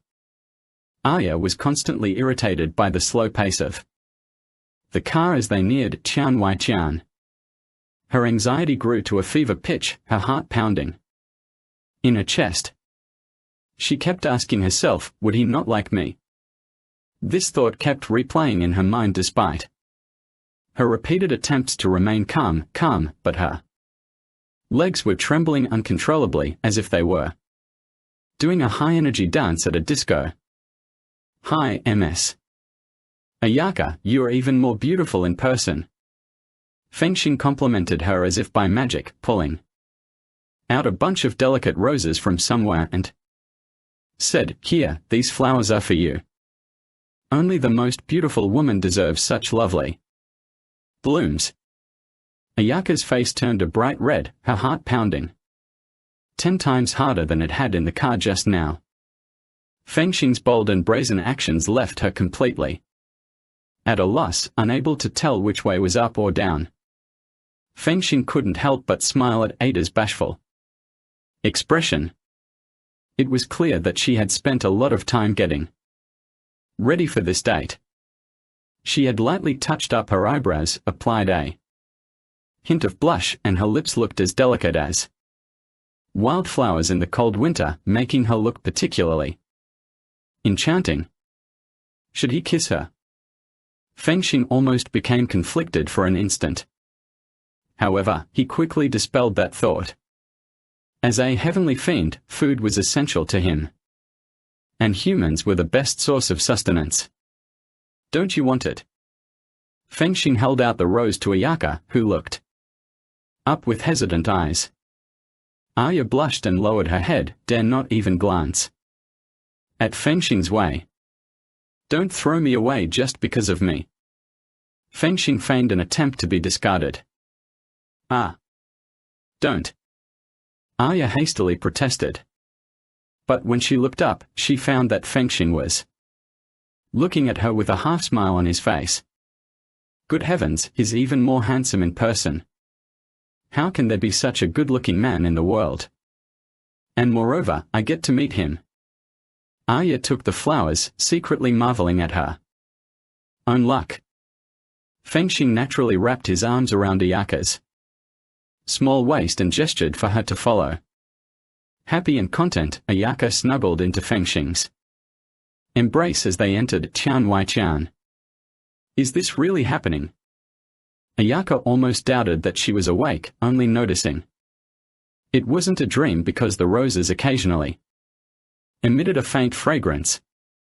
This meal was thoroughly enjoyable, with Fengxing's witty and humorous conversation, as well as his generous demeanor, winning Aya's heart completely. After leaving Tianwai, Aya suggested in a considerate tone, "Shall we go see a movie?" Fengxing replied cheerfully, "Great. I haven't watched a movie in ages too. Getting to watch one with such a beautiful lady like you is truly a blessing from past lives." You're exaggerating, you know. Do you always talk so extravagantly to girls just to make them happy? Aya gently delivered a playful punch to Fengxing's arm, her voice filled with joy. Really? If it weren't for your charm, I don't think I could say such things. Fengxing's words became even sweeter. Ayaka laughed all the way as he spoke. In the cinema, a horror movie from America was playing. The gory scene scared Aya so much that she burrowed into Fengxing's arms. However, Fengxing found it hilarious and laughed loudly. Well, he thought, let this gruesome scene be like an appetizer before dinner. The sight of severed limbs and pools of blood on the screen only excited him even more. After watching the movie, the two of them strolled down the street holding each other closely.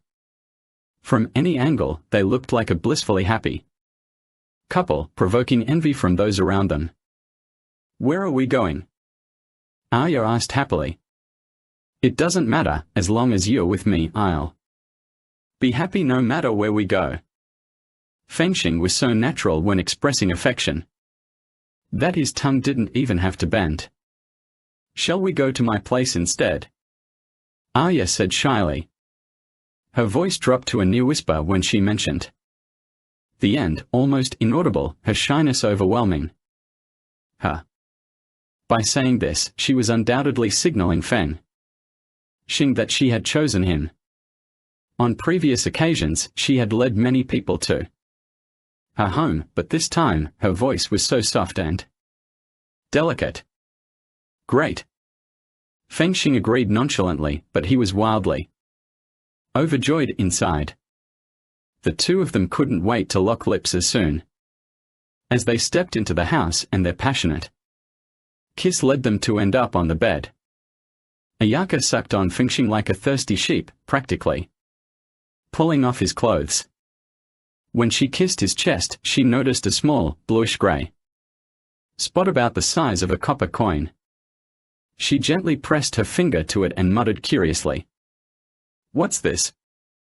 "Oh. The post-mortem staining is showing up." Fengxing realized that the vitality he had absorbed was almost gone, and in just a few more minutes, he would turn into a withered, skeletal remains. But his lips gently asked instead, "Do you really want to know what it is?"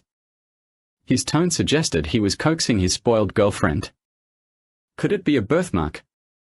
Arya concluded after much deliberation. Truly clever, Fengxing suddenly pushed hard, flipping Arya beneath him. He then sealed her lips with his own and kissed her passionately. Yaya indulged in the moment with Fengxing. What is happiness? This is it, nestling beneath someone she loves, cooing sweetly and being tenderly cherished by that person. She had never felt that happiness was so close, within reach, something she could have but had never dared to dream of. Suddenly, Arya felt a sharp pain at the back of her tongue. She tried to push Fengxing away, but he pressed down on her like a mountain.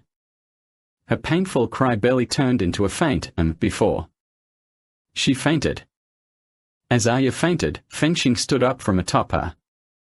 That brat's tongue had a lingering scent of perfume, and Fengxing grinned wickedly as he savored her tongue.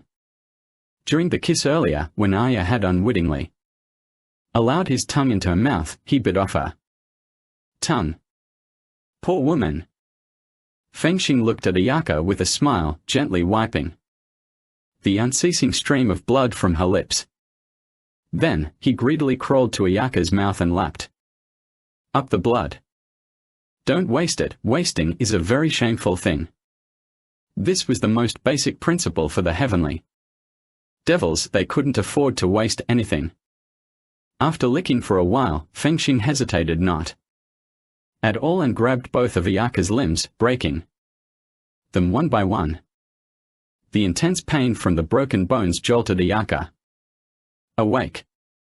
She looked fearfully at the man she had thought to be her source of happiness, and in the end realized that true happiness was nothing but a dream. Yet her survival instinct made her want to cry out loudly, but all she could manage was a hoarse ho. Ho. She looked at Fengxing with pleading eyes, hoping he would spare her. The wind gently stroked Arya's hair and said, "What a beautiful young lady. ZZZYYK." Ayaka tried to dodge Fengxing's hand with the same urgency as one would avoid a venomous snake, but every move she made sent daggers through her limbs. Reluctantly, she let Fengxing's demonic palm roam freely over her body. Fengxing burst into loud laughter, his blood boiling as he watched Arya. However, her beauty held no attraction for him. Food was his greatest need. He leaned in close to Ayaka's ear and whispered, "You wanted to know about the spot on my body, didn't you?"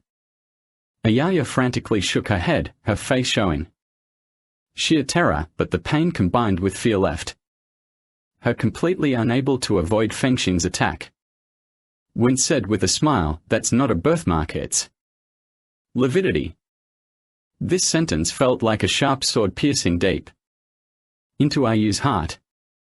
She looked up at Fengxing, hardly daring to believe her own eyes. Gone was the charming young man who had shared meals and watched movies with her. He had transformed into a terrifying night walker. His slender face was sunken, and his eyes, which seemed to emit an unsettling glow, were set deeply in their sockets. Ha ha ha. Fengxing laughed loudly and leaned down to bite hard on Arya's shoulder.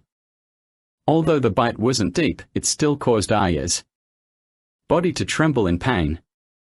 She wanted to cry out, but Fengxing's dry, rough hand clamped tightly over her mouth, leaving no room for a sound to escape. Scalding blood surged into his throat like a refreshing stream, invigorating every fiber of Fengxing's body with a surge of vitality. Unable to resist, he bit fiercely into Arya's flesh and tore off a chunk.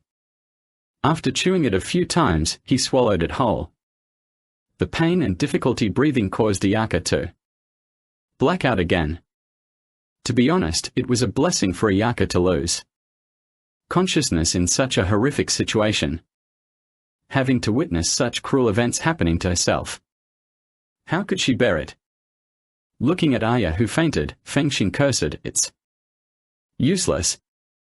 He bit Aya a few more bites, pulled off a few pieces of meat and started eating. He didn't bite deep in every bite and didn't tear off much meat. He wanted to keep Aya's vitality as much as possible. If Aya died early, he would be in vain. Fengxing ate bit by bit until midnight, and finally, his stomach could no longer handle it. As for Ayaka, she was exhaling more than inhaling, barely hanging on. He had no appetite at all. Women were indeed troublesome, their bodies carried the scent of perfume and makeup, and even his meat tasted strange. The chemicals from the food lingered in his mouth. Ew. He spat out some meat particles and reached toward Aya's chest, suddenly plunging his hand in and tearing it open. Ayaka had been tormented for hours and was on the brink of giving up when this final blow sealed her fate. What she thought was within reach became an eternal, unattainable dream. Her limbs twitched violently, her pupils dilated slowly, and her body turned into a mere shell devoid of any soul. Fengxing plucked Aya's heart out and devoured it, chewing thoughtfully as he said, "This tastes the most authentic here, there's no dizzying fragrance of perfume to distract me." After finishing off the heart in a few bites, Fengxing lay on Ira's bed and contentedly picked his teeth. After every meal, he always felt an overwhelming sense of drowsiness, wanting nothing more than to take a nap. Who could eat like him, to the point where he was exhausted just from eating? Fengxing held the lifeless Aya in his arms. Then, he patted her face and said, "It's time for bed. Sleep tight, don't wake me up. Please provide the Chinese text that needs to be translated. Once you do, I'll ensure the translation is natural, accurate, and fluent in English." "Lin Feng, I've checked into the matter with the house," Li Mingsheng said on the phone. "Oh? Who is the homeowner?" Lin Feng asked as he walked through the office space of Graviton Tower Group while on the phone. "The house is completely unoccupied now. The original owner, a young man named Fengxing, passed away 2 years ago at the age of 25. Li Mingsheng said. "What? 25? Lin Feng exclaimed loudly, his voice sounding somewhat excessive in the quiet office. However, everyone remembered that he was the bodyguard to their boss and didn't have much to say about it. After all, who could argue with someone close to the boss? The sentence has been translated into natural, accurate, and fluent English while maintaining the context of the original text. Yes. It's hard to imagine that a 25-year-old is the owner of an upscale villa," Li Mingsheng said. "Where is his family?" By the time they moved abroad, after Fengxing's death, his parents entrusted the villa to a real estate company for sale. However, no one dared to buy it, as everyone referred to it as a haunted house. "Sure thing, I get it.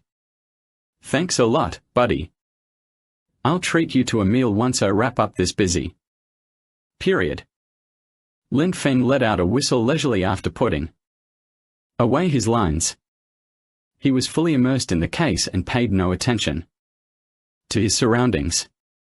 Over these few days, he and Chi-Chi had almost interacted with everyone at the company through their positions. Those with lower ranks were basically excluded, as there wasn't any fundamental conflict of interest. Wang Chalin was well known for being kind to the company's employees, hardly anyone didn't know about it, so it wouldn't likely be someone from below. So they started by approaching managers, but didn't find any clues. Lin Feng was deep in thought when suddenly a loud shout interrupted his train of thought, startling him. He looked up to see Vice President Yang Shaixin standing before him, looking at him with a glare that could kill. "Do you know this is a workplace?" Yang Shaixin said in a stern tone to Lin Feng. "Know about it. What's the problem?" Lin Feng said indifferently. "What's the problem? You know this is a workplace and you're speaking so loudly it will disturb others' work. Do you understand that? Don't think you can act so arrogantly just because you're General Wang's bodyguard. As long as I'm in a good mood, I can fire you on the spot. Do you get that?" Yang Shaixin said sternly. "Be my guest." Lin Feng had no good feelings towards Yang Shaixin. When he saw General Manager Wang, this guy's face lit up like a sunflower, but when he saw the employees beneath him, it was as if they were his enemies. Moreover, Wang General Manager told Lin Feng that this guy had embezzled tens of millions of company funds privately. However, since he had followed General Manager Wang for so many years, not only did General Manager Wang pretend to know nothing about it, but he also gifted him 10% of the shares. Lin Feng would not be in the least bit accommodating to someone like that. He ignored Yang Shaixin and walked away, saying over his shoulder, "If you're unhappy, you can call General Manager Wang now and ask for my resignation." Lin Feng's actions made young boss Yang turn pale with anger, unable to utter a word as he watched him stroll away. The employees in the writing room, who had been treated like dogs by young boss Yang on a daily basis, all felt satisfied watching his shaking form. It seemed that they had finally gotten their revenge. "What's going on?" Chi-Chi emerged from the side with a cold expression and said snidely to Yang Shanyo, who was so angry that his mouth was crooked, "Please don't make so much noise." "What? A tiny secretary dared to scold me. It's all thanks to Wang Qilin's influence, of course. I really wanted to kill these two guys." A sudden burst of murderous intent emanated from Yang Shaoxin's body, only to vanish instantly. Yang Shaoxin inwardly thought things were going badly if this female secretary noticed his anomaly. That would be a disaster. Fortunately, Chi-Chi didn't seem to sense anything amiss. So he let out a cold snort and turned back to his office. Chi-Chi saw Yang Shaoxin hidden behind the door, a victorious smile playing on her lips. The fox had finally shown its tail. "I must eliminate these two ignorant brats." Yang Shaixin downed a glass of red wine and wiped his lips. He could no longer endure the feeling of being stepped on by others. He had nearly given his all for the company, yet now even a secretary and a bodyguard dared to give him the cold shoulder. He had considered directly asking Wang Qilin to fire these two individuals, but Wang Qilin would never agree. Even if he did agree, there was always the chance that these two might continue their investigation, eventually leading back to him. It would be better to find a way to get rid of them once and for all. This way, they wouldn't be in his way or obstruct his grand plans. Yang Shaoxin said he would get right to it and first went out to instruct his secretary outside the office not to disturb him under any circumstances. Only then did he lock the door. After taking off his suit, he hung it on the hanger. He walked to the lounge and locked the door tightly. I turned on the lights in the lounge. The lights were red and the atmosphere inside looked very strange. There is a divine case at the bottom and a hideous mask is enshrined on it. He put the mask on his face and took out various props for practice. Grab a handful of rice and sprinkle it on the case. Then take out a pair of chopsticks and put it on the case. I muttered something in my mouth and read something that was unknown. After a moment of contemplation, the chopstick suddenly stood upright, as if possessed by some unseen force.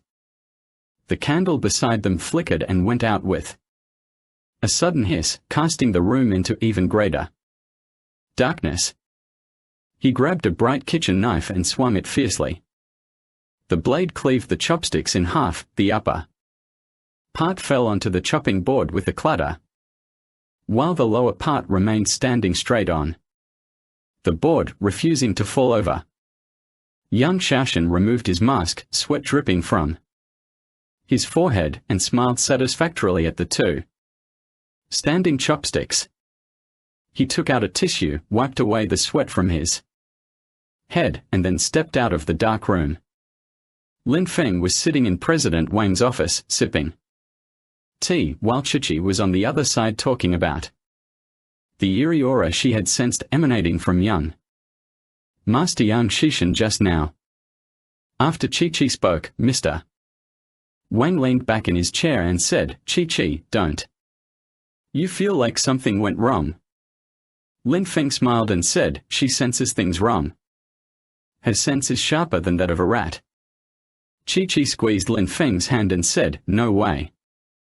I'm certain young Master Yang has very strong spiritual energy. His Taoist techniques are not inferior to Lin Feng's either. Actually, if we just consider the magical aspect, I think he might even have a slight edge over Lin Feng. Mr. Wang looked up at the ceiling and pondered for a moment before saying, but he has followed me for so long without knowing about any of this. Besides, I've treated him fairly well, hasn't I? I turned a blind eye to a few $1 million worth of losses and even gifted him 10% of the shares. There's no reason for him to want to harm me. Humans are unpredictable, and our desires seem to be bottomless pits. After we have food security, we desire a home. After that, we yearn for cars, and then we want mansions. For some people, their desires are like a black hole. No matter what you do, they never get filled. Chi-Chi said. Lin Feng nodded in agreement as he listened to Chi-Chi's words and said, it's clear that young Master Yang Shen has big ambitions and is not content with just holding the position of vice president. After speaking, he raised his cup to take a sip of tea. The tea in the cup suddenly began to boil and then exploded with a loud bang. Fortunately, the water wasn't too hot, so it didn't burn his hand. However, the flying shards still grazed his face, leaving a mark. Lin Feng and Chi-Chi stood up at the same time and walked over to stand beside Mr. Wang, vigilantly watching the door. A sudden chill wind swept through the office with tightly closed doors and windows. They heard a shush-shush sound coming from the doorway, and Lin Feng said in a low voice, something is coming in. Be careful. Unlike Lin Feng and Chi-Chi, who can hear and see these things, Wang didn't have any sensation of them at all. He only noticed that the room temperature seemed to have dropped slightly. A head suddenly poked out from the door, that of a child but with eyes full of malice. It had a bright red mouth revealing sharp teeth. Following this small body, both hands and feet also squeezed through the doorway as it walked in, trailing a tiny tail behind it. Little devil's curse. Lin Feng took a breath. He had heard of such a curse, but had never seen it. To refine this mantra, you must use your own son to refine it, otherwise the refined little ghost will not obey your command. The little ghost is fierce and bloodthirsty, and is very powerful because he has no resentment from Zhong Da. When refining this mantra, you must put your biological son in a jar full of blood for 100 days. This jar should be filled with the blood of girls under 1 year old so that the little ghosts can absorb their resentment. Blessing mantra in case the little ghost breaks the jar and runs out before it has been refined.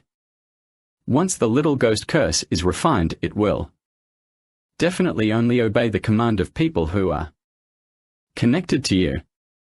Every time you use this, you must drink blood to maintain obedience, otherwise you will go wild and you will not even listen to the words of refining people at that time.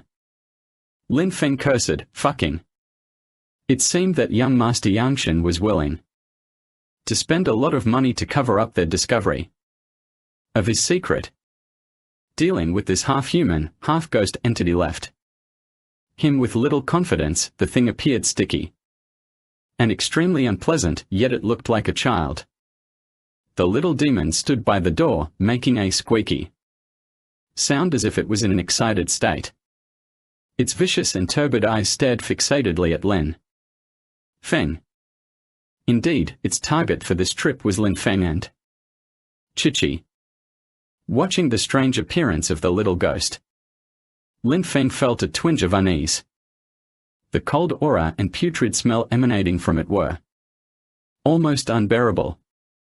His hand was already reaching into his pocket, prepared to pull out talismans at any moment. However, Chi-Chi shook her head slightly and extended her hand. The Bluetooth device was already in her grasp.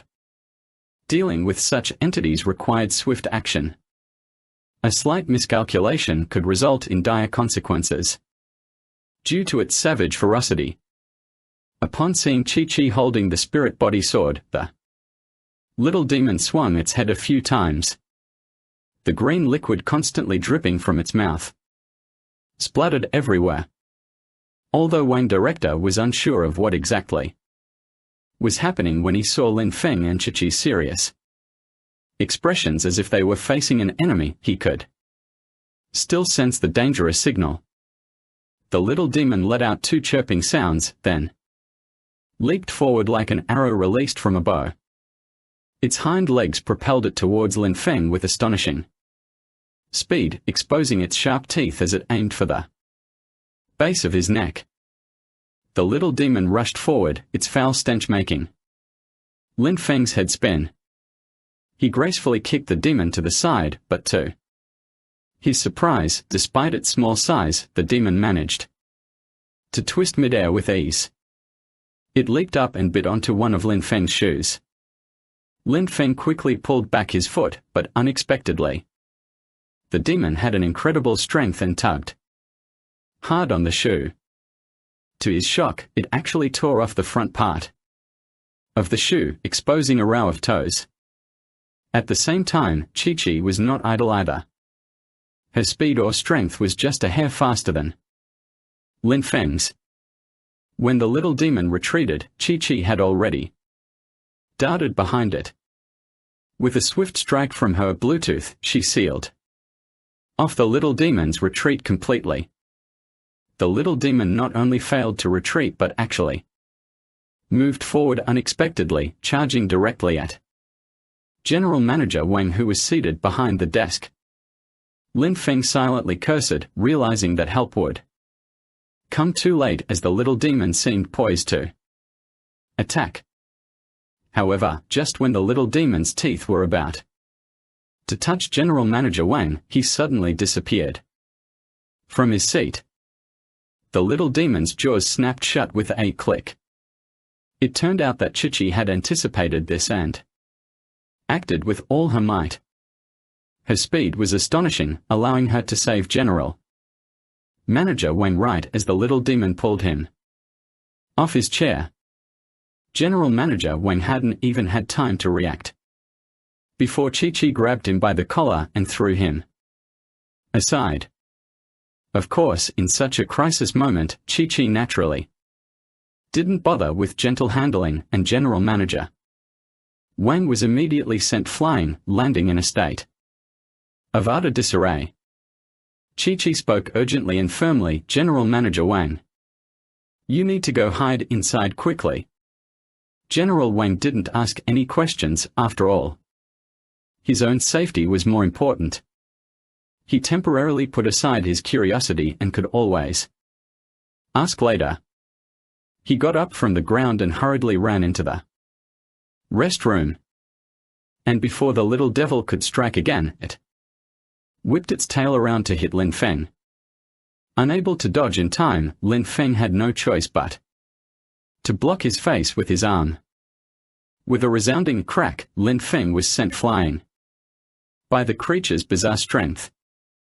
However, despite being sent backward, Lin Feng remained composed. In fact, he already held a talisman in hand and, taking advantage of the moment when he was hit, quickly released a 5 Thunder talisman which struck the little devil directly. The 5 Thunder talisman is one of the most powerful talismans in Taoist rituals, inscribed on yellow paper with cinnabar using a mixture of black dog's blood and black donkey's blood. It is highly effective against demons and evil spirits, making it a common protective talisman in Taoism. Taoist exorcists generally avoid completely dispersing the souls of those spirits unless absolutely necessary. Instead, they guide them or assist in fulfilling their unfinished wishes to help them ascend to a higher plane. But when it came to dealing with a devil like Xiao Gui, the worst of all evils and a fierce spirit among spirits, there was no room for mercy. Therefore, Lin Feng immediately used the most powerful 5 Thunder talisman. Lin Feng's sudden move took the little ghost completely by surprise. Unable to dodge in midair, it was hit directly by the 5 Thunder talisman. The 5 Thunder talisman proved effective with a loud bang as it exploded on the little ghost. Under the agitation of the spiritual flame, the little ghost let out a series of pained squeaks. Lin Feng finally got up from the ground, rubbing his aching arm and cursed, "Damn it, that really hurt. Nearly broke my arm." The little demon struggled for a moment, let out a painful cry, and fell from the air, landing on the table and no longer moving. Chi-Chi happily said, "Wow, after working with you for so long, it's the first time I've seen you clean up these things so efficiently." Lin Feng smiled bitterly and said, "Are you praising me or insulting me?" The two of them watched as the little demon was engulfed in flames, his flesh sizzling loudly. His entire body was charred black from head to toe. Chi-Chi said, "I think it's safe to say it's dead." "Oh." Lin Feng clutched his still painful arm as he approached the table. Chi-Chi had already come over and was reaching out to play with the little demon. But unexpectedly, the little demon suddenly leaped up and bit down on Chi-Chi's arm. Chi-Chi didn't expect the little ghost to bite her. She quickly shook her arm, but the little ghost made a desperate counterattack. The bite went deep, and no matter how many times she shook her arm, she couldn't shake it off. Chi-Chi, enraged by the imp's antics, raised her arm on the table and struck it multiple times against the imp's head. The blows were so forceful that they caused the imp's head to burst open, rendering it unrecognizable. Finally, the imp revealed the information. Lin Feng, who was watching from the side, was left speechless for a moment before he said, "Chi-Chi, you went wild just now." Chi-Chi spat and said, "If I don't do it this way, how can I get rid of it? Are you going to help me get rid of it?" Lin Feng was left speechless, so he chose to say nothing.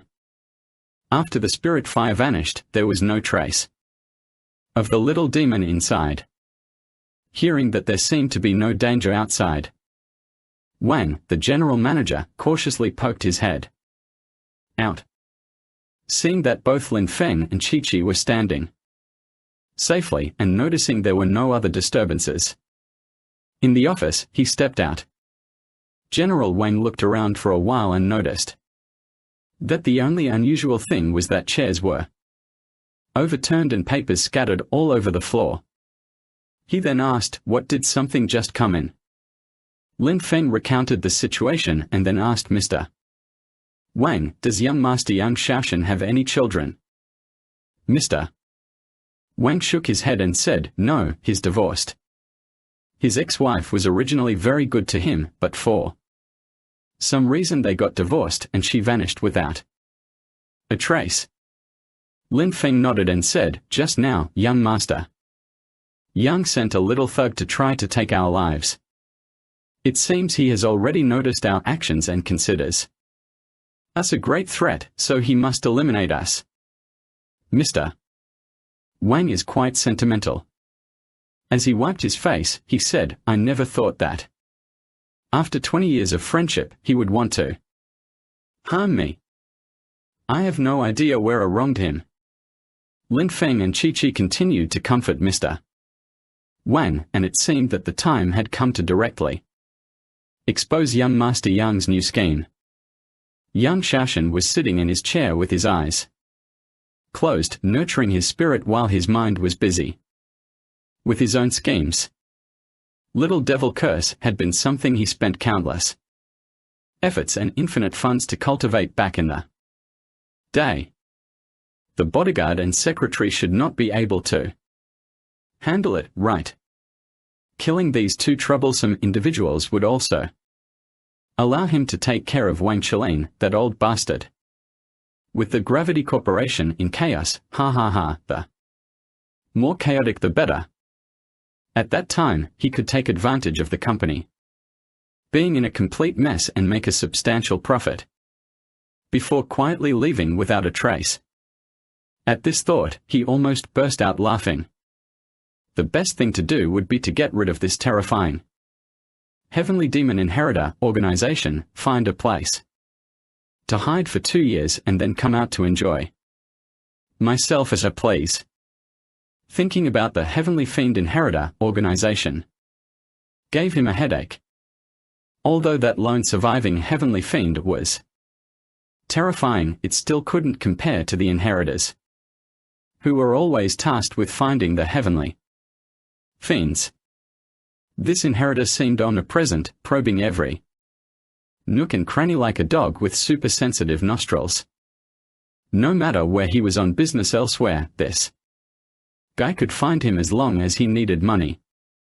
He had no idea how the Inheritor managed to locate him. Just thinking about it gave him headaches. Over the years, he'd earned quite a fortune, but that person seemed like an endless bottomless pit, one that could never be filled. He worked as hard as a printing press, but the speed at which this Inheritor spent money was no joke. Of course, running all over the country meant he had to spend more. His original small greed had landed him in a trap from which he could never escape. However, he had no doubt about the power of the Inheritor. He believed that whoever had killed the first two Heavenly Fiends and sent Fengxing to his demise would have been reduced to dumpling filling and enjoyed as a feast by the Inheritor if they had encountered one. Lost in thought, the sudden sound of a bang echoed from the lounge. Young Shaoshan jumped slightly and muttered to himself, "Not good." Desperately, he rushed into the lounge only to see that the two upright chopsticks were now aflame, with almost all of them consumed by the fire. Young Shaoshan nearly bit through his own teeth, cursing the two individuals by Wang Qilin's side 1,000 times over. These guys actually broke through the little devil curse he had painstakingly refined. In his rage, his mind was still clear. The pressing issue now was not to grit his teeth in anger but to find a way to escape. Since the little devil curse had been broken, those two individuals would likely arrive soon. All money, fame, and status could be forsaken. His primary concern was to protect his life. Although those two people probably wouldn't use any magical means against him, Wang Qilin would definitely not let him go either. Young Sharshan hurriedly got dressed and quickly packed a few items. He made sure to bring his credit card before rushing out of the office. After exiting Gravity Tower, he took one last look at the building that had once brought him wealth and status, hailed a taxi, and left. All the way, he kept trying to call Fengxing from Heavenly Ghost. However, this damn guy didn't pick up at all. Fucking bastard. Young Shanshan cursed silently. He had no idea where this guy had gone to. Forget about it, his life was in danger first and foremost. Fortunately, he still had quite a bit of money on his card. Moving to another city would be enough for him to live comfortably until the end of his days. But just thinking about the Gravity Group and the 10% share he owned made his heart hurt like it was bleeding. That could mean several $billion. However, there was no time for that now. He needed to think about how to get rid of that heir first. Yet, despite having interacted with the heir for so long, I had never actually seen his true appearance. Each time I dealt with him, he always wore large sunglasses and a windbreaker that concealed half of his face. In summer, he would add a wide-brimmed hat. After receiving payment, he would leave. I always felt like I knew him from somewhere, but for the life of me, I couldn't remember who he was. Getting out of the car, Wang Qiling first went to an ATM to withdraw some money. After several days of anxiety and worry, he felt famished and decided he should eat something before setting off on his journey. Young Sharshan found a small restaurant and ordered some simple home-style dishes. He also got 2 bottles of beer, settling down to drink. To be honest, after eating lots of fancy dishes, he actually found these plain but tasty grilled morsels quite satisfying. In particular, the water-boiled meat slices really opened his appetite. Lin Feng and Chichi believed it was time to have a direct conversation with young Shaoshan. The two left Wang's office immediately and headed straight for young Shaoshan's office. As they approached his office door, the assistant outside stood up upon seeing people from the boss's side and asked, "Is there anything you need?" Lin Feng said, "We have something we need to ask young Master Yan." The assistant didn't like this and didn't even call him General Manager Yan. Instead, she directly used his name. After all, wasn't he just the general manager's secretary and bodyguard? What was so great about that? With a cold face, she said, "Are you here to see General Manager Yang at Mr. Wang's request, or are you coming on your own?" Lin Feng could tell from his assistant's expression what was going on and said, "The general manager Wang sent us to find you." The assistant looked apologetic and said, "I'm really sorry about that, Mr. Yan. He just left." Chi-Chi hurriedly asked, "Do you know where he went?" The assistant rolled his eyes and said, "He's going there. It's none of our subordinates' business." By that, he meant that since President Yang was gone, it wasn't their place to get involved. Lin Feng checked his watch and asked, "How long has he been gone?" The assistant was a bit impatient. After all, he wasn't the one who had committed a crime. But suddenly, he wondered why this bodyguard was following them too. He hadn't heard that the CEO's bodyguard handled such broad matters. Could it be that young Shaoshan had done something wrong? Upon realizing this, he immediately put on a smile and said, "We've been walking for nearly 10 minutes now." Lin Feng struck his left palm with his right fist and said, "Damn it, I was too late," and let him get away. The assistant understood immediately that young Shaoshan was definitely in trouble and quickly flooded. "May I ask if there's anything I can assist the two of you with?" Lin Feng waved his hand and said, "No need for that." Then he asked, did he stay in the office without coming out at all before he left? The assistant said, yes, he instructed that no one was allowed to enter while he rested. Then, just 10 minutes ago, he rushed off suddenly. Lin Feng patted his assistant on the shoulder and said, thanks. Can we go in and take a look? He thought for a moment and said, no problem. Then he smiled at Lin Feng and went to open the office door, gesturing for him to enter. Lin Feng and Chichi entered the room and quickly found what was in the lounge.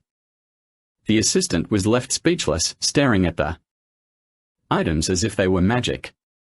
Lin Feng warned him to never reveal anything, hinting that he would suggest Mr. Wang offer him a vacation if any whispers of this reached his ears. The assistant hurriedly nodded in agreement. He could not afford to joke around with his job, considering he had a beautiful wife at home who was still in her 30s and an adorable 1-year-old son. When Fengxing woke up and checked his phone, he found several missed calls from Yang Xiaoshan. However, when he tried to call back, the line was already off. Looking at the time on his phone, damn it, he had slept for a really long time, more than a whole day, and it was already the afternoon of the following day. Fengxing pushed the body in his arms to one side and went to take a bath in the bathroom, washing away the bloodstains from his body. He dressed himself and left the house. As for the body, let it rot there. He didn't have time for such work. He stepped a few paces out the door when his phone suddenly rang. He glanced at the number, then answered, hello. A low voice from nearby said, young Master Yang Xiaoshan has fled. Fengxing heard this and exclaimed, what? Young Master Yangshan ran away. The voice over there said, yes. Wind rushed in, furious, and said, by the way, does this brat want to die or something? The voice on the other end chuckled and said, relax. He won't escape my grasp.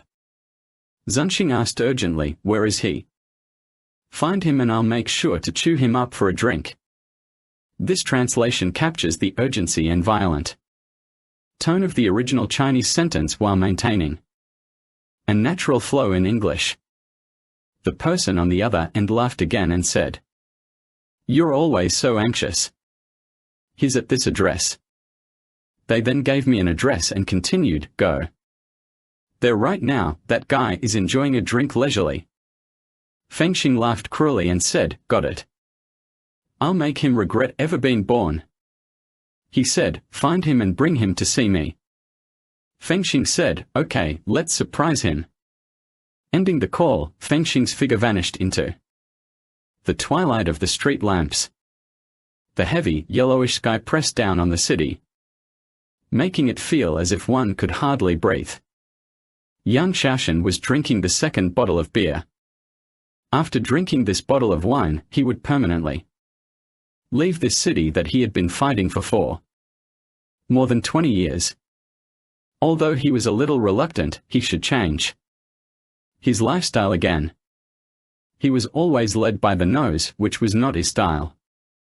Footsteps echoed outside the small shop, and as someone pulled back the cotton door curtain, a gust of cold wind rushed in. Young Xiaoshan was facing away from the door, so he didn't bother to turn around. After all, this remote little shop wasn't known to anyone who mattered. But the footsteps were heading straight toward him. And Yang Xiaoshan felt an inexplicable sense of unease. A hand landed on his shoulder, and a magnetic voice said, so idle, Mr. Golden Palm, Yang Da. You're drinking here, do you happen to have any for me? Yang Xiaoshan turned his stiff neck around and saw a face he very much didn't want to see, Fengxing. He forced a smile and said, come sit down and have something to drink. Fengxing sat down and looked at him with a mischievous smile. Even though you pretend to be delighted to see me. You must be wishing I'd leave as soon as possible. Right? Look how much sweat has broken out in such cold weather. Yang Shaxin's facial muscles twitched twice and said, No, how could I not welcome you? Wind Rider looked into Yang Shaxin's eyes, his gaze turning cold. Come with me for a while, Mr. Golden Palm Yang. Someone really wants to meet you. Yang Shaxin knew he was done for. Surprisingly, at this point, he became strangely calm. And said, Fine, to this point, there's nothing left for me to say. After I finish this drink, let's go together. Fanxing made a gesture indicating that it was up to him. Yang Shaxin said nothing and, tilting his head back, drained the rest of the wine in one go with a gurgle. He then slammed the bottle down on the table with a loud bang and shouted loudly, Waiter, please. Settle the bill. The waiter came over and calculated the bill. That comes to 31 yuan. Yang Shaxin paid his debt and said sadly to Feng Xing, let's go. Wen Xing stood up and headed towards the door. Yang Shaxin, his face as pale as death, followed closely behind. Once they stepped out of the store, Yang Shaxin suddenly took off running. Although the chances were slim, he decided to give it a try. How would he know if there was no chance at all unless he gave it a shot? Perhaps he could escape after all. However, this fleeting hope was shattered in less than 3 seconds. As Yang Shaxin ran just over 20 meters, he felt a shadow pass by him with a whoosh, and then he nearly collided with someone. The person was none other than Fengxing, grinning wickedly. Fengxing said with a venomous voice, If you run, I'll break both your legs. I'm not bothered about dragging you to that person. Do you understand? Yang Shaxin's hopes were completely dashed. In his despair, he asked, Who am I going to see? Fengxing chuckled and said, Inheritor. As Yang Shaxin's expression grew increasingly grim, Fengxing laughed boisterously and said, Isn't that what you've always wished to see? Today, you'll certainly get a good look at his true face, I guarantee it.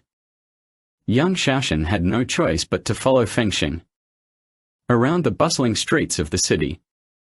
Before long, he felt a bit disoriented. Fengxing only chose small alleys, many of which were so obscure that even after living here for over 20 years, Yang Shaxin didn't know them or could barely recognize them, let alone remember them. After walking for more than half an hour, Fengxing stopped in front of the door to a small square courtyard. He knocked on the doorframe a few times. A voice from inside replied, Come in. After the two of them entered the courtyard, they pushed open the door to the room. A person was sitting on a lounge chair in front of the stove, comfortably reading a book. Without turning their head, they said, You're here. Fengxing grabbed Yang Shaxin's collar and said to the man, I brought him. He didn't turn around but said, Good.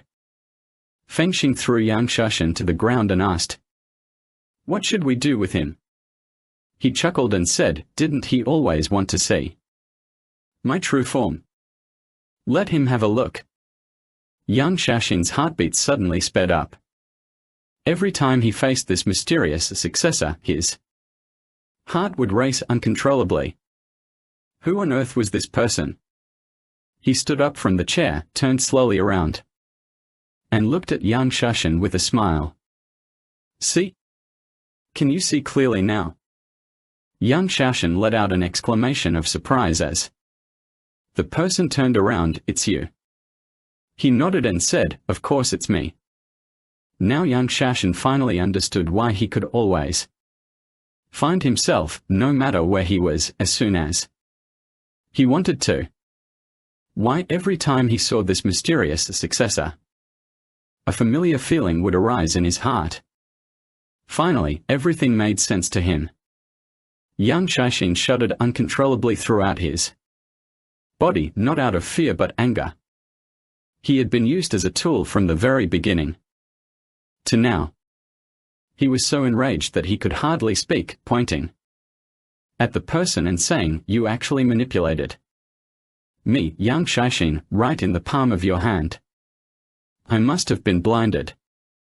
He chuckled and said, "Why get so worked up about it? Anger can harm your health." Picking up the lidded tea bowl on the table, he gently pushed aside some of the leaves with the lid, took a sip, and remarked, "Delicious tea." Then, in a leisurely manner, he placed the teacup back on the table and said, "Care to try a cup?" Young Shaishin was so enraged that he could have boiled blood, leaving him no mood for tea. He said sternly, "I don't need your fake good intentions. Who knows what's in your tea?" He gave a gentle smile and said without getting angry, "Brother Yan." Young Shaishin cut him off with a cold laugh and said, "Thanks, but I can't afford to be your brother. Just get to the point already, there's no need for all this beat around the bush." He still wore that smirking expression and asked, "I've been pretty good to you. Why did you betray us? Don't tell me the money wasn't enough or the status high enough." Young Shaishin said with a laugh, "More money. The hard-earned cash I worked so diligently to accumulate. And you want it back. In the end, all my efforts amount to nothing, making me just like old Young in the opera." The man didn't refute it and said, "You're Jongjin, right? You're the only one besides Finching in the organization. Are you still not satisfied?" Young Shaishin roared in fury, "Treasury Master. What the hell is a Treasury Master? You guys are bottomless pits, and I'm just here to fill your holes. If you have more money than me, why aren't you the so-called Treasury Master? It's all my fault for believing what you said. I was obsessed with living longer, damn it. Now, instead of being long-lived, I've become skinny too. But why did I live so long if my money was taken away by you lot? Am I going to beg now? Have you ever seen a long-lived homeless person? You guys call yourself the second in command in an organization. What kind of organization can count its members on one hand? There are only 8 people total, and what use am I as their second in command?" By this point, young Shaishin had already thrown caution to the wind. He figured he wouldn't live much longer anyway, so why not curse his heart out for a change? All the pent-up words suddenly spilled out in one burst. He crossed his arms and said, "So you're quite dissatisfied with us?" Young Shaishin roared in anger, Full your ass. I finally get it, every single one of you is a bloody bone eater who won't spit out the bones. It's just my fucking bad luck to have joined your damn crew." He chuckled and said, "That counts as you being right. We are all flesh eaters who don't spit out the bones." Then his expression suddenly changed, turning serious as he spoke to Fengxing, "Since he wants to die, let him have his wish. He will be your lunch. Don't let him die easily. Want to betray me? Not so fast." Young Shaishin was both shocked and furious upon hearing this. He knew all too well the cruel methods of Tian Gui, who would bite their victims to death one mouthful at a time. Without hesitation, he swore loudly, "You son of a bitch, you're not human. You filthy beast. Give me a quick end instead of these miserable tortures." He wanted to curse, but Fengxing grabbed his hair and pressed him down onto the table. Another person patted young Shaoxing's face and said, "I never claimed to be human. Who told you that air is human?" Young Shaishin suddenly felt a chill run through his body. He had unknowingly been helping this non-human entity for so long. However, he was no pushover and wouldn't surrender. So easily, after all, he was no ordinary person with some skills to boot. As the man's face was close, he spit at him, covering the other man's face with saliva. Enraged, the man slapped Feng Ying across the face, grabbing a hold of Yang Shensheng's hair from the table. Feng Ying yanked him up. Yang Shensheng struggled forward, and all that was left in Feng Ying's hand were a few strands of hair. Yang Shashan rolled to the ground and, with a shaking hand, roared, "Break!" A beam of yellow light mixed with cold rays shot towards Feng Xing's body. Feng Xing didn't expect him to have such a move. As the light shot towards him, he tried to dodge it, but was still too slow. He immediately felt intense pain in his shoulder. Looking down, he saw that a dagger had impaled it, and there was a talisman stuck on the blade. Feng Xing reached out to pull it out, but en-AU shouted loudly, "Don't move." However, it was already too late. Feng Xing had already grabbed the handle of the dagger. Yang Shashan, who was rolling on the ground, wasn't idle either. He knew that under normal circumstances, transcenders wouldn't fall for his tricks, so he decided to strike Feng Xing first. As soon as his attack succeeded, the transcender became disoriented and showed signs of panic. He didn't understand why the transcenders were so concerned about Feng Xing's injuries. But such a good opportunity couldn't be missed. He pushed himself up from the ground and quickly pulled out another dagger. Prepared to leave the organization, he had made all necessary preparations long ago, knowing that one day they would face each other in a fierce battle. Although he didn't expect it to happen so soon. The dagger also had a talisman attached to it. When he stabbed the air in the back with one swift motion, he was elated, thinking that his plan had succeeded. However, he soon realized that he had severely underestimated the air. Although the dagger pierced through the air's back, it only went in by a few inches and stopped there. The next moment, the air's spine snapped back with a sudden force, sending Yang Shashan flying backward uncontrollably. He slammed into the wall and tumbled down onto the coffee table, losing consciousness from the impact. The talisman on the dagger was actually the authentic Taoist evil-breaking talisman. When Feng Xing grabbed the dagger, he immediately felt a stream of fire-like heat flowing through his body and could not control it.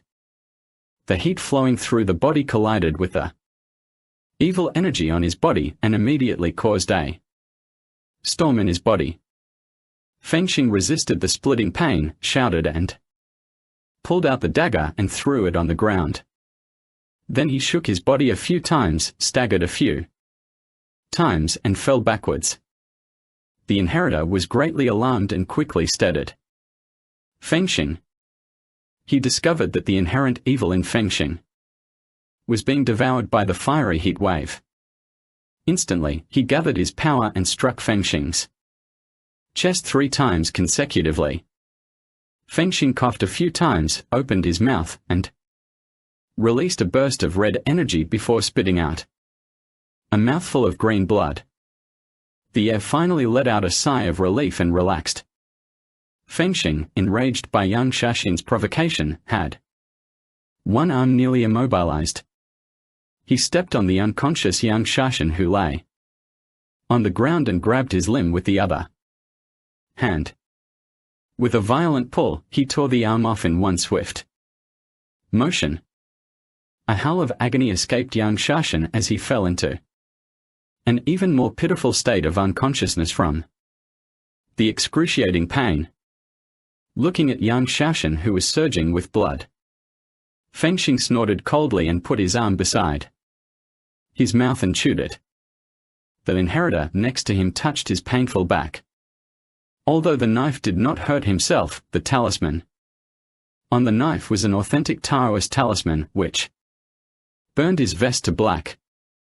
He looked at Yang Shashan hatefully, picked up the teacup on the table and poured all the tea on Yan Shaoxin's face. Young Shaoxin was dazed as he regained consciousness. After being splashed with tea, the moment he woke up, he felt an almost unbearable pain in his right hand where it had been severed at the wrist.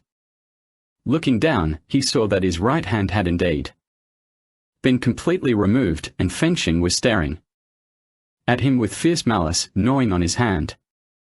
Despite the excruciating pain, blood continued to pour from the wound, making him feel lightheaded and short of breath.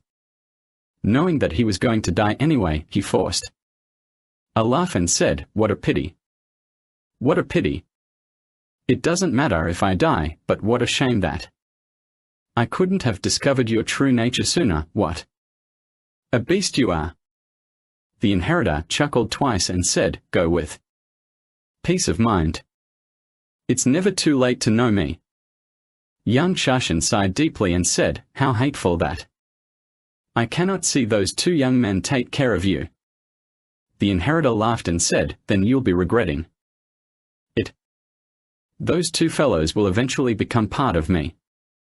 With two people of such high spiritual power, plus a female ghost with the ghost body absorbing their spiritual energy will greatly boost my abilities by several notches."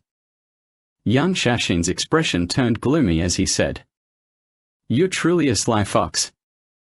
I have no complaints about meeting my end at your hands, but those two little guys might not be as easily controlled as you think."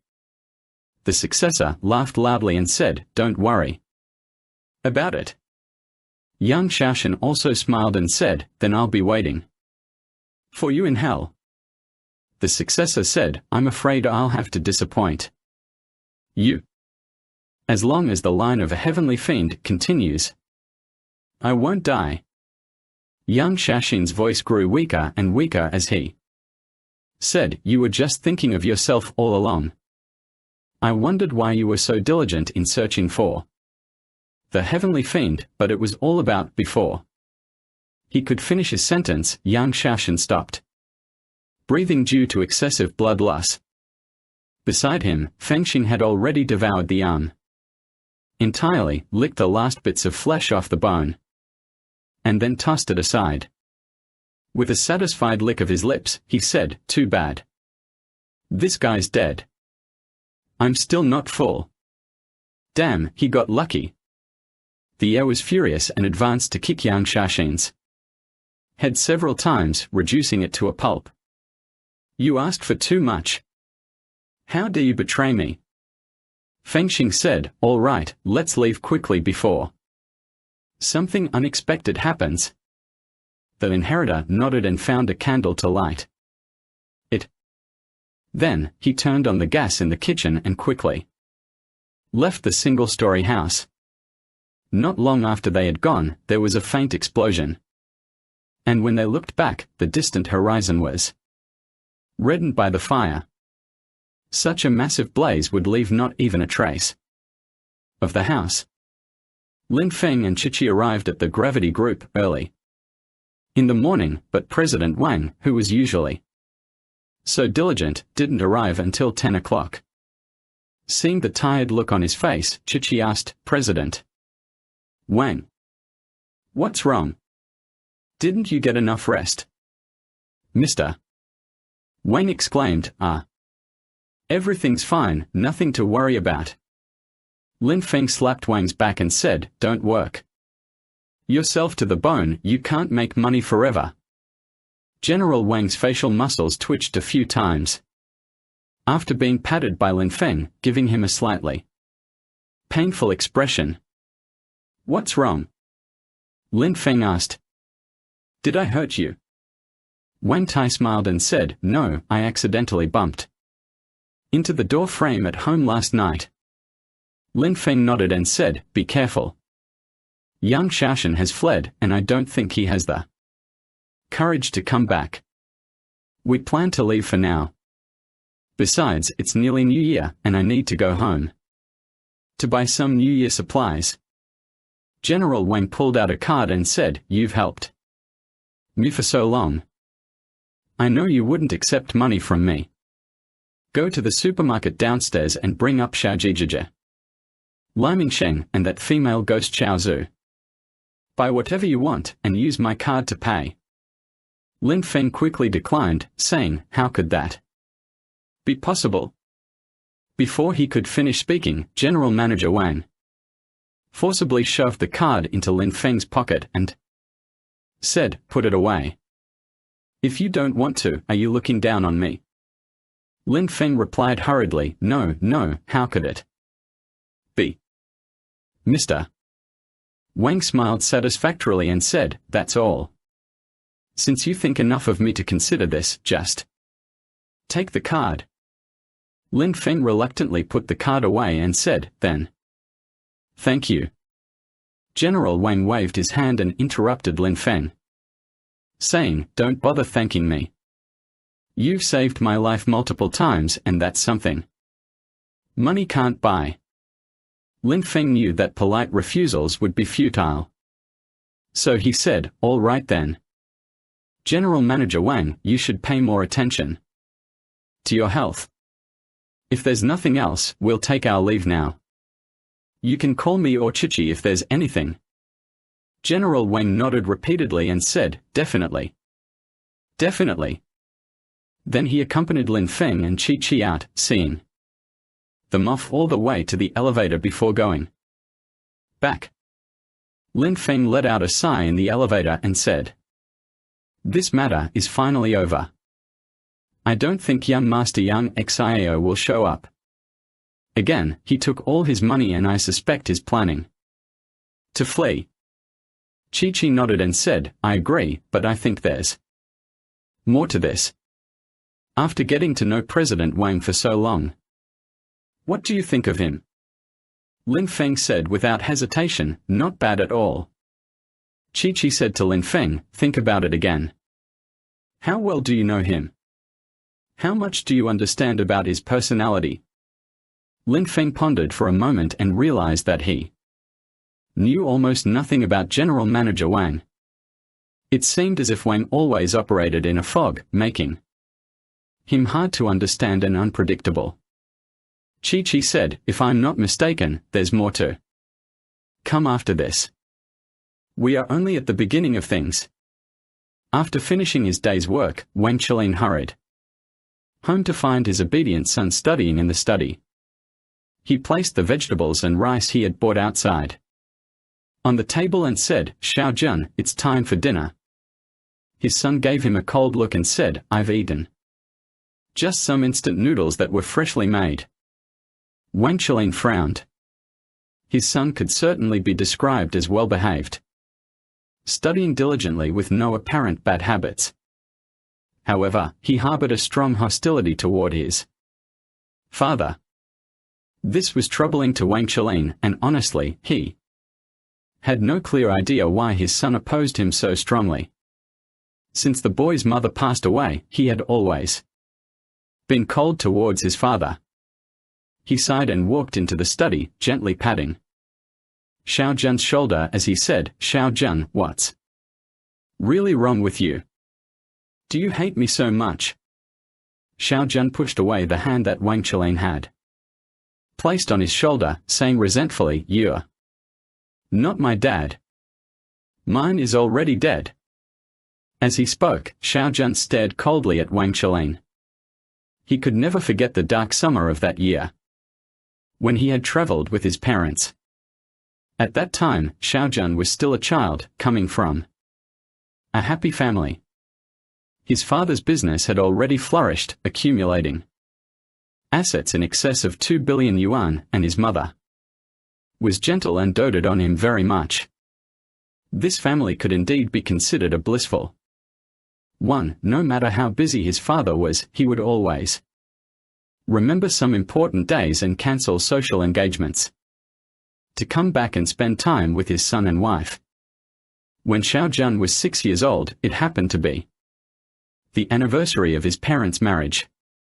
His father drove them out for a day trip in the countryside, and along the way, Xiao Jun was thrilled as he watched the scenery through the car window. By the time they arrived at their destination, which was already midday, the family enthusiastically explored the mountains and rivers. That evening, on a relatively flat piece of ground, they set up camp. The family enjoyed each other's company warmly, with a lively atmosphere. Playing until well into the night, Xiao Jun fell asleep in his mother's arms, half asleep and exhausted. In the dead of night, Xiao Jun turned over and tried to hug his mother's warm embrace, only to find it empty. He opened his blurry eyes and found that both his parents were not in the tent. At the same time, a strange sound came from outside. In the darkness, it sounded like some wild beast gnawing on something, with a low, continuous, gagging noise coming from its throat. Though scared, curiosity won the upper hand, and Xiao Xue climbed to the side of the tent to peer outside through a gap. This sight left Xiao Jun stunned, his mouth agape. A 6-year-old witnessing his father devouring flesh from a corpse outside their tent found it horrifying beyond belief. Under the pale moonlight, blood and entrails stained the ground near the body. His father was tearing off chunks of flesh from the corpse and stuffing them into his own mouth. The side of his face, illuminated by the cold light, looked terrifying. His eyes were a ghastly green, like those of an extremely hungry wolf. Xiao Jun saw the body lying on the ground, dressed in a pair of colorful sandals and a floral dress, clearly belonging to his mother. The terrifying dinner continued, and Xiao Jun could not bear to witness this cruel scene. How could his beloved father turn into a devil, devouring his mother? He quietly climbed back into the bed, tightly closing his eyes, hoping to wake up soon. However, the ghastly sounds outside made it impossible for him to fall asleep. Who knows how much time passed before the terrifying sound finally subsided. Father, who had been hiding under the tent, slowly approached him. Xiao Jun was terrified, fearing that he would meet the same fate as his mother, becoming a delicacy for his father's consumption. As his father drew nearer, the tender and fragile heart of this young boy, already worn down by the night's ordeal, could no longer bear the weight of such pressure, and he fainted. When he woke up, the scene outside was filled with policemen.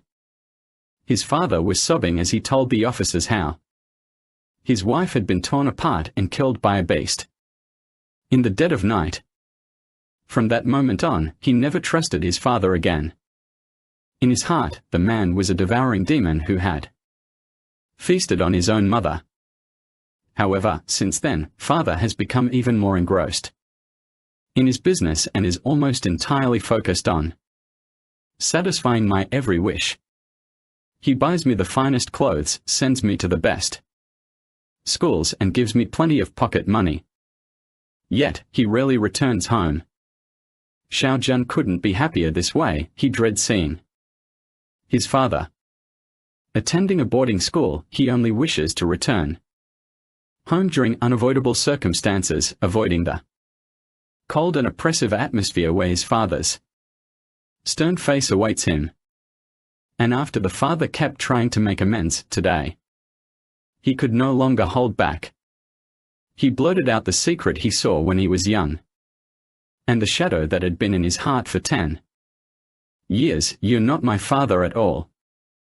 My real father couldn't be a devil who ate his own wife. You're a demon. Wang Chalane stared at Xiao Jun with a blank expression, his gaze shifting from intense heat to icy cold. As he said, "So you knew all along? Why didn't you say anything earlier? Didn't you find it suffocating after all these years?" Xiao Jun stared at his father in shock. Although he had known the outcome of the matter for a long time, it was still impossible to accept when his father admitted it himself. After a long pause, he said, "For all these years, I have told myself countless times that the day was Just a very real nightmare, and mother wasn't killed by you. But now you actually admit it. You are not my father, you monster who devours people. Give me back my father and give back my mother. Xiao Jun, overwhelmed with emotion, made Jin Neng's face turn a deep red. His bloodshot eyes glared viciously at Wang Qilin. He clenched his fists so tightly that they seemed ready to pounce and tear into Wang Qilin at any moment. The young blood in him boiled with hatred. When Wang Qilin realized that Xiao Jun had actually discovered the truth earlier, he unexpectedly became very calm. After taking out a cigarette and lighting it, he looked at Xiao Jun coldly and said, "So what do you intend to do? Avenge your mother? I am also your father, why be so hateful towards me?" Little Jun roared, "No, you're not my father." Wang Qilin suddenly stood up, dropped the cigarette in his hand, and harshly slapped Xiao Jun across the face, saying, "You don't deserve to be my son." Little Jun was stunned by the beating, his stubbornness preventing him from shedding tears. He glared at Wang Qilin with hatred before coldly humming and rushed out of the door.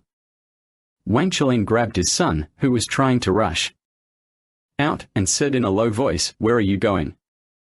The son tried to wrench his hand free with a fierce tug, but couldn't break away from Wang Qilin's grip. He stubbornly declared, "You have no say where I go. I would rather beg on the streets than stay in this house." Wang Qilin's face grew increasingly gloomy, and the force in his hand increased as well. He said coldly, "You really aren't going to recognize me as your father?" Little Jun's arm ached horribly as Wang Qilin's fingers had sunk deep into the flesh.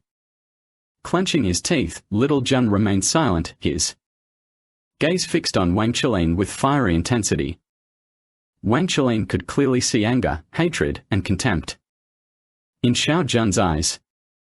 His gaze turned icy as he declared, "From this moment on, you are no longer my son." Little Jun angrily threw his hand aside and said, "I've never been your son." Wang Qilin suddenly grabbed Xiao Jun's throat and, with a sudden twist of his hand, snapped his tracheal cartilage with an audible crack. He then flung Xiao Jun to the ground like a broken sack. Little Jun made a reluctant, gulping sound in his throat, clutching at his neck in pain, his eyes filled with resentful anger as they glared at the man who had once been his father. Wang Qilin leaned down and looked at Xiao Jun, saying, "Do you know that I love you so much? I can't bear to let you leave me, so I have no choice but to make you forever a part of my body." Wang Qilin dragged Xiao Jun's body into the living room and laid it on the floor. He then went to the kitchen to fetch a basin of water and placed a sharp knife beside Xiao Jun.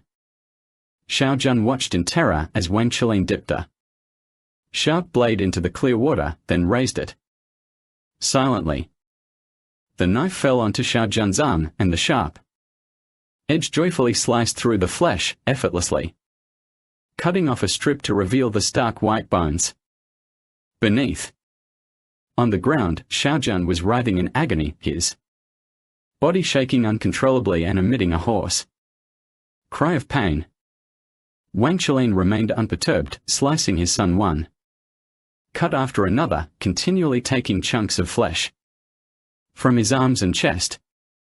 He then placed these pieces into the basin of water, which immediately turned red as if blood flowers were blooming in the liquid.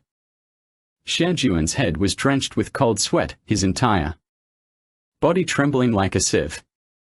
Wang Qilin remained expressionless, calmly picking at Xiao Jun's flesh. Xiao Jun watched helplessly as his flesh was cut away, one strip at a time, unable to bear the physical pain and mental torment. His breathing grew weaker until he began exhaling more than he inhaled, eventually succumbing to it. Wang Qilin completely disregarded Xiao Jun's well-being, relishing the sight of his muscles and bones exposed. after the flesh was cut away. From time to time, he would press on some of the muscles or bones as if searching for a suitable place to make another cut. Little John had no idea when he died, his eyes wide open until the very end, full of anger and resentment. Wang Qilin, however, paid no mind to this. He continued slicing his son's body with each stroke of the knife. The last small basin was filled to the brim, and there was not a single intact piece of flesh left on little John's body. With a triumphant whistle, Wang Qilin picked up the basin of meat and walked into the kitchen. He dumped the entire pot of meat into the sink used for washing vegetables and let it soak until the meat turned white. Only then did he drain the water, remove the meat, and place it in a larger basin. After sprinkling salt, pepper powder, soy sauce, and cooking wine over it, he marinated the meat. Once the entire pot was placed in the refrigerator, he began tidying up the messy living room. It wasn't his son at all, it seemed more like he had just butchered a dog. This action didn't even stir any emotions within Wang Qilin. Moreover, he planned to cook this pot of meat into mouth-watering braised pork and invite Lin Feng, Chi Chi, and the ghost girl Xiao Zhu for a sumptuous feast. Just imagining their expressions as they ate this meat made him want to laugh out loud. It was time to deal with these people. When he was investing in the construction of the grain building, he deliberately built the purchase channel into a yin-gathering orifice. He also deliberately sent Fengxing to Luoyang Shaoshan to join the organization of Heavenly Ghost and promised to extend his life after making his physical function 10 years younger. On the spot, Yang Shaoshan of course devoted himself to this organization and began his palm gold identity. Shrewd and cunning as successor, Wang Qilin has been pulling the strings behind the scenes, gradually leading Yang Shishan further and further astray. The heavenly demon cannot be extinguished. In fact, the true necessity for this organization's existence is to support his successor. The heavenly demon and the successor are one and the same. As long as the heavenly demon lives, the successor cannot die. No matter what happens, he will not perish. However, if the heavenly demon dies, he will also die, and if the heavenly demon is injured, his abilities will significantly diminish, making the situation extremely dangerous. When Lin Feng and Chi Chi came to him and asked for help from him to close the yin-gathering orifice, he agreed readily, because in his opinion, these two people did not even find the fatal hole that gathered yin energy. But the result surprised him, and the yin-gathering orifice was actually closed by them. So when Yang Shaoshan tried to harm his own son, he intentionally allowed Yang Shaoshan to take the boy's hair. Then, he used this as an excuse to invite Lin Feng and Chi Chi, ostensibly to seek their help in saving his son, but secretly hoping to gauge their true strengths. Little Zhu, who had a ghostly body and was no slouch herself, unexpectedly joined them. Unexpected events happen every day, and this year was especially full of them. After a thorough investigation, he finally determined the strengths of the three individuals. Among them, Lin Feng, who looked like the leader, had the weakest abilities and was rather lazy. The two females were anything but ordinary. Using their help, he pushed Yang Shaoshan, who had always harbored rebellious thoughts, to accelerate his betrayal. Poor fellow ended up as a delicious meal for Fang Xing's mouth. Under normal circumstances, making Yang Shaoshan suddenly disappear wouldn't have been difficult, but the aftermath would inevitably bring about many unnecessary complications. Therefore, not only did he generously give Yang Shaoshan 10% of the shares, but he also pretended to be unaware of his financial misconduct. Once young Shaixin fled, it was due to his embezzlement. And regardless of whether that guy was dead or alive, it had nothing to do with him. Jie held on to the card Lin Feng gave her and went on a wild shopping spree at the Gravity supermarket with Chi and Xiaxue. However, neither Lin Feng nor Li Mingsheng joined them. Both men agreed that accompanying women to go shopping was crueler than the 10 most brutal tortures in the Qing dynasty, especially when it came to Jie, as well as the 2 non-human females who shared a strong interest in shopping. If they wanted to walk around comfortably for the rest of their lives, it would be best to stay away. With the new year approaching, Li Mingsheng was busy with work. In previous years, while everyone else enjoyed the festive season of the Spring Festival, it was when Li Mingsheng and his colleagues were at their busiest.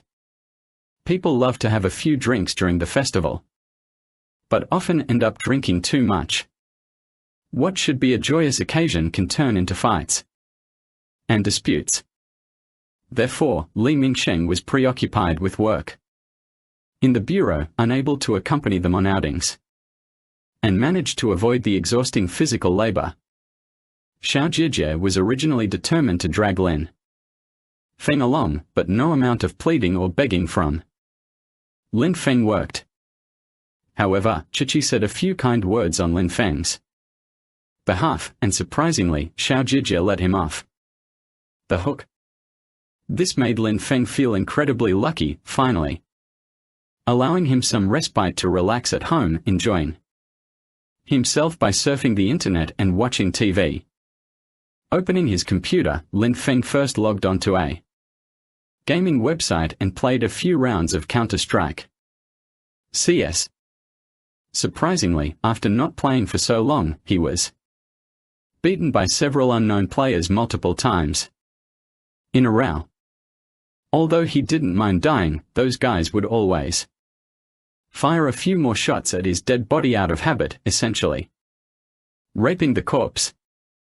This made Lin Feng feel quite frustrated. After being teased by his teammates, he found the game uninteresting and decided to leave it instead, diving into a chat room to chat with others. In the chat room, the usual good friends have seemingly vanished. What's left are some young and empty-headed kids calling each other husband and a wife, which is merely a display of sickly sentimentality. Some others are engaged in superficial discussions, such as Jay Cho breaking up with Zhou and Sai, or Fei Wong falling for Li yapping and nothing but boring topics. After a while, he found himself feeling exasperated by the lack of substance in their conversations. He was just about to slip away when suddenly someone entered the chat room. The name they chose was rather amusing, Xiao Zhu. Gan Hongtong. Online names can be incredibly varied, but this one is quite creative. Looking at the screen with a silly grin, someone had already started chatting enthusiastically with that Xiaozhu Ganghu Tong. After watching for a while, the person who was chatting with the Xiaozhu Ganghu Tong suddenly sent him a message. Hello. Lin Feng replied politely, hello. Generally, when chatting in a chat room with someone he doesn't know well, he wouldn't have much to say, and would soon feel like there was nothing left to talk about. He glanced at the username, which was a very feminine one, Lust Butterfly. Lin Feng originally thought it would be some lonely and aimless little girl. However, his shock was considerable when the person spoke again, I'm Sharp Tongue. Lin Feng was taken aback for a moment, then burst out laughing and shot back, so you've started pretending to be a transsexual to pass the time. Are you bored or not? She spoke quickly, no, I've been keeping an eye on this little pig chasing alleys for a long time. He has an unusual presence that I can sense, it's like Me, yet there seems to be a difference. Lin Feng said, so he's also a zombie. Mouth Sharp said, didn't I tell you already? We are different. Lin Feng was a bit skeptical about the sensitivity of his lips, as this was after all on the internet. If it were face-to-face and he could feel it, he wouldn't doubt it at all. But even though they were in the same city, who knew where exactly he was? Lin Feng said, could your sense be off? She said with certainty, no. Are you at home now? I've already found his IP address, it's at Huitong Internet Cafe. I'm going to check it out, and you should come with me. Lin Feng said, sure. Where are you right now? Mouth Sharp said, I'm not far from Huitong. I can get there in less than 2 minutes. Hurry up.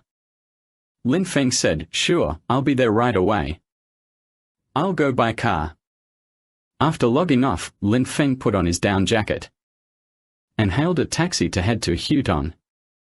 It took less than 5 minutes for the car to arrive outside the entrance of Huitong. The tip of his mouth was already waiting there. Seeing Lin Feng arrive, he hurriedly waved at him, and the two of them went upstairs together. Has that person left yet? Lin Feng asked. She spoke with great confidence in her lips. He definitely didn't leave. I hung up his number and he called to meet me. I hadn't agreed yet, so how could he leave? Besides, I was right by the door the whole time.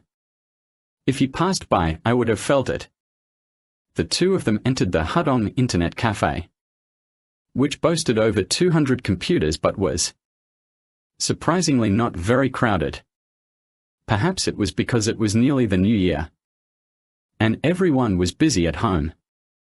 Lin Feng walked in and glanced around the internet cafe. He didn't sense anything unusual. Turning to Mouth Sharp, he said, it doesn't seem like there's a problem. Did you feel something was wrong? She gave a mysterious smile and said, you're right, I can feel it. As they walked around, keeping an eye out for any suspicious individuals, Lin Feng whispered, why didn't I sense anything? Mouthpoint said, I'm a zombie, and since we are both creatures of the dark world, my senses are naturally more acute. He's got considerable latent magical power, and is quite good at concealing it. They walked past the first row of machines and turned down another aisle. Suddenly, a man sitting near the window behind the glass turned around to look at them, his eyes filled with suspicion. Mouth Sharp recognized him immediately as soon as he saw the man. The man suddenly exuded a heavy aura of danger but quickly concealed it again. The tip of his mouth was not moving yet, and the man suddenly jumped up and hit the window. The sound of the glass shattering sounded, and the man had already escaped through the window. The two of them ran to the window and saw that there were no people on the way. He slapped the window with the tip of his mouth and said, damn it, I'm alerting the snake. Lin Feng said, if you can sense him, he naturally can sense you as well. But you're still a bit stronger, you could tell something was off about this guy even without meeting him. His lips curled in a sour manner as he retorted, what good is that? Where do you expect to find him if he runs away? Lin Feng said, do you think that guy is dangerous? I just sensed a hint of murderous intent, but it doesn't seem too strong. The mouth continued, he realized that neither of us was someone to be trifled with, so he immediately toned down his murderous intent and fled. I estimate he has at least 10 or more lives on his conscience. Amidst the shocked gazes of everyone in the internet cafe, the two of them walked out calmly and composedly. As soon as Lin Feng stepped out the door, his phone rang. Seeing that it was Wang Qilin calling, he answered. Hello. General Manager Wang, any particular reason you're calling? Over there, Wang Chilin's hearty laughter echoed, saying, "What's the problem? Can't I bother you when everything is fine?" Lin Feng smiled and said, "Sure thing." Wang Chilin sighed deeply and said, "After all these years of striving in the business world, although I often pretend to be brotherly with others, I don't really have many true friends. So would it be okay if you came for dinner at my place tonight? I'll personally cook a few dishes for you to try." Lin Feng said, "Hard to believe, hard to believe. If it's your handiwork, I'll make sure to drop by tomorrow." Wang Chilin reminded, "Don't forget to invite Xiao Jijie and Chi-Chi, as well as that angel like Xiao Zhu. Ask them all to bring their families so we can have a good time together. I might be pretty busy during the new year, so I probably won't be able to join you guys." Lin Feng was momentarily taken aback when he heard him mention bringing the family, but he quickly understood that he meant for Chi-Chi and company to bring their boyfriends along. He then smiled and said, "Sure thing. Sure thing. We'll be there at 8 o'clock tomorrow night." Hanging up the phone, Lin Feng said to Mouth Sharp, "Someone's treating everyone to dinner tomorrow night, and they specifically invited you and Xiao Zhu too." The corner of her mouth twitched as she said with apparent disinterest, "Can't we just skip it?" Lin Feng laughed twice and said, "Chi-Chi said that this person has some problems. I don't know if it is true, because I can't feel it. However, you said that people in the dark world have a strong sense of sensitivity to their own people. Why don't you go and see it tomorrow? Is there really a problem?" Mouth Sharp immediately showed interest and agreed. "Right away, sure, you call me tomorrow and I'll be there." The next afternoon, Lin Feng and Xiao Jijie, Chi-Chi, Limingsheng, Xiao Zhu and Jijian went to Mr. Wang's house. Seeing the 6 of them arrive, Mr. Wang was very pleased. After Chi-Chi introduced Limingsheng and Jijian to him, Mr. Wang smiled and said, "You all sit down for a moment, I still have a couple more dishes to prepare, but I'll be right back." Smelling the delicious meat aroma filling the room, Li Mingsheng swallowed hard and said, "What a fragrant smell. Just by this scent, I can tell the skill must be quite good." Chi-Chi rolled her eyes and said, "All you know is eating." Lin Feng ignored the 2 of them and said to Mouth Sharp, "So, how do you feel?" Chi-Chi watched as Jijian responded to Lin Feng's question and noticed that Jijian seemed a bit nervous. There was a strong scent of blood in the house. Jijian said, "But I couldn't tell what kind of blood it was." Wang Chilin had heavily seasoned the meat for a long marination, which made it hard for Lin Feng's sharp sense of smell to detect initially. Lin Feng smiled and said, "He was busy carving up the meat over there. Any blood scent definitely means it's meat." Zhu Jian said, "It's neither pork, nor mutton nor beef, and certainly not chicken. Is that meat?" Lin Feng was stunned. As a few people were whispering, Wang Chilin started placing dish after dish on the table. He then said, "Everyone, try these. This is venison from my friend's hunting trip. Dishes such as stir-fried venison, stewed venarib, a cut of venison, and braised venal leg were placed before them, each looking extremely appetizing. The aroma was so enticing that it seemed to directly stimulate the olfactory bulbs in their brains. The doubts that had just been lingering in everyone's minds were dispelled by Wang Chilin's words. They all picked up their chopsticks and with the delicious food right before them, they indulged themselves in a hearty feast. Chi-Chi put down her chopsticks after taking a piece of meat, and the same happened with Xiujian. Lin Feng and Shou Jie were still happily eating without realizing what was going on. Xiaozhu didn't need to eat anyway, so she was drinking tea instead. Li Mingsheng was eating at an incredibly fast pace and kept saying, "The taste is really good. Ahem, it's quite tasty." Lin Feng looked at Chichi and Zhujian, who had stopped eating, and said to the two of them, "Why aren't you guys eating? The taste is pretty good." Chi-Chi and Zhuyanjian stared intently at Wang Qilin, who remained silent.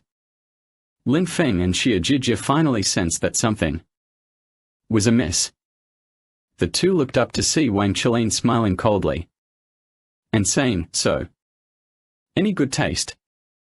The tip of his mouth said, "What kind of meat are you giving us? This isn't deer meat." Wang Qilin didn't respond to the two of them but said, "By the way, there's a pot of soup too. You guys wait here for a moment, I'll go get it." He stood up and went into the kitchen, returning with a pot of soup in hand. Come on, he said, "have it while it's hot, it's really nourishing." He lifted the lid on the pot and said, "Help yourselves. Help yourself. Help yourselves." Once the steam from the pot had dissipated, Xiao Jijia peeked in and immediately rushed to the bathroom to vomit. Lin Feng and Li Mingsheng, on the other hand, both puked right onto the table.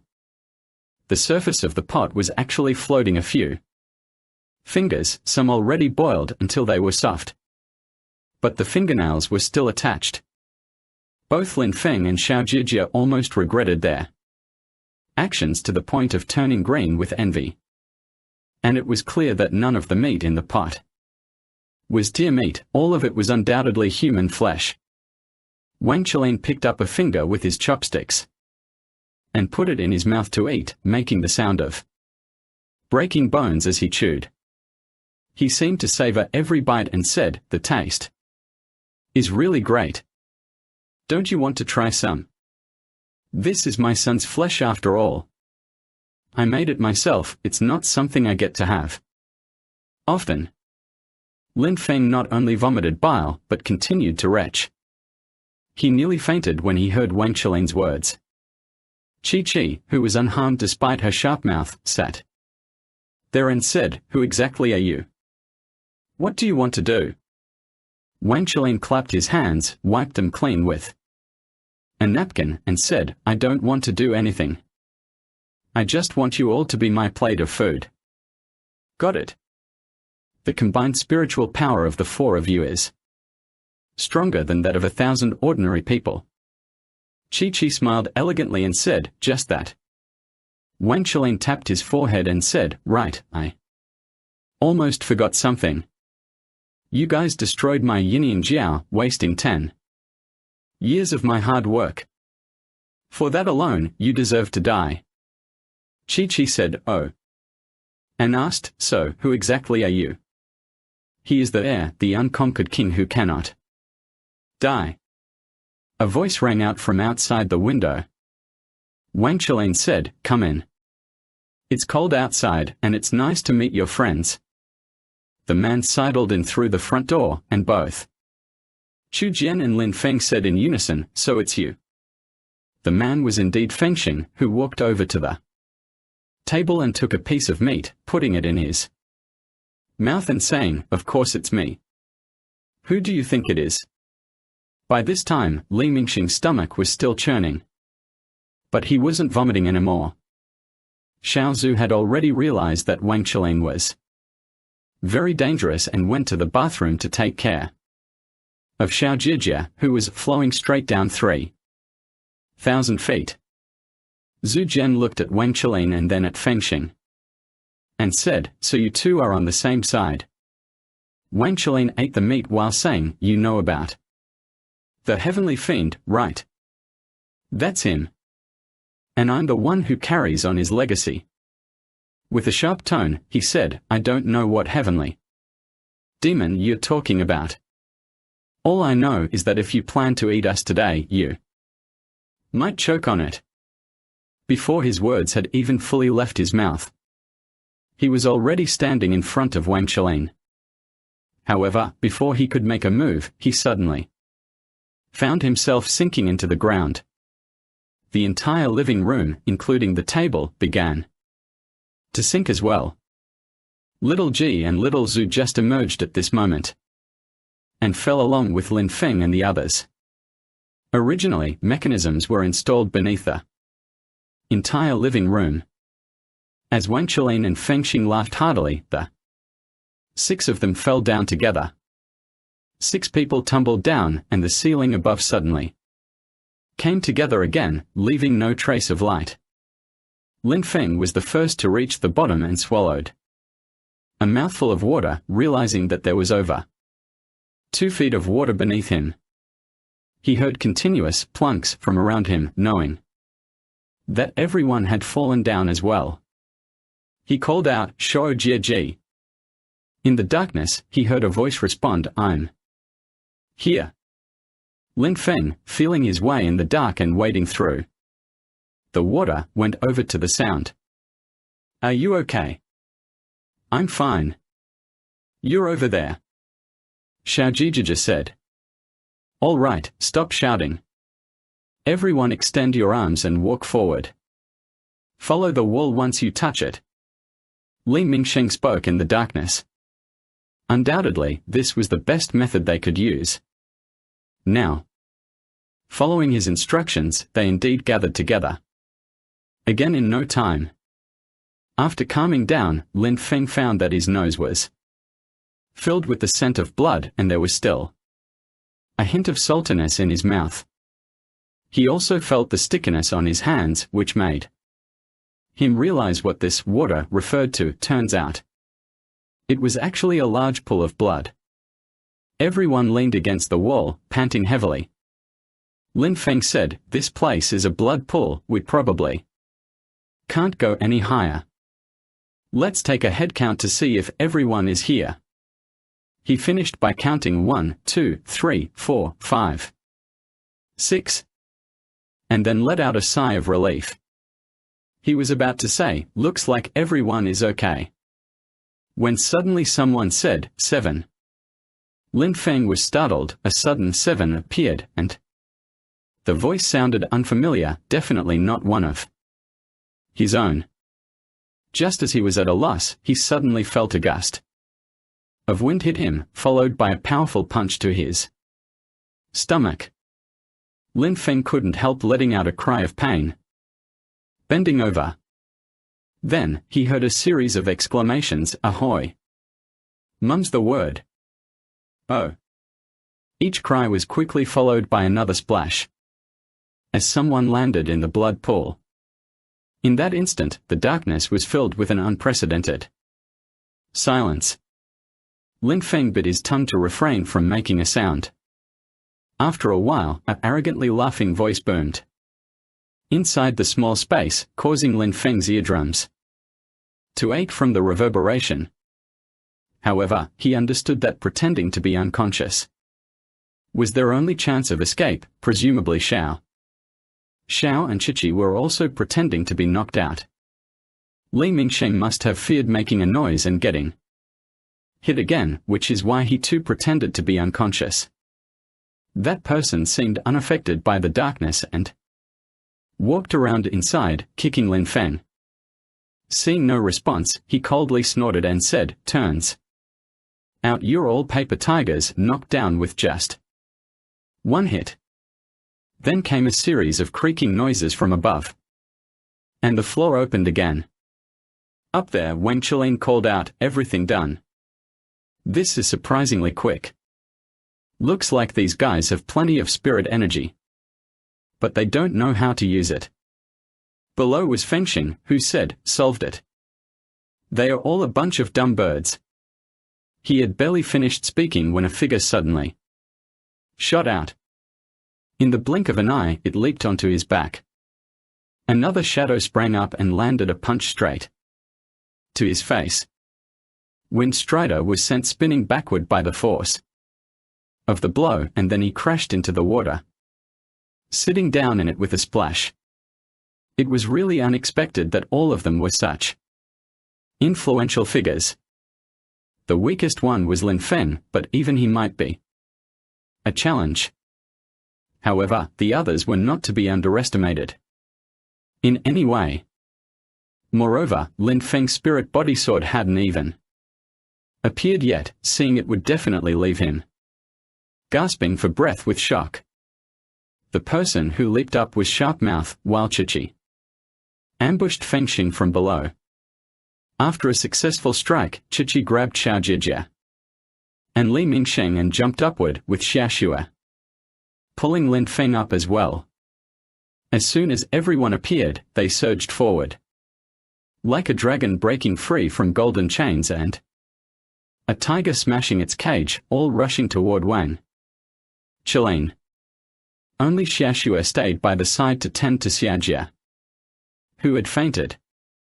No wonder Xiajia hadn't screamed earlier. She must have been knocked out by the frightening scene. Li Mingsheng rushed over just in time to see Wang Qilin frantically attacking someone who was pinned to the ground. The sudden sight made Li Mingsheng slam on his brakes so hard that he nearly fell off his bike. Although he knew Chen Shan was a zombie, he had never witnessed one going on such a rampage. Wang Qilin, being careless, was pressed to the ground by the pointed end of Jing Jian's mouth. Before he could react, Jing Jian bit him on the throat. The blood immediately gushed out like a fountain, spluttering all over Jing Jian's face and mouth. Startled, Wang Qilin desperately tried to push Jing Jian away, but Jing Jian was in a frenzy and couldn't be moved no matter how hard Wang Qilin pushed. The ghostly sword in Chi-Chi's hand and Lin Feng's ghostly sword seemed to respond to Wang Qilin's call. However, at this moment, Fengxing also darted out from behind. Knowing that Chi-Chi was formidable, Fengxing figured he might have better luck by targeting the softer target, Lin Feng. With a kick to Lin Feng's back, Lin Feng failed to stop in time and tumbled onto Wang Qilin, just managing to land a kiss on Wang Qilin's lips. Without a second thought, Chi-Chi quickly pulled Lin Feng up. After all, Wang Qilin was also known for his appetite. If he bit off Lin Feng's mouth, where would little Jia get kissed from then on? After Lin Feng was scratched by Chi-Chi, his anger flared up. He turned around to see that Chi-Chi was already fighting with Fengxing. Xiao Zhu, on the other hand, was taking care of Xiao Jijia, who had fainted, preventing the two from losing control and hurting Xiao Jijia. Lin Feng waved his spirit sword and charged forward, joining forces with Chi-Chi to attack Fengxing. Fengxing immediately found himself in a panic. He couldn't even handle one Chi-Chi, so how could two of them be managed? He soon found himself struggling to defend. Meanwhile, Kui Jian was also on the rampage, biting Wang Qilin until blood splattered everywhere and his internal organs were scattered across the ground. Li Mingsheng stood there in a daze, muttering to himself. Despite having weathered countless storms, he had never encountered such a scene before. In that room filled with ordinary people, only he and Xiao Jijia were the exception. Only then did he realize how blessed it was for Xiao Jijia to feel dizzy. She didn't have to endure such a scene that made one's nose raw. Fengxing, seeing that she was about to collapse, suddenly ignored her own condition and lunged at Wang Qilin, opening his mouth with a fierce kick. Even though Wang Qilin's neck and internal organs were shattered, he still didn't die. Meanwhile, Chi-Chi and Lin Feng's ghostly sword had together pierced through Fengxing's back. With a loud cry, Fengxing's face remained smiling. The crowd stared in confusion at Fengxing as Wang Qilin bit down on his neck. Fengxing's body deflated like a punctured balloon, collapsing instantly. In the blink of an eye, Fengxing was reduced to a lifeless fish with no backbone, tossed aside by Wang Qilin. Meanwhile, Wang Qilin's face turned a deep red, his injuries still visible but now looking more terrifying than ever as he stood up and approached the group. Lin Feng said in a low voice to Xiao Zhu, "Take Li Mingsheng and Jijia and leave first. This place is dangerous." Xiao Zhu responded with a nod, hugging Xiao Jijia, and kicked Li Mingsheng, saying, "Let's go." Li Mingsheng followed Xiao Zhu out as she ran. Wang Qilin only glanced at the running Xiao Zhu and didn't try to stop her. Instead, he stared at the 3 people in front of him with red eyes. A cold light flashed in Wang Qilin's eyes. The first thing he saw was the tip of his mouth that had suffered a lot. Indeed, the tip of his mouth was a little crazy. Wang Qilin was exposed in the attack just now and almost pulled out everything in his stomach. One arm had twisted to the back, bent at a strange angle. The throat was covered with blood and flesh, and even the trachea was pulled out. The blood from the major artery had almost flowed cleanly, but small streams of blood were sudden. From time to time, my face was almost sucked into rotten eggplant, and my nose was almost crooked to my ears. But his eyes still flashed with an almost crazy light. And no one suspected that he could kill him with one blow. If Fengxing dies, he will die, but he transfers all the spiritual energy before Fengxing's death to himself and then absorbs and assimilates. In this way, he is no longer twice as strong as he is better at using his power than the heavenly ghost. The same power bursts out on him, which is definitely much stronger than Fengxing. But the cost is also high. After absorbing the heavenly ghost, the inheritor will die within 24 hours. They were really forced to the dead end just now. Otherwise they would not have used this suicide count and wanted to kill 3 people in one fell swoop. Lin Feng and the others could feel the powerful pressure and dangerous aura emanating from Wang Qilin. Of course, the pure zombie Meiji and Chi-Chi, the descendant of a devil, were not afraid. Although Lin Feng had substantial spiritual power, his physical body was still weak. Fortunately, Wang Qilin was already enraged by Meiji's attack just now, and now there was only Meiji in his sight. The zombie with its sharp mouth was arrogant. How could it endure Wang Qilin's provocation? Without a sound, it pushed itself to its limit and charged forward. Right behind it, Chi-Chi didn't lag behind and rushed up as well, the 2 of them launching a joint assault. Lin Feng was almost blinded by the action, let alone be able to intervene. The 2 figures, surrounded by a red blur, were fighting with incredible speed. The house was even stirred by gusts of wind from the commotion. In no time at all, there came 2 loud thuds as the figures shot out and slammed into the wall before falling to the ground.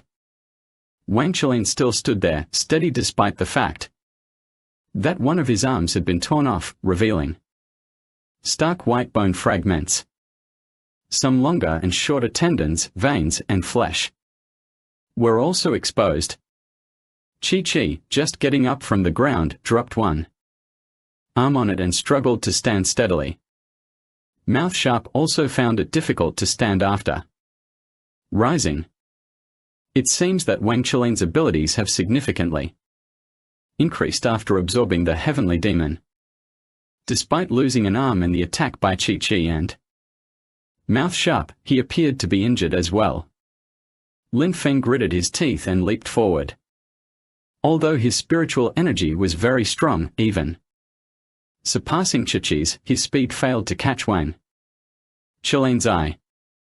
Just as Lin Feng charged towards him, Chi-Chi shouted, "No!" But it was too late. Wang Qilin kicked out with 1 foot, striking Lin Feng right in the chest.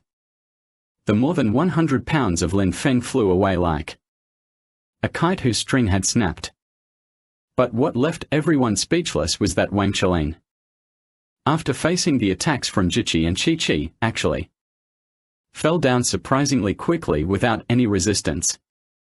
Lin Feng struggled to get up from the ground and said, "Do you think I'm stupid?" As he spoke, he ripped open his chest, revealing a yellow talisman stuck there. In reality, while Chi-Chi and Mouth Sharp were distracting Wang Qilin earlier, Lin Feng had already been thinking of what to do. His speed wasn't particularly impressive, nor was his strength. The only option left to him was to use himself as a decoy. He considered himself lucky too. If Wang Qilin had grabbed him by the head instead of his chest, he wouldn't have been able to avoid it. However, considering that Wang Qilin had just lost an arm and could only attack with one hand, this was the best moment for Chi-Chi and Mouth Sharp to strike.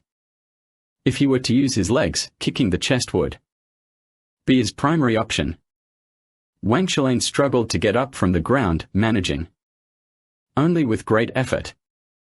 Just a few minutes had passed, and everyone present was injured.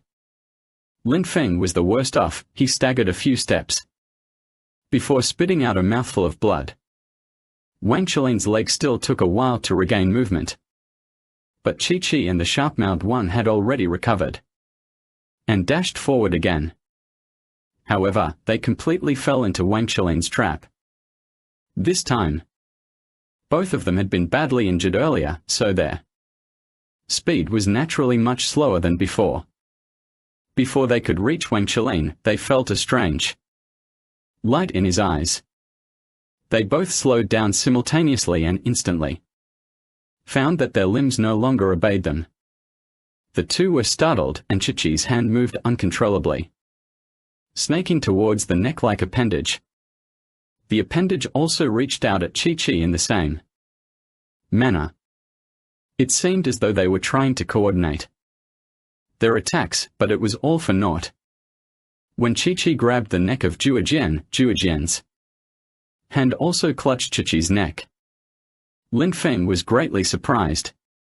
He wasn't worried that they would strangle each other to death. Even if the two of them went a year without breathing, it wouldn't matter. However, he feared that they might twist each other's necks off. If that happened, even a monster like Chi-Chi and Jiujian would surely die. After Wang Qilin's spirit control technique has succeeded, he felt a great sense of relief. Although it had cost him nearly half of his spiritual energy, getting rid of these two individuals made dealing with Lin Feng a trivial matter. Before Wang Qilin could reach him, Lin Feng had charged forward proactively. The red Chihu sword wielded in his hand twirled gracefully like a divine dragon, aiming for the top of Wang Qilin's head. Wang Qilin roared, "Die!" and stretched his arm to grab Lin Feng's throat. Despite being choked, Lin Feng's hand with the crimson flame did not hesitate as it swung down towards Wang Qilin's head. Even after Wang Qilin shook him off, he was still struck by a crimson flame. He used his remaining hand to touch the spot on his head where crimson flame had swept over and glared at Lin Feng, who lay motionless on the ground. He approached Chi-Chi and Jijian, stepping on Jijian's leg with one foot. There was a crack as he broke Jijian's leg bone. With Chi-Chi holding onto Jijian's neck, the latter could only make a horse Wang Qilin laughed loudly and then broke Chi-Chi's leg as well. Lin Feng tried to struggle to his feet, but after several failed attempts, he could only lie on the ground, watching Wang Qilin relentlessly tormenting his friend. Wang Qilin raised his foot again, this time aiming directly at Mouthpoint's head. If he connected with this kick, Mouthpoint's head would surely be crushed like a rotten watermelon. Lin Feng, in his desperate rush, didn't know where a surge of strength came from within him. He lunged forward and grabbed Wang Qilin's neck from behind. Wang Qilin suddenly twisted his body, trying to throw Lin Feng off. However, at this moment, Lin Feng was so desperate that he used every ounce of strength to cling on tightly without letting go. With one hard pull from Wang Qilin's hand, Lin Feng let out a cry of pain, and his arm felt like it might snap under the monster force. He knew that after dealing with himself, Wang Qilin would immediately turn his attention to Chi-Chi and Zhijian. In that case, all of them would be in danger. Lin Feng shouted to Chi-Chi, "Chi-Chi, please tell Xiao Zhijia that I'm sorry." Chi-Chi and Zhu Huan heard Lin Feng say this, but they had no idea what he was planning. They were sure it wouldn't end well, but their inability to speak due to being choked left them helpless, just able to watch anxiously without being of any help. Lin Feng tightly clenched Wang Qilin's neck while chanting a curse loudly in his mouth. Wang Qilin knew that Lin Feng was desperately struggling, and with increasing force, he heard a cracking sound as one of Lin Feng's arms was broken by him. But Lin Feng knew he couldn't stop reciting the incantation at that moment, and he managed to keep from making a sound. He continued reciting the spell. Wang Qilin grabbed Lin Feng's other hand just as he was about to exert force. However, Lin Feng had already stopped reciting and bit his tongue, letting out a deafening cry of "break." Lin Hong could be seen emitting faint red light all over his body, with red light also spewing from his facial features and orifices. The hand that Qilin had grasped became scorchingly hot, to the point where he barely held onto it. Wang Qilin was desperately worried, realizing that Lin Feng's all-out effort was no small matter. Vast amounts of spiritual energy continuously surged from within Lin Feng's body like a storm, causing the table in the room to move. Other furniture also made constant, clanging sounds. Countless pieces of paper flew everywhere throughout the room. The red light emanating from Lin Feng's body grew increasingly intense until it exploded with a loud bang. The brilliant red light instantly enveloped Wang Qilin's body. Chi-Chi and the sharp-tongued girl were finally able to release their tightly clasped hands after Wang Qilin was completely devoured by Lin Feng's final spirit body shatter technique, thus avoiding the fate of having their necks twisted off. Although they tried to offer assistance, the overwhelming surge of spiritual energy prevented them from getting close enough to aid him. In Lin Feng's intense spirit energy, Wang Qilin let out a despairing roar. His body began to dissolve, shattering like a cracked vase in the frenzied spirit energy that Lin Feng was emitting. By this point, Lin Feng had closed his eyes and tightly gripped Wang Qilin's throat, unaware if his opponent was dead or alive. After Lin Feng popped to the ground, Wang Qilin had vanished completely, leaving not a trace behind. Chi-Chi and the sharp-tongued one rushed to Lin Feng's side and shook him vigorously, hoarsely shouting, "Lin Feng, wake up! Wake up!"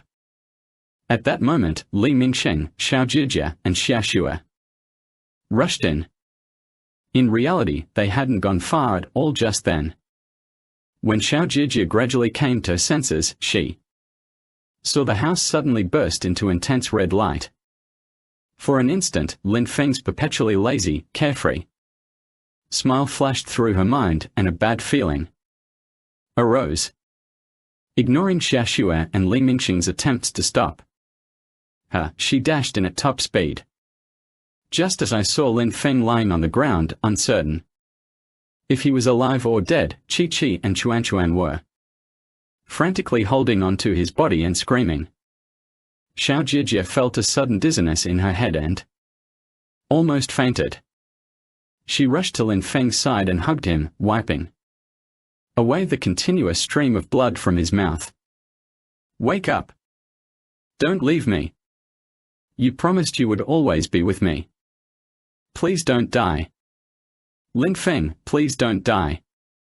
Outside, the sharp sound of police sirens could be heard, indicating that Li Mingsheng had just alerted the police and ambulance, who were now arriving. Li Mingsheng felt Lin Feng's heartbeat and checked his breathing, saying, "He's still breathing. Don't move him. Wait for the medical personnel." Soon, the emergency personnel arrived and quickly placed Lin Feng on a stretcher, rushing him to the ambulance bound for the hospital. By the time everyone arrived at the hospital, Lin Feng was already lying in the emergency room. They waited for a full 2 hours before the doctors and nurses emerged, looking weary. Xiao Jijia dashed forward and grabbed the doctor, exclaiming, "Doctor!" The doctor said tiredly, "They are out of immediate danger and their lives are no longer in peril," but after hearing that Lin Feng's life was saved, everyone initially let out a sigh of relief. However, the word "but" that followed from the doctor sent their hearts racing again. Xiao Jijia asked hurriedly, "But what?" The doctor sighed and said, "It's hard to say when he'll wake up. He might regain consciousness in 3 days, or in 3 years, or perhaps he will never wake up at all. You'd better prepare yourselves psychologically." Jijia's eyes instantly lost their luster. "Sure, please provide the Chinese text that needs to be translated." Li Mingsheng came over with Chichi to visit Xia Jijia's home. They had come to deliver the wedding invitations. It would be a week before their own wedding day. Upon entering, I saw Xiao Jijia by Lin Feng's bedside, softly singing to him while continuously wiping his arms with a damp towel. Chi-Chi's heart ached, and tears nearly welled up. Over the past 6 months, Xiao Jijia had been constantly speaking into Lin Feng's ear about their university days, recounting the hardships they had shared and the happy times that brought them together. But Lin Feng never reacted. It was as if he were asleep. After Xiao Jijia wiped Lin Feng's arm, she invited the two of them to sit down. Chichi took out a big red wedding notice and said to Xiao Jijia, "We are having our wedding next week, and you must come." Xiao Jijia looked at them and said, "Of course I will go. You guys are my best friends, how could I miss it? It's just too bad about Lin Feng." Chi-Chi and Li Mingsheng both knew what she was going to say, and Chi-Chi nearly couldn't help her tears. Li Mingsheng gently squeezed Chi-Chi's hand and said to Xiao Jijia, "Don't worry, I think he will wake up." Xiao Jijia looked at Lin Feng for a moment with pity and said, "It won't work. Xiao Zhu is a ghost. I've searched for his soul countless times or tried to contact his soul, but there was never any result." Tears began to well up in her eyes as she spoke. She gently hit Lin Feng's arm and said, "You liar. You tricked me into thinking you would always be with me. But now you're being stubborn and lazy. Do you know that Chichi and Mingzi are getting married soon, and you can't even attend? You liar. When will you come back to marry me?" Chi-Chi couldn't hold back and shed tears, and Li Mingsheng also felt his eyes were wet. Xiao Jijia threw herself into Lin Feng's arms and wept bitterly, sobbing as she said, "When are you coming back to marry me? You liar." Just as Xiao Jijia was sobbing bitterly and Li Mingsheng was comforting Chichi, a hand gently stroked Xiao Jijia's hair, and an old voice whispered in her ear, "What are you so eager to get married for? Don't you have any shame at all?" Lin Feng. Xiao Jijia was shocked. Lin Feng spoke and moved, stroking her hair. Li Mingsheng and Chichi next to him also looked over. Lin Feng opened his eyes and looked at Xiao Jijia with a smile and said, "How could I just abandon you like this? I promised to stay with you." Xiao Jijia couldn't control her emotions any longer and kept banging on Lin Feng's shoulders as she cried out, "You bad person. You liar. You made me She couldn't finish the sentence, but instead hugged Lin Feng tightly and wept. Lin Feng gently lifted his hand and, with difficulty, ran it through Xiaojie's hair. I'm back, you know. Look at you crying so hard your snot, spit, and tears have all ended up on me. Wiping away her tears, Li Mingsheng then led Chi-Chi, who was also sniffling and tearful, to the bedside. Lin Feng gave a slight smile and said, I'm back. Although it was a faint smile, it looked incredibly joyful. Li Mingsheng reached out and grabbed Lin Feng's hand, saying, Welcome back.